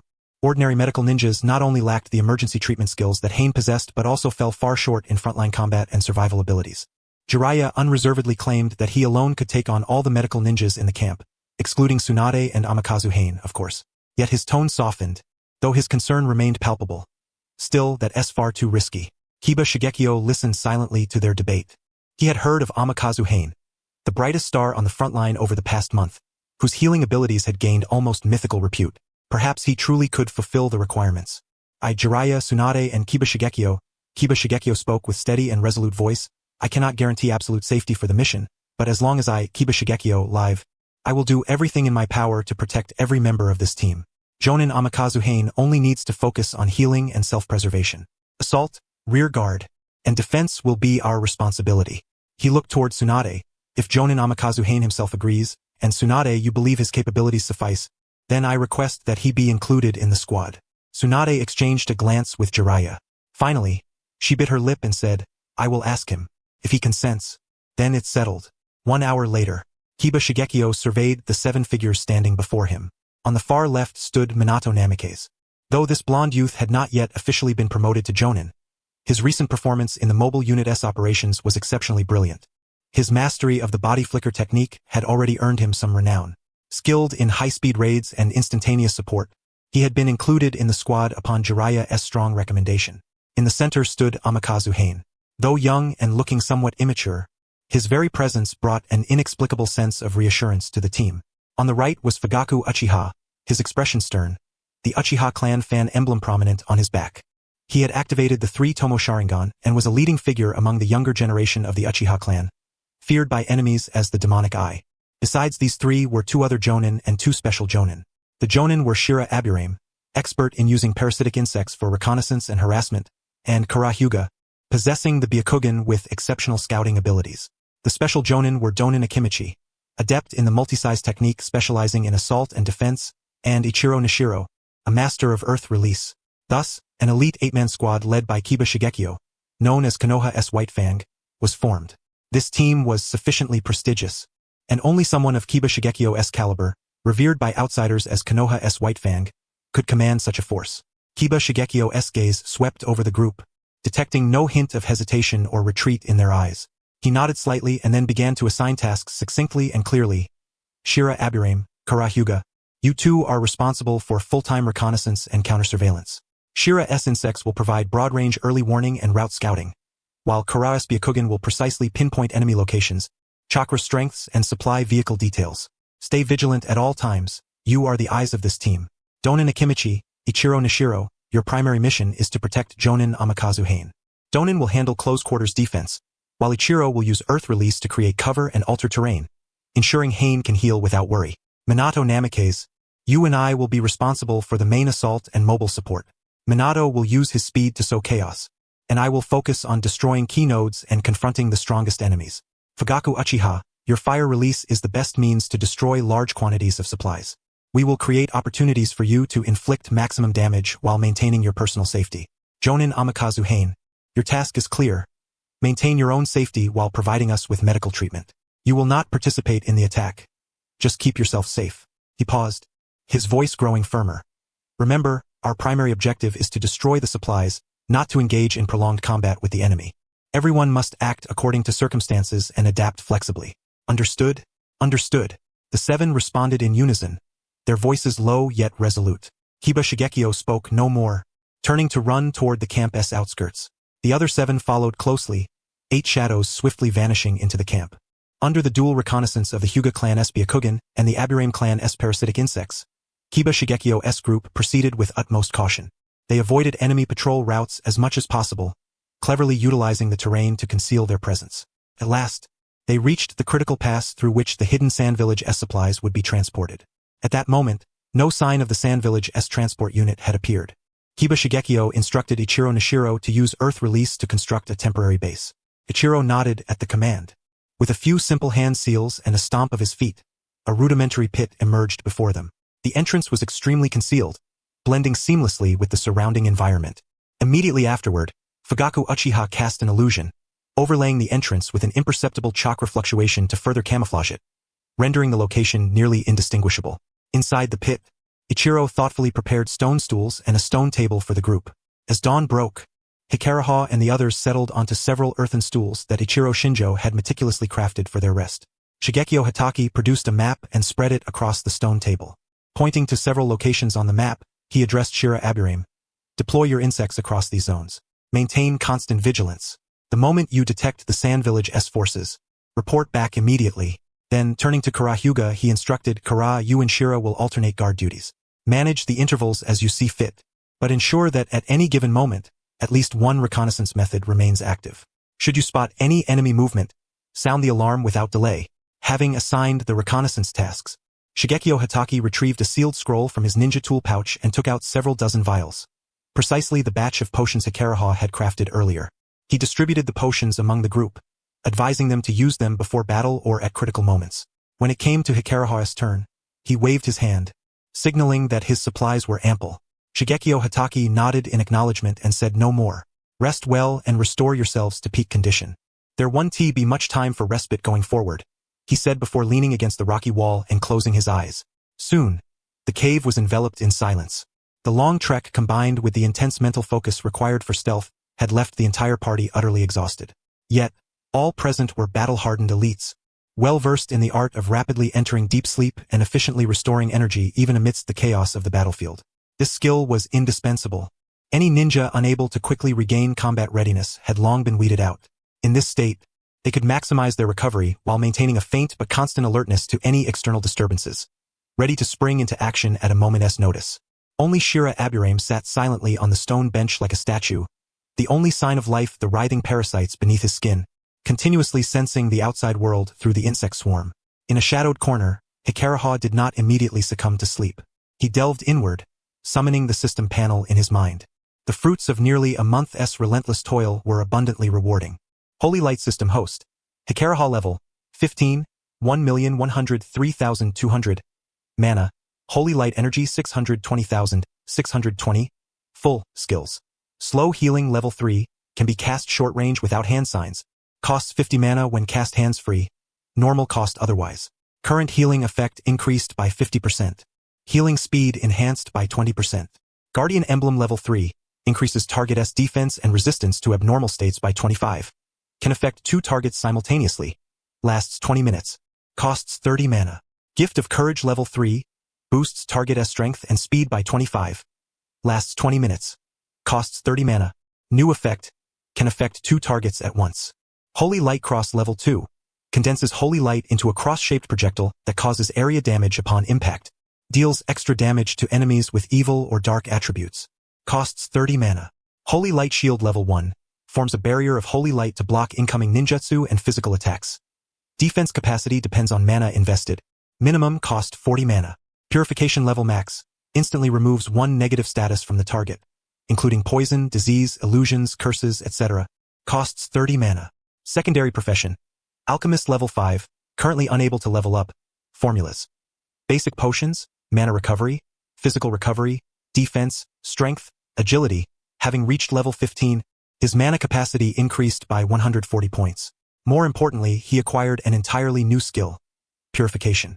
This skill was maxed out from the outset, unequivocally elevating Hikaraha's healing capabilities to a new echelon. He was now far more versatile in treatment and, without exaggeration, could be considered peerless in one-on-one healing. If not for purification's limitation of affecting only a single target per use and its significant mana cost, he might well be deemed the nemesis of poison-using ninjas in the Sand Village. As for why he was not considered the very best in the ninja world, when it came to overall medical prowess and battlefield influence, Tsunade would argue that she remained the true challenger. After verifying his potion reserves and ninja tools, Hikaraha, following the example of others, adjusted his breathing and entered a state of deep rest. Time slipped by amid the desert's deathly silence and the howling wind. No one knew how long had passed. Here they come, Kara whispered, his veins bulging around his eyes, clearly having maintained observation for some time. Almost simultaneously, everyone in the cave opened their eyes. The previous fatigue vanished, replaced by solemn determination. Direction, scale, distance. Shigekio Hatake's voice was unerringly calm. Kara's pale eyes locked onto a point beyond the sand barrier. Point number 2, approximately 3 kilometers away.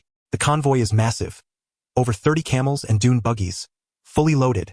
Escorting ninja includes 6 Jonin chakra signatures and around 20 Chunin, with numerous genin operating vehicles whose exact numbers are unknown. Wait, mid-convoy, there are 4 large puppets with strong chakra signatures, likely operated by elite Jonin puppeteers. 6 Jonin in total, including 2 elite Jonin. Ikimichi Donin furrowed his brow. This formation poses immense pressure for a frontal assault. If we get entangled, the consequences could be dire.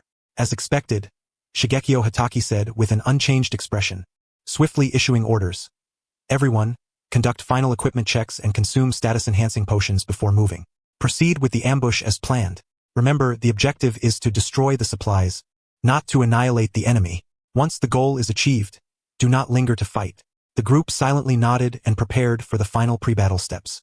Shigekio Hatake turned to Hikariha once more and cautioned, Hikariha, stay close to Jonin and Ichiro. Your safety is paramount. If the situation deteriorates, prioritize our withdrawal without hesitation. Though Hikariha's brow knit in concern, Shigekio Hatake's unwavering gaze left no room for doubt.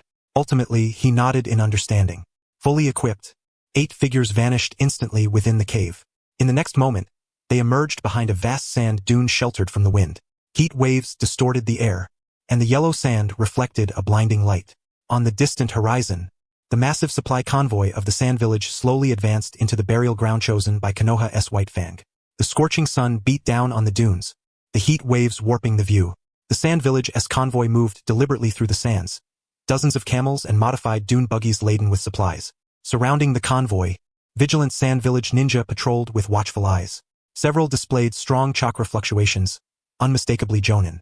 More strikingly, mid-convoy, 4 enormous puppets lumbered forward, their joints emitting faint clicking sounds. Several kilometers from the convoy, 8 shadows lay concealed in the shade of a sandstone outcrop. Shigekio Hatake narrowed his eyes, focusing on the 4 menacing puppets and the 2 elite Jonin nearby. This would likely be the toughest obstacle in the mission. Minato, Fugaku, Jonin, Ichiro, Shira, Kara. He quickly issued the final command.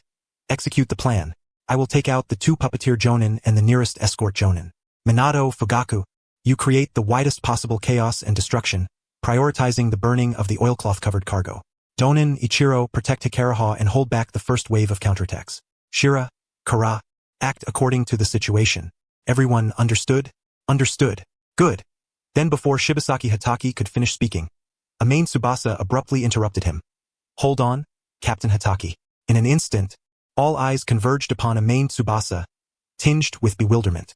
Amain Tsubasa inhaled deeply. Allow me to amplify your states first. It will be swift. Please wait a moment. Except for Namikaze Minato, who had prior experience, the others displayed unmistakable expressions of confusion upon their faces. Amplify? What do you mean? Before they could ponder further, Amain Tsubasa silently chanted within his mind, and the sacred light energy within him began to flow quietly. Guardian emblem.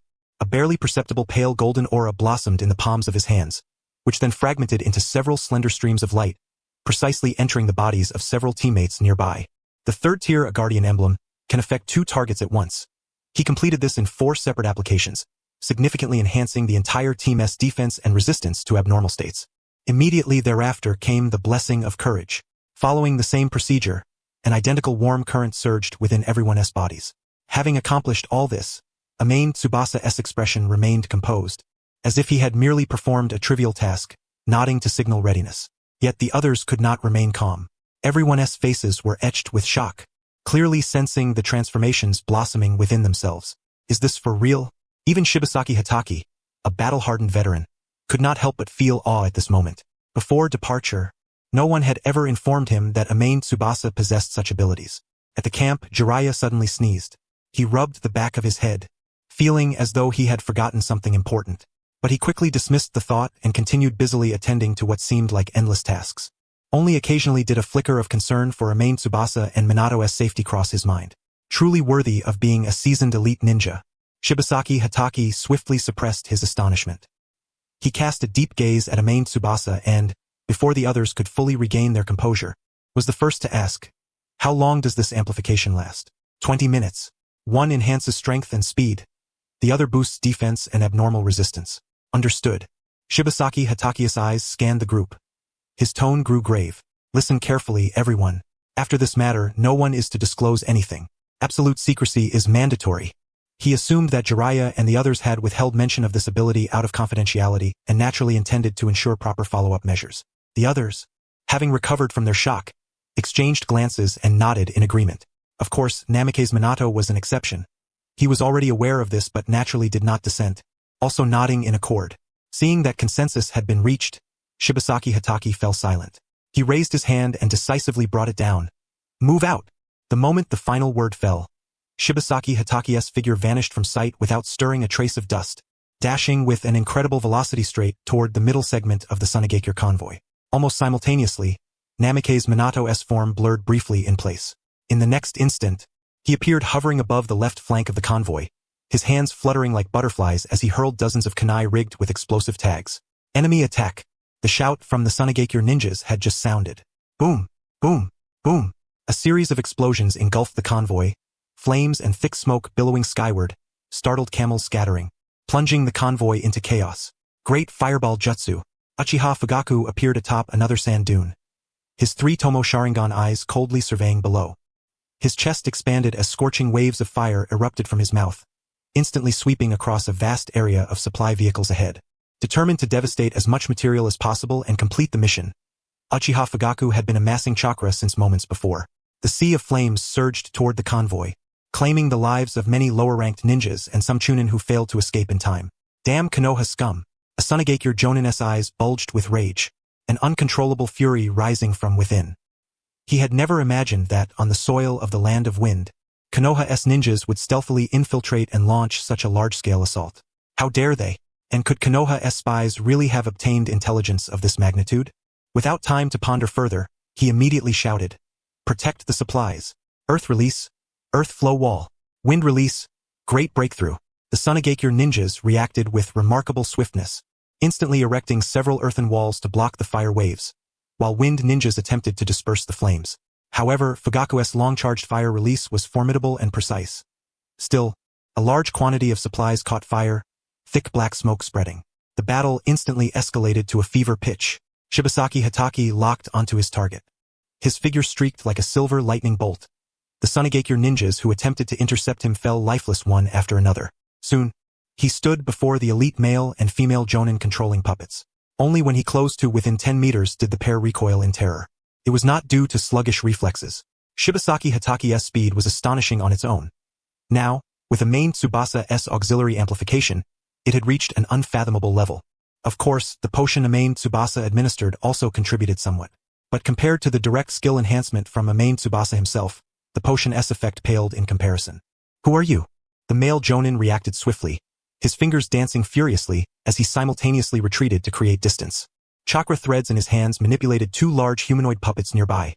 Their arms transformed into sharp drills and blades lunging rapidly at Shibasaki Hataki. Almost simultaneously, the female Jonin's movements synchronized. A large scorpion-shaped puppet unleashed countless poison-coated sunbon from its tail, while another swiftly positioned itself before the two, raising a heavy shield. Facing this fierce pincer attack, Shibasaki Hataki's face remained utterly unchanged. He did not even block with his white fang dagger.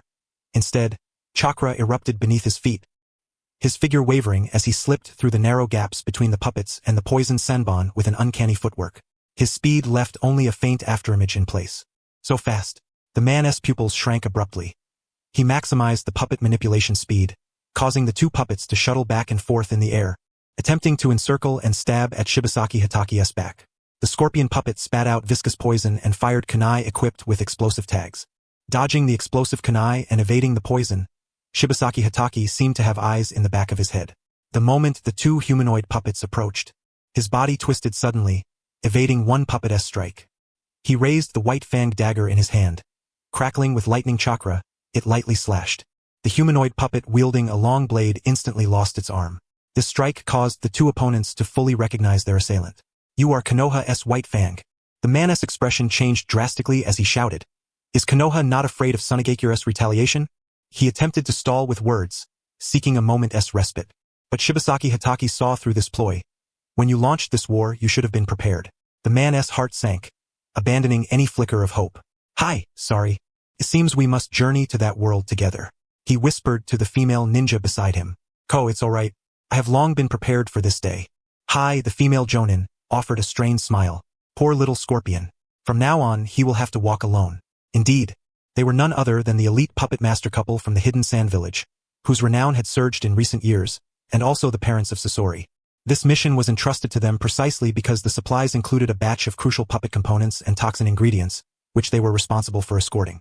Yet, to their astonishment, during this very mission, they encountered the legendary White Fang of Konoha. Confronted with such an adversary, they could scarcely perceive any glimmer of hope. This was a formidable warrior even the third Kazekage treated with utmost caution. Their levels of strength were simply incomparable. Moreover, judging by Kajiki Shigeki's posture, even if they abandoned the mission, there was absolutely no chance the opponent would let them go unscathed. When it came to enemies, a dead enemy was a far more reassuring one. Even if you are the White Fang of Konoha, we shall not surrender without a fight. The male Jonin named Ko's gaze suddenly hardened with resolve. This was the territory of the Land of Wind. Such a commotion was bound to attract reinforcements. As long as they could hold out for a while, as long as they could endure until aid arrived, there remained a chance to survive. Ko and Hai once again coordinated with full exertion, without the slightest reservation. However, in Kajiki Shigeki's eyes, empowered by enhanced taijutsu, their struggles appeared utterly futile. The puppet's movements seemed like slow-motion replays to him. The White Fang short blade in his hand flashed coldly once more, swiftly severing the chakra threads on two of Ko's close combat puppets. What?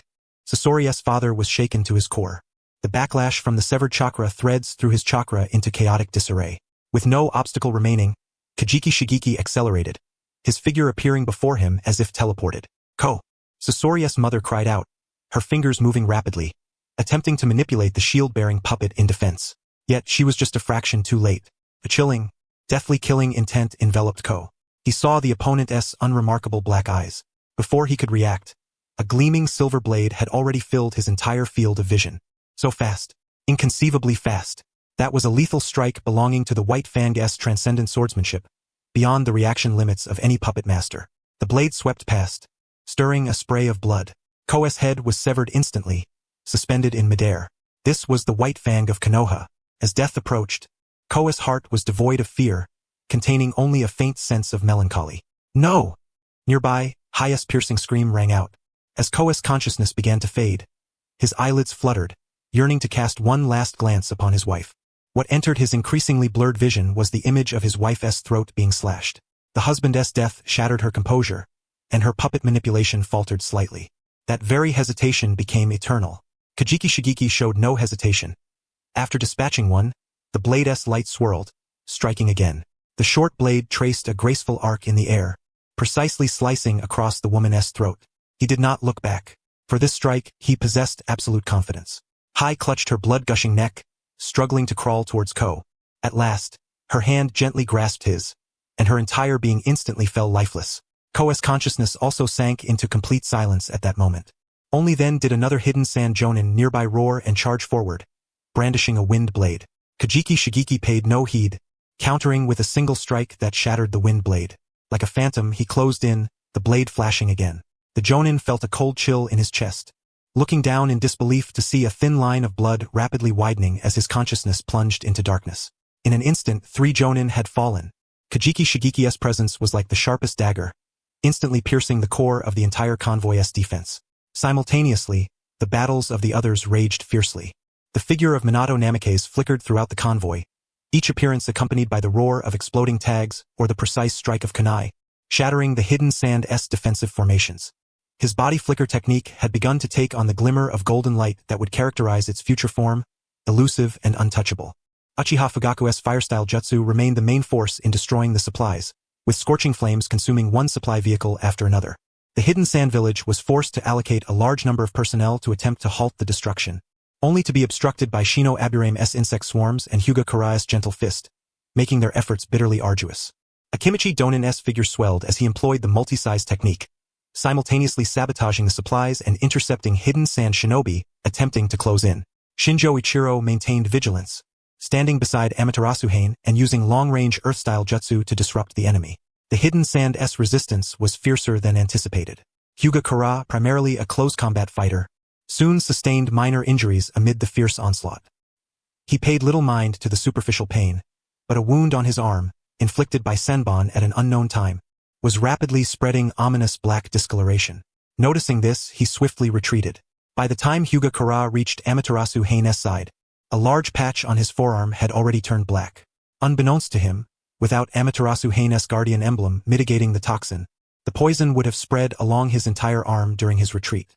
A burning sensation and intense pain radiated from the wound, draining the color from Kara's face. He had already tried the standard antidote issued by Tsunade, but it proved utterly ineffective. This was clearly a newly developed toxin by the hidden sand. Hyuga Kara specialized in gentle fist, which required the use of both hands. With Tsunade's antidote failing, he could only place his hopes upon Amaterasu Hain. Should even Amaterasu Hain prove powerless, amputation would be his sole means of survival. Of course, this would mean his withdrawal from the shinobi ranks, a grave consequence for a member of the Hyuga branch family like him. As an upper-level Jonin, the main family would not easily deploy him. Losing this status would be a severe blow. Amaterasu Hain met Hyuga Kara's beseeching gaze without hesitation. Purify. Slow healing. 2 faint golden lights illuminated Kara's body. The black toxin was swiftly dispelled, the wound visibly staunched and mended. A warm current surged through him, instantly dispelling the numbness and excruciating pain in his arm. Fully aware of the urgency of the battle, he nodded gratefully to Amaterasu Hain before turning back to plunge once more into the fierce conflict. However, it was precisely this faint golden light, still conspicuous amid the chaotic battlefield, that caught the attention of a hidden sand Jonin. His gaze, venomous as a serpent's, locked tightly upon the heavily guarded Amaterasu Hain. Priority: eliminate that medical ninja. The hidden sand Jonin, keenly observing Amaterasu Hain's treatment of comrades amid the melee, immediately shouted at the top of his lungs. He has the key to their sustained combat. Kill him. Instantly, several hidden sand Chunin and a Jonin turned their focus and charged recklessly toward Amaterasu Hain's location. Protect Lord Amaterasu Hain. Akimichi Donin bellowed, swinging his massive enlarged fist to hurl away 2 approaching Chunin. Yet the hidden sand Jonin nimbly dodged, raising a poisoned kunai and advancing toward Amaterasu Hain with astonishing speed. Earth style. Earth flow wall. Shinjo Ichiro quickly formed hand seals, summoning an earthen wall in an attempt to block the attack. However, the hidden sand Jonin reacted even faster, unleashing a wind-style technique to break through the defense, barely losing any momentum. In the blink of an eye, he closed in before Amaterasu Hain, raising his kunai to strike at a vital spot. Watch out! Shinjo Ichiro shouted, but the rescue was already too late. Akimichi Donin's eyes reddened with fury. Yet, confronted with the sudden and lethal assault, Tenkaha remained remarkably composed. He merely shifted his stance slightly, deftly evading the kunai aimed at his vital points. Simultaneously, he unleashed the chakra condensed in his right fist. Mighty fist technique. His fist, enveloped in chakra refined to its utmost, arrived with overwhelming force, striking the chest of the sand-hidden Jonin, whose guard was left wide open by the impetuous thrust. No one had anticipated that a medical ninja could mount such a swift counterattack, let alone that his strike would harbor such terrifying power. The sand-hidden Jonin did not even have time to raise a defense. Crack! The sickening sound of shattering bones rang out clearly. The cruel grin on his face froze instantly, his eyes filled with disbelief. He seemed to have been struck by a speeding freight train, hurtling backward like a tattered sack, tracing a parabolic arc through the air. He crashed heavily onto the sandy ground over 10 meters away, his chest completely caved in, twitching only twice before falling utterly silent. One punch, one sand-hidden Jonin annihilated. Akimichi Donan and Shinjo Ichiro, who had been preparing to risk their lives in rescue, stood dumbfounded, their eyes wide with disbelief, scarcely daring to believe what they had witnessed. Tenkaha retracted his fist, shook his wrist casually, his expression serene, so calm it was as if he had merely brushed away a bothersome fly. He glanced at the 2 still stunned men and briefly said, I possess the strength to protect myself. There is no need to worry excessively. Why yes. Akimichi Donan and Shinjo Ichiro snapped out of their trance and nodded hastily, though tumultuous waves churned within their hearts. Tenkaha was not only astonishing in his healing abilities but also possessed such formidable prowess in close combat. Silence. Several sand-hidden Chunin attempting to close and froze in their tracks, their faces etched with incredulity. A medical Jonin had blasted away a Jonin with a single punch? Judging by how the latter's chest was pressed against his back, survival was impossible. Do not lose focus. Continue the fight. The figure of Hatake Shigeyoshi appeared beside them without their noticing. He had already cleared the primary threats and swept his gaze over the battlefield. Fugaku, burn the remaining supplies at top speed. Everyone else, fall back to me. Prepare for retreat. Upon hearing this, Uchiha Fugaku drew a deep breath. His 3 Tomo Sharingan spun wildly as he gathered the scarce chakra remaining within him once more. Fire release. Great Fireball Jutsu. A colossal fireball, far hotter and larger than the previous one, burst forth from his mouth, hurtling swiftly towards several supply carts not yet completely destroyed. The sand-hidden would not surrender quietly and launched their attempts to intercept. It is well known that fire is best extinguished by water. Yet, in the desert terrain, employing water release proved exceedingly difficult. And if the wind release was insufficient in power, it would merely fan the flames further. Moreover, with Hokage Shigeyoshi and his group watching intently, the hastily cast defensive ninjutsu could not possibly halt the massive fireball, which was charged with more than half of Fugaku's remaining chakra.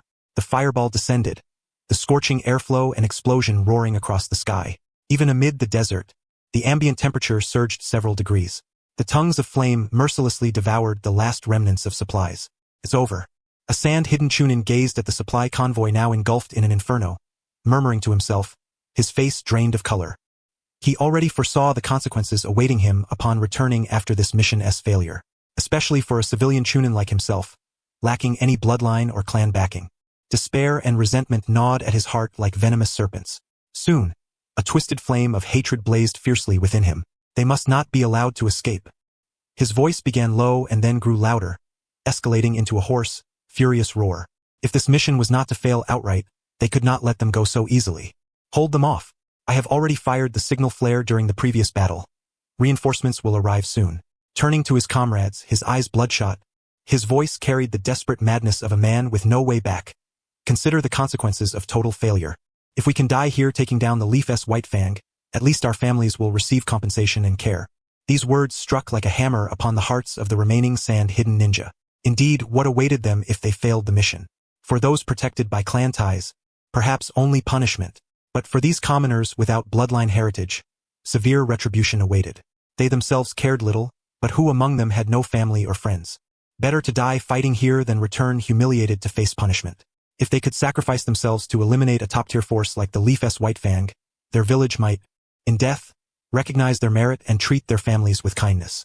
With no retreat left, only a desperate struggle remained. The sand-hidden Chunin's roar was like a spark thrown into boiling oil, instantly igniting the flickering resolve in the eyes of the remaining sand-hidden ninja. Hold them off. Avenge Lord Ko and Lord Hai. We cannot let them escape. The remaining sand-hidden ninja's eyes blazed with deadly madness. Their formation no longer scattered. They began to contract deliberately. The weaker genin were sent to salvage what supplies they could from the burning wreckage, while the rest ceased clinging to protecting the fire-engulfed materials. Their objective was now clear, to hold back the Leaf-S White Fang and his comrades. This is troublesome. Akimichi Donan watched the regrouped sand-hidden forces with a grave expression. Though they had Hokage Shigeyoshi, a top-tier warrior, and held the overall advantage, if these determined sand-hidden clung to them relentlessly, the arrival of the sand-hidden reinforcements would spell disaster. Moreover, the previous battle had already drained a significant portion of their chakra reserves.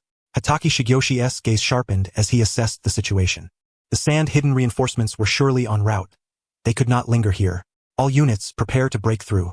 Tenkaha, how much longer can your amplification last? Less than 10 minutes, Tenkaha replied swiftly. That's enough.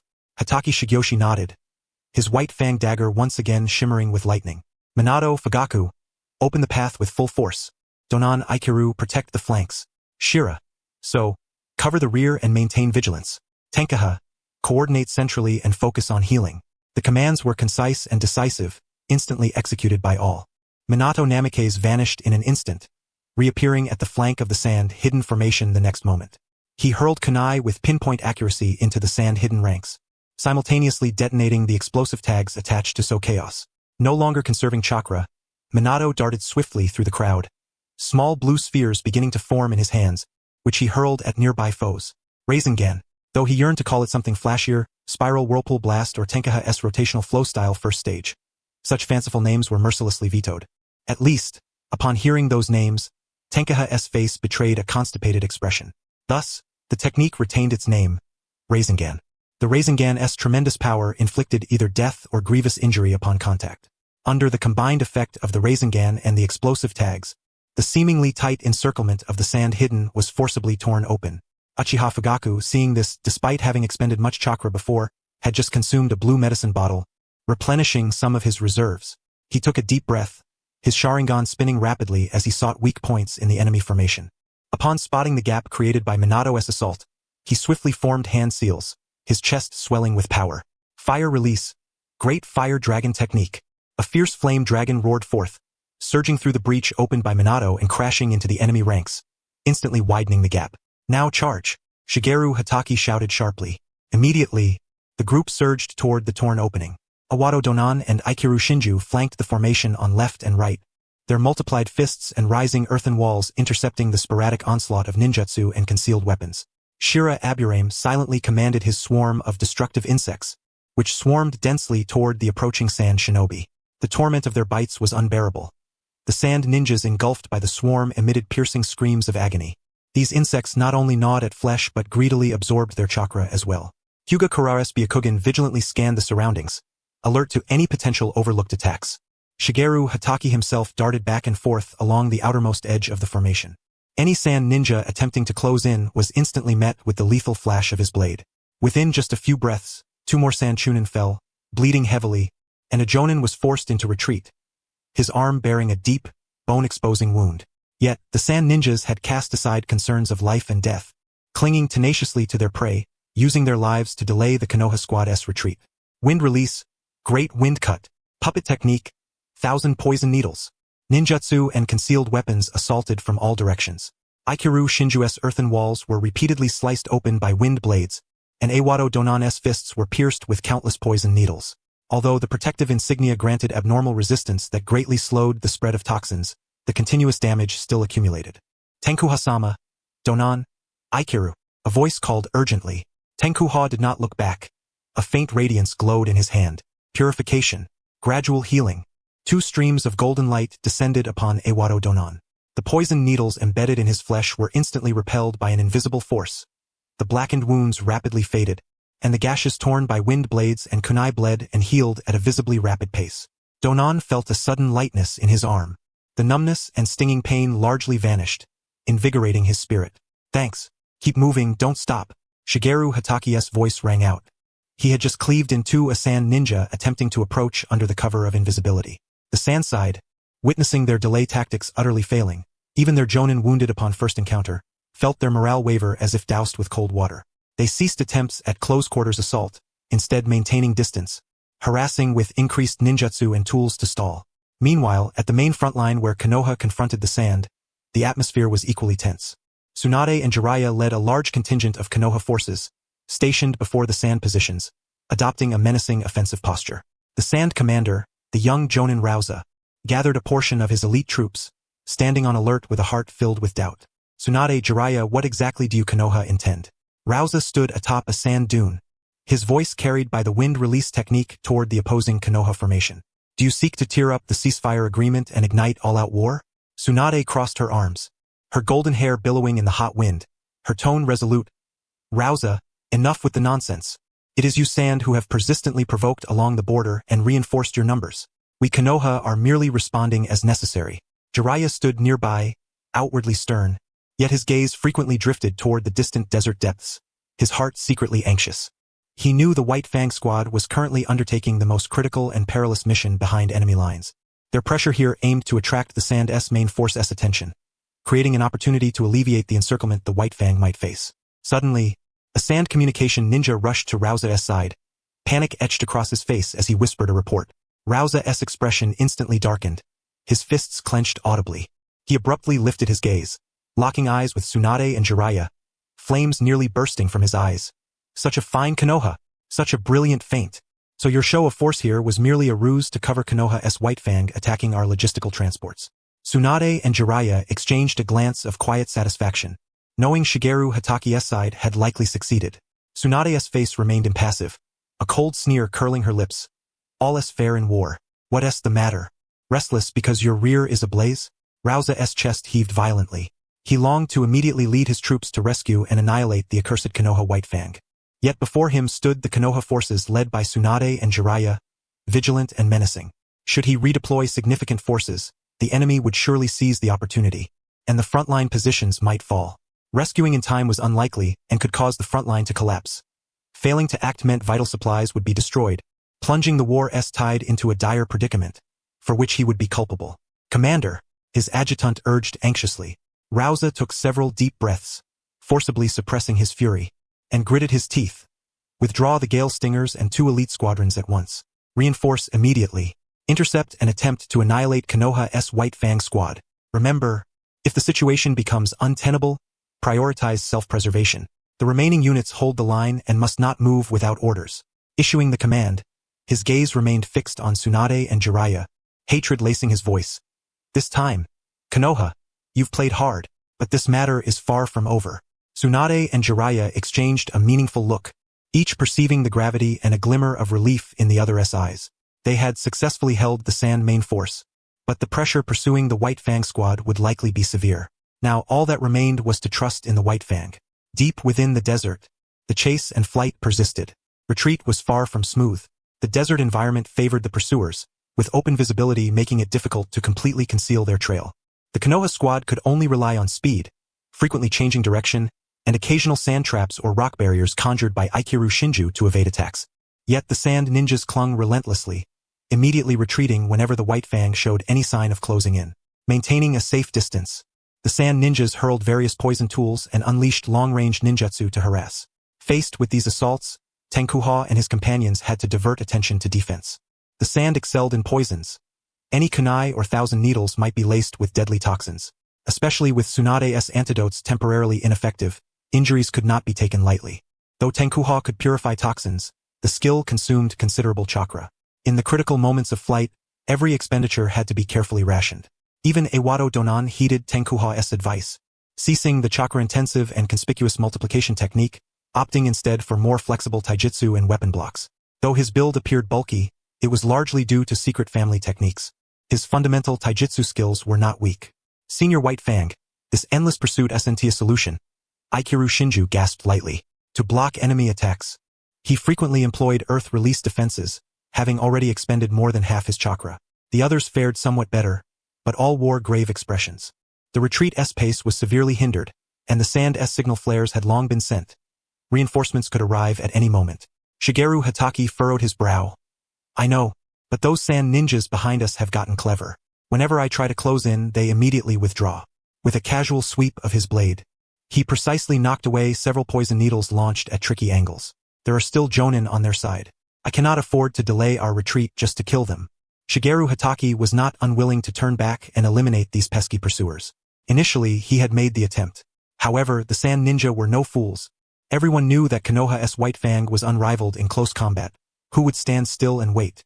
Only a handful of lower-ranking sand ninja failed to retreat in time and were cut down at the waist by him. Under such circumstances, Shigeru Hatake found himself with no better solution. Of course, it was not beyond his capability to annihilate all the chasing forces behind them. With just a little time, he alone could sweep them all away. Yet, at this critical moment where every second counted in their desperate flight, time was synonymous with life. According to Hugakura's Byakugan observations, Sand's patrol squads were rapidly converging on their location. Moreover, Shigeru surmised that the Sand frontline base camp had likely dispatched elite forces to intercept them. Although retreating now would slow their pace and exhaust more energy, it was far preferable to being completely halted and encircled by the enemy. They were not retreating toward the Konoha camp near the border of the Land of Rain but instead veering toward the Land of Rivers. The terrain there was complex, with increasingly dense vegetation, effectively diminishing the Sand's long-range attacks and visibility. As to why they did not traverse the Land of Rain directly back to the Konoha camp, it was wartime after all. The Sand Village's frontline camp was stationed right at the Land of Rain's border. They could hardly blaze through the entire Sand encampment to cross safely. No matter how formidable Shigeru Hatake was, he had his limits. If he truly possessed such overwhelming power, why undertake such a mission? Would it not be better to openly wage war against the Sand Village and crush them head-on? Accelerate. Once we enter the forests of the Land of Rivers, our pressure will ease considerably. Shigeru Hatake commanded in a deep voice. Yes, sir. Meanwhile, Sand reinforcements, the Gale Sting unit and dozens of elite Chunin were closing in. Captain, latest intelligence. Konoha's White Fang squad is moving toward the Land of Rivers, presumably to leverage the complex terrain to shake off their pursuers and circle back to the Konoha camp, reported a Sand Jonin within the squad. Ritsudo, an elite Jonin of recent renown from the Sand Village, famed for his masterful wind-release sword techniques and lightning-fast speed, led the Gale Sting unit. Heading into the Land of Rivers? Not that easy. Ritsudo sneered, chakra flaring beneath his feet to increase his velocity. Everyone, change course, take the shortcut, cut them off. Understood, Captain, responded over 20 elite ninja, all stalwarts of the Sand Village. Aside from Ritsudo, the team included 3 Jonin, 5 special Jonin, and the rest were seasoned Chunin. Confidence and even excitement swelled within Ritsudo's heart. White Fang. His reputation was grand, but Ritsudo was no pushover. Over the years, many renowned Jonin had fallen by his hand. If he could hold White Fang's elite squad here, or even slay White Fang himself, What a remarkable feat that would be. Perhaps this opportunity could propel him as a candidate for the next Kazekage. Move quickly. Don't let this cooked duck fly away. Retsudo growled, a trace of barely restrained excitement in his voice. The gale sting took the shortcut, racing swiftly toward Tenkuha and his party. Shigeru Hatake led Tenkuha to a towering sand cliff in the desert, where the terrain was uneven enough to offer some cover. Yet when Hyuga Kararis Byakugan spotted dozens of figures rapidly approaching through the dust ahead, his heart sank deeply, especially since several bore the unmistakable chakra signatures of Jonin. Senior White Fang, large enemy force rapidly approaching ahead, around 20, with 4 exhibiting Jonin-level chakra. One appears exceptionally strong, suspected elite Jonin. They're closing in on us aggressively. Hyuga Kara reported swiftly to Shigeru Hatake. Hatake's gaze sharpened as he made a resolute decision. No retreat. Prepare to engage. Break through them. Everyone ready for combat. Before the words had even fully left his mouth, a figure shot forward through the dust like a released arrow. It was Retsudo. Ha ha ha. Konoha White Fang. Your head, I, Retsudo, will gladly claim. Retsudo laughed excitedly, his speed astonishing as he wielded a pair of curved daggers humming with wind chakra, slashing toward Shigeru Hatake. Arrogance. Hatake did not even bother evading. His white fang daggers crackled with lightning as he met Retsudo's attack head-on. Boom! Their collisions stirred up a tempest, sending sand and gravel violently scattering in all directions. The shockwave, laden with grit, stung the faces of Tenkuha and the others nearby. The two warriors entwined in combat moved so swiftly that even ordinary Jonin could scarcely discern their precise maneuvers. Although Minato Namikaze's reflexes were sharp, his body could hardly keep pace. Wind and lightning, this was a well-known principle in the ninja world. Yet despite the wind attribute's advantage, Retsudo gained no edge whatsoever.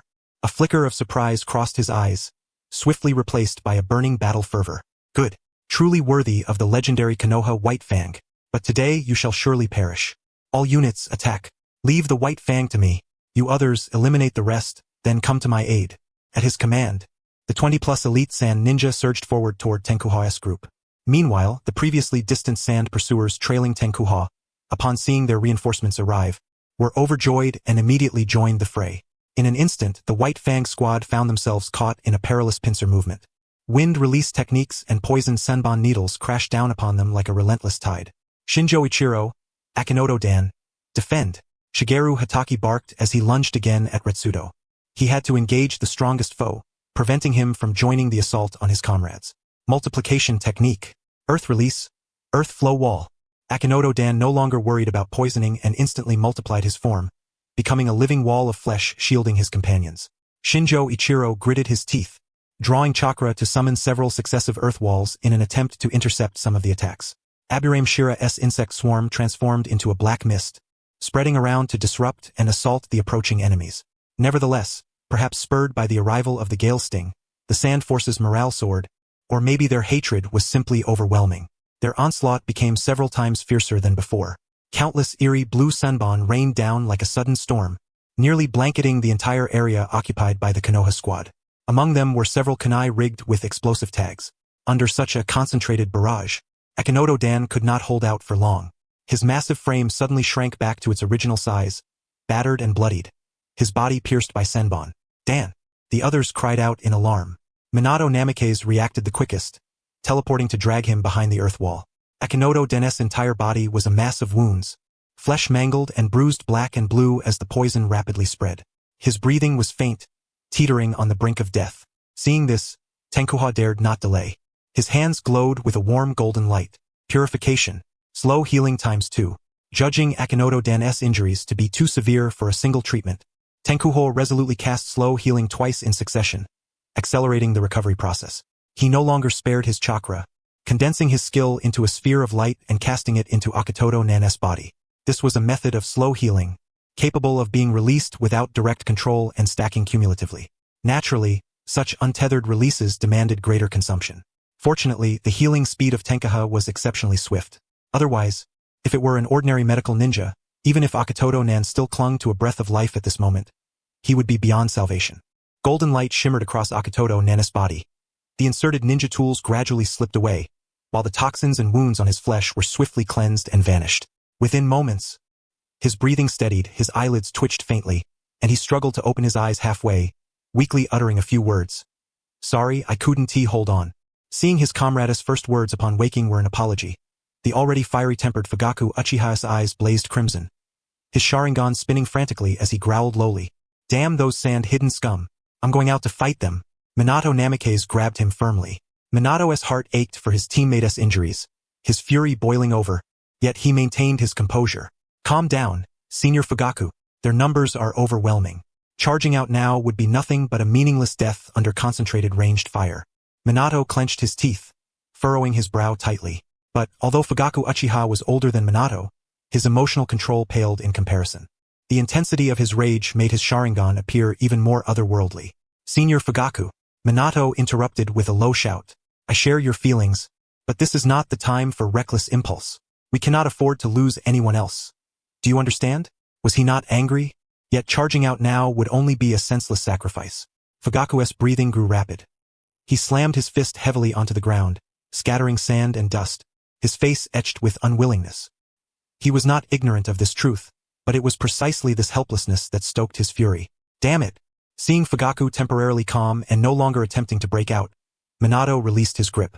At that moment, Ichiro Nijo's pale face spoke up. Does anyone here still possess large-scale defensive ninjutsu? My chakra is nearly depleted. Although Earth-released defenses were sturdy, repeated use had drained his chakra beyond endurance. Despite having previously consumed blue medicines and rations to replenish some chakra, it was now utterly exhausted. Observing the relentless, unceasing offensive from the sand-hidden side, it was clear their strategy was to first wear down the already scant chakra and stamina of their opponents through ranged attacks, and then deliver a decisive encirclement. The atmosphere grew exceedingly tense. Unfortunately, aside from Ichiro Nijo and Akitoto Nan, none of the others in the team were adept at wide-area defensive ninjutsu. After a brief silence, Tenkaha stepped forward. I'll do it. All eyes instantly fixed upon him, filled with surprise and curiosity. Tenkaha, when did you learn defensive ninjutsu? Minato voiced the question on everyone's mind. Not learned, it's a new ability awakened by bloodline recognition. Don't worry, Tenkaha explained. Before Minato could inquire further, Ichiro Nijo eagerly interrupted. All right, then I'll leave it to you. I can't hold on any longer. No sooner had he finished speaking than the earthen wall before him crumbled. Sacred light barrier. Tenkaha called out sharply, pressing his hands forward in an empty push. An 8-meter-wide, 5-meter-high translucent wall of softly flowing golden light instantly rose before them, firmly shielding the Konoha squad behind it. Clang, clang, clang. The dense rain of senbon needles struck the light barrier with crisp sounds, but failed to penetrate even an inch. Several explosive tags and ninjutsu collided with the shield, detonating with thunderous blasts. As the flames and smoke dissipated, the light barrier rippled slightly yet remained steadfast. What?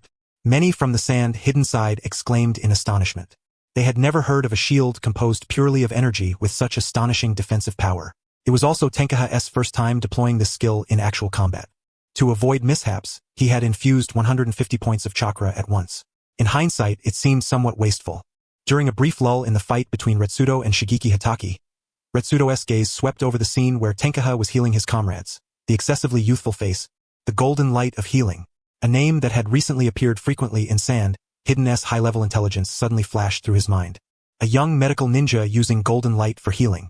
Retsudo unleashed chakra, momentarily driving back Shigeki Hatake, then leapt backward to temporarily withdraw from the fray, returning to the front of the Sand-Hidden formation. Seeing their ranged attacks falter, the Sand-Hidden side ceased their assault to conserve ninja tools and chakra. Separated by that faintly golden light barrier, Konoha and Sand-Hidden found themselves in a brief standoff. For a moment, the battlefield fell silent.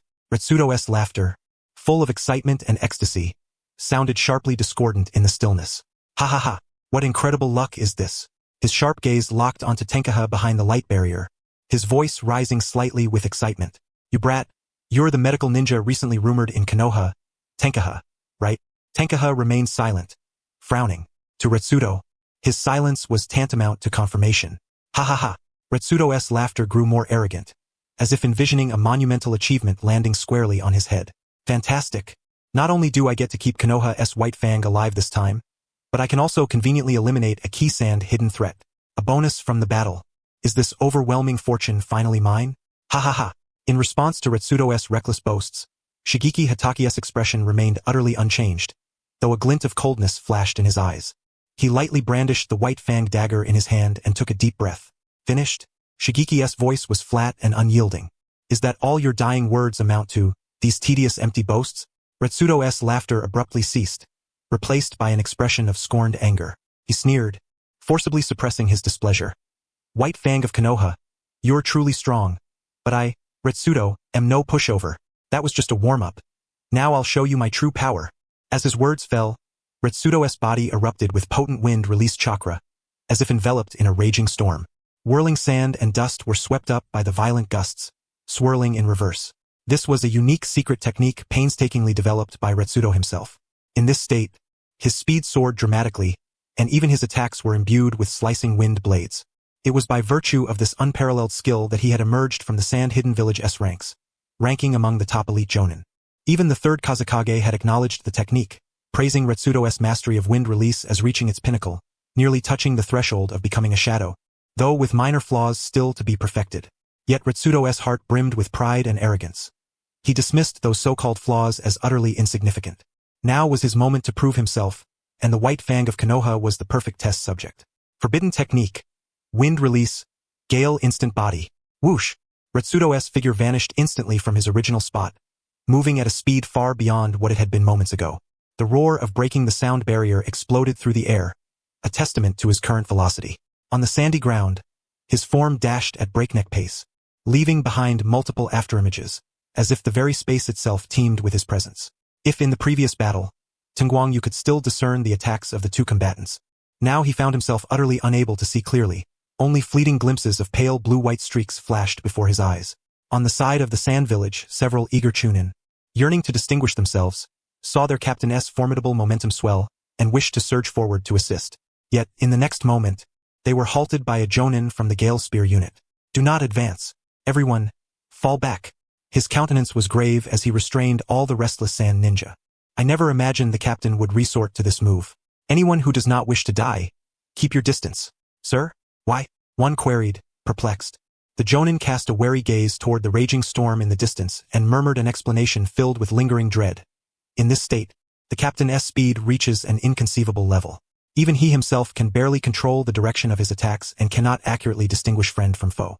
Anyone who enters his attack range, even our own allies, will be indiscriminately torn apart. The third Kazekage's judgment was impeccably precise. The secret technique that Retsudo had reserved as his trump card, while bestowing upon its wielder unparalleled speed and striking power, bore a fatal flaw. No ordinary person could make precise judgments at such rapid velocities. Even Retsudo, the very originator of this jutsu, could only barely maintain control, and once he unleashed it at full force, he was utterly incapable of reacting. Therefore, despite acknowledging its formidable power, the third Kazekage forbade its use in conventional battles or team operations. Shigeru Hataki's gaze sharpened instantaneously. Indeed, no one selected as an elite Jonin from a ninja village was ever a mere ordinary individual. He held his breath, focusing intently as his pupils darted rapidly, striving to capture Retsudo's movements from the blurred streak of light. Here it comes. A chilling aura of murderous intent and a piercing gust of wind assaulted him. A warning bell rang wildly in Shigeru Hataki's mind, and his extensive combat experience drove him to react at the very edge of his limits. Too swift to turn and block, he merely tilted his head slightly, evading the lethal strike. An exceedingly sharp gust of wind brushed past his left ear, severing several strands of silver hair, and with unrelenting momentum, gouged a deep trench into the sand behind him. Hataki's pupils constricted. Although he managed to respond, mounting a counterattack remained a daunting challenge. At that moment, a familiar warmth coursed through his body, instantly enhancing his strength and speed. He dared not glance backward, but having experienced it before, he already surmised the cause. Behind him, Tengguang Yu lowered the hand that had just cast the skill. Hataki's guess was correct. Tengguang Yu had once again granted him an augmentation. The situation was now unmistakably clear. The outcome of the contest between Shigeru Hataki and Retsudo on the battlefield would determine the life or death fate of the entire squad.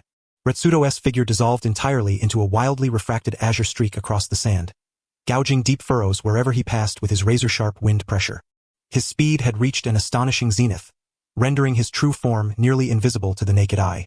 Only the unceasing shrill whistle of slicing air and the fierce wind pressure assaulting from all directions announced that attacks could emanate from any conceivable fatal angle.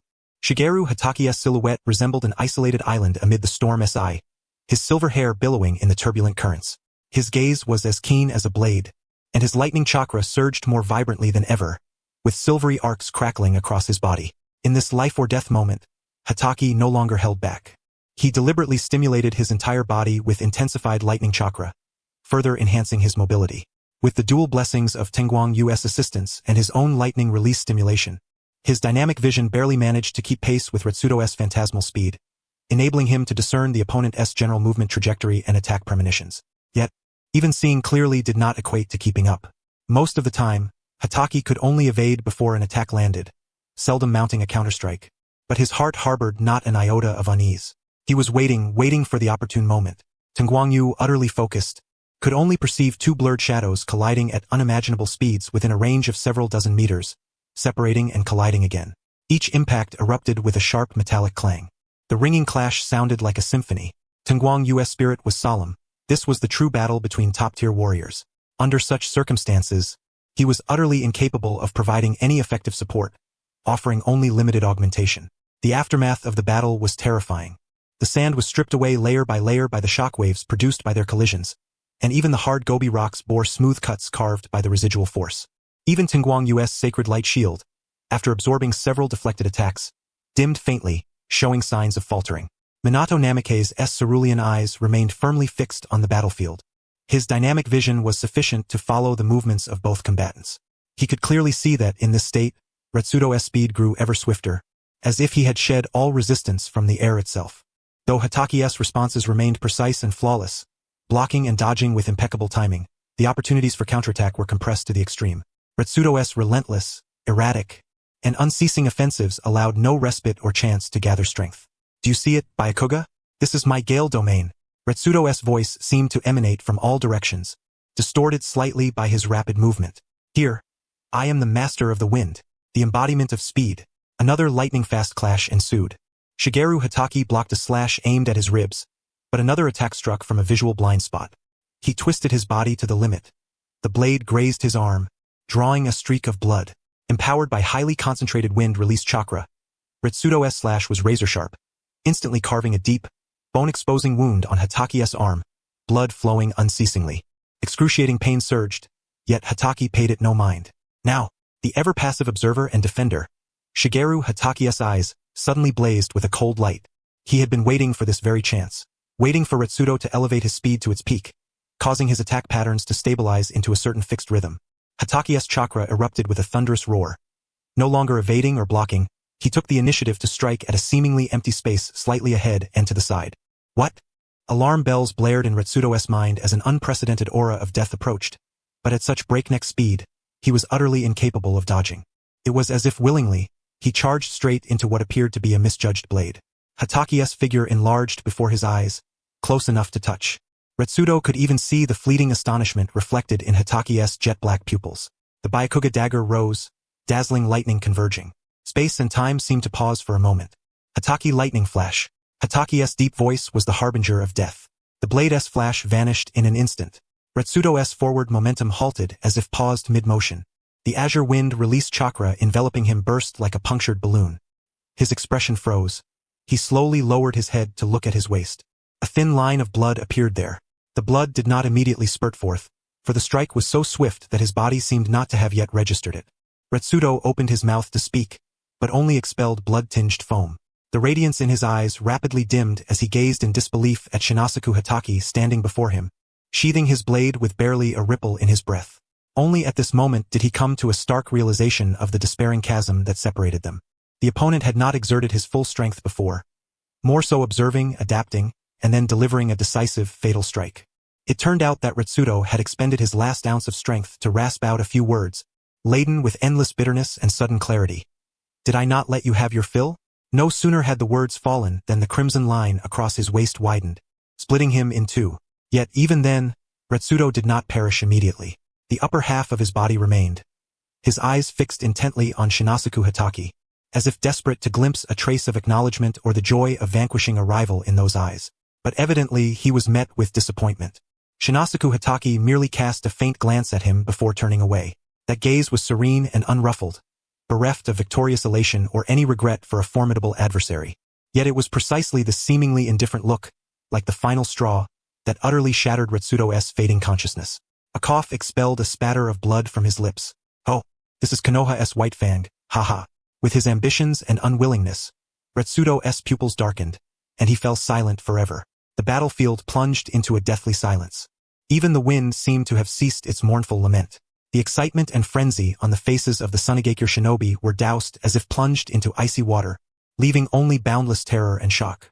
Could their revered captain truly have died just like that? Slain so effortlessly by Konoha's White Fang? The captain is dead. Retreat, quickly. Someone's shout shattered the stillness, and the Sand-S formation instantly collapsed. The loss of their strongest force and the overwhelming fear of the White Fang crushed all else, especially upon seeing Shinasaku Hataki's calm, unflinching gaze, as if surveying a flock of lambs destined for slaughter. However, the remaining 3 Jonin of the Swift Wind-S Sting and several special Jonin exchanged glances. Though fear lingered in their eyes, it was overshadowed by fierce resolve.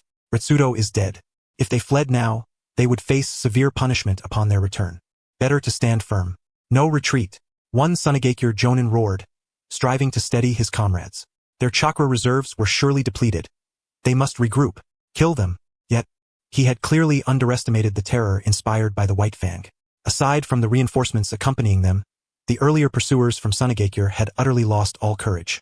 At this moment, they cursed their own legs for not having more speed, scattering in cries for their parents, desperate to put as much distance as possible between themselves and that silver-haired god of death. Trash. A bunch of trash. The Jonin trembled with rage but was helpless, his resentful gaze turning toward the Konoha squad. When we return, I will report everything truthfully and demand severe punishment for these cowards who fled in the face of battle. In the end, fewer than 30 Sunigakure shinobi remained on the field. Shinasaku Hatake had rejoined the squad, the wound on his arm already healed by a casual wave of healing light from Amaterasu Hain. He stood calmly, his gaze sweeping over the remaining sand shinobi.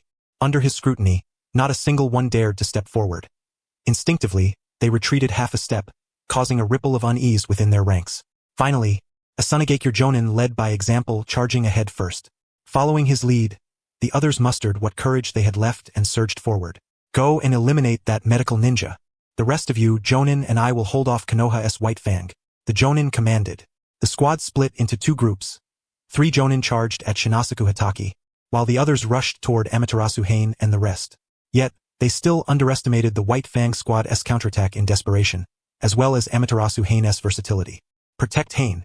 Minato Namikaze's voice rang out first, his form flickering as he engaged 2 special Jonin in combat, simultaneously kicking a nearby Chunin flying.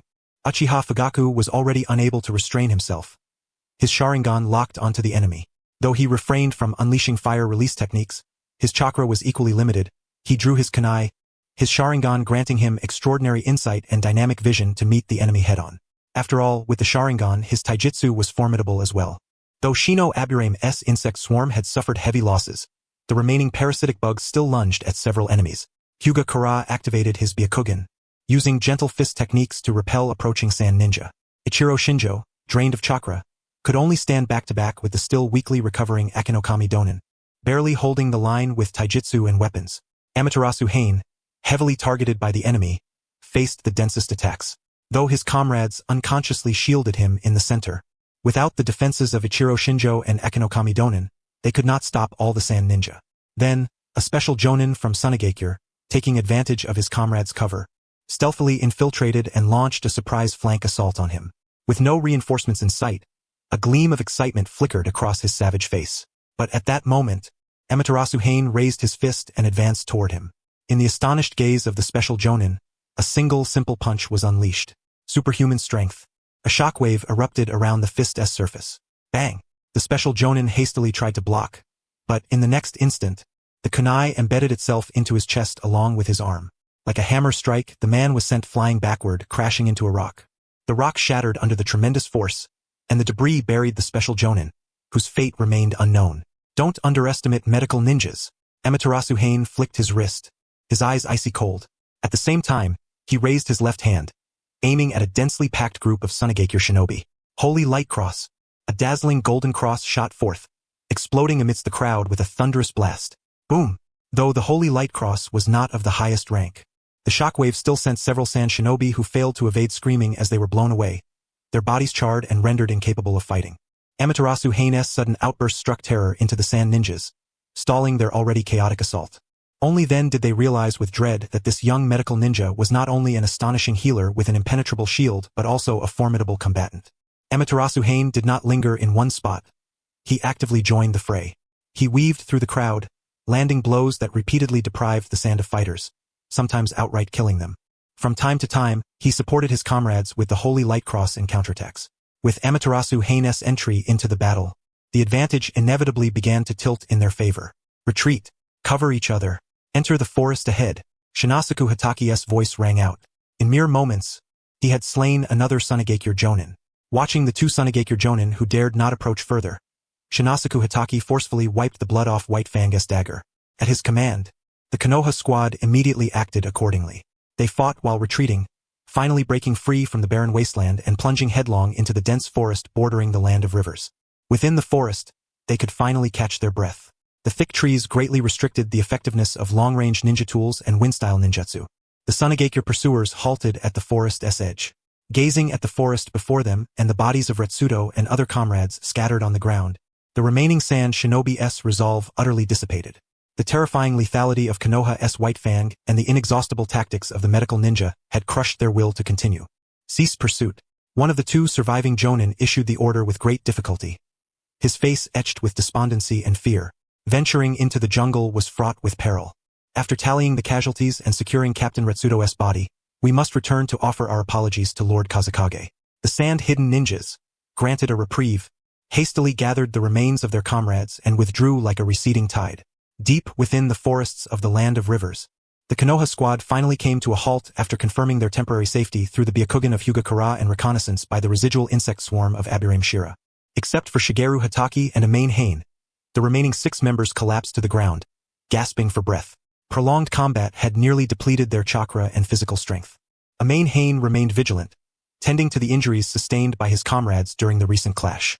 Since no one had suffered severe wounds earlier, he had not immediately administered treatment. Now, with no pursuers at their rear, it was the opportune moment for healing. Though these minor injuries would not impede movement, maintaining peak condition was crucial as they had yet to fully escape danger. Once the healing was complete, Amain Hain distributed bottles of blue and red medicine to everyone, facilitating their swift recovery. The Konoha team accepted the potions with brief gratitude and drank without hesitation. Having finished handing out the remedies, Amain Hain took a dose himself. Shigeru Hatake assessed the condition of each member, finally resting his gaze on Amain Hain and nodding in approval. Without Amain Hain, Akiyama Donin would undoubtedly have perished, and the team would scarcely have endured the encirclement long enough to retreat. Rest for half an hour, then erase all traces and depart for camp, Shigeru Hatake commanded gravely. The losses suffered by the sand-hidden are grievous. They will not let this matter rest quietly. Returning swiftly to our controlled territory is the only true safety. The squad silently nodded, seizing the moment to recuperate. In the sand-hidden village, within the Kazekage's office, an oppressive atmosphere weighed heavily, suffocating all breath. No one dared utter a word.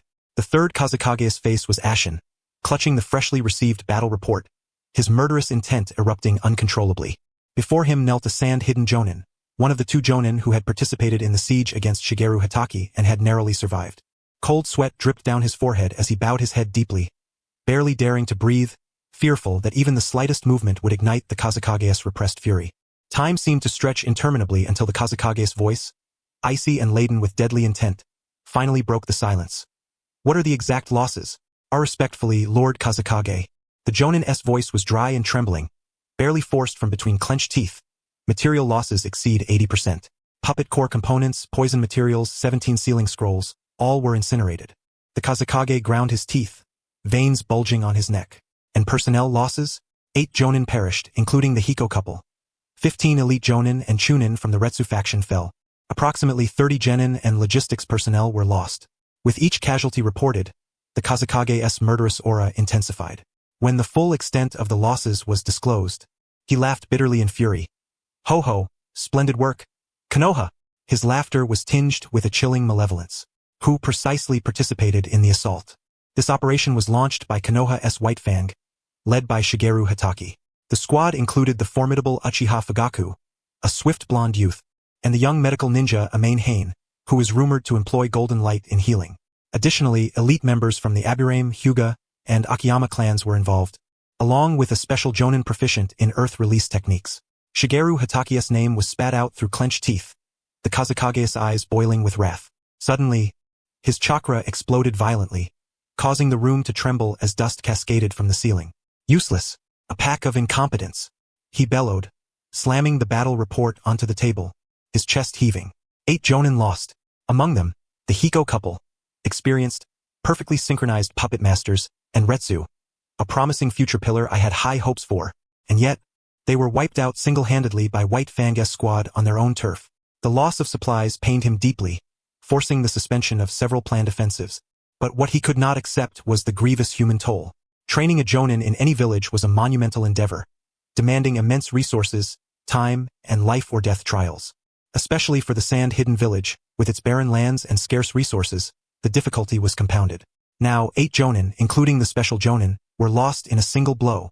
This was not merely a colossal depletion of combat strength. It was a devastating blow to the future of the sand-hidden village. The third Kazekage's heart ached.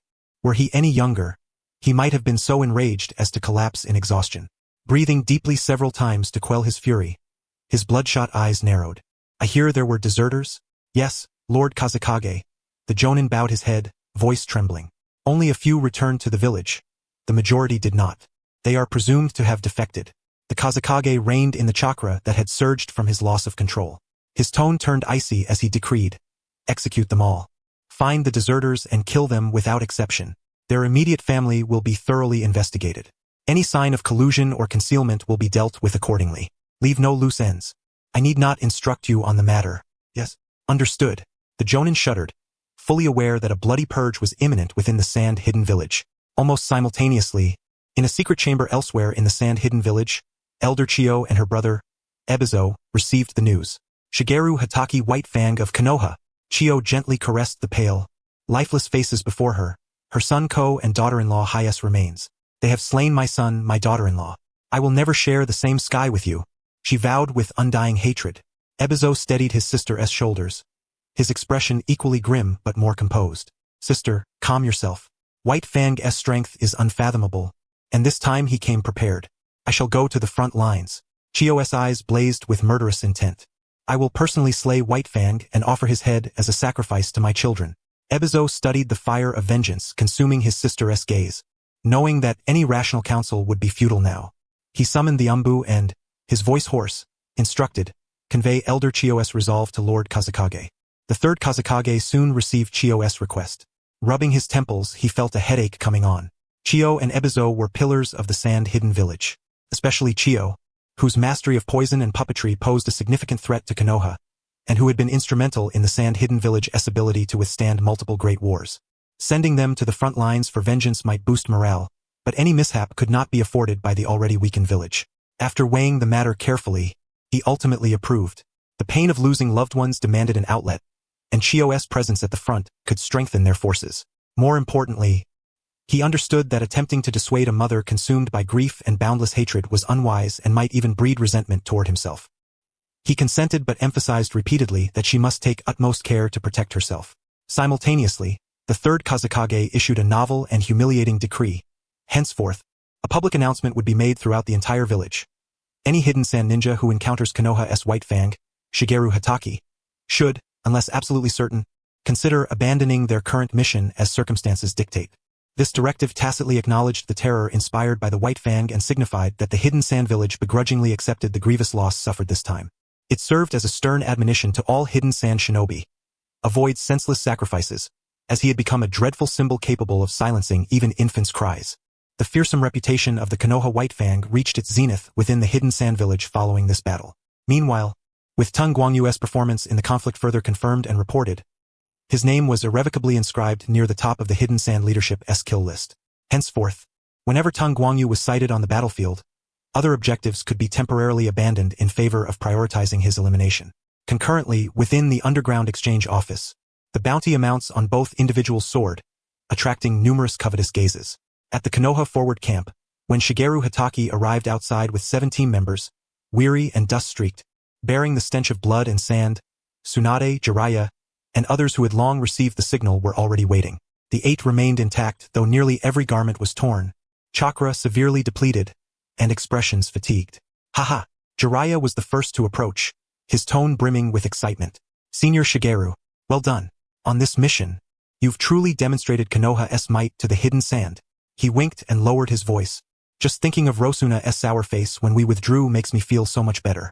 Tsunade proceeded to inspect each member's physical condition, confirming the absence of injuries but noting severe chakra and stamina exhaustion. Only then did she relax and speak. Indeed, but you must exercise even greater caution henceforth. According to intercepted intelligence and reports from embedded spies, the Hidden Sand suffered devastating losses, deeply wounded both in body and spirit. The third Kazekage and the entire Hidden Sand High Command are furious beyond measure. Especially you, Shigeru, she continued gravely. The pair of puppet master Jonin you killed have been confirmed as Chiyo's son and daughter-in-law. She has sworn to offer your head as a sacrifice to her child. Her gaze then shifted to Tang Guangyu, her tone equally solemn. Tang Guangyu, the same applies to you. Your presence and performance in this mission have been thoroughly acknowledged by the Hidden Sand leadership, who now consider you a dire threat. They have issued special orders within their ranks.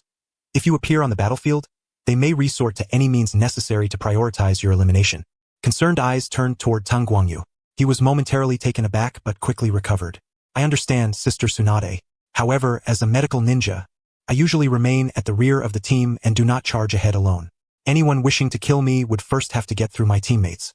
Tsunade nodded approvingly, relieved that the young man had not become arrogant or overconfident after suddenly achieving great success and demonstrating remarkable skill. His composed temperament and clear self-awareness reassured her greatly. All right, we'll discuss the rest later. For now, all of you, go rest. Tsunade waved her hand decisively, though those familiar with her knew that her mood was undoubtedly excellent. At that moment, Jiraiya approached Minato and Tang Guangyu, slapping their shoulders vigorously, his eyes slightly reddened. Good lads. I'm just glad you returned safely. Yes, Teacher Jiraiya, we're back, Tang Guangyu and Minato said in unison, exchanging a glance. Other shinobi at the camp, upon hearing the news, hurried over and showered them with looks of admiration and gratitude. The news that the White Fang squad had successfully destroyed the Hidden Sand's key logistical supplies and severely damaged their elite forces had already been deliberately disseminated by the command center throughout the camp. This tidings acted as a potent tonic, invigorating the spirits of all Konoha shinobi stationed at the front line. It signified that, for the foreseeable future, the threat from the Hidden Sand would be substantially diminished and frontline pressure markedly alleviated. No one was sure who first began it, but excited voices gradually arose. Long live Lord White Fang! Long live Lord Tang Guangyu! Thank you for your hard work! Amid heartfelt cheers and salutes, Tang Guangyu and his companions returned to their respective quarters. Only then did Tang Guangyu finally have a moment to review the spoils of the mission. He deftly opened his system panel. Host assisted in eliminating several enemies, gained experience. System healed allied forces, gained experience. A series of notifications flashed past. With his panel displaying, Holy Light System Host, Tang Guangyu level, 19, 3,504,800, Mana, Holy Light Energy 225,820, Recovering Skills. Slow Healing LV4, can be cast offhand at short range. Offhand consumes 50 mana. Short range casting consumes standard amount. Currently capable of healing severe injuries. Healing speed increased by 30%. Guardian Emblem LV4, boosts target's defense and abnormal status resistance by 30. Can affect 2 targets simultaneously. Duration 25 minutes. Consumes 40 mana. Gift of Courage LV3, increases target's strength and speed by 25. Can affect 2 targets simultaneously. Duration 20 minutes. Consumes 30 mana. Holy Light Cross LV3, condenses holy light into a cross-shaped projectile. Upon hit, triggers area damage. Inflicts extra damage against evil and dark attribute enemies. Consumes 30 mana.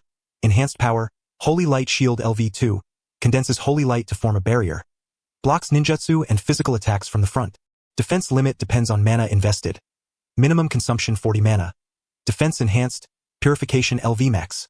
Instantly removes 1 negative status from target. Consumes 30 mana. Sacred Binding Ring LV1. Summons a ring imbued with holy power to bind a single enemy. Binding strength and duration rely on enemy strength. Can cause prolonged imprisonment against foes far weaker than host, especially evil or dark attribute enemies. Consumes 30 mana. Subprofession. Alchemist LV5. Currently cannot be upgraded. Formulas. Basic, mana recovery, physical recovery, defense, strength, agility, potions. Tang Guangyu whispered the name of this new skill. Sacred Binding Ring. His eyes gleaming with contemplation. Evidently it was a potent control skill, perfectly compensating for his current lack of control techniques. As for the skill's apparent origin from a female cleric archetype, he temporarily set that aside. The abilities granted by the system were simply useful regardless of origin. Moreover, from the description, this skill seemed capable of countering tailed beasts, though the exact effects remained uncertain. Overall, the gains from this mission far exceeded expectations. He had ascended several levels, improved some skills, acquired a brand new control ability, and even experienced a modest enhancement of his physical constitution. Compared to before departure, his overall strength had increased significantly. Tang Guangyu nodded with satisfaction, a faint smile breaking through his weary expression. Indeed, high risk yielded high reward. Yet, upon reflection, the rapid experience gain primarily owed to having Shigeru Hitaki as a formidable ally during the mission, who bore the brunt of the pressure. In contrast, tending to the wounded in the medical district, though yielding experience at a more gradual pace, offered stability and sustainability. Whether such an opportunity would present itself again remained uncertain. In the depths of his mind, Tenko Hain mused. This time, he had been fully exposed not only to the Sand Village but also to other factions potentially monitoring the battle. As Tsunade had remarked, he had now become a coveted prize in the eyes of some, and an irritant that the enemy's upper echelons were eager to eliminate. His head had become truly valuable. Henceforth, before he was fully matured, he must exercise even greater caution and prudence. Casting aside petty distractions, waves of intense fatigue surged over him like a tide. The most pressing matter now was rest. He relaxed his body and lay down on the hastily assembled cot, and almost the instant his head touched the pillow, a profound drowsiness engulfed him, swiftly drawing him into the realm of dreams. The next day, after more than 10 hours of slumber, Tenko Hain finally awoke refreshed and invigorated. The sun was already high in the sky. Indeed, it was only on familiar ground that one could sleep soundly. He stretched luxuriously, feeling his chakra and magical reserves brimming within, then flipped himself upright with a deft motion. After a quick freshening up, he lifted the tent flap and stepped outside. The weather was splendid. The mid-morning sun cast a warm glow, and the temperature was just right. Today was a rare day of leisure, Tenko Hain thought, stroking his chin thoughtfully. Tsunade had graciously granted him a day off to manage as he pleased, in exchange for her personally overseeing the emergency medical zone. This was a rare indulgence, granted only because he had just completed a high-difficulty mission. Otherwise, Tsunade would never so easily release such an efficient asset as him. After all, his taking a day off meant she had to be on duty. What to do next? As he pondered whether to stretch his limbs at the training ground or retreat to a quiet corner to study the newly acquired sacred lock ring, a familiar voice laced with laughter called out, "Hain, finally awake?" Turning around, Tenko Hain saw Minato Namikaze approaching with a refreshing smile, evidently well rested himself. "Minato, you're off today as well?" Tenko Hain asked, somewhat surprised. "Yeah, a few days leave," Minato replied, stopping by his side with a concerned look. "I saw you zoning out just now.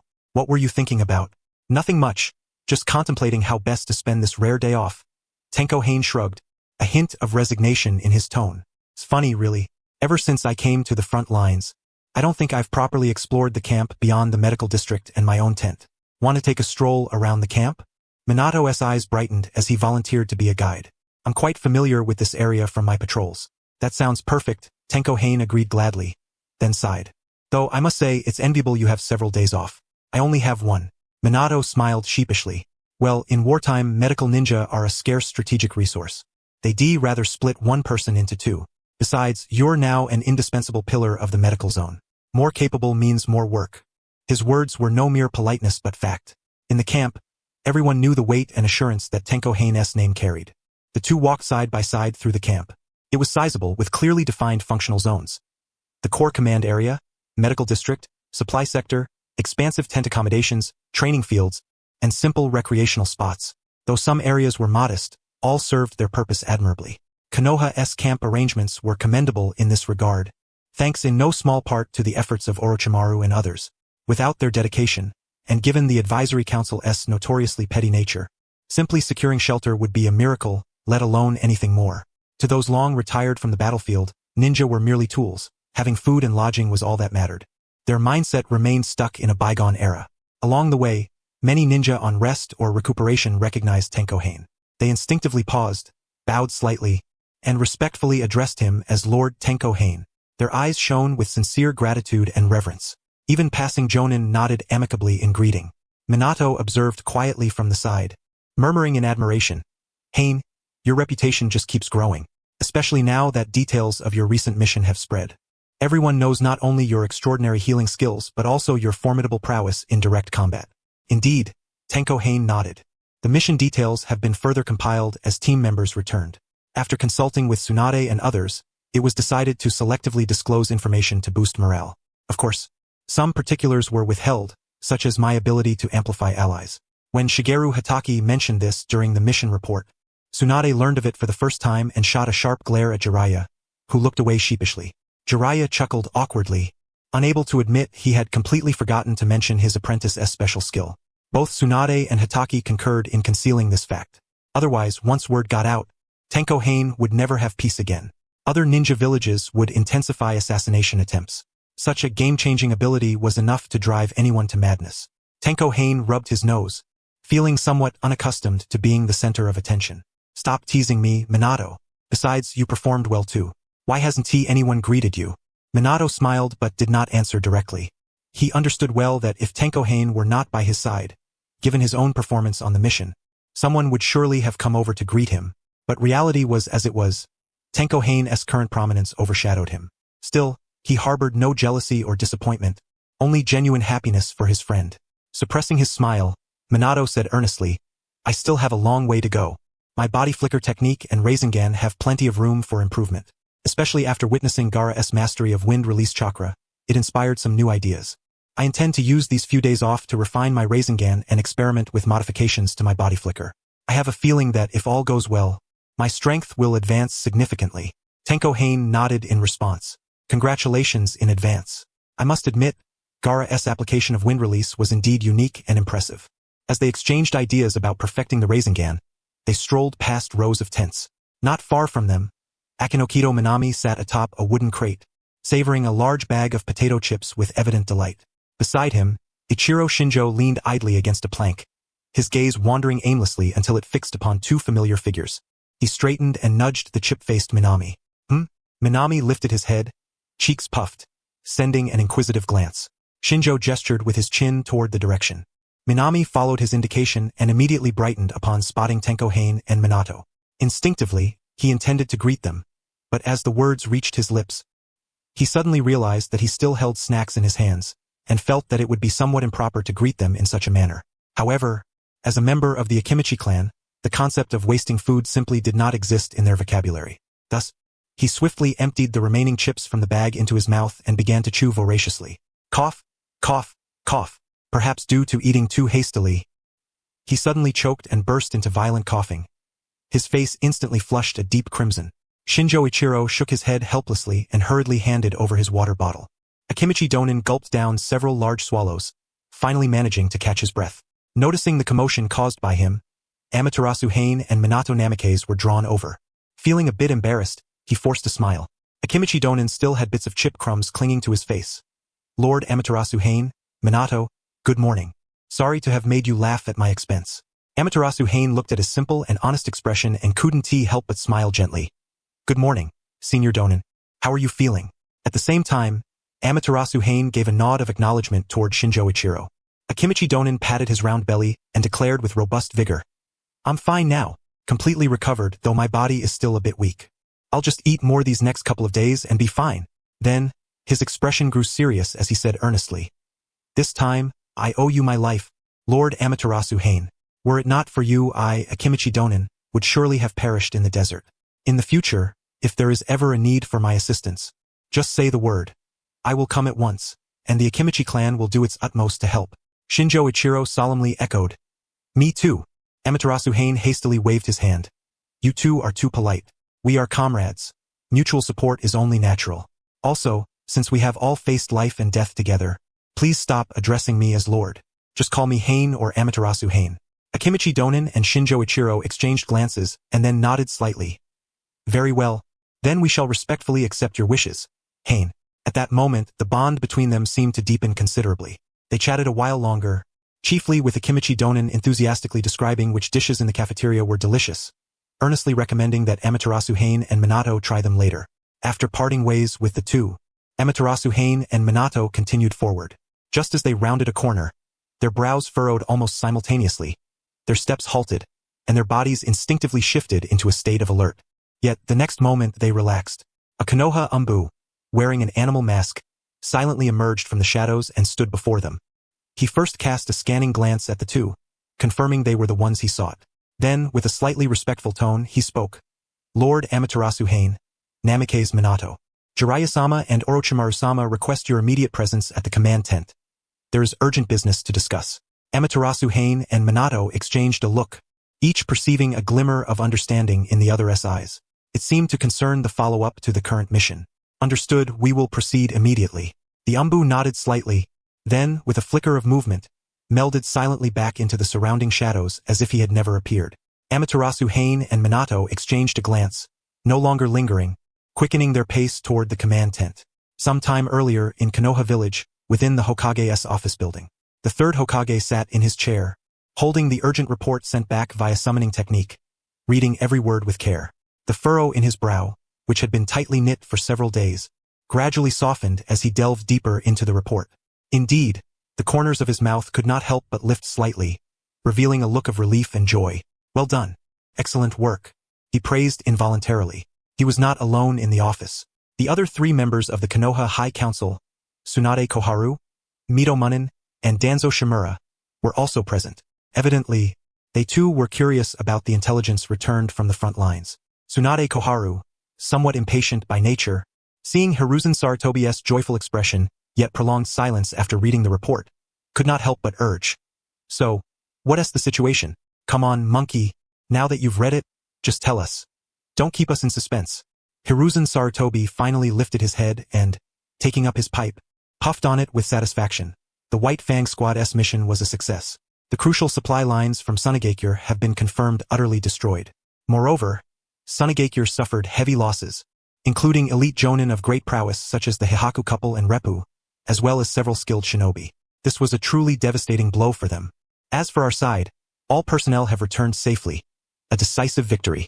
Oh, Mito Munin pushed up his glasses, a trace of delight showing on his face. Tsunade Koharu sighed deeply. Wonderful. This will greatly alleviate pressure on the front lines. For the time being, we need not worry about any major moves from Sunagakure. Even Danzo Shimura, who usually bore a stern demeanor, gave a satisfied grunt upon hearing the news. The mission was a complete success, and the merit is outstanding. What kind of reward do you think would be appropriate to grant them? Hiruzen Sarutobi exhaled a plume of smoke and asked slowly. The White Fang Squad's contribution was indeed significant, not merely accomplishing a difficult S-rank mission but indirectly preventing the outbreak of a large-scale war. Therefore, he found himself somewhat at a loss as to what reward would be fitting. In truth, Hiruzen Sarutobi already had some preliminary thoughts, but he wanted to hear the advisor's opinions for reference. The advisors fell into brief contemplation upon hearing this. Danzo was the first to speak, his tone as hard as ever with a habitual gruffness. What special rewards? Shinobi who risk their lives for the village are simply fulfilling their duty. It is the embodiment of the will of fire. In my view, paying the standard remuneration for an S-rank mission suffices, with perhaps some additional material compensation as a courtesy. Hiruzen Sarutobi furrowed his brow slightly. What nonsense was Danzo spouting now? Had he lost his mind again? Danzo, what are you saying? Hiruzen Sarutobi said with displeasure. If we do not grant proper rewards, who will be willing to undertake such high-risk missions in the future? Providing compensation commensurate with merit is only right. The base payment is essential, but substantive rewards must follow as well. Being rebuked directly by Hiruzen Sarutobi, Danzo's expression darkened somewhat. A shadow flickered in his single eye as he silently mused. That old man Sarutobi is only growing softer with age. After this mission, Shigeru Hataki's standing in the village would surely soar again. Already, rumors circulated that White Fang's strength and achievements were sufficient to assume the mantle of Hokage. How could that be allowed? Shigeru Hataki was but a sharp blade. How could he understand governing the village and controlling the shadows? He simply lacked the caliber to become Hokage. Danzo thought this to himself but maintained an impassive expression, lightly tapping his cane on the ground as he slowly said, "Humph." A shinobi truly embodying the will of fire would not begrudge this. Hiruzen Sarutobi frowned once more, gazing at Danzo's stubborn demeanor, and eventually sighed deeply, feeling weary. He ceased responding to Danzo and turned his attention to Tsunade Koharu and Mito Munin. Koharu? Munin? What do you think? Tsunade Koharu and Mito Munin exchanged a glance. Though unsure what madness had overtaken Danzo, neither was inclined to engage in the dispute between the two. Mito Munin cleared his throat and pushed up his glasses cautiously. Cough, cough, monkey. As Hokage, the scale of rewards is ultimately your decision. We trust your judgment. Koharu Udatane, who had been quietly observing, chimed in agreement. Indeed, Hiruzen, leave it to you. As long as it broadly adheres to protocol and commands respect, that will suffice. Hiruzen Sarutobi looked upon his two old friends, who were skillfully evading direct answers, with a sense of helplessness, yet he understood this was their customary approach. After a moment of contemplation, he finally made his decision very well. Given the circumstances, in addition to granting the highest standard of remuneration for this S-rank mission, I personally decree that each member involved may select one ninjutsu from the Scroll of Seals to study. What? Danzo's voice rose sharply as though he had been stung by a cat, immediately objecting, "Monkey, have you lost your mind? There's still an Uchiha in the team. How can we so casually grant the Uchiha access to the Scroll of Seals?" "Yes, Hiruzen. Perhaps you should reconsider?" Koharu Udatane was startled and hastened to counsel. "The techniques recorded in the Scroll of Seals are no trifles. Many forbidden jutsus left behind by our predecessors are among them. What if, though Minato Namikaze remained silent, the furrowed brow he wore betrayed his apprehension? Their intense reactions were hardly surprising. The Scroll of Seals contained the vast majority of Konoha's ninjutsu developed to date. Aside from common techniques, it included many formidable forbidden jutsus. In particular, it housed a series of forbidden techniques developed by the second Hokage. The significance was self-evident. For shinobi like Amaterasu Minato, whose lineage and loyalties were clear and aligned with the Hokage, granting partial access was acceptable to the higher-ups. But the team also included Uchiha Fugaku, a scion of the Uchiha clan. If he were to covet one of the immensely powerful forbidden jutsus recorded within the scroll, or something involving certain taboos, what would they do then? The words were already spoken. There was no taking them back. If that happened, the Uchiha clan would undoubtedly feel discriminated against and humiliated, deteriorating their relationship with the leadership even further. Seeing the tension in their faces, Hiruzen Sarutobi rolled his eyes and sighed inwardly. Although he himself, educated under the second Hokage, maintained a vigilant and cautious stance toward the Uchiha clan, Danzo and the others seemed to be overreacting. Moreover, having served as Hokage for so many years, was he truly so reckless as to act without foresight? No matter. Hiruzen Sarutobi waved his hand, a glimmer of wisdom shining in his eyes. Rewards must be clear and distinct to inspire morale. However, he shifted tone to one more profound. The specific contents accessible within the Scroll of Seals, the extent of what may be seen, and the range of choices are not ours alone to decide. Individuals like Shibuki, Amaterasu, and Minato can be entrusted with broader access and selection. As for the others, any high-risk or particularly dangerous forbidden techniques must naturally be restricted. His meaning was unmistakable. Rewards would be publicly and generously granted to satisfy all, yet in practice access would be selectively granted, especially regarding sensitive clans such as the Uchiha. Koharu Udatane and Minato Namikaze fell into thoughtful silence. If that is the case, it seems not entirely unacceptable. Before they could respond, Hiruzen Sarutobi spoke again. Moreover, the Uchiha clan has been somewhat unruly recently. Offering them such a conspicuous and substantial reward can effectively quell their restlessness. Danzo's single eye flickered with a cold glint. "Monkey, you're too weak-willed. A disobedient dog needs to be beaten into submission. Give it a morsel, and it will only think you fear it, demanding more next time." "Wait a minute, buddy. Have you considered what you're saying?" A storm suddenly stirred within Hiruzen Sarutobi's mind. At times, he truly wished to pry open Danzo's skull to see what sort of mechanism was inside. What nonsense was stored there? Why was he so sensitive and extreme when it came to the Uchiha clan, sometimes even surpassing Hiruzen himself, the Hokage? Hiruzen rubbed his temples. "Weary, have you been overburdened with these rude affairs? If your health is poor, perhaps you should take some time to rest properly." Danzo raised an eyebrow, displeased. "My health is perfectly fine. It's you, Hiruzen, who looks more exhausted. If you feel overwhelmed, perhaps you should consider stepping down sooner and entrust the position to someone with firmer resolve. Though I am about your age, for the sake of the village, I would not hesitate to shoulder your burden." His ambitions to become Hokage were no secret. Everyone present was well aware. Hiruzen Sarutobi chuckled bitterly in response. "Retirement? Danzo, have you calmly considered the consequences of suppressing and provoking the Uchiha clan at this juncture? To have achieved great merit only to be met with no reward but constant targeting. How would the other clans perceive this? They would see a village with unclear standards of reward and punishment. Who would truly devote themselves to the village in the future? More importantly, if the Uchiha clan were driven to desperation and chose to rebel now during wartime, have you considered the magnitude of the damage that would inflict upon the village? They dare not. Danzo barked. That is precisely one of the reasons you have never gained the recognition of the shinobi clans and why you cannot become Hokage. You act without thinking. Who would choose you? Hiruzen Sarutobi cast a steady glance at him, inwardly scoffing. Sometimes he wondered just how much nonsense his dear friend had crammed into his head to say such ill-timed things. Sighing, he turned away, unwilling to dwell further. Enough. It is decided. When they return, let them each choose a ninjutsu from the scroll of seals. By the way, soon we shall announce this good news publicly, so that everyone in the village may rejoice. The village has endured too much suppression from the ongoing war. It needs such uplifting tidings. One could already foresee the uproar this announcement would cause in Konoha. Ninjas would excitedly discuss the unparalleled combat prowess of the White Fang of Konoha and marvel at Amaterasu's miraculous healing abilities.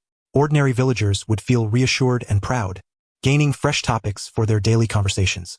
Perhaps some young children, hearing these tales, would clench their fists, eyes shining with aspiration, shouting, "One day, I too will become a hero like this." Of course, these were stories yet to unfold. Turning attention back to the frontline camp, Amaterasu and Minato had arrived at the command tent. After verification by the guards, they were permitted entry. Lifting the door flap, they stepped inside to find several individuals already present. Aside from Orochimaru and Jiraiya, Shibuki, Uchiha Fugaku, Yamanaka Shira, Hyuga Kara, and even Akinobu Donan and Aikiru Shinjo, who had only recently joined, were all assembled. It appeared that all members involved in this S-rank mission had been summoned. "Oh, you're here." Orochimaru's hoarse voice echoed as his golden vertical pupils swept over Amaterasu and Minato. His gaze lingered only briefly on Minato before focusing with undisguised eagerness on Amaterasu, his tongue unconsciously licking the corner of his mouth. He had already familiarized himself with the details of this mission. Now, Orochimaru was deeply intrigued by the abilities Amaterasu displayed. The capacity to rapidly heal wounds, expel toxins, and even provide defensive enhancements and augment others was a mystery yet to be unraveled in his eyes. Were it not for the difficulty of making a move and the inopportune timing, he would have eagerly invited Amaterasu Hain to his laboratory for an in-depth exchange without hesitation. For Orochimaru, who yearned to comprehend all that the world held, nothing was more alluring than the unknown. Especially a power as irrational and unfathomable as Amaterasu Hain's. It was enough to compel him to devote even more of his attention.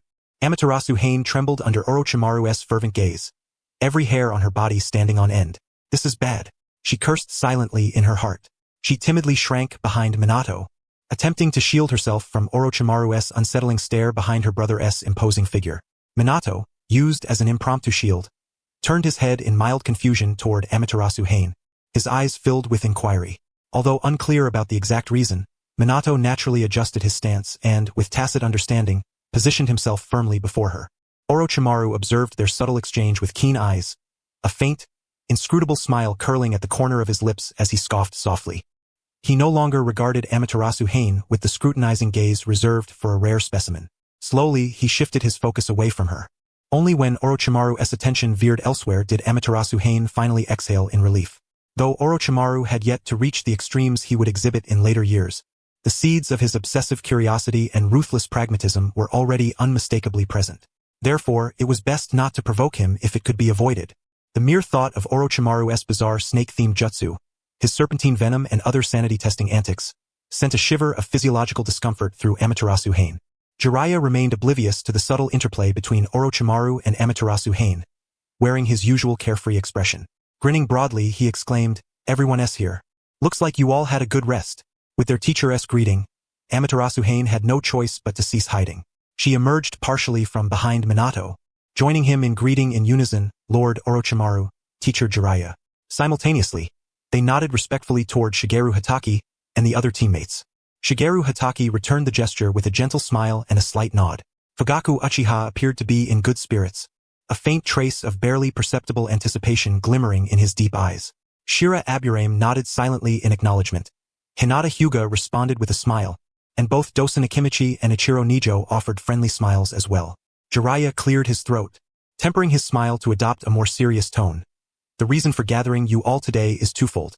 First, to formally congratulate you on successfully completing this exceptionally arduous and perilous mission, thereby earning great distinction for the village.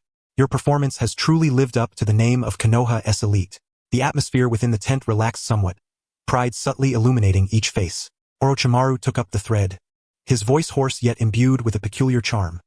"Second, regarding the rewards for the mission." His gaze slowly swept across everyone present, lingering momentarily on Fugaku Uchiha.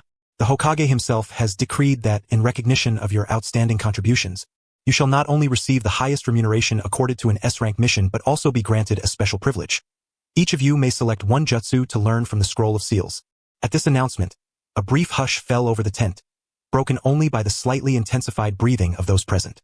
Aside from Shigeru Hatake, who remained composed due to prior knowledge, and Amaterasu Hain, whose achievements already qualified her for access to the Scroll of Seals, the others, especially Fugaku Uchiha, were instantly alight with astonished delight. Gaining access to the Scroll of Seals, even merely the right to choose a single jutsu from it, was a testament to how highly the village valued them. It was the highest honor, an affirmation of their will of fire. Moreover, the scroll contained jutsu both rare and immensely powerful.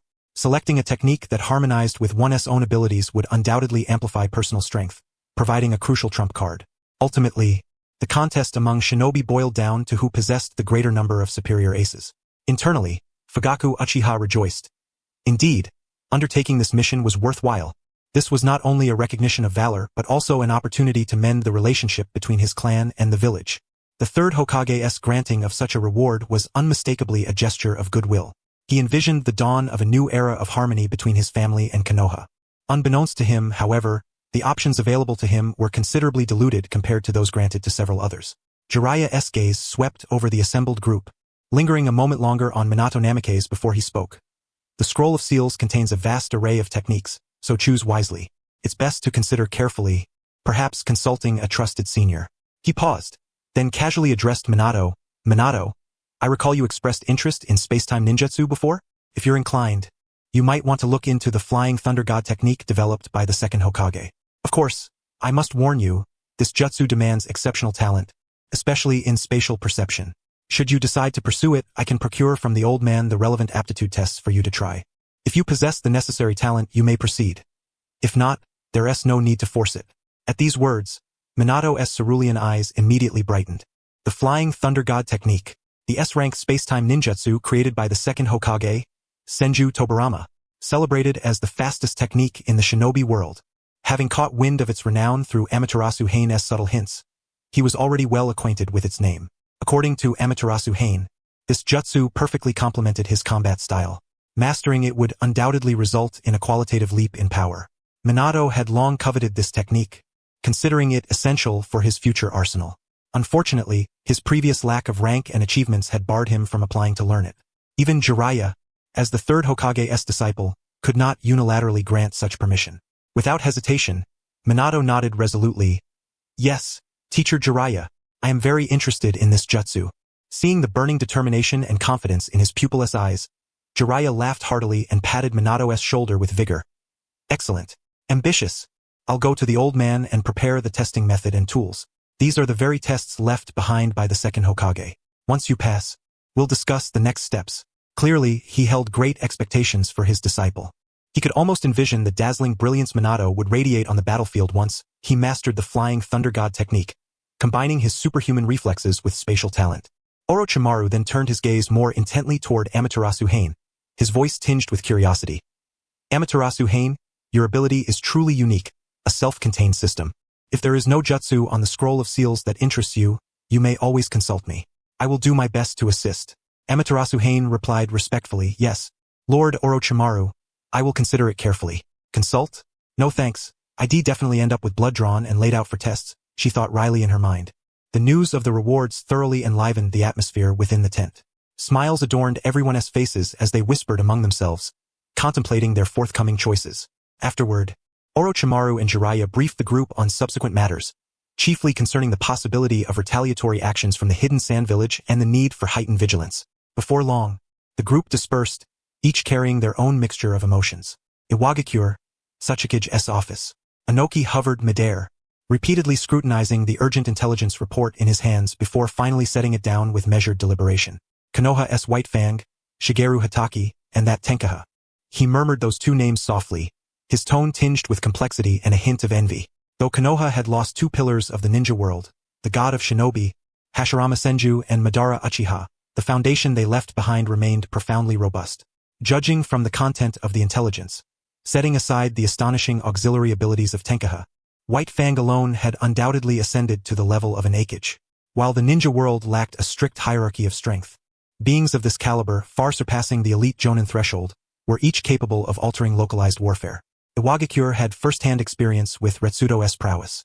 Previously, in an attempt to weaken Sunagakure, Iwagakure had laid a trap but suffered significant losses at the hands of Retsudo alone. And yet, this formidable warrior, already outstanding among elite Jonin, was slain in direct combat by Konoha's White Fang, even while resorting to secret arts reserved for dire circumstances. According to the intelligence, White Fang emerged unscathed. A ninja of such caliber could effortlessly dispatch ordinary Jonin as if slicing through fruit. Of course, Inoki harbored no fear of a taijutsu specialist like White Fang. He commanded absolute air superiority, and his dust release was a devastating large-scale assault, perfectly countering close combat powerhouses like White Fang. Nevertheless, he could not suppress a growing wariness toward Konoha's continuous emergence of talents at this level. Indeed, his previous decision to observe cautiously had been prudent. Now, Sunigakure had unwittingly entangled Iwagakure in a murky affair, not only revealing White Fang's combat strength but also firmly confirming Tenkaha's existence. Issuing orders, Inoki collected his thoughts and commanded intensified intelligence gathering on Konoha, especially regarding White Fang and Tenkaha's movements. I want to know at the earliest moment, he declared. After a pause, he added, also have Kodo accelerate his training. Iwagakure's future cannot rest solely on this old skeleton of mine. Yugakure Village, Raikage's office. The third Raikage, set down the intelligence scroll, his burly frame reclining into the chair with a creaking sound. White Fang of Konoha, he cracked his knuckles, the sharp snaps echoing as a spark of battle fervor ignited in his eyes. Yugakure revered strength. The third Raikage himself held profound interest in any top-tier combatant. Battle, exhilaration. How swift was White Fang's blade? Could it pierce this body, honed through relentless forging? This thought flickered briefly before I suppressed it. Now was no time for recklessness. Yugakure was not embroiled in the conflict engulfing the land of rain. He must not rashly intervene out of mere impulse. His attention shifted to another segment of the intelligence. Tenkaha, a 10-year-old Jonin, exhibited overwhelmingly prodigious medical skills, utterly eclipsing ordinary medical ninjas. The third Raikage furrowed his brow, an uncommon expression of contemplation crossing his rugged face. Sukadai. Yes, Lord Raikage? Sukadai lifted his head, awaited his words carefully, voice low and measured. Tell me, is it possible to bring that brat to our village? Sukadai's expression instantly turned nuanced. Lord Raikage? By bring over, do you mean specifically? By any means, kidnapping, deception, even paying a high price to recruit him. Waved his hand as if it were self-evident. Such talent is worth great effort for our village. Sukadai was silent for 2 seconds before cautiously analyzing. Lord Raikage, forgive my bluntness. Konoha is not a small ninja village. Tenkaha is a direct disciple of the Hokage lineage, a 10-year-old Jonin who has already established a formidable record. Such a caliber of talent. He paused, choosing the gentlest phrasing possible. Konoha will never let him go, unless you are prepared for all-out war with them. Sukadai inwardly wished to ridicule his lord's wild imagination. Tenkaha had already demonstrated sufficient merit and earned widespread respect and trust among Konoha's frontline ninjas. To abduct or deceive such a figure into Yugakure would surely provoke Konoha's ire. At this moment, Konoha was far from the depleted state it would face in later years, when the Sannin had scattered and advanced forces were scarce. Back then, even a minor deceit by Yugakure had resulted in the Hyuga clan demanding reparations and the death of Hinata's son. This blemished Sarutobi Hiruzen's reputation forever. But presently, Konoha's military strength was at its zenith, unafraid of any enemy provocation. And knew this well, his reluctance was born of pride. TCH, the Raikage grumbled, scratching his head irritably, his muscular arm thudding on the table with a muffled sound. Forget it. Let the dogs of the land of rain tear each other apart. We continue with our plan of seizing the spoils. They fight, we reap the benefits, how delightful. Rising, his towering figure exuded an imposing presence. But Sukadai. Yes, Lord Raikage. Add a bounty code to that brat named Tenkaha in the underground reward listings. A.'s voice deepened. If we can't have him, we'll find a way to destroy him. Sukadai bowed slightly in acknowledgement. Understood, Lord Raikage. I will attend to it shortly. Meanwhile, in Amigakure Command Center, Hanzo sat alone in the dimly lit tent, the persistent patter of rain outside continuing unabated. He had received reports of Sunigakure's heavy losses. No, more precisely, neither Sunigakure nor Konoha could conceal such matters. Otherwise, given Amigakure's intelligence-gathering prowess, it would have taken several more days to receive this level of information. Learning that Sunigakure had not only lost a significant cache of critical supplies but also 3 elite Jonin of exceptional prowess, Hanzo inhaled deeply, a low sigh escaping beneath his mask. Sunigakure had suffered such casualties on their own turf? He was not unaware of the terror that was Konoha's White Fang. Yet he had assumed that, on Sunigakure's home ground, superior numbers would at least exact a toll on Konoha's side. What was the result? Just this? White Fang's team had withdrawn intact, without a single casualty. After a prolonged silence, Hanzo exhaled 2 words softly. Worthless. He closed his eyes, overwhelmed by exhaustion. Sunagakure had suffered grievously this time. The original plan had been for the 3 nations to wear each other down, with Amigakure intervening selectively to maintain a relative balance. But the situation was tilting in a direction he was unwilling to witness. Konoha was overwhelmingly strong. A new generation of formidable warriors emerged ceaselessly. White Fang still at his peak, Tsunade, Jiraiya, Orochimaru rising, and even recently, a medical prodigy like Tenkaha had appeared. Iwagakure had recently retracted its front lines, retreating like a shy turtle. Sunagakure could scarcely maintain the status quo. Hanzo folded his arms, tapping his index finger lightly against his forearm. He must adjust his strategy. He must consider the future. If Konoha prematurely crushed Sunagakure and Iwagakure, freeing its hands to fully confront Amigakure, the land of rain could not withstand for long in its current state. Such an outcome was intolerable. After long contemplation, a glint of resolve flashed in his eyes. Perhaps he now knew what to do. Sunagakure's retaliation would come swifter and fiercer than anyone expected. Just as Konoha's morale surged after White Fang's team successfully completed their mission, Sunagakure rapidly completed its reorganization. At the front line of the hidden sand village, where supplies had been compromised and numerous elite warriors had perished, anxiety ran rampant. Yet Chiyo had arrived at the battlefield, bearing the hastily gathered provisions. Although the quantity was far from ample, barely sufficient for the camp's daily consumption, her presence alone was enough to stabilize the precarious battle line teetering on the brink of collapse. Despite harboring a heart full of vengeance, Chiyo had not allowed her hatred to cloud her judgment. She understood better than anyone that rushing headlong to seek retribution against Konoha's White Fang without preparation was tantamount to a moth drawn to a flame, self-destruction. The White Fang of Konoha, infamous as the puppeteer's nightmare, wielded his White Fang dagger, which had already claimed countless lives of sand puppeteers. After entrusting the supplies she brought to Raza, Chiyo secluded herself within a tent meticulously prepared for her. 1 day passed, then 2, and then a full 10 days. No one knew what she was doing inside. Occasionally, when a covert operative approached to deliver meals, the only sounds that emerged were the clinking of utensils. On the 10th day, Chiyo finally emerged from her seclusion. She lifted the tent flap, and the setting sun cast a long shadow over her aged frame. Gazing at the dying light on the horizon, she clenched her fist and murmured hoarsely, "Kahaku, hi, watch over things well. I will make Konoha pay. I will stop at nothing to kill Konoha's White Fang and avenge you." Her tone was calm yet chilling to the bone. Inside the command tent, Raza was buried beneath a mountain of military paperwork. The relentless tasks of distributing supplies, reorganizing the front lines, and bolstering morale weighed heavily on the young Jonin, leaving him nearly breathless. He rubbed his temples and looked up, only to find Chiyo standing there, her arrival unnoticed until that moment. "Elder Chiyo?" Raza instinctively set aside his pen and straightened. Chiyo gave a slight nod, a greeting in itself. Without much small talk, she produced a scroll from her person, formed hand seals and withdrew its contents. With a soft pop, dozens of neatly arranged bottles and jars appeared on the table, each marked with different signals.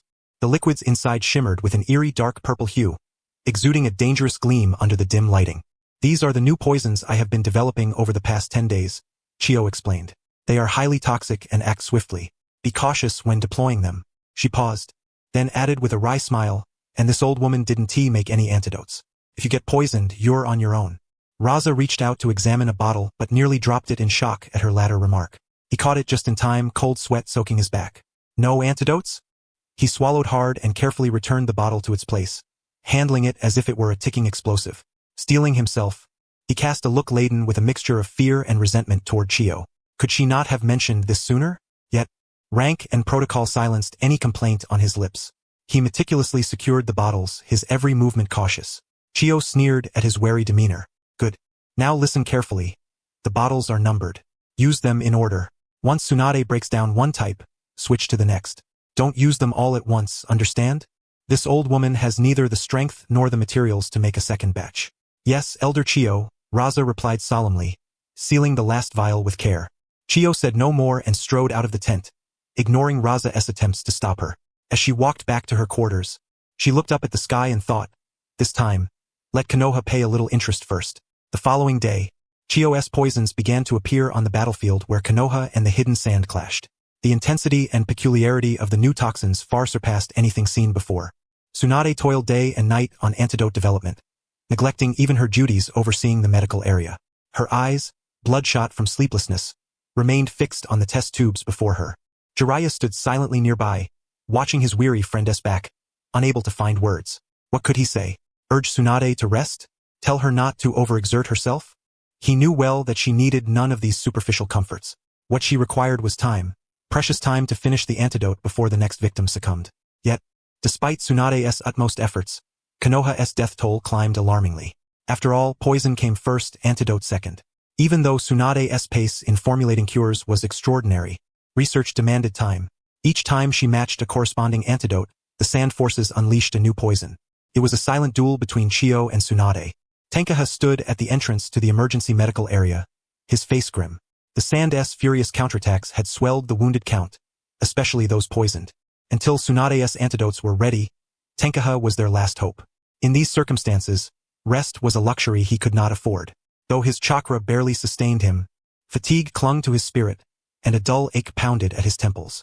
Other medical ninjas skilled in the extraction technique worked tirelessly alongside him, desperately suppressing toxins within patients' bodies, awaiting Tenkaha's aid or Tsunade's antidotes. Medical ninjutsu was not omnipotent. It could not directly eliminate toxins. Extraction techniques could draw out some poison but still required antidotes to neutralize residual harm. Only a few lightly poisoned ninjas could be evacuated to the camp for treatment. Most victims succumbed before they could be moved. Chiyo's poisons acted swiftly and lethally, often fatal within minutes. Thus, what was brought back were cold corpses. Tenkaha had witnessed this grim scene too many times in recent days. Today was no exception. Make way! Make way! Urgent footsteps and hoarse shouts came from outside the medical tents. Tenkaha turned toward the sound, seeing 4 ragged Konoha ninjas staggering toward him. Leading them was a young Jonin, no older than 15 or 16. His face smeared with blood and tears, looking utterly disheveled. He carried a fragile figure on his back, his form distorted from the strain, yet he refused to set the burden down. Lord Tenkaha! Lord Tenkaha! The Jonin cried, eyes suddenly shining with hope upon seeing him. Weariness seemed to give way to renewed strength. He quickened his pace, stumbling and nearly tumbling as he reached Tenkaha. Please, please save him. He is only 14. He shielded me from that poison. It should have been me who died. The Jonin babbled desperately as he gently laid the pale, thin boy onto the ground. The youth's face still bore traces of childhood innocence, but now it was ashen, his lips tinged with a chilling blue. Tenkaha immediately crouched down, placing his palm over the young boy's chest. Then he halted. No heartbeat. Not a trace of it could be felt. The body had already grown cold. Tenkaha lifted his head and met the hopeful gaze of the Chunin before him. In that moment, it felt as if an invisible hand had squeezed his heart, causing a faint ache. Honestly, such scenes had become an all too frequent occurrence over the past few days. Yet each time he could not grow accustomed to it. Perhaps he was simply the kind of person with a naturally tender heart, unable to bear witnessing such tragedies unfold before his eyes. I'm sorry. Tenkaha averted his gaze, unwilling to meet those eyes again. He has gone. The Chunin blinked, as if momentarily unable to grasp the meaning of those words. Then, his eyes slowly dropped to rest upon the boy's face, peaceful as if merely asleep. Yoda. He softly called the name as though trying to rouse his comrade. No response. Yoda! A heart-wrenching cry burst forth. The Chunin collapsed to his knees with a thud, clutching the boy's icy hand tightly, his shoulders trembling as tears streamed uncontrollably down his cheeks. They had promised to return to the village together after this mission, agreeing to eat Ichiraka ramen. You liar! You damned liar! His 2 other companions also rubbed red-rimmed eyes, silent tears rolling down their faces. Tenkaha stood silently in place. He gazed at the boy's youthful, unformed features only about 3 or 4 years his senior. At such an age, in a past life, one would barely be a freshly graduated middle schooler, with a bright future just beginning. Yet now he lay here quietly, never to awaken again. This was neither the first time, nor would it be the last. This was war. Tenkaha clenched his fists, a thought beginning to take root within his heart. He did not want such tragedies to recur. He yearned to change this twisted world, to eradicate the root causes and prevent all this from ever happening again. Lord Tenkaha. A somewhat hoarse voice interrupted his reverie. Tenkaha looked up and saw that, without his noticing, the oldest member of the squad, who appeared to be their captain, had risen and approached him. His eyes were still red, but his emotions had visibly steadied. I'm sorry to have kept you, he said, meeting Tenkaha's gaze with a low tone. You did your best to save him. Please do not grieve too deeply. This is not your fault. We were simply too weak to protect our comrade. You need not blame yourself. Tankaha regarded him for a long moment before reluctantly twitching the corner of his mouth into something that could scarcely be called a smile. "Thank you," he said. The young captain nodded, then turned to his companions. Silently, they lifted Yoda's lifeless body and carried him out of the medical area. The atmosphere at headquarters was as heavy as if laden with lead. Jiraiya had lost his usual smile, his face rarely showing such anger. Shibuki Kamasaku sat quietly in a corner, focused on maintaining his white-fanged tanto. Bang! Shibuki looked up at Jiraiya, who had slammed a report down on the table. "Every reconnaissance mission, I see that old hag Chio," Jiraiya growled under his breath. "She doesn't even bother hiding her position. So brazen. Chio is waiting for me," Shibuki said calmly as he sheathed his tanto. "She's forcing me to come find her." Jiraiya's breath caught. Of course, he had realized this too. Chio is doing this deliberately, making sure the Leaf Shinobi bring back her location. Jiraiya halted mid-step and spun around sharply. "You know this is a trap." "It is." Shibuki stood, voice resolute. "But we cannot let her continue like this any longer. Chio's target is me." He lowered his voice. "As long as I remain at the camp, she will keep retaliating against Konoha in this way. She can wait. I can endure. But the poisoned shinobi cannot." Jiraiya fell silent.